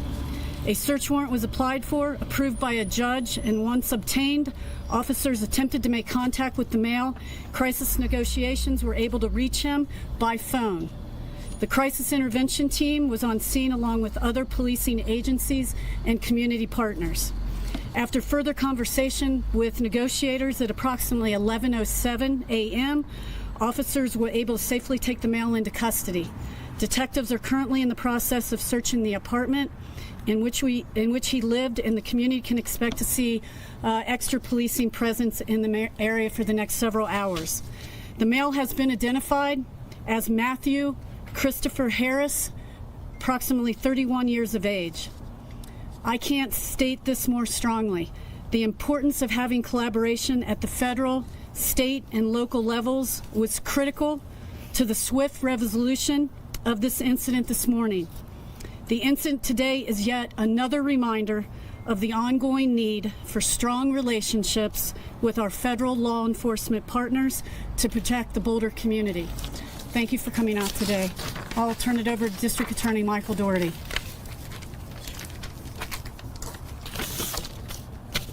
Good afternoon, and thank you for being here. I'm Michael Doherty. I have the honor of serving as District Attorney for Boulder County, and I recognize that today was a scary day for the people of Boulder. And I want to acknowledge the outstanding work by the Boulder Police Department in responding to this threat as quickly as they did and bringing it to a safe and peaceful resolution. This happened very quickly, and it could not have been done without the outstanding women and men of the Boulder Police Department, as well as the strong partnerships they maintain with the Federal Bureau of Investigation, the University of Colorado Police Department, the U.S. Attorney's Office, and the District Attorney's Office.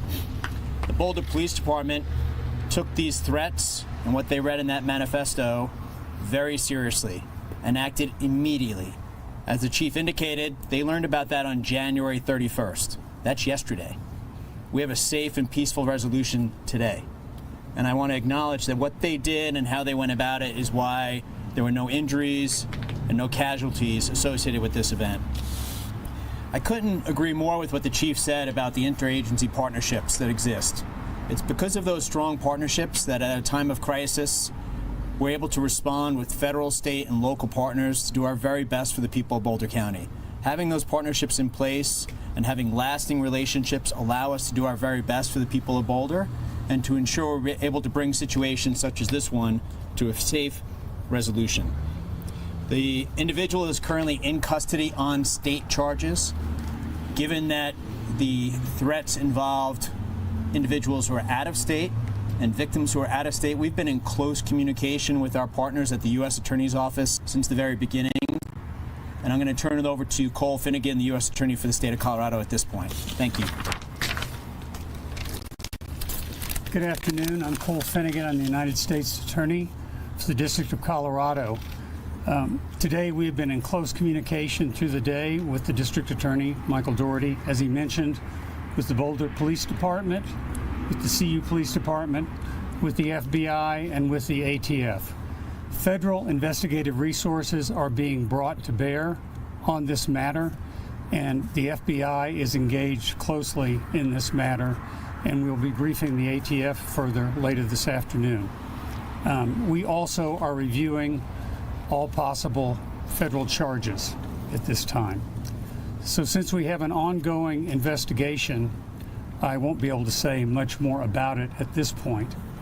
I do want to note, however, that we are sensitive in the United States Attorney's Office to all this community has endured, not only in the past year, but in the past month.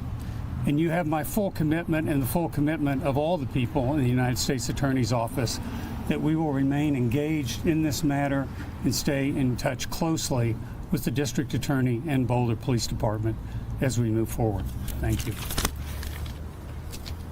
We have time for a few questions. What is the connection of this man in custody to the city of Boulder or any of its institutions?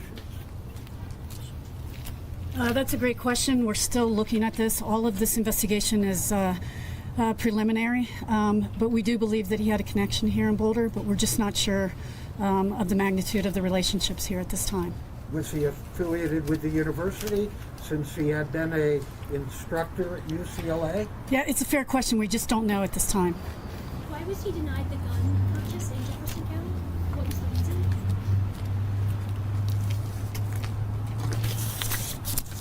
So let me stress, as I do anytime I talk to members of the media, that the defendant is presumed innocent unless and until proven guilty, and any charges are merely an allegation at this point.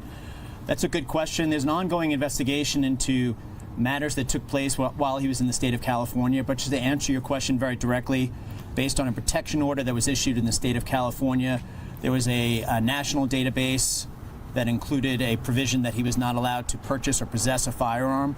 Based on that, we believe at this point, and again, it's early in the investigation, that was the basis for the denial when he attempted to purchase the firearm in early November that the chief referenced earlier. Did you make comments during the negotiations, and what are the state charges that you'll be facing? So as to the state charges, it's still very much an active investigation, and I will highlight for you what the chief mentioned earlier, that the search of his apartment is still underway. So we'll be able to give you more information once the search is concluded and we get a little further into the investigation. And for your other question, I'll turn it back over to the chief.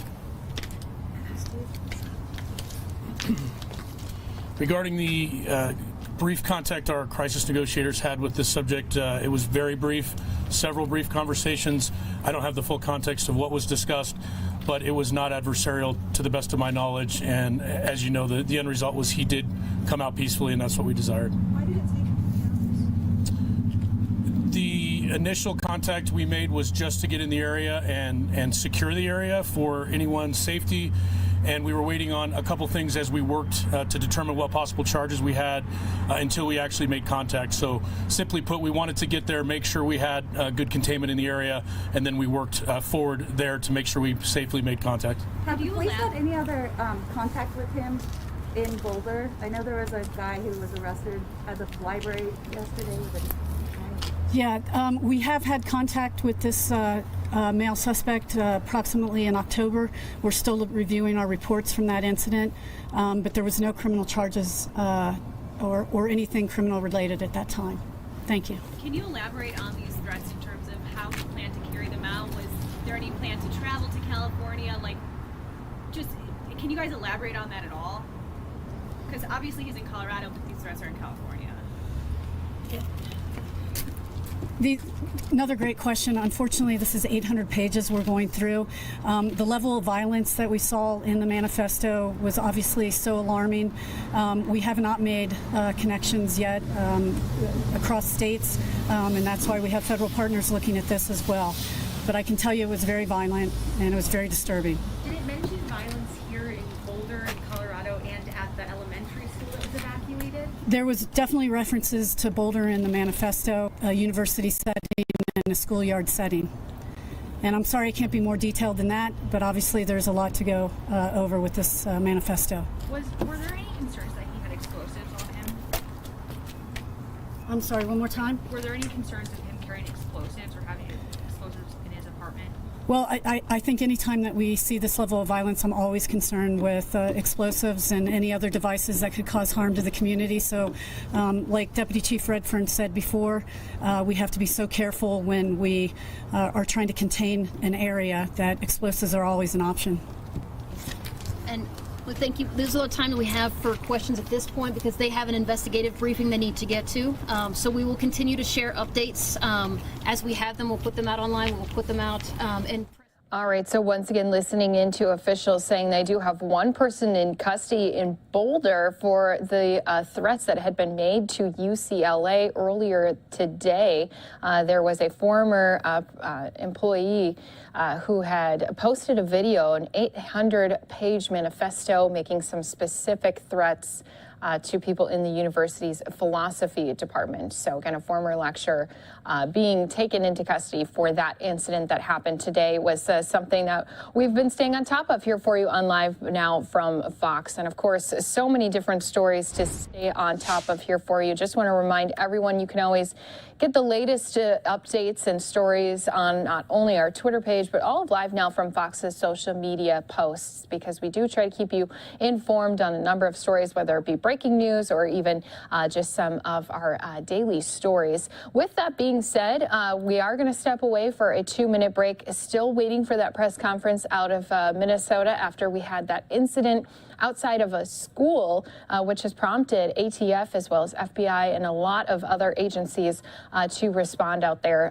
Do want to let our viewers know, though, since we do cover a lot of events, not just breaking news, tomorrow we actually We'll have live special coverage early in the morning as we all anticipate a glimpse of what's going to come for our next few weeks and months, possibly, of winter. So you can join us as we are going to be live with Punxsutawney Phil. He's going to be taking a look at his shadow, telling us how much winter we have left. So tomorrow morning, 6 until 7:30 a.m. Eastern Time. You can join us right here on Live Now from Fox.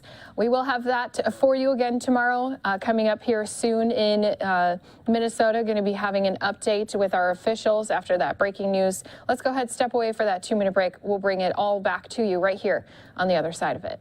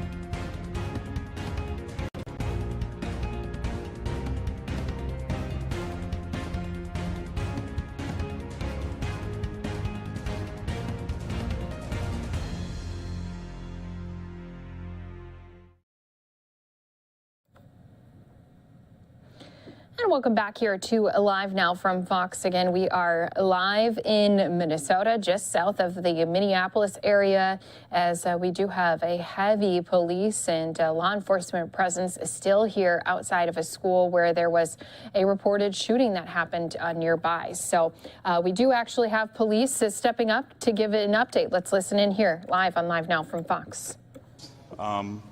This is a tragic day in the city of Richfield. Our community, our hearts, our prayers, our thoughts go out to District 287, their students, their families, and their community. On February 1st, 2022, at 12:07 p.m., we had a shooting that occurred at the South Education Center at 7415 Penn Avenue South here in the city of Richfield. Officers arrived and discovered 2 students had been shot on the sidewalk outside of the school. Officers quickly determined that the suspects had fled the scene immediately after the shooting took place. Both injured students were transported to Hennepin County Medical Center via ambulance. As a precautionary measure, area schools were placed on lockdown. Officers conducted a search of the school and surrounding area and determined that no further threat existed. Lockdowns of area schools have since been lifted within the area. Unfortunately, one of the students succumbed to his injuries. The other student remains in critical condition at this time. The incident remains under active investigation, and law enforcement is searching for the suspects. We strongly encourage anyone with information regarding this incident to call the tip line at 1-888 ATF TIPS tips or 1-800 call FBI.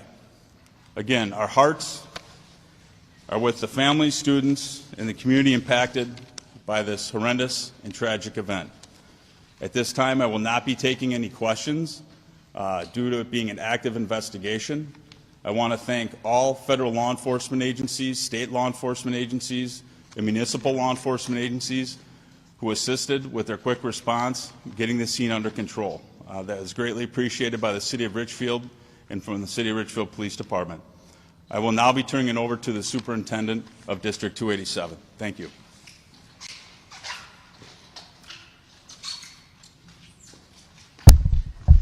My name is Sandra Lewandowski. I'm the Superintendent of the Intermediate District 287, and the South Education Center is one of the schools we operate, and it serves approximately 200 students from pre-K through age 21 in both special education and area learning center programs.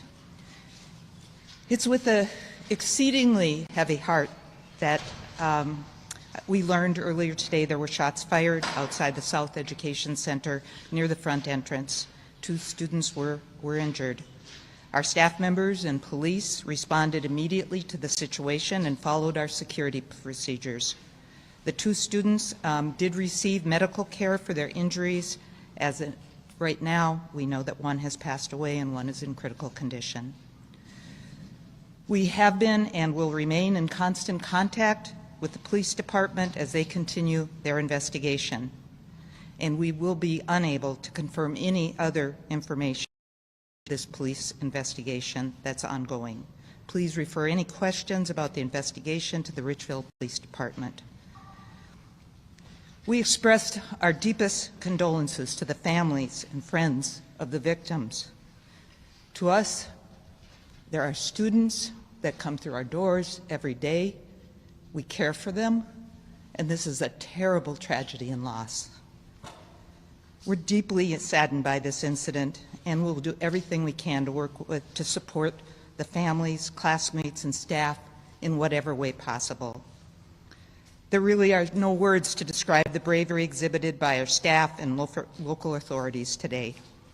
No one should ever have to respond to a tragedy like this, and we commit to supporting all of our school community as we try to move through and navigate this tragedy. The building is currently being evacuated. Parents are en route picking up their children at a reunification site that we communicated to them earlier. Right now, we're focused on that reunification and the families and securing our buildings. The safety of our students and our staff have always been our top priority, and we'll continue to update them and you as we know more details that we can release. It is always difficult to understand an incident like this, and especially important for anyone who needs help to reach out for that support. We stand ready, as I said, with the support that we can give. I know I've talked to the Commissioner of Education, and she also has offered the support of the Minnesota Department of Education. Right now, we won't be releasing any more information, and we'll work through the police department in Richfield. Thank you. Thank you, Superintendent. We will have updated press conferences as we move through the investigation, so we'll make sure that we get the information out to contact you in the media as we progress through this. So thank you very much. Will they be here? I'm sorry. Will the press conferences be here? No, they'll be at a location to be determined. And Chief, why was yet the FATF and the federal authorities seeming to kind of take charge of this? What escalated to that level? I'm not going to take any questions to the extent of the investigation, other than when tragic situations happen like this, whether it's here in Richfield or it's anywhere across the country, our federal law enforcement partners, our state law enforcement partners, our municipal law enforcement partners, we come to each other's aid. And that's very important, because in times like this, in tragic events where these incidents occur, it's important that we work together and collaboratively at all levels. So thank you. All right, well, there you have it, the official update there that we'd been waiting on from authorities about this deadly shooting. Learning that here today, that it was indeed a shooting that took place just outside of the school. They do have one of those students who's already succumbed to those injuries, a second in critical condition. They do say that they are still searching for those suspects, so they don't have anyone in custody at this time. So very unfortunate situation again here where we do have again 2 students who were shot this afternoon just south of Minneapolis in Richfield, Minnesota. This school again is the South Education Center. And this shooting took place just outside, those 2 students running inside. And you did hear also from some of those officials that they did administer aid as quickly as they could. But unfortunately, at least one of those students has died, a second in critical condition here. So we always try to bring you into the latest breaking news, no matter where it's happening. This coming to us from Minnesota. We took you out to the scene as soon as we had some of our camera crews down on the ground arrive, as well as our helicopter up in the air, and now bringing you this press conference with the sad news that unfortunately we have lost yet another person way too young. So here it is once more for those of you joining us here on Live Now from Fox. We do have the governor of Minnesota saying he's continuing to be briefed and updated here on this situation, but we've had a lot of federal authorities out here who have responded. We do know, again, at this time, unfortunately, we don't have any suspects in custody after there was a shooting that took place here outside of the South Education Center. So we do have our aerials. Looks like they are leaving here for the moment, but again, we did at least get to show you some of that scene. We know that there's a lot of parents who are going to be picking up their children and just hugging them so tightly. We've been hearing so many tragic situations lately happening to young people. So this yet another one, this time coming to us from Minnesota. So thank you again for watching here with us on Live Now from Fox. We always try to keep track of the latest news stories coming to us from all across the country. We're going to step away for a 2-minute break. When we come back, we do have Secretary Blinken, who's going to be making some comments, a Pentagon press briefing, as well as a State Department press briefing and a White House press briefing. All of those items coming up here on our Live Now from Fox stream here in just a few moments.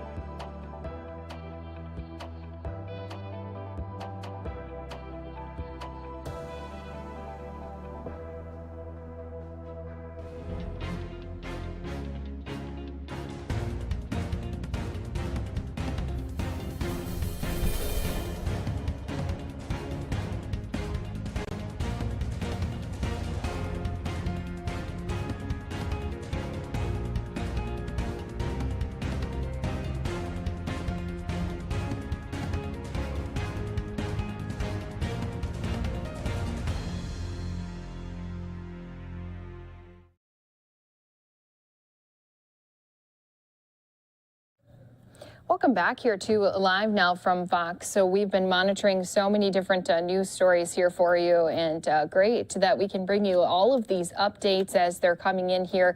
We had the press conference out of Boulder, Colorado, as well as our press conference now out of Minneapolis. Both of those different breaking news scenes and situations. One was on the UCLA threats that had been made today by a former lecturer. They had to cancel in-person classes for UCLA, put them into virtual remote learning classes as they dealt with this, so that one person is in custody. They found that person in Boulder, Colorado. Now we just had another breaking news scene out of Minneapolis area, just a little bit south of that in Richfield, where we do have 2 students who were shot just outside of a school. And unfortunately, one of those students has succumbed to the injuries. The second one is in critical condition at this time. So a lot of different things we've been monitoring, but it's not just breaking news things we've been taking a look at, but also our weather, bringing up just our graphics here, showing you just some of that moisture, some of those winter storms that are making their way across the area. Today, we've had multiple different briefings as far as the Missouri Department of Transportation, as well as we showed you some of Texas Governor Greg Abbott. He had a press conference earlier here today, as he knows the Lone Star State are going to be expecting some winter weather to impact parts of their state as well. And then also Chicago. We have had a number of people preparing for what could be up to a foot of snow overnight, or half a foot of snow overnight. So the governor of Illinois already has issued a disaster declaration, activated approximately 130 members of the Illinois National Guard to ensure all state resources are going to be available to deal with this heavy snow. They're expecting ice and possibly even blizzard conditions over these next few coming days. So with that being said, let's go ahead, listen into part of that briefing. Again, this is going to be coming to us not only with the governor, but also some of those leaders as we all anticipate even more snow. Don't forget, also coming up here tomorrow, how much of that winter weather are we going to have left? Well, we'll have Groundhog Day coverage for you here on Live Now from Fox. I know a lot of folks look forward to something fun to help them decide and see how much weather they can expect to be coming here in these next few weeks. So don't forget, right here on Live Now from Fox, you can tune in from 6 until 7:30 a.m. as we also will have full coverage here for you today. So much more to come here with some of these other top stories on Live Now from Fox. But let's go ahead, jump into that press briefing with Illinois Governor J.B. Pritzker right here for you guys on Live Now from Fox. Well, good afternoon, everyone. I'm here with the Illinois Department of Transportation Secretary Omar Osman, with Illinois State Police Director Brendan Kelly, with Illinois Emergency Management Agency Deputy Director Scott Swinford, and Illinois National Guard Adjutant General Rich Neely. Today and through the week, the majority of Illinois will see increasingly severe weather events, with central Illinois experiencing possibly up to 20 inches of snow, blizzard-like conditions, and even whiteout conditions on some roadways. West central Illinois up into Chicago metro area are under a winter storm warning. Heavy rain in southern Illinois could lead to a risk of flooding. Once this system exits the region, cold air and fresh snow cover will likely result in below zero temperatures for some parts of the state by Friday morning. Given the extent of the possible impact, I'm authorizing a disaster proclamation for Winter Storm Landon, effective immediately, to support local government disaster response and recovery operations wherever necessary. I want to assure local officials and everyone in the path of the storm that my administration will provide resources every step of the way. On the ground, all state assets stand ready to assist. Our Department of Transportation road crews will be out there clearing the roads for those who must drive, but I strongly encourage you to stay off the roads unless absolutely necessary. Statewide, we have more than 1,800 trucks and plow equipment ready to go.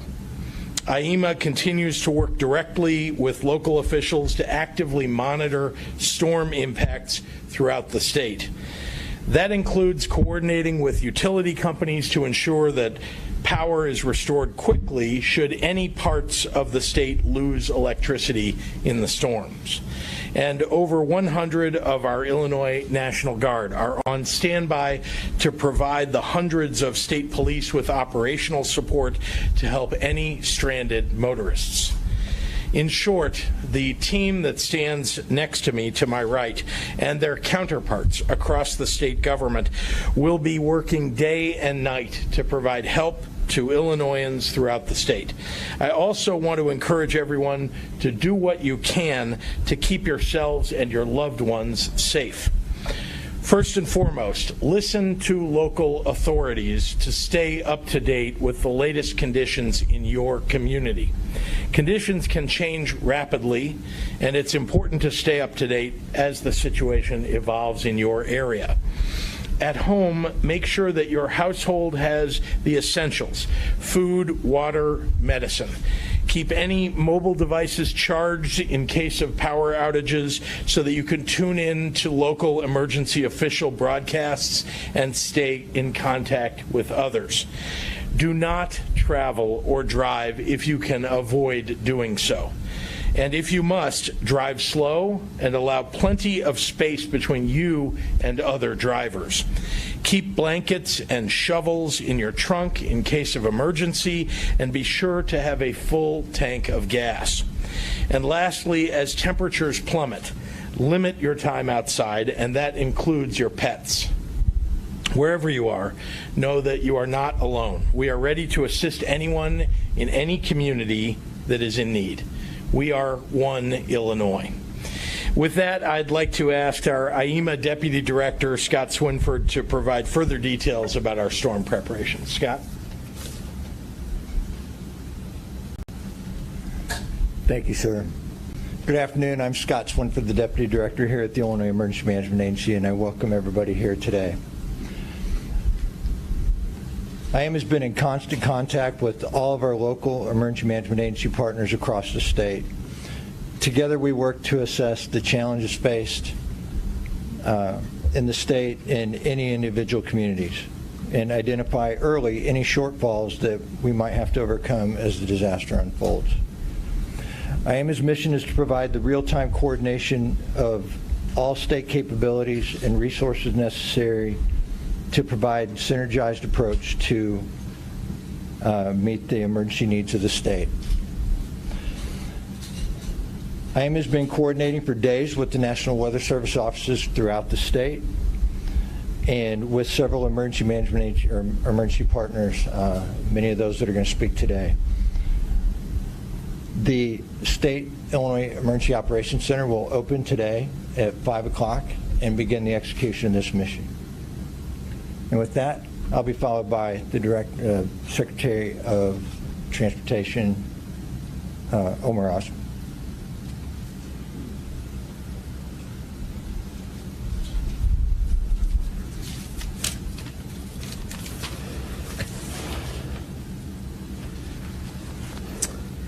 Good afternoon, everyone.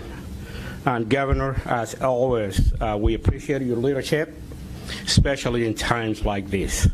I'd like to point out our Bureau Chief of Operations for IDOT, Amy Eller, who's with us today. Thank you for what you do, and thank you to your staff and for your dedication.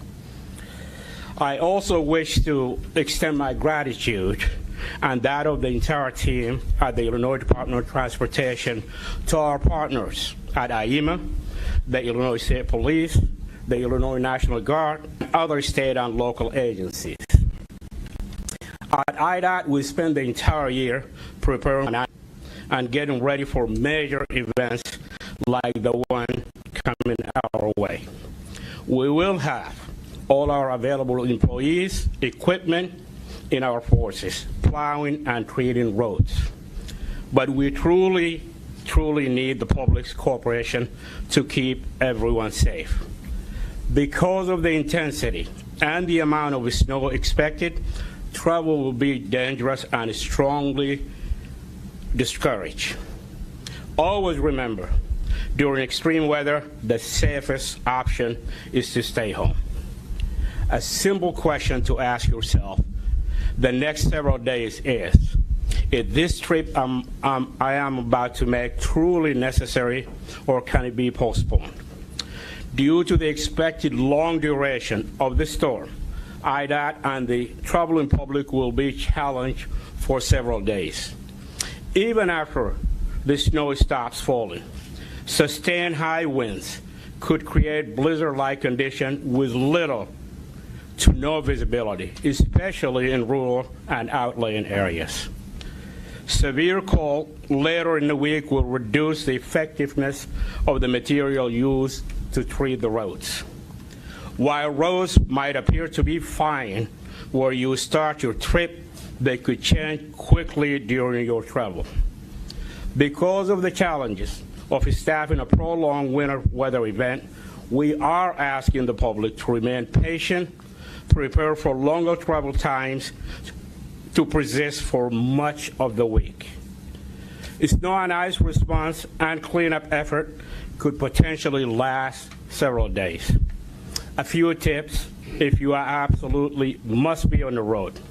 At all times, if you encounter a plow or any emergency vehicle on the road, please slow down, increase your driving distance, and remain patient. Do not attempt to pass. Conditions in front of the plow will be worse than behind it. Keep a safe following distance at all times and watch out for pedestrians.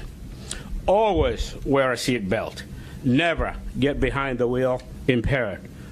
And bookmark and regularly visit gettingaroundillinois.com for the latest road condition. We are no stranger to winter weather in Illinois. Teamwork and coordinated response are critical. Cooperation and patience will be essential to keeping everyone safe the next several days. Thank you again, Governor, for making sure we all have the resources we need and helping to protect the public. And with that, I would like to introduce the Director of the Illinois State Police, Brendan Kelly. Director.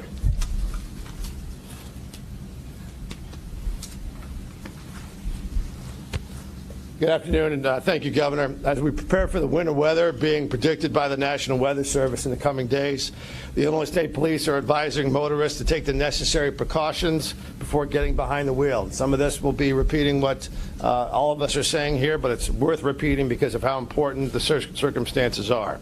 Plan ahead and check the forecast. Determine if the trip is absolutely necessary during inclement weather. Don't crowd the plow.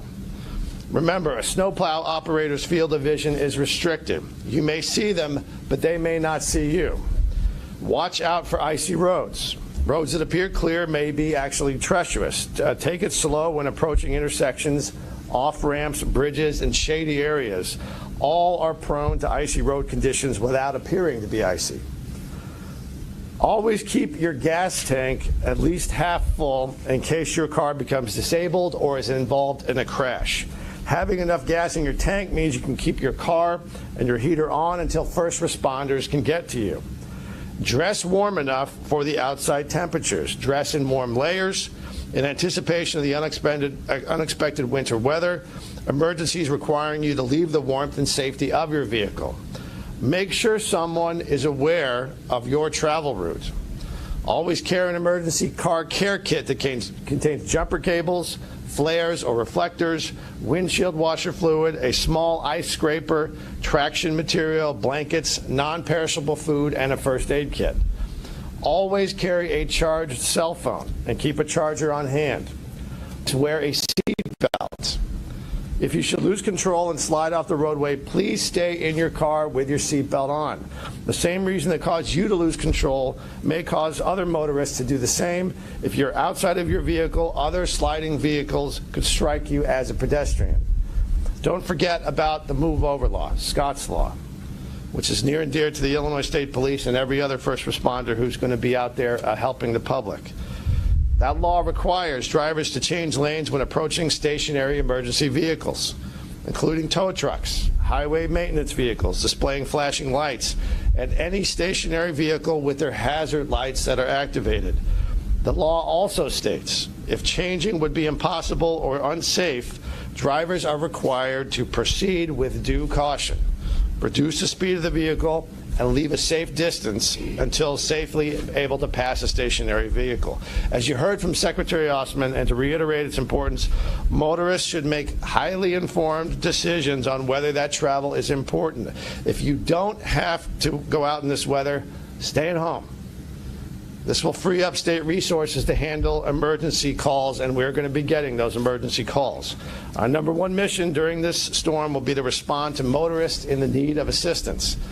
The public and our officers' safety will be top priority. Officers in districts not being severely affected by winter weather will be assisting adjoining districts, and hours may be adjusted to and extended dependent upon the need.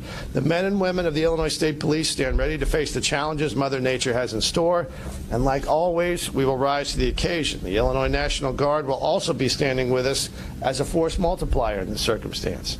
With their assistance, service to the public can be greatly augmented and will reduce first responder response times out to stranded motorists.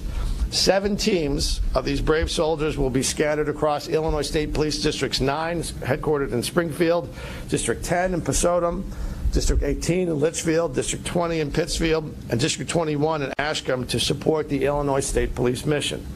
From the Joint Operations Center, the Illinois State Police and other state agencies will be constantly monitoring the progress and impacts of the storm, and will have the ability to easily shift our teams north or south depending upon the storm's track and impact. Now, here to talk about their response to this storm is Major General Rich Neely, the Adjutant General of Illinois, and the Commander of the Illinois National Guard. Thank you. Well, thank you, Director Kelly, and good afternoon, everyone.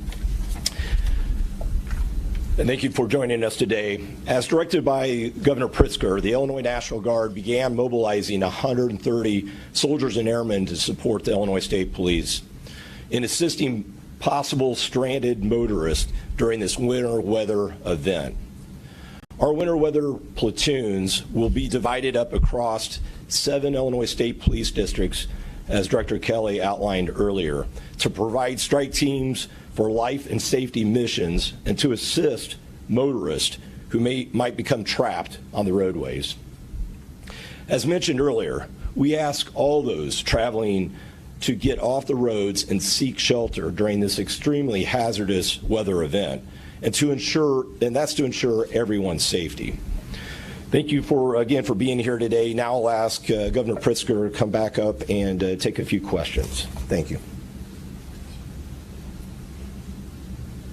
Happy to take any questions. Governor, it sounds really bad. It sounds like the worst thing ever if you listen to some of the forecasts.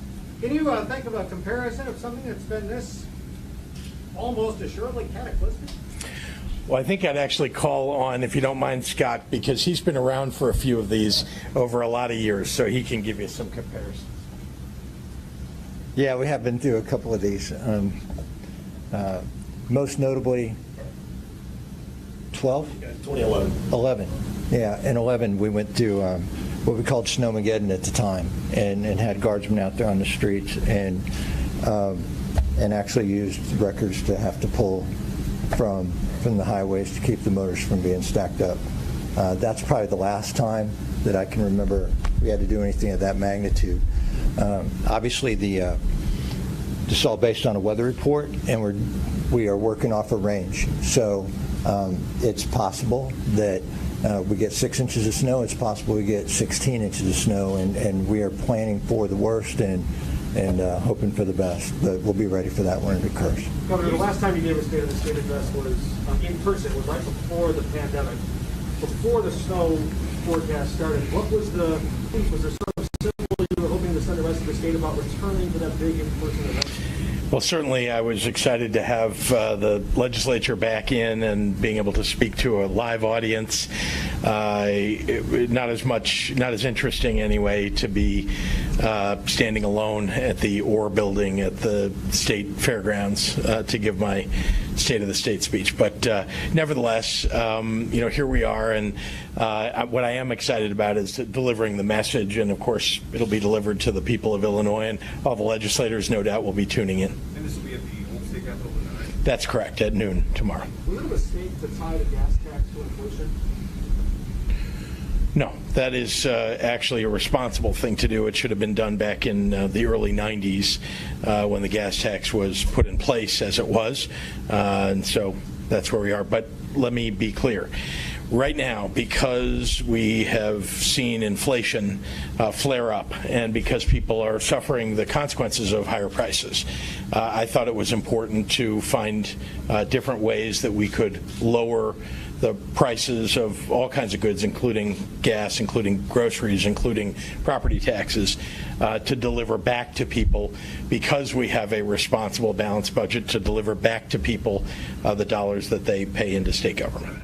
All right, so the governor there is speaking as they continue to try to prepare residents for that winter weather that is on its way. They do say half a foot of snow is expected. They're not only going to have heavy snow, but also a lot of ice and blizzard conditions as well. So we'll continue to monitor all of the latest when it comes to the severe winter weather expected in the region. But we are going to continue things along here for you on Live Now from Fox, always bringing you those latest top stories. And I know so many people today have been hearing Tom Brady's official announcement. We'll give you more details on the legend leaving the NFL when we come back here after this 2-minute break.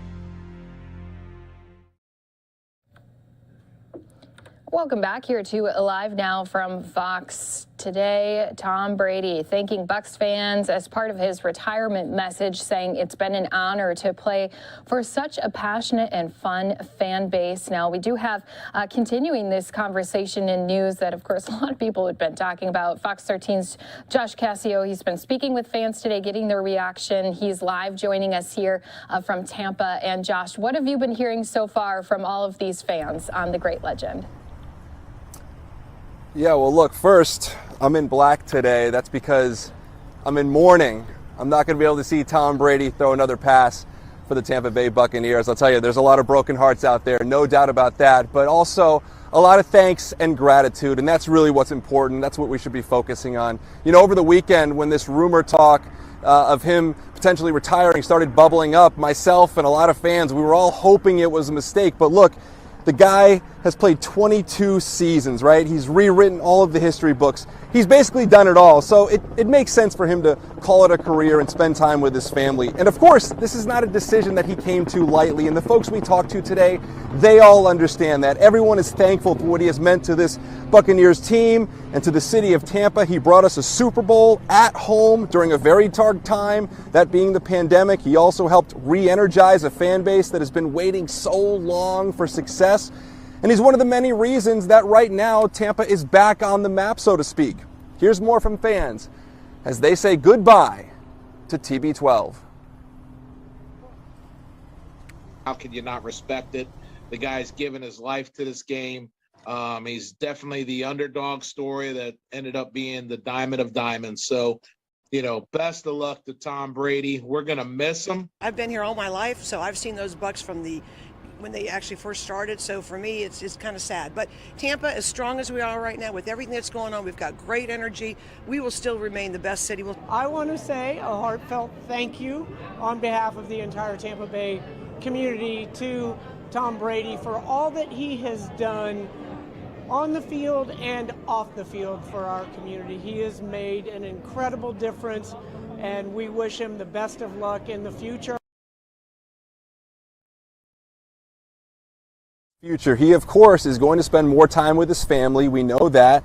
He's also mentioned some of his companies that he's founded, from TB12 to his Brady brand, so he'll likely be focusing on that stuff in his off time as well. We know Tampa Mayor Jane Castor says as he moves into this next phase of his life, she just hopes he sticks around in Tampa a little more, not as a player, but now as a retiree. Back to you. Yeah, I'm sure there's a lot of people, Josh, who hope he sticks around so they can continue to maybe catch him out and about. And you as well. Anything that sticks out to you, Josh, since you are such a fan of Tom Brady, that you're going to really miss that he brought to the field each and every single time he played? Yeah, well, quick story about me. So I'm from New England originally. So I've watched Tom Brady from the very first time he took the field as a Patriot. I've watched him his entire career. I moved to Tampa about 10 years ago. So I continued watching the Patriots from afar. I was a Bucs fan. Then he comes here, so it's a thrilling thing for me to see my favorite player now on my new home team. I was standing right out there when the Bucs won the Super Bowl. Fans were going crazy. So I've just had so many amazing Tom Brady memories. I think my favorite one, of course, has to be the comeback against the Falcons. I mean, that's just an incredible memory. I remember jumping up and down and just being in disbelief. The other big one, of course, has to be the Lombardi toss during the boat parade. That is something that is cemented in Tampa's legacy. I love that image, and so those are probably my two favorite Tom Brady memories. Hopefully one day, now that he's retired, I'll run into him as he's buying avocados and, you know, avocado ice cream and all that good stuff. Yeah, back to you. and Giselle just walking down the streets, maybe at the next farmer's market. And I'm sure a lot of people are going to remember that trophy toss because, boy, did it send a few hearts up into your throat. So we do appreciate you giving us this update, especially as now it has been confirmed here today. Again, Fox 13's Josh Cassio joining us here on Live Now from Fox. Thanks so much, Josh. Yep, thank you. And don't forget, whenever it comes to breaking news, top stories, Live Now from Fox continues to keep you covered. We had talked about those retirement rumors and, of course, had talked with even some people who were close to Tom Brady himself. They always tried to put themselves in the right place to say we are waiting for an official announcement to come from the legend himself. And this morning, he did put that out on his social media platforms. But you have to think, while a lot of people mourning the loss of him from the football field, he has dedicated so many seasons, so many years. His body has been put through so much over those years as well. So it is time for him to step away, enjoy watching the game. I'm sure he'll be out there watching the different games from up above in some of those box seats. And as we just heard from Josh, he mentioned it. You know, he brought the Super Bowl home for a team who was hosting the Super Bowl.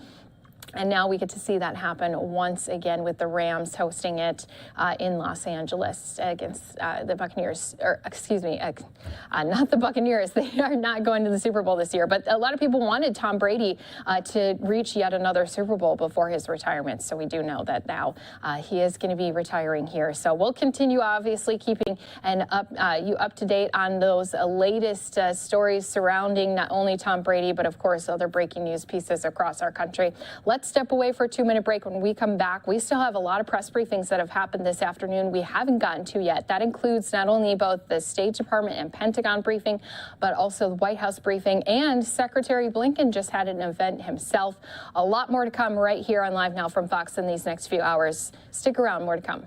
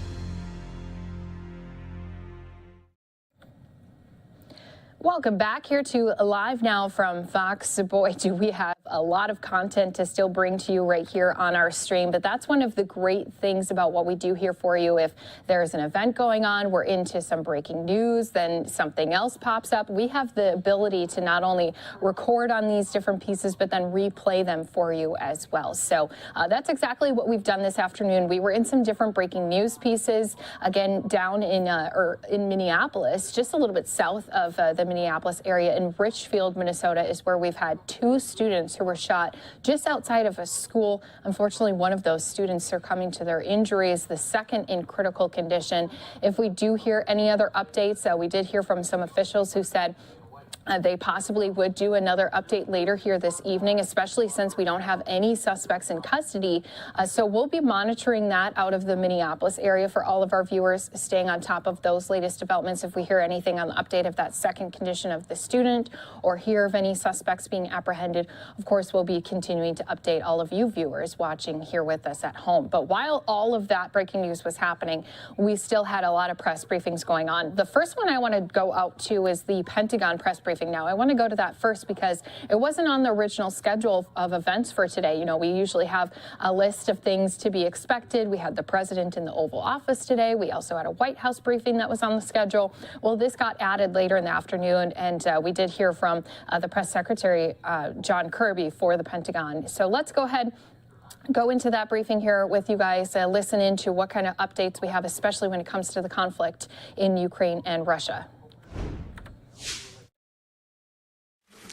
I see the derision in your face, Megan. I'm not upset. I'm disappointed. I'm sorry I disappointed you.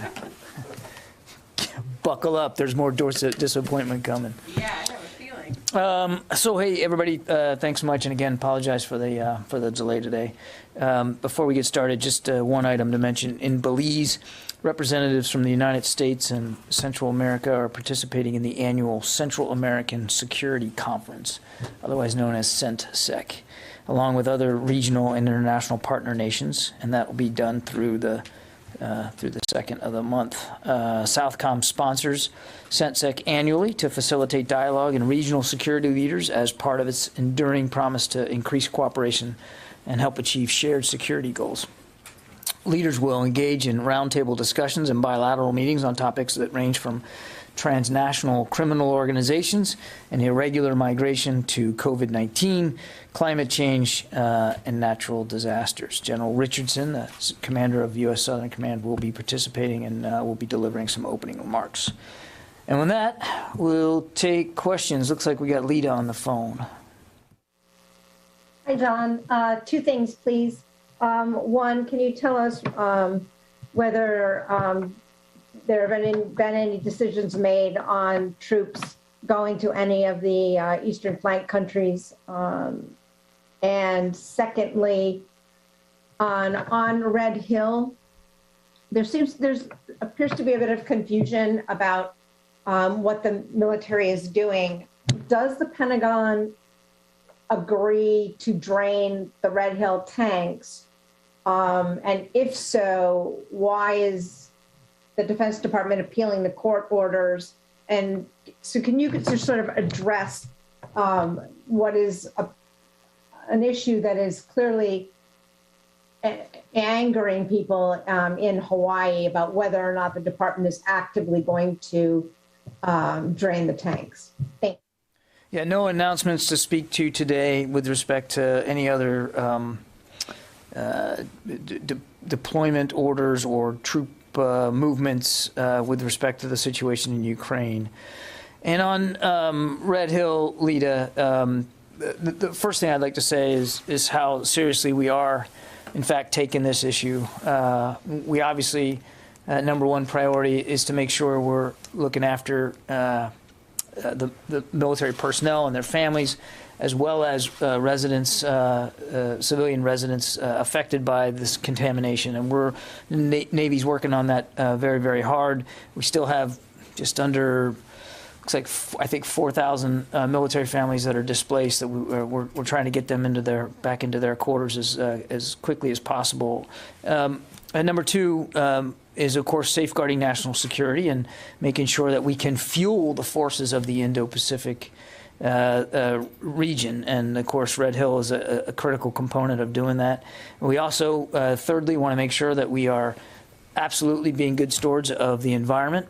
And we do that all around the world. We know we particularly need to do that here in Hawaii. It's an environment that we enjoy, that we appreciate ourselves, we're living in, and we know we have significant responsibilities there. And then lastly, we know we've got to work closely together with state authorities to re-examine the future of the Red Hill bulk storage fuel facility.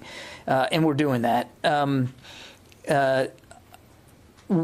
What I would say about the appeal, and I certainly understand the concerns have been expressed,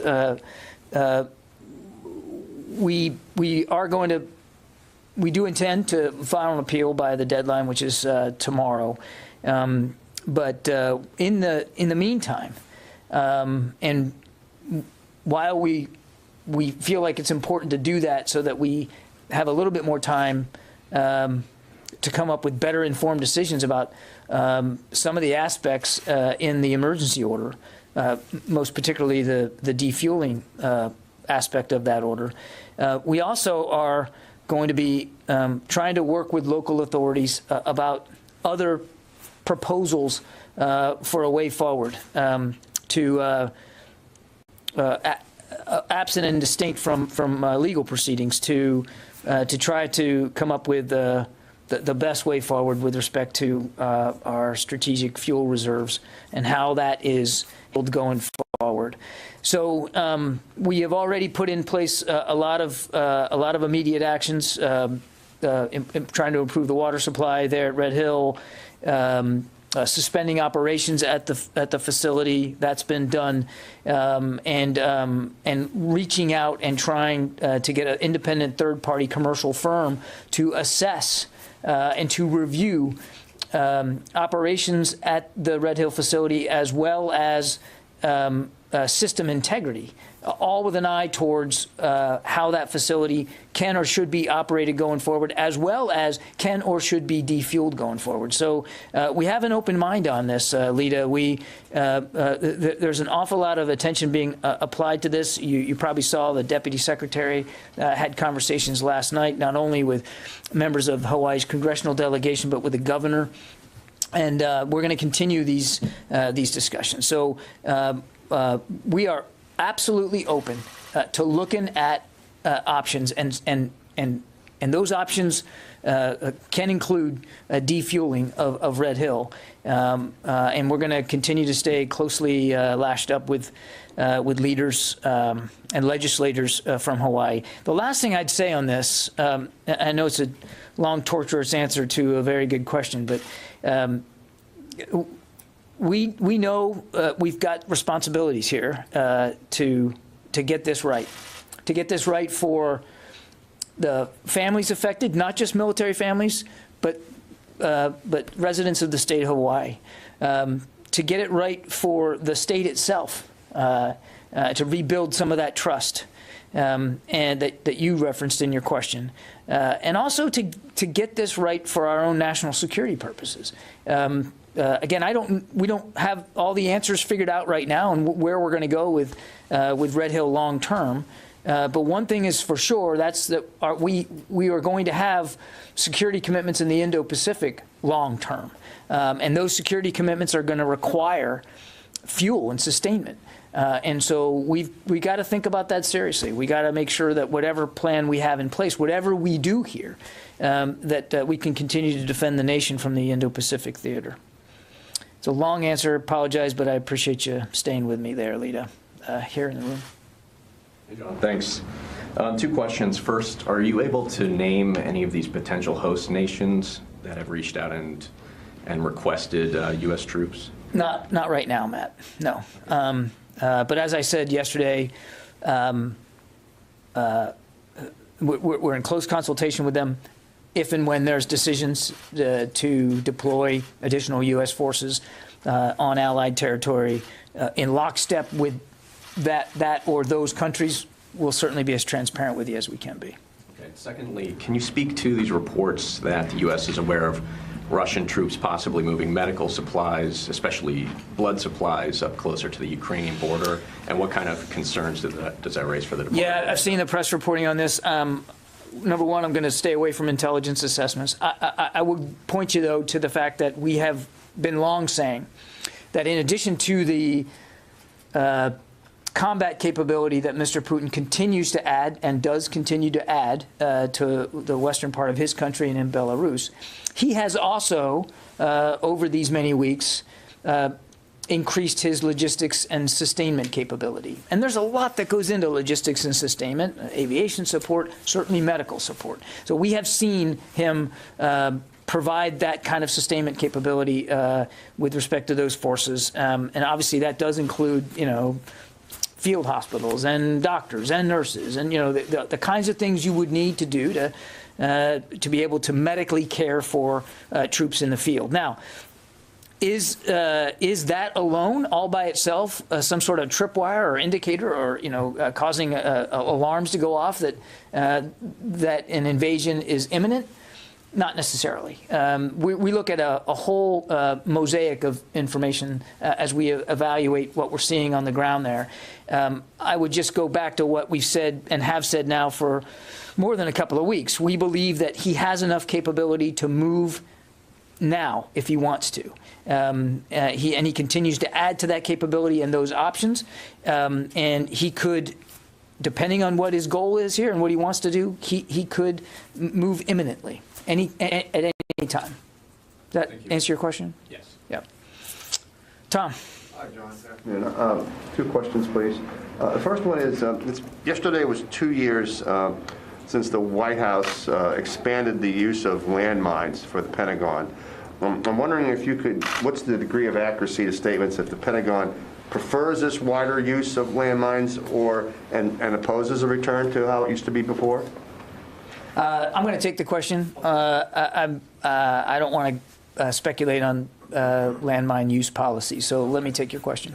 My second one was also yesterday when it was announced, that Qatar is going to be the newest major non-NATO ally.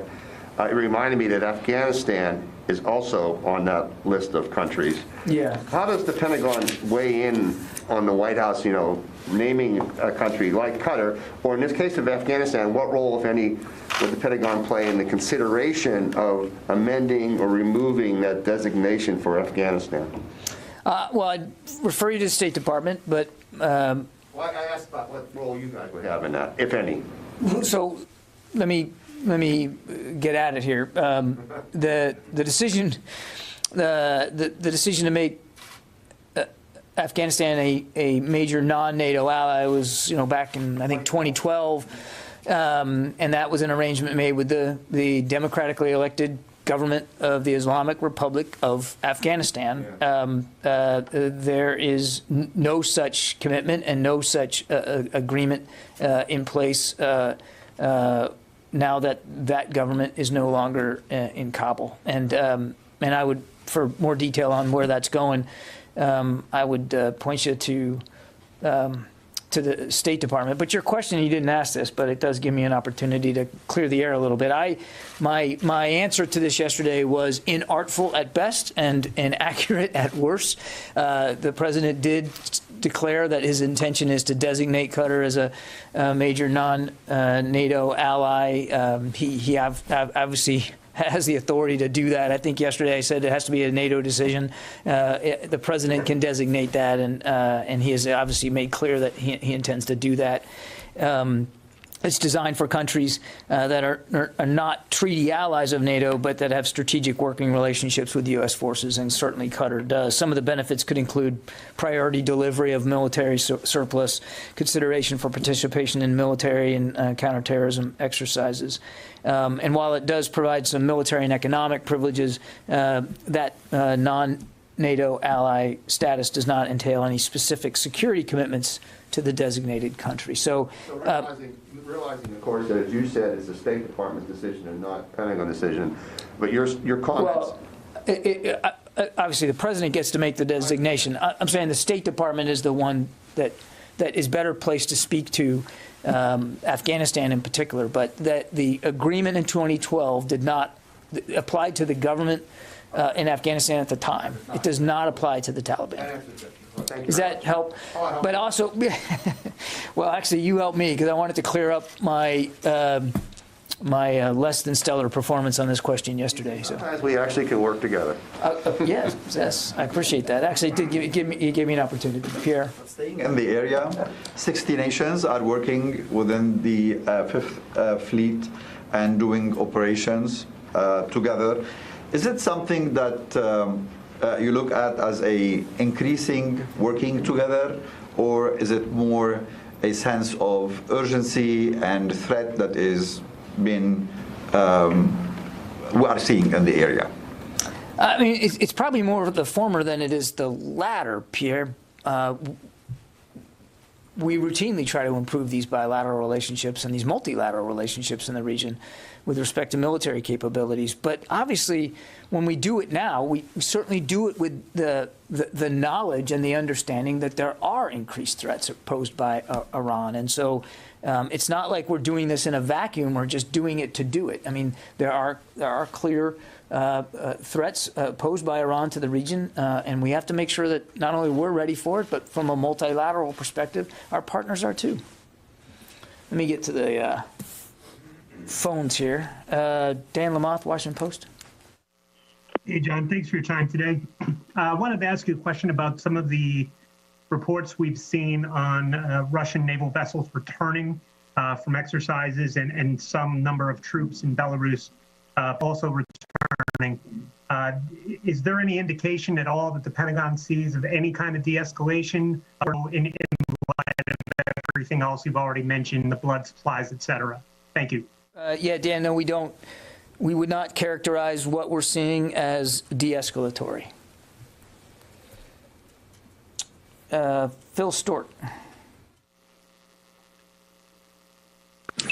Thanks. Real quick, Russian President Putin made a comment today that that basically suggested that now was the time to act on Ukraine, because what if Ukraine were to join NATO?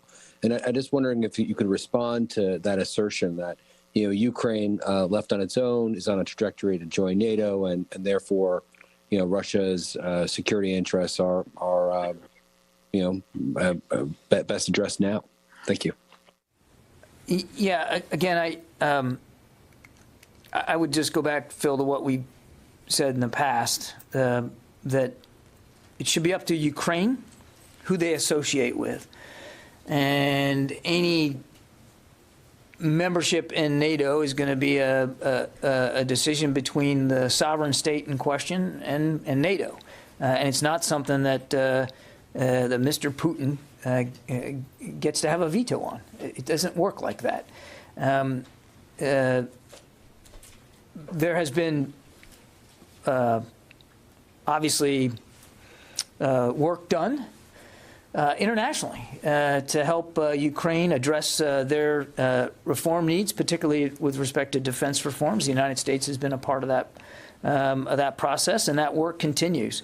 I'm not going to speculate one way or another about the future of NATO expansion or Ukraine's part in that. Again, that is a decision that can only be made between the alliance and Ukraine, and it's not for another nation to try to dictate terms to. Separate and distinct from that, Phil, I mean, this is of a piece of the Russian playbook of putting stuff out there in the information environment, deliberately designed to deceive or to try to create excuses or pretexts to justify what really would be, should they incur again, an unjustifiable act. Joe Gould, Defense News. Hey, John, thanks for doing this today. So my question is, the SecDef is set to testify tomorrow on Afghanistan in a closed or deliver a briefing in a closed session of the Senate Foreign Relations and Armed Services Committees. We saw that 18 Senate Republicans are calling for a portion of that to be open, and several House Republicans called for a public hearing there on Afghanistan as well. The Defense Secretary did testify in public on Afghanistan in September, but would you respond to this most recent call? Would Secretary Austin be willing to testify in public on Afghanistan? Thank you. As you noted, Joe, he has, and of course, if he's asked to testify again in public, in a public setting on Afghanistan or any other matter, he takes the oversight responsibilities of Congress very seriously and would certainly comply with that. But tomorrow's briefing, the parameters of that were set by the Senate Foreign Relations Committee and the Senate Armed Services Committee, and we're abiding by the dictates of the procedures that they put in place. Sylvie from AFP, I'll come right back to you. Hello, John. I have two questions. First, I asked you yesterday how many U.S. troops are stationed right now in Poland and Lithuania, and you took the question and I didn't receive the answer. And second, a totally different question about Sahel.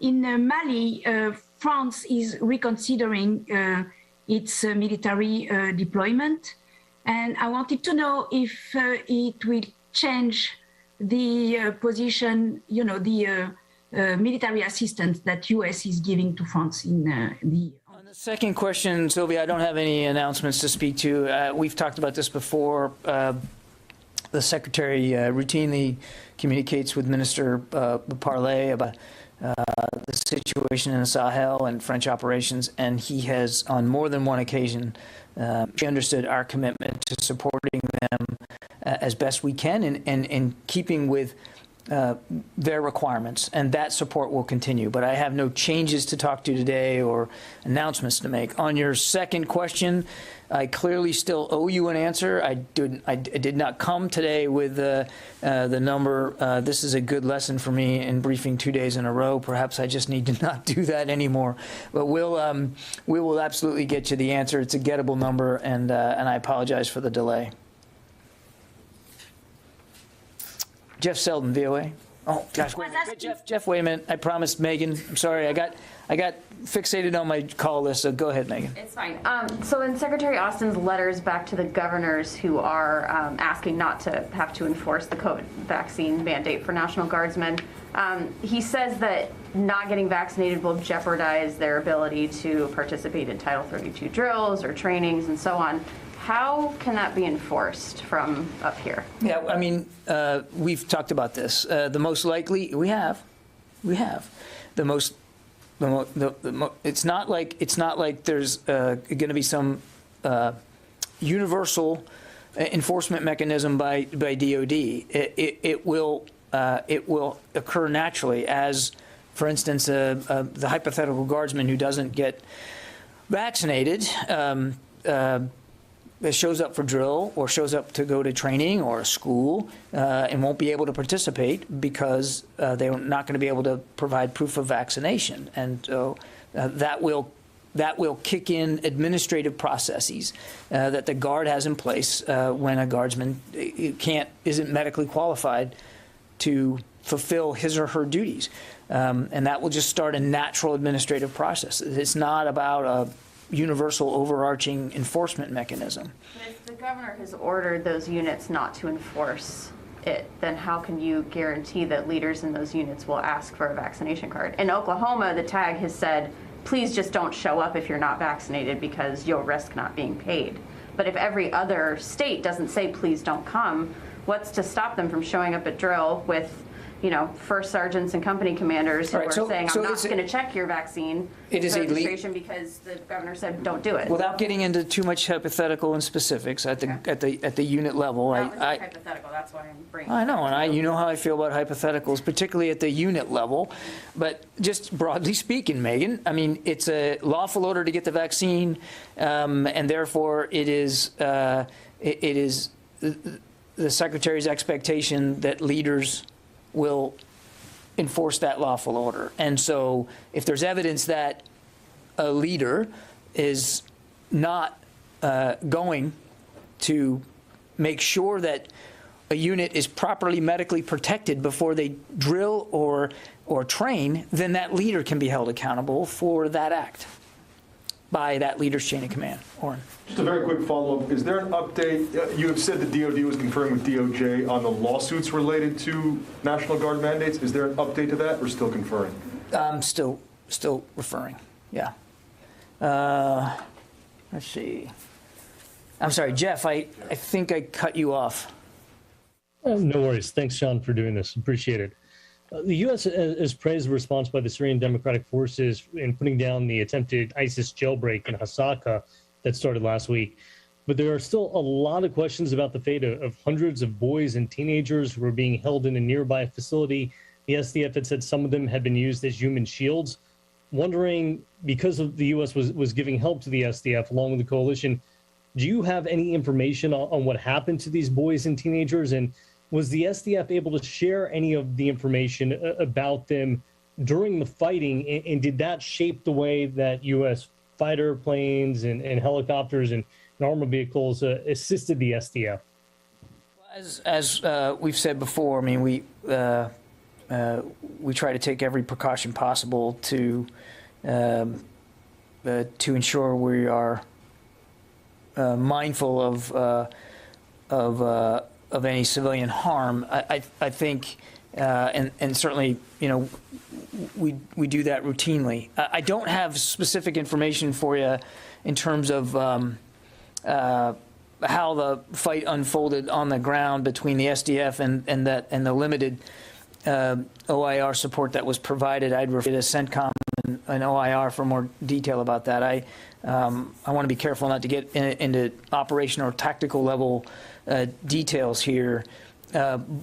But it is true that that ISIS was it did have a population of children there, many of them teenage boys, which they were either and or using as human shields, or in fact grooming to become fighters themselves, which is something, it's a barbarous tactic we've seen them employ before. But beyond that, I'm really going to refer you to CENTCOM and OIR to speak to, Jeff, because I just don't have that level of tactical detail. We provided some limited airstrikes in support of this operation. We provided some limited ground support, largely in terms of access control, but beyond that, I'd refer you to OIR.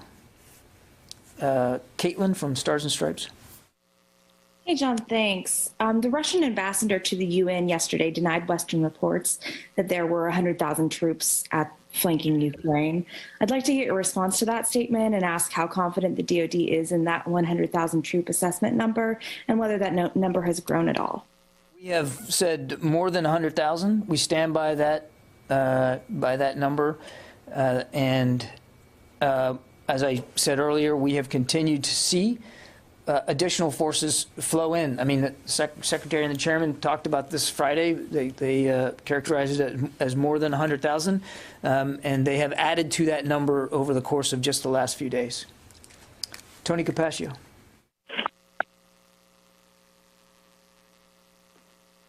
Hey, John, sorry, I hit the mute button. Two quick questions. Can you bound expectations about this hypersonics meeting that the Secretary is kicking off on Thursday? There are stories saying he summoned industry, and then others saying he's going to light a fire under industry's butt on this subject. So, look, this is a virtual roundtable session with hypersonic industry CEOs. It'll take place on the 3rd, as you said, Thursday. It's part of the deputy's regular drumbeat engagements with industry in areas of innovation and modernization, to help strengthen relationships and discuss ways to accelerate the development of capabilities and new operational concepts with our partners in industry. This meeting is going to be focused on hypersonic development, but there are other topics that range from systems engineering to manufacturing. And again, this is something that the Deputy Secretary routinely does. The Secretary Austin will deliver some brief framing remarks at the top of the meeting.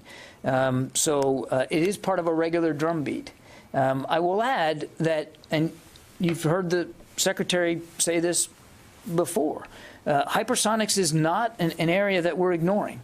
And there's been a lot of work done to advance our capabilities with hypersonic technology. But you've also heard the Secretary say it is an important capability. It is not the only capability. There are a range of military capabilities and avenues for innovation that he wants to explore to better get at this idea of integrated deterrence.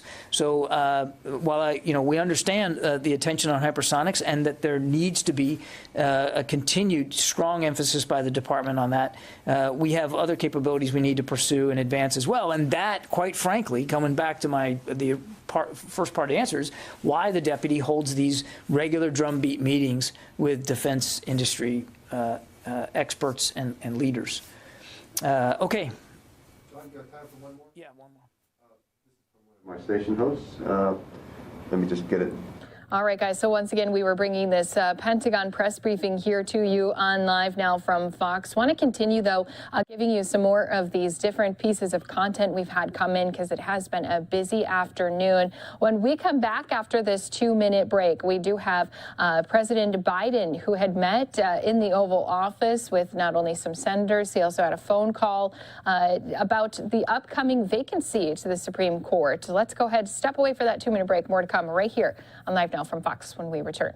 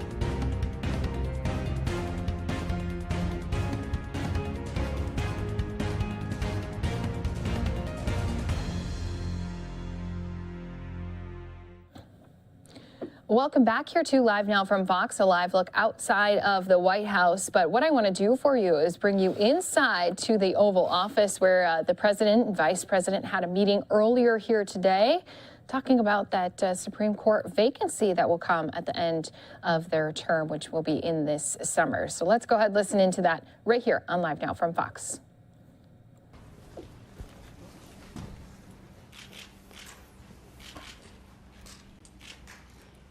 We're out there in the cold too long, folks. Look, I invited, we're different parties, but two good friends down here. We've done an awful lot of Supreme Court justices together, Senator Grassley and I, as well as Senator Durbin.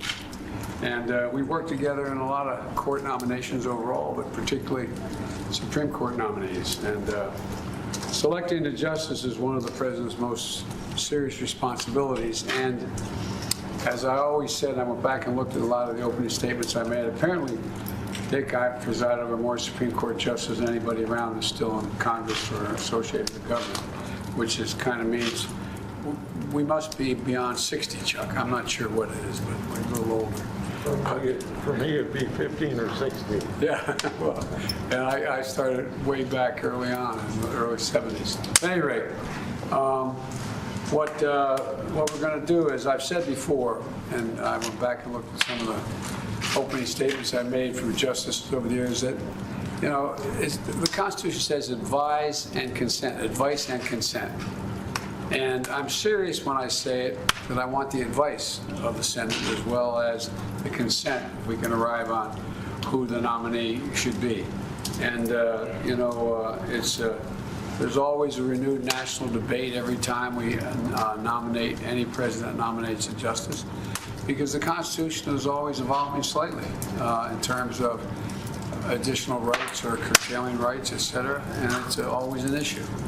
And there's several schools of thought in terms of judicial philosophy, and we'll see. But the fact is that I'm looking for someone who I can, this is not a static issue, it flows back and forth. What I'm looking for is a candidate with character, with the qualities of a judge in terms of being courteous to the folks before them and treating people with respect, as well as a judicial philosophy that is more one that suggests that there are unenumerated rights in the Constitution, and all the amendments mean something, including the 9th Amendment. And but I intend to take this decision, make this decision, and get it to my colleagues by the end of the month. That's my hope. And I'm looking forward to their advice and how to proceed and how the hearings will be conducted and the like. So thank you very much. We're going to get a chance to talk. I want to hear from them today. Thank you.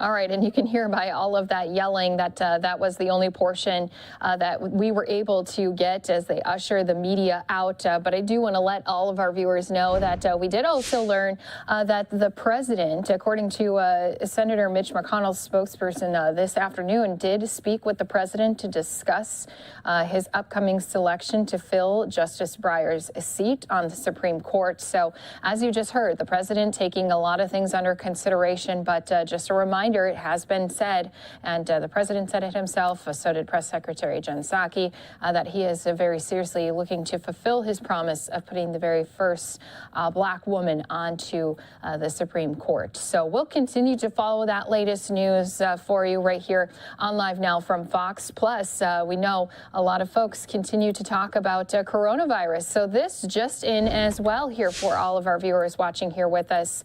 Wanted to report this out here as this is a developing story, but we do have Pfizer and BioNTech. They have asked and submitted authorization for their COVID-19 vaccine in children 6 months to 4 years of age. And so they are now trying to put this request in, get it approved through the FDA.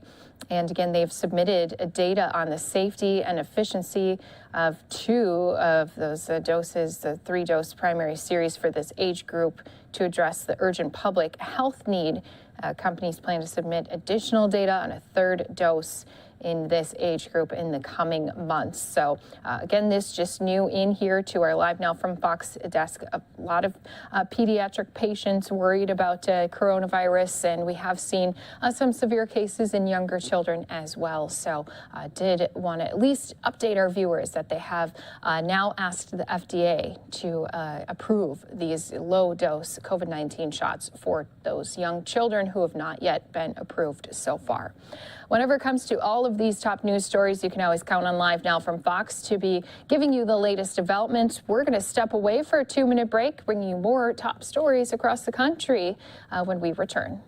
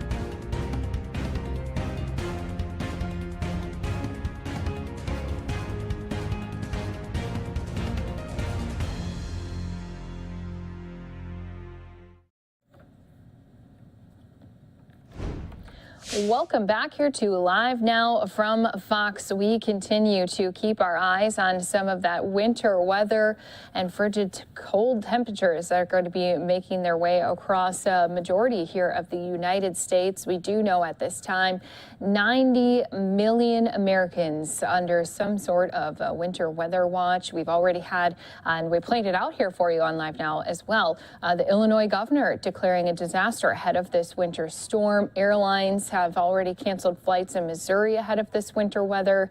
And we do know that there's a lot of people who are going to be feeling a big change come this evening. So we do have some frigid Arctic air. It's going to be moving into the nation's heartland by Groundhog Day, and a cold front is going to be sweeping down across the plains. So we do have moisture from the Gulf of Mexico. It will surge northward ahead of the front. So that moisture going to overlap with the freshly supply of cold air, setting the stage for a expansive area of snow and ice impacting millions of Americans from the nation's southern border all the way from Texas to New England. So a lot of big changes coming. Again, there was a big storm last weekend that we just saw people recovering from, the nor'easter. That was from the mid-Atlantic to the northeast. It was snow and blizzard conditions. It had lasted about 24 to 36 hours, whereas this upcoming winter storm is going all the way from the plains, Midwest, and northern New England. It is bringing not only snow and some blizzard conditions, but a lot of sleet and freezing rain as well, which we know can make a combination for some dangerous conditions. Also, it's over the next upcoming few days. So it's going to be for the next 48 to 60 hours that we're going to be seeing some of these impacts. So again, nearly 90 million Americans right now under some sort of winter weather alert. And of course, you can count on us here on Live Now from Fox to continue to keep an eye on all of these moving systems, keep track of all of that areas that are going to be impacted. And of course, even once these events do start, we can always work with our teams across the country to bring you into some of those areas that are seeing some of the heaviest amounts of snow. I know earlier here today, again, we heard from Governor Pritzker, they're expecting about a half a foot of snow overnight. So a lot of people looking to the weather. And with that being said, if you want to look ahead to not just past this winter storm, but into the future of how many weeks left do we have of winter, don't worry. We're going to have you covered tomorrow morning. You can join us right here on Live Now from Fox from 6 until 7:30 a.m. Eastern Time. We're going to be live talking about Groundhog Day. So we have Punxsutawney Phil, who's going to be giving us a look at how much winter weather we have left. Join us right here again for full coverage. 90 minutes of nonstop news going to be happening about Groundhog Day. So, of course, a lot of things to continue to keep our eyes on here for you on Live Now from Fox. But what we'll do is bring you yet another press conference we haven't gotten to yet here today. Going to take us out to the White House press briefing. We had Press Secretary Jen Psaki step out, talk about a number of topics. But obviously, just like you saw, we had a Pentagon briefing, still have a State Department briefing we haven't even gotten into. They're continuing to track the movements of those Russian troops that are on their western border, which is the border of Ukraine. And we heard just moments ago when I played it out, we heard John Kirby, the press secretary for the Pentagon, say what they've been seeing, what they've been tracking has not alluded to any de-escalation happening on Russia's side. So we do continue to keep our eye on that tension. Let's go ahead, play out this White House press briefing here for all of our viewers with us on Live Now from Fox. For highways and roads, $14 billion for 500 Army Corps projects, over $5 billion to states for bridges, over $7 billion to states for water infrastructure, $3 billion to repair and rebuild over 3,000 airports, $1 billion to support Superfund cleanup to 49 sites, and $239 million in port infrastructure development grants. And this is just the beginning, and we'll do our best to provide you all updates and hear on the status of these funds being allocated. State, local, tribal, and territorial governments will receive over 90% of funding from the bipartisan infrastructure law to rebuild their communities. We mentioned yesterday, or I talked a little bit yesterday about this large guidebook we had put out to provide guidance and information to communities to apply for the part of this that will be through competitive awards. As we did with the American Rescue Plan, we also know that local leaders have the best sense of where the communities need funding. And the formula funds in the bipartisan infrastructure law include flexibility to deal with unique local and state challenges. As we've also said many times, with flexibility comes a great responsibility to use funds wisely. So to ensure accountability and transparency, Mitch Landrieu and the infrastructure team convened a meeting with inspectors general from all agencies with funding from the infrastructure law to discuss oversight and transparency. He called for each state to appoint an infrastructure implementation lead, and we are committed to showing transparency on how money is allocated and spent. Also, one other update for all of you at the top. As you know, the president is headed to New York City on Thursday, and I wanted to give you a quick preview of his trip. He will be joined on the trip by Attorney General Garland to talk about the steps the administration has taken so far to reduce gun crime and how we can be a strong partner for New York City and other cities grappling with increased gun violence over the past 2 years. The president and the Attorney General will join with law enforcement officials alongside elected leaders, including Mayor Adams, Governor Hochul, at the New York Police Department headquarters to discuss the work that federal, state, and local law enforcement officials are doing to quickly take guns and repeat shooters off of our streets. Afterward, President Biden, Attorney General Garland, Mayor Adams, Governor Hochul, and other elected leaders will visit with community violence intervention leaders in Queens to talk about the community-led work to interrupt gun violence. The president outlined a comprehensive plan last year to tackle gun crime that includes giving cities historic funding through the American Rescue Plan to put more cops on the beat and support community violence intervention programs, as well as initiatives like after-school programming, creating economic recidivism to address the root causes of gun crime. The president's budget also doubles federal support for community policing, with $300 million more for cities, plus another $200 million for community violence interventions, a total of $500 million for these strategies that are proven to reduce gun crime. And he's going to continue to urge Congress to act on that. Finally, the Department of Justice continues to step up their efforts to combat violent crime and gun trafficking, including through 5 strike forces launched last year in New York City and other regions. As the Department of Justice reported just last week, those efforts have resulted in thousands of guns and violent criminals being taken off the streets over the past year. But they will, of course, have more to say on Thursday. Why don't you kick us off? It's been a busy news day, so I have a few. Off the top, Senator Manchin just said that Build Back Better is dead. Was the White House aware that he felt this way, and what's the path forward for some of those Democratic priorities? Well, as you know, as a policy, we're not going to get into private conversations we have with Senator Manchin or any other senators about this piece of legislation or our efforts moving forward.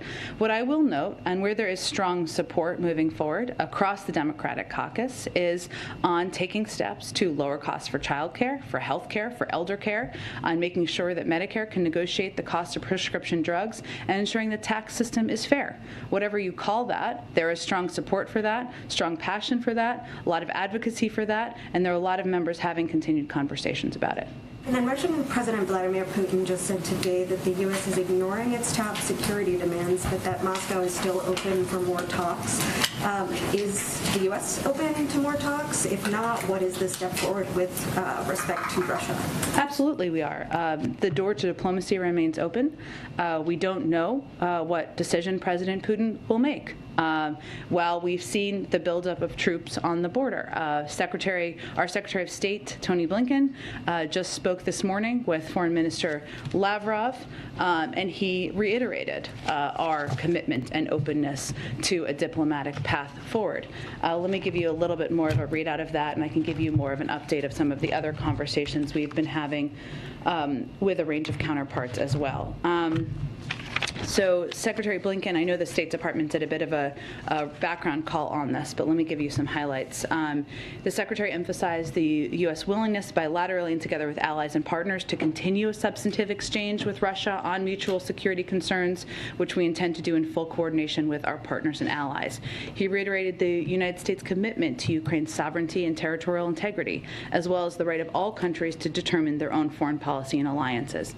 He also urged immediate Russian de-escalation and the withdrawal of troops and equipment from Ukraine's borders, and was clear that further invasion of Ukraine would be met with swift and severe consequences, and urged Russia to pursue a diplomatic path. Our National Security Advisor, Jake Sullivan, also met with his German counterpart today as part of our regular consultations with our allies and partners. But certainly the door to diplomacy remains open. As we've said many times, de-escalation will, of course, make that diplomatic path easier moving forward. And then one more on HHS. Last week there was a GAO report warning that HHS may not be prepared for a future pandemic and that it had fallen short in a number of ways in this pandemic.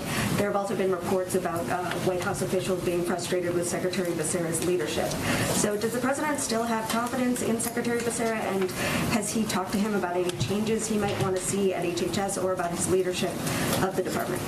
Well, you know how we feel about anonymous sources around here. There were some experts that are publicly criticizing the way HHS has... From within the government, I'm referring to. I would just reiterate that the president remains confident in the role of Secretary Becerra. He is somebody who is an important partner.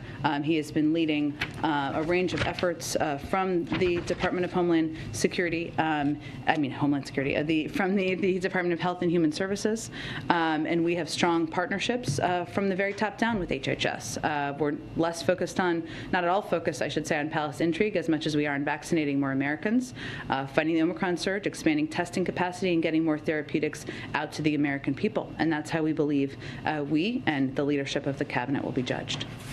Go ahead. A couple of follow-ups here. On Ukraine, we've seen some of the major European allies talking directly with Putin. Emmanuel Macron has spoken with him twice. The Italian Prime Minister has spoken with him. Boris Johnson is now traveling to Ukraine. Why not have the president have take more direct involvement like some of these other allies are? Well, the president remains certainly open to that if there's a determination that is the appropriate and most constructive step moving forward. We also a very active and engaged Secretary of State who had a number of conversations with his counterpart, including this morning. And that's the channel that those conversations are happening through at this point, as well as at many other levels, I should say. And on the question about Senator Manchin, he also said that no one's reached out to him. He hasn't been having talks about trying to do this in chunks, as the president has suggested maybe the path forward. Why not? I'm not going to outline from here conversations that we are having with a range of senators, and a range of senators are having with each other. But I can assure you we've been in touch with and with every member of the Democratic caucus. And just some housekeeping on the Supreme Court pick. The Times is reporting that Doug Jones will be the Sherpa on the Hill. Can you confirm that and talk about that decision? I don't have anything to confirm yet at this point about what the team will look like that we bring in, as has been done historically, to help Sherpa through our nominee whenever that person is selected. I can reiterate that we intend to have that team in place before the president makes a selection, and that team will be more than one person. Go ahead, Kristen. Thank you, Jen, and thank you for the welcome back. Following up on the Supreme Court decision, a number of Republicans, as you know, and as you've been asked about, have spoken out about the president's pledge to pick a black woman for the high court. How do you respond specifically to Ted Cruz, who overnight called it offensive and defensive to black women that wouldn't make that pledge? Well, here's what I would say first. Just over a year ago, the previous president also promised to select a woman for the Supreme Court. Not only were there no complaints about choosing a nominee from a specific demographic from the same corners, but there was widespread praise of now Justice Barrett on those grounds, with Republican lawmakers widely highlighting that they thought this was positive for women in America. So take Senator Cruz himself. He had no objection to Donald Trump promising he'd nominate a woman in 2020. Repeat, no objection at all. In fact, he praised her on these grounds. The nominee. During her confirmation hearing, Senator Cruz said, quote, "I think you're an amazing role model for little girls. What advice would you give little girls?" When President Reagan honored his campaign pledge to place the first woman on the court, he said it symbolized the unique American opportunity. There is no outcry around that. The president's view is that after 230 years of the Supreme Court being in existence, the fact that not a single black woman has served on the Supreme Court is a failure in the process, not a failure or a lack of qualified black women to serve as Supreme Court justices. And broadly speaking, we just heard from the president on how he is viewing this pick. He says he's taking the advise and consent rule very seriously of the Senate. If he thought, and I know you've been getting questions around this, but just to kind of put a fine point on it, if he thought that a nominee could get more Republican support, how would that weigh on his decision making? I talked with him about this exact question this morning because I know a lot of you are asking about it. And what he reiterated to me is that his focus is on picking the person who is eminently qualified, who is ready to serve and prepared to serve in a lifetime appointment to the Supreme Court, not in navigating the legislative process. Just yesterday, on a different topic, HBCUs, a number of them have gotten more bomb threats. Today, yesterday said that the bomb threats were disturbing. Can you update us on what, if any, more information the White House, the president has about these potential threats? And is there a concern that it is, in fact, linked to Black History Month? Well, we don't have an assessment at this point. We are continuing to evaluate. Our Homeland Security advisor here in the White House, Liz Sherwood Randall, is providing regular updates to senior staff, to the president as well, and he certainly is aware of the latest instance of bomb threats, not just yesterday, but also those this morning. Let me just reiterate that we condemn these disturbing threats, and our thoughts are with the students, faculty, and staff of these storied institutions. We have been long supporters and have made historic investments in HBCUs and deeply value the significant role they continue to play in advancing opportunity for Black students across America. But right now, we don't have any assessment or new assessment.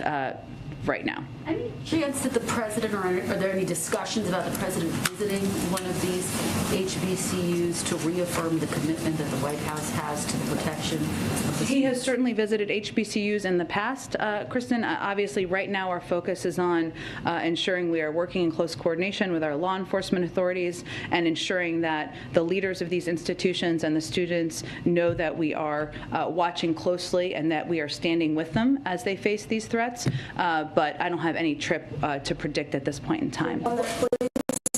I'll go to you next, April. Let me just finish, Kristen. Really quickly. Go ahead. Tomorrow's the one-year anniversary of the Family Reunification Task Force. As you know, Secretary Mayorkas has told NBC News that the White House is 100% supportive of permanent legal status for families separated at the border. Is that a true statement? Is that fair? We stand by Secretary Mayorkas. April, go ahead, and then I'll come back to you. Go ahead. Okay, so Jen, back on the HBCU bomb threats. There is a historic issue when it comes to bomb threats in the Black community. And with that said, you have people like Lee Merrick calling it terrorism, and he's asking for the DOJ, Homeland Security, and U.S. Attorney's Office to investigate, to form a task force, particularly specifically on these issues. Is there talk around the White House for this to happen? Well, what I can tell you, April, is that we take these threats incredibly seriously. That, again, our Homeland Security advisor is in close touch with law enforcement authorities at a federal and local level, and we are assessing what we think the origin, the reasoning, the motivation behind it is. We don't have an assessment of that quite yet, and I don't want to get ahead of that process, but we absolutely are behind these HBCUs. We are want to make very clear that we take these threats seriously and we deeply value their contributions, but it's important for law enforcement authorities and others to make an assessment before we make any determinations about next steps. And does the White House see the irony in this moment with these continued bomb threats of HBCUs, particularly as much of the power structure up and down Pennsylvania Avenue are graduates of HBCUs, starting with the Vice President, Howard University, Cedric Richmond, Morehouse, Joyce Beatty, the head of the CBC, Central State, the House Whip, James Clyburn, South Carolina State. So is there irony in this moment? I'm not sure I would call it irony, April, but I would say that it is scary. It is horrifying. It is terrible that these students, these faculty, these institutions are feeling under threat. Now, again, we don't know more details at this point in time, and I don't want to get ahead of law enforcement authorities, but certainly, given the history you referenced, this is something we're very mindful of, and that is why we're so focused on providing regular updates and seeing what our law enforcement team assesses. And lastly, on the policing executive orders, Reverend Al Sharpton says that there's now a move to break apart the George Floyd Justice and Policing Act for standalone pieces that could possibly go up for a vote and one way or the other pass or fail. And they're doing that because the executive orders don't have as much teeth as a law. What do you say to this effort to break apart the George Floyd Justice and Policing Act and make each portion a standalone bill? Well, what I can assess from here, April, is whether there'd be support for getting that across the finish line and signed into law. As you know, the president very much wanted to sign the George Floyd Justice and Policing Act into law, and we did not take executive actions at the time because we wanted to leave room and space for that process to proceed in a bipartisan manner. So I'd really point you to leadership and committee chairs in Congress to see what is possible on that front. And certainly we agree, a law is more permanent than executive orders. That is absolutely true, but we have not even finalized, nor do I have a preview of exactly when it would be a police reform executive order. So I would also encourage people to wait to assess what that looks like. Go ahead, Risha. Thank you, Jen. Back to the Supreme Court. I know the president said he wanted to seek the advice of the Senate in addition to consent. Is there anything you can share about his conversation with Senators Durbin and Grassley and whether he shared his list of potential candidates with them? Well, I think they were still meeting when I came out here, or I had not spoken with him yet, as if it was breaking. So I've not gotten a rundown from him quite yet. I think he wanted to have an open and engaging conversation with them. In terms of what specific information he shared, I think it was more of him looking to listen to them and hear what they had to say about their range of names, a range of candidates out there, but also look to them for their advice and their counsel. As we've noted before, Senator Durbin has been through 7 confirmation hearings for Supreme Court justices. Senator Grassley is certainly a veteran of these committee processes. The president takes his role seriously, and as he said today, and as you referenced, takes the role of consent of the Senate seriously. But I don't think we're going to read out too many specifics other than to say he was looking forward to having an engaging conversation. And since Justice Breyer announced his retirement, has the president spoken personally with any of the candidates who he might be considering? We're not going to give a process update or assessment from here, just as a policy, but I can tell you that what we're focused on now is obviously the president is continuing to consult with leadership in Congress, as was evidenced by this morning. He'll do more of that this week. There's obviously an ongoing process as we look to name and nominate a Supreme Court justice before the end of this month, as is related to Mary's earlier question. We'll also be announcing soon a team that we will be bringing in from the outside. So there are a number of steps that are happening at the same time, but we're not going to be going into specifics of confirming the internal processes. And you mentioned just a bit ago that he is looking forward to someone who will obviously serve for a lifetime. Will age be a factor as he considers who to nominate? So whoever it is can have a longer imprint on the court.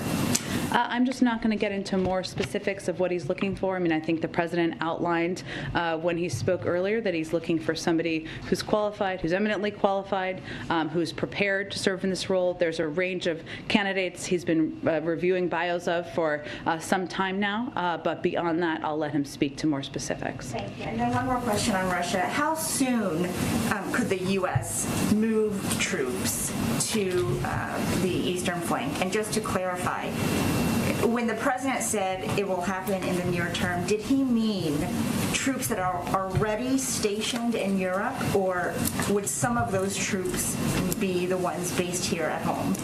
Well, I think we've said previously that there's NATO troops, of course. There's 8,500 of them that we've committed to the NATO effort. That would be a decision made by the alliance. Some of those troops are in the United States, some are in Europe. I don't have anything to preview for you in terms of any additional troops. Obviously, there are troops currently that are stationed in Eastern European countries. Some of those troops, of course, are not, many of them are not under the NATO alliance, but I don't have anything to predict for you at this point in time. Go ahead. Thanks, Jen. A couple quick ones on Supreme Court first. Last week, I know you said you'd look for an answer on whether you thought the vice president could break a tie on the Supreme Court vote. Have you guys come to a determination on that? So the vice president has been the tie-breaking vote for a number of judicial appointments or nominees in the past, but our intention is, of course, to get broad support for an eminently qualified nominee. In the Oval, the president evoked the Ninth Amendment as he was talking about the qualifications he's looking for a judicial nominee. In the past, in committee hearings, he's certainly brought that amendment up in the context of abortion rights. Is it a fair reading that that is what he was specifically saying that he was looking for from a candidate here? I'm just not going to give any more detail on any qualifications he's looking for at this point in time. I'm sure we'll have more conversations about that in the days ahead. There was a kind of long New Yorker story over the weekend in which a former NSCA, Andrea Flores, made 2 claims. One was that Susan Rice and Ron Klain had opposed expanding asylum access for political reasons, and that the White House, partially because of that, wasn't doing contingency planning for the lifting of Title 42 whenever we get to that point in the pandemic, and hadn't kind of built out capacity policy to do that. So I was wondering if you could kind of respond to, I think, those 2 points that would suggest that immigration policy has shifted within the White House from the campaign. Well, what I can tell you is that I did not work with Andrea Flores, so I don't know her well, nor can I speak to her role here, but that our policy as an administration has been entirely consistent with what the president committed to on the campaign. And his effort has been to build a fair, humane, and lawful immigration system and bring it into the 21st century. Hence, he obviously proposed an immigration bill on his first day in office. And beyond that, he has taken steps to protect DACA recipients, ended the Muslim ban and the public charge rule, put together the Family Reunification Task Force, restarted the Central American Minors Program that the previous administration ended, extended our newly designated temporary protected status for a number of countries, and worked with DHS to give clear guidance for internal enforcement. It's also true that we're still in the midst of a pandemic, and that is not something, of course, as we've talked about here a bit in the past, that everybody anticipated still being at this point in time. The CDC is obviously the determinant of having Title 42 in place, and that still is in place because of the pandemic that we're in. But I would also note that we have, and I think this was noted even in the story, but that we have also been very clear about our view on the MPP program and very clear on our view about the inhumanity of the prior administration and how they handled immigration, and that we had every intention of implementing a different approach. One last one. There's been a bit of controversy this week on the other side of the pond. Prime Minister Johnson and the actions of him and his staff. A report came out this week. I'm wondering, is the president aware of what's going on? Is he at all worried that political controversy is impacting the U.S. and U.K.'s ability to sort of press President Putin on the Ukraine situation? And has he ever been ambushed by a cake? Has the president ever been ambushed by a cake? Not that I'm aware of. What his reaction is sort of to this controversy that's been blowing up? I have not spoken with him specifically about the reports in the UK, but what I can tell you is that he is confident in the important partnership we have with the United Kingdom, the role they play as an important partner in making clear to Russia the unacceptable nature of the buildup of troops and their bellicose rhetoric as it relates to Ukraine, and that certainly has not changed, despite cakes in anyone's faces. Go ahead. Thanks, Jen. Starting quickly just with Ukraine, you guys keep holding out this diplomatic path for Vladimir Putin, but as he noted today, you've already rejected both of his kind of central demands. So what exactly is this a diplomatic path to, if you've already rejected what he's asked for? And can you kind of sympathize with the fact that he may be feeling like he's strung along and wants to pursue things on another battlefield? As in invading a sovereign country? Should be the alternative, right? Right? Is that what you're saying? Okay. Well, here's our view. We don't know what President Putin is going to do. And it is our responsibility to, and it's an imperative, to keep the door to diplomacy open. That does not mean that we are going to not stand by our own values, which includes our belief that, and the belief of NATO countries, that it should be up to NATO members to determine who is able to join NATO, and that the door to that should be opened. So if that is one of their claims, we have reiterated the same thing privately that we have reiterated publicly. In our view, do we have sympathy? I mean, this is, Secretary Blinken has used some of these analogies in the past, but when the fox is screaming from the top of the hen house that he's scared of the chickens, which is essentially what they're doing, that fear isn't reported as a statement of fact. And as you watch President Putin screaming about the fear of Ukraine and the Ukrainians, that should not be reported as a statement of fact. We know who the fox is in this case. We have seen the buildup of troops at the border. We have seen them move troops to Belarus on another border. And our role in the United States is to work with other countries around the world to keep that door to diplomacy open, because certainly all of our preference is to de-escalate and to prevent an invasion from happening. But that is up to President Putin to make that decision. Do you think a possible end game here could be just mutual de-escalation and then live to De-escalation in what regard? Mutual de-escalation. Tell me what you mean by that.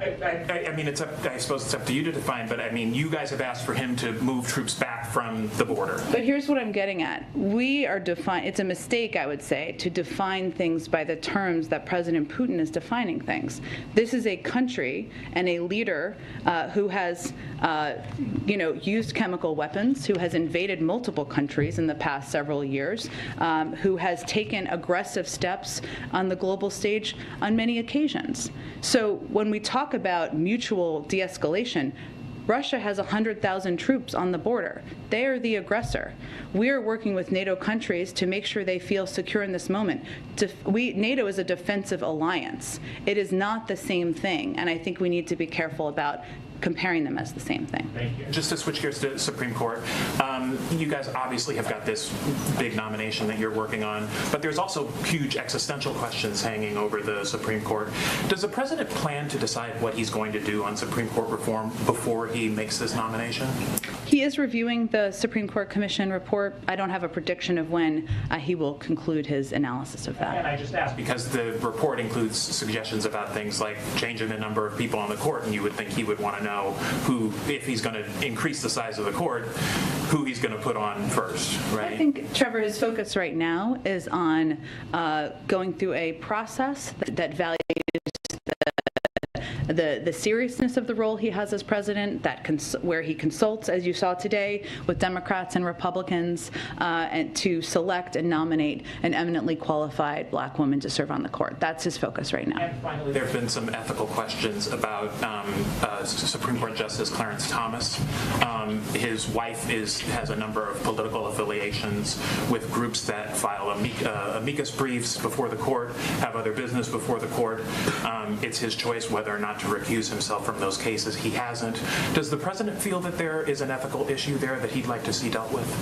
I have not had a discussion about that with the president or our counsel's office. I will see if there's any comment we have from here, or it might be a Department of Justice comment. I'll get back to you. Go ahead. Hey, Jen, how's it going? The Center for American Progress put out a memo today focusing on specific priorities for a more narrow Build Back Better bill, but not listed is the extended child tax credit. Could the White House, like apparently CAP, support a revised bill that didn't include the extended child tax credit? Well, I'm not going to make a prediction or negotiate from here. Obviously, the president proposed an extension of the child tax credit, as you know, because it helped cut the child poverty by 40% last year. It's something he would absolutely like to be extended. There is a question here as to what 50 members of the Democratic caucus will support. And they support, as we were talking about a little bit earlier, some big fundamental goals, which is important. Lowering cost of child care, health care, negotiating prescription drugs. That's important. But I can't predict for you here what all 50 of them will support. Last week, the Surgeon General also was asked on MSNBC about Joe Rogan's vaccine comments on Spotify, and he said that tech companies have an important role to play in stopping misinformation because they are the predominant places where misinformation spreads. Spotify is putting out advisory warnings on episodes that have to do with COVID-19. Does the White House and the administration think this is a satisfactory step, or do you think that companies like Spotify should go further than just putting a label on there to say, hey, go do your own, check this out, there's more research you can look at, scientific research regarding COVID? Sure. Well, last July, you probably know, but the Surgeon General also took the unprecedented step to issue an advisory on the risk of misinformation in public health, which is a very significant step. And amid that, he talked about the role social media platforms have. So our hope is that all major tech platforms and all major news sources, for that matter, be responsible and be vigilant to ensure the American people have access to accurate information on something as significant as COVID-19. That certainly includes Spotify. So this disclaimer, it's a positive step, but we want every platform to continue doing more to call out mis and disinformation while also uplifting accurate information. I mean, look at the facts, right? You are 16 times more likely to be hospitalized if you're unvaccinated and 68 times more likely to die than someone who is boosted if you're unvaccinated. That's pretty significant, and we think that is something that unquestionably unquestionably should be the basis of how people are communicating about it. But ultimately, our view is it's a good step, it's a positive step, but there's more that can be done. And I have another tech question for you. Sure. There have been some recent reports that the White House is planning to issue a series of executive actions on cryptocurrencies in the next few weeks. Can you give a timeline on when those are coming and what actually might be in those executive actions? I would have to check with our NEC team on that and see if that's something that is coming down the road, but I will check and see if there's anything to predict for you. Go ahead, Brian. Thanks a lot, Dan. I wanted to first follow up on something you said about the Supreme Court process. Sure. You said that President Biden has been looking at bios for some time now. How long has that been that he's been looking at bios of potential candidates? Since last year. So that was something that started in the transition process, or no? Since last year, not during the transition process. And what prompted that for him to start looking at bios last year?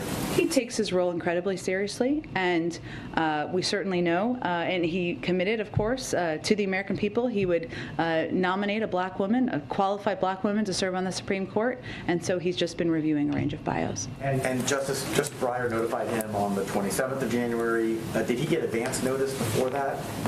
I'm not going to get into any more details. If Justice Breyer wants to get into details about our communications, he can certainly do that. And I have a question on Russia as well. This is the jailed Russian dissident Alexei Navalny. Yeah. In an interview with Time magazine, said that the U.S. is repeatedly falling into Putin's traps. That Putin makes escalations like he's doing now, and then seeks concessions.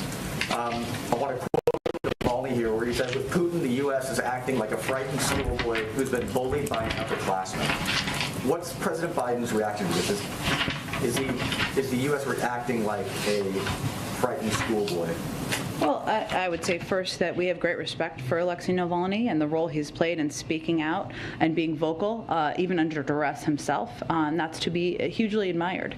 I think the president's actions, the administration's actions that have been broadly supported in a bipartisan manner speak for themselves, whether it's our engagement and leadership on the global stage, having more than 200 engagements, leading an effort to have a unified front and making clear about the severity of economic consequences there will be should Russia decide to invade, or whether it is making clear that we are going to continue to stand up for what is a global value, which is the fact that no country should be able to invade another country and take their territory. I'll let others define that. I don't think that's a frightened schoolboy.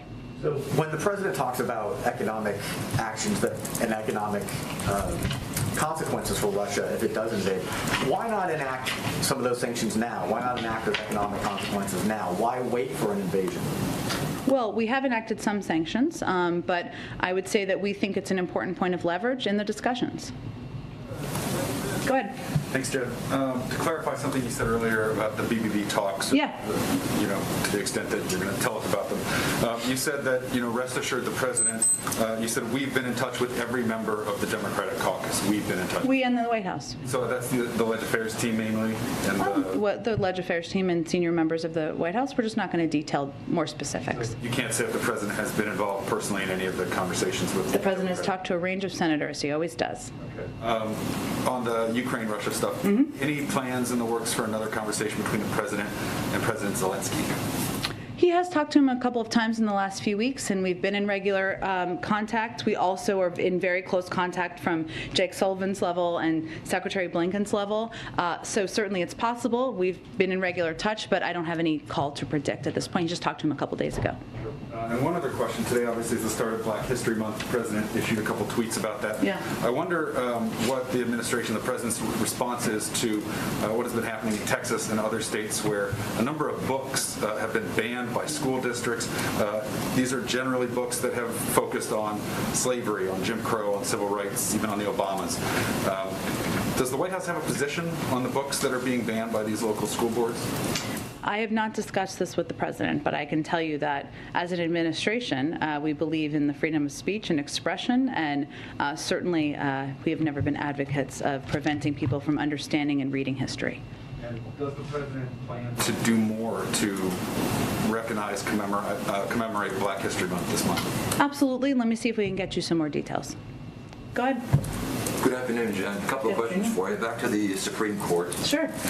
How will the debate over abortion shape the president's selection process?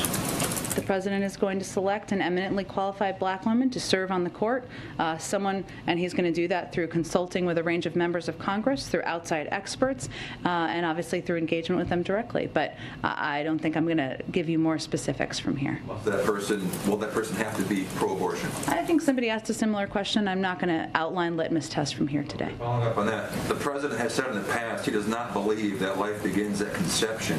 When does he believe it begins? You know the president's position. He believes in a woman's right to choose, and he's spoken to this in the past. So, and I know you ask this every time you come in here, which is you're absolute right. But I don't think I have anything new to reveal for you.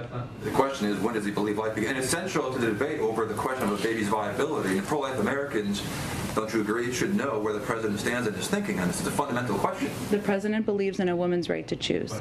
Go ahead. I think we're going to move on unless you have another question. Go ahead. Go ahead. Unrelated to that. Okay.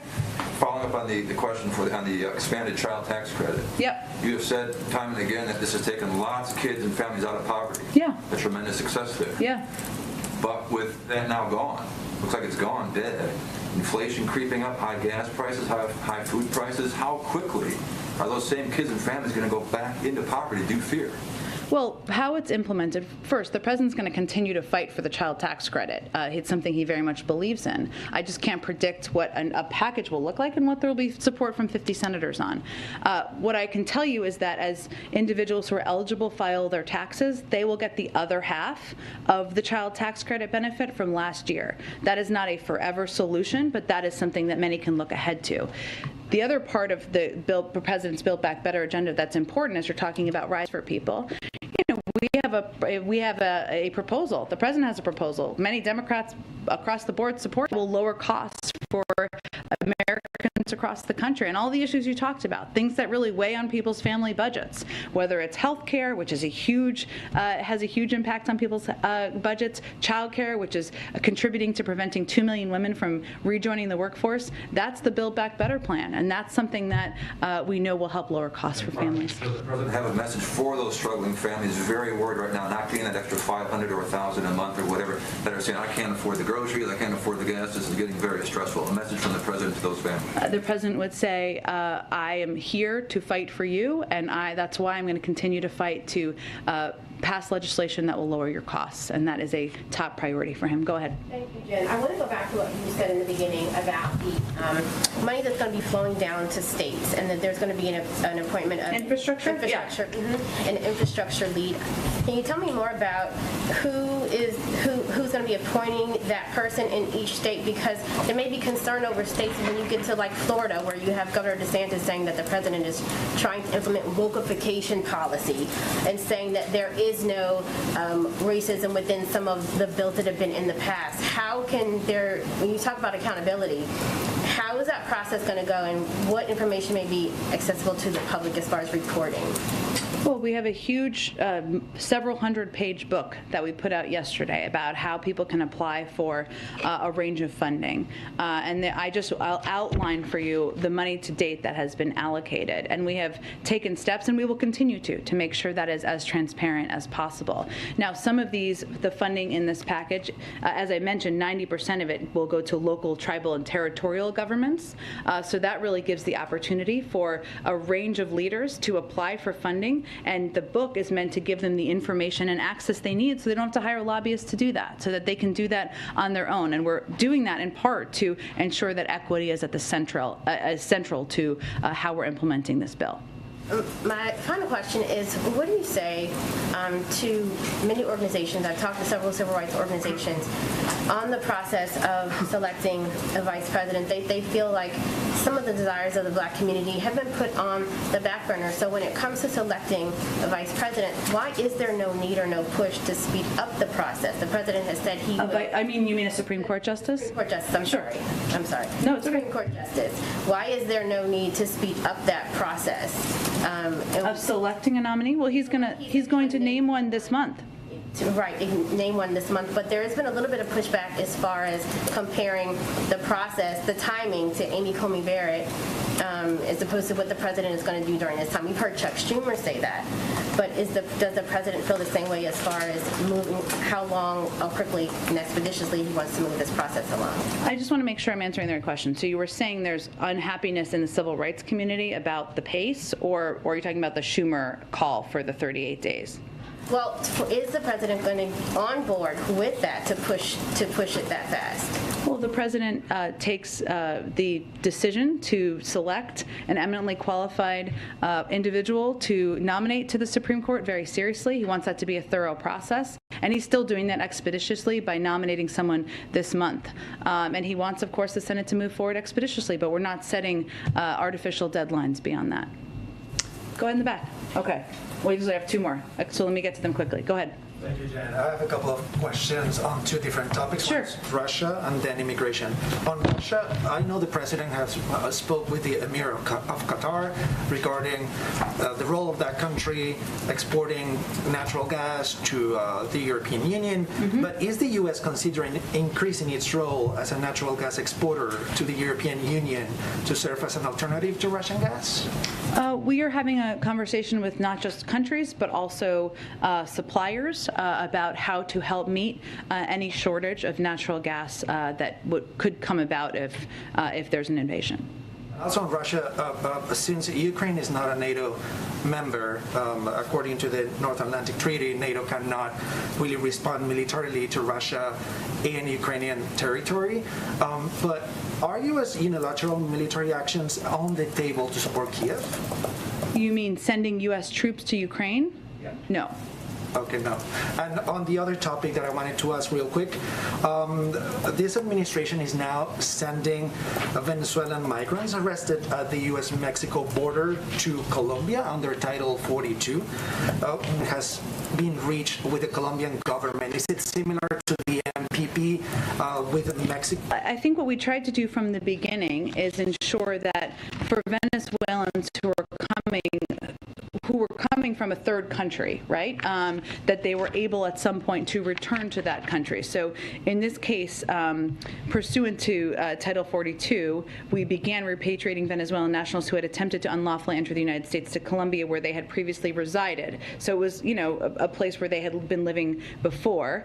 Flights to Colombia with Venezuelan nationals who have legal status are expected to take place on a regular basis and will be operated by U.S. Immigration and Customs Enforcement. Of course, that requires agreement with the government. When did that started, and how temporary is that supposed to be, this program? Well, it's just starting now, and I'm sure I can get you a timeline of when it actually started to commence. Is there a deadline until when this will be implemented? I don't believe we've set a deadline, but I can get that information for you as well. Go ahead, last one. Thank you, Jen. One on the Supreme Court and two on COVID, if you'll indulge me. Sure. First on the Supreme Court, does President Biden have plans to talk to Senator McConnell at all today or this week? I expect he will have many more consultations with Democrats and Republicans. I don't have anything yet for you at this point, but hopefully we'll have more in the next 24 hours. Okay. Two quick ones on the pandemic. First of all, I was wondering if you'd be able to provide an update on the free mask program that the White House was doing. Just curious if there's an update on how many of the hundreds of millions of masks have been distributed already, and also, is there a way for Americans to know, if there are masks in their area, if they've been delivered to their area at pharmacies, just sort of when they know that they can go find them in their area? Sure. So we just announced this last week, but we've already cranked up our shipments. We've shipped 100 million N95 masks so far, which is incredible progress. They're available at thousands of locations around the country. The initial wave of health centers are for people who are looking to see if they're available near them, is available on the Health Resources and Services Administration's website. And the program, we're working to expand it to make it available across all health centers over the coming weeks. And lastly, one from a colleague who couldn't be here. At News Nation, they reported hearing from people who signed up to receive the free COVID tests through the website, the government website, but they had issues where either the tests were shipped to the wrong address or they never received a confirmation email. So what should people do in that case? Is there a way for them to to rectify that? Does the White House have like a response team in case somebody never gets a test that they ordered or anything like that? Yeah, there's a help component on the website. Hopefully it should be easy for people. There's also a phone number. I'm sure we can get that to you after the briefing as well, that people could call should they have any concerns. I will note that we confirmed last week that 60 million tests had been ordered as of then. I don't have an updated number.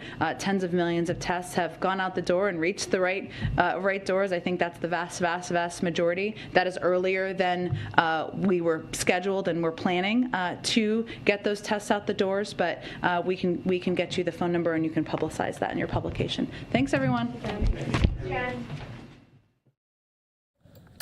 Okay, White House Press Secretary Jen Psaki there taking questions from reporters in the briefing room from earlier today, mostly centering around Russia-Ukraine tensions, also the meeting that the president had with Senators Dick Durbin and Chuck Grassley, of course, the chair and the ranking member on the Senate Judiciary Committee that will be responsible for shepherding through whoever President Biden chooses as his nominee to succeed outgoing retiring Justice Stephen Breyer. So that choice will be coming, according to the White House, sometime this month, and we'll be covering every step of the way on that story. I'm Andrew Kraft. Thanks so much for being with us. We just have a pretty beautiful live look right now at the White House. We're going to be bringing you more top stories and breaking headlines, live, raw, and unfiltered throughout the evening here. We're going to take a quick commercial break, though. When we come back, we'll be going down south, getting an update on the supply chain issues at ports across the country and if the trucker shortage has been alleviated in the slightest. So more on that in just a moment.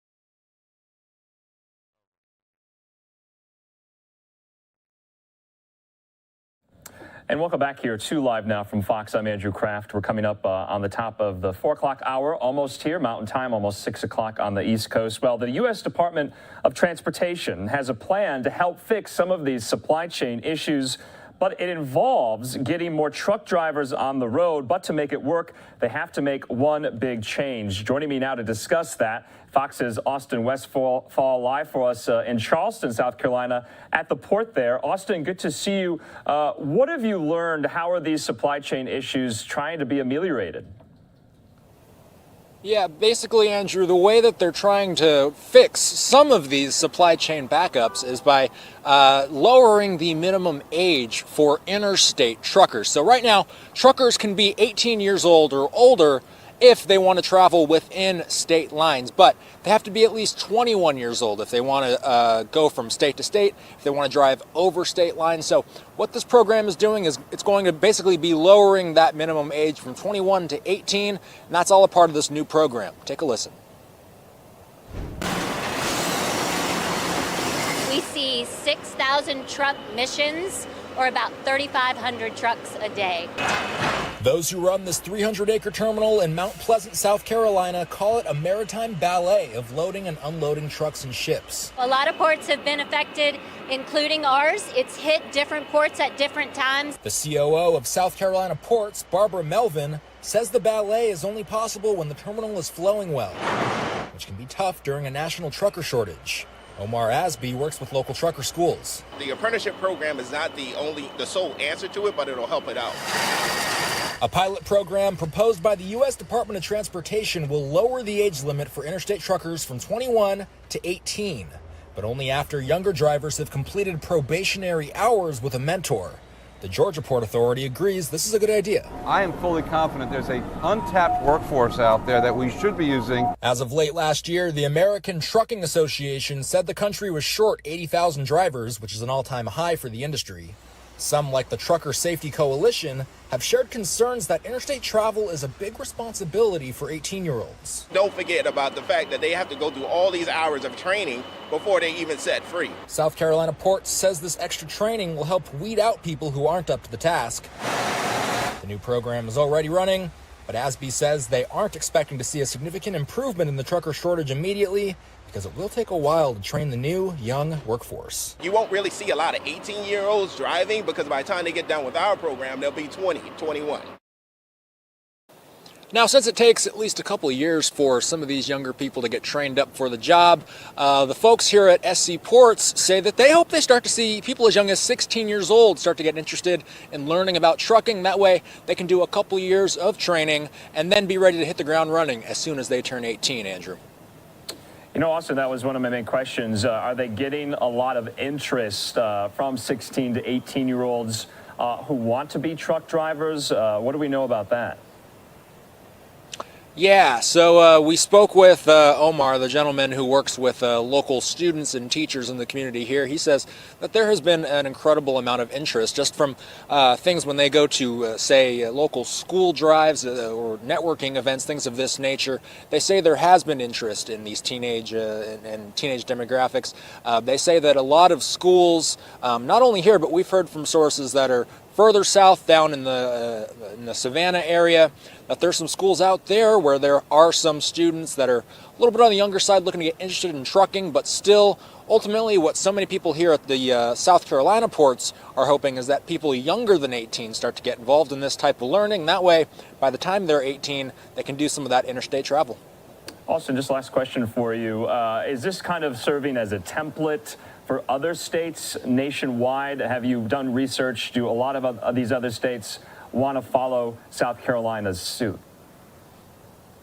So this would be it's the U.S. Department of Transportation that would be bringing forward this idea, this apprenticeship program, as they call it. So this program utilized, obviously, they're encouraging people to go ahead and look into it in South Carolina, but this is something that reaches toward all 50 states. Ultimately, they're trying and decongest and help the national supply chain as much as they can. They're hoping that they can get more truckers not only into the ports in the southeast, but in the Pacific Northwest, the port, of course, in Long Beach that we've been seeing so many pictures of.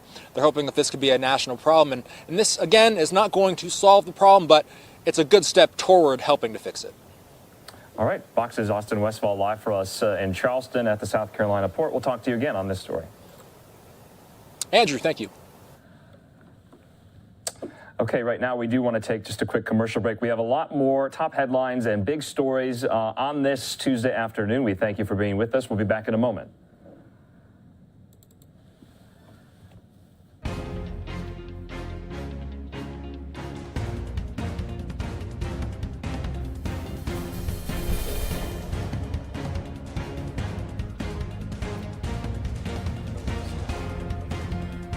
Yeah.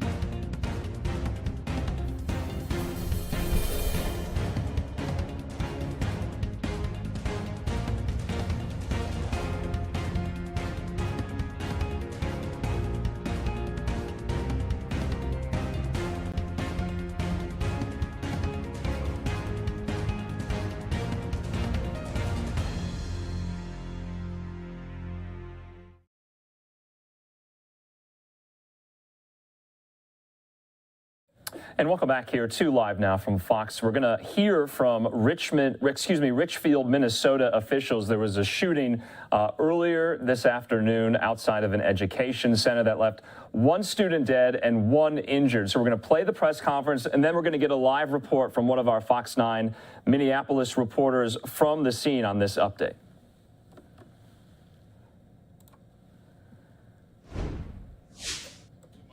First of all, my name's Jay Henthorne. Spelling on the last name, Henthorne.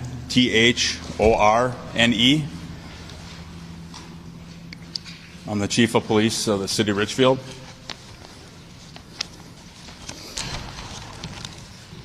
So whenever you want me to start. We're ready. Okay. First and foremost, this is a tragic day in the City of Richfield. Our community, our hearts, our prayers, our thoughts go out to District 287, their students, their families, and their community. On February 1st, 2022, at 12:07 p.m., we had a shooting that occurred at the South Education Center at 7415 Penn Avenue South here in the City of Richfield. Officers arrived and discovered two students had been shot on the sidewalk outside of the school. Officers quickly determined that the suspects had fled the scene immediately after the shooting took place. Both injured students were transported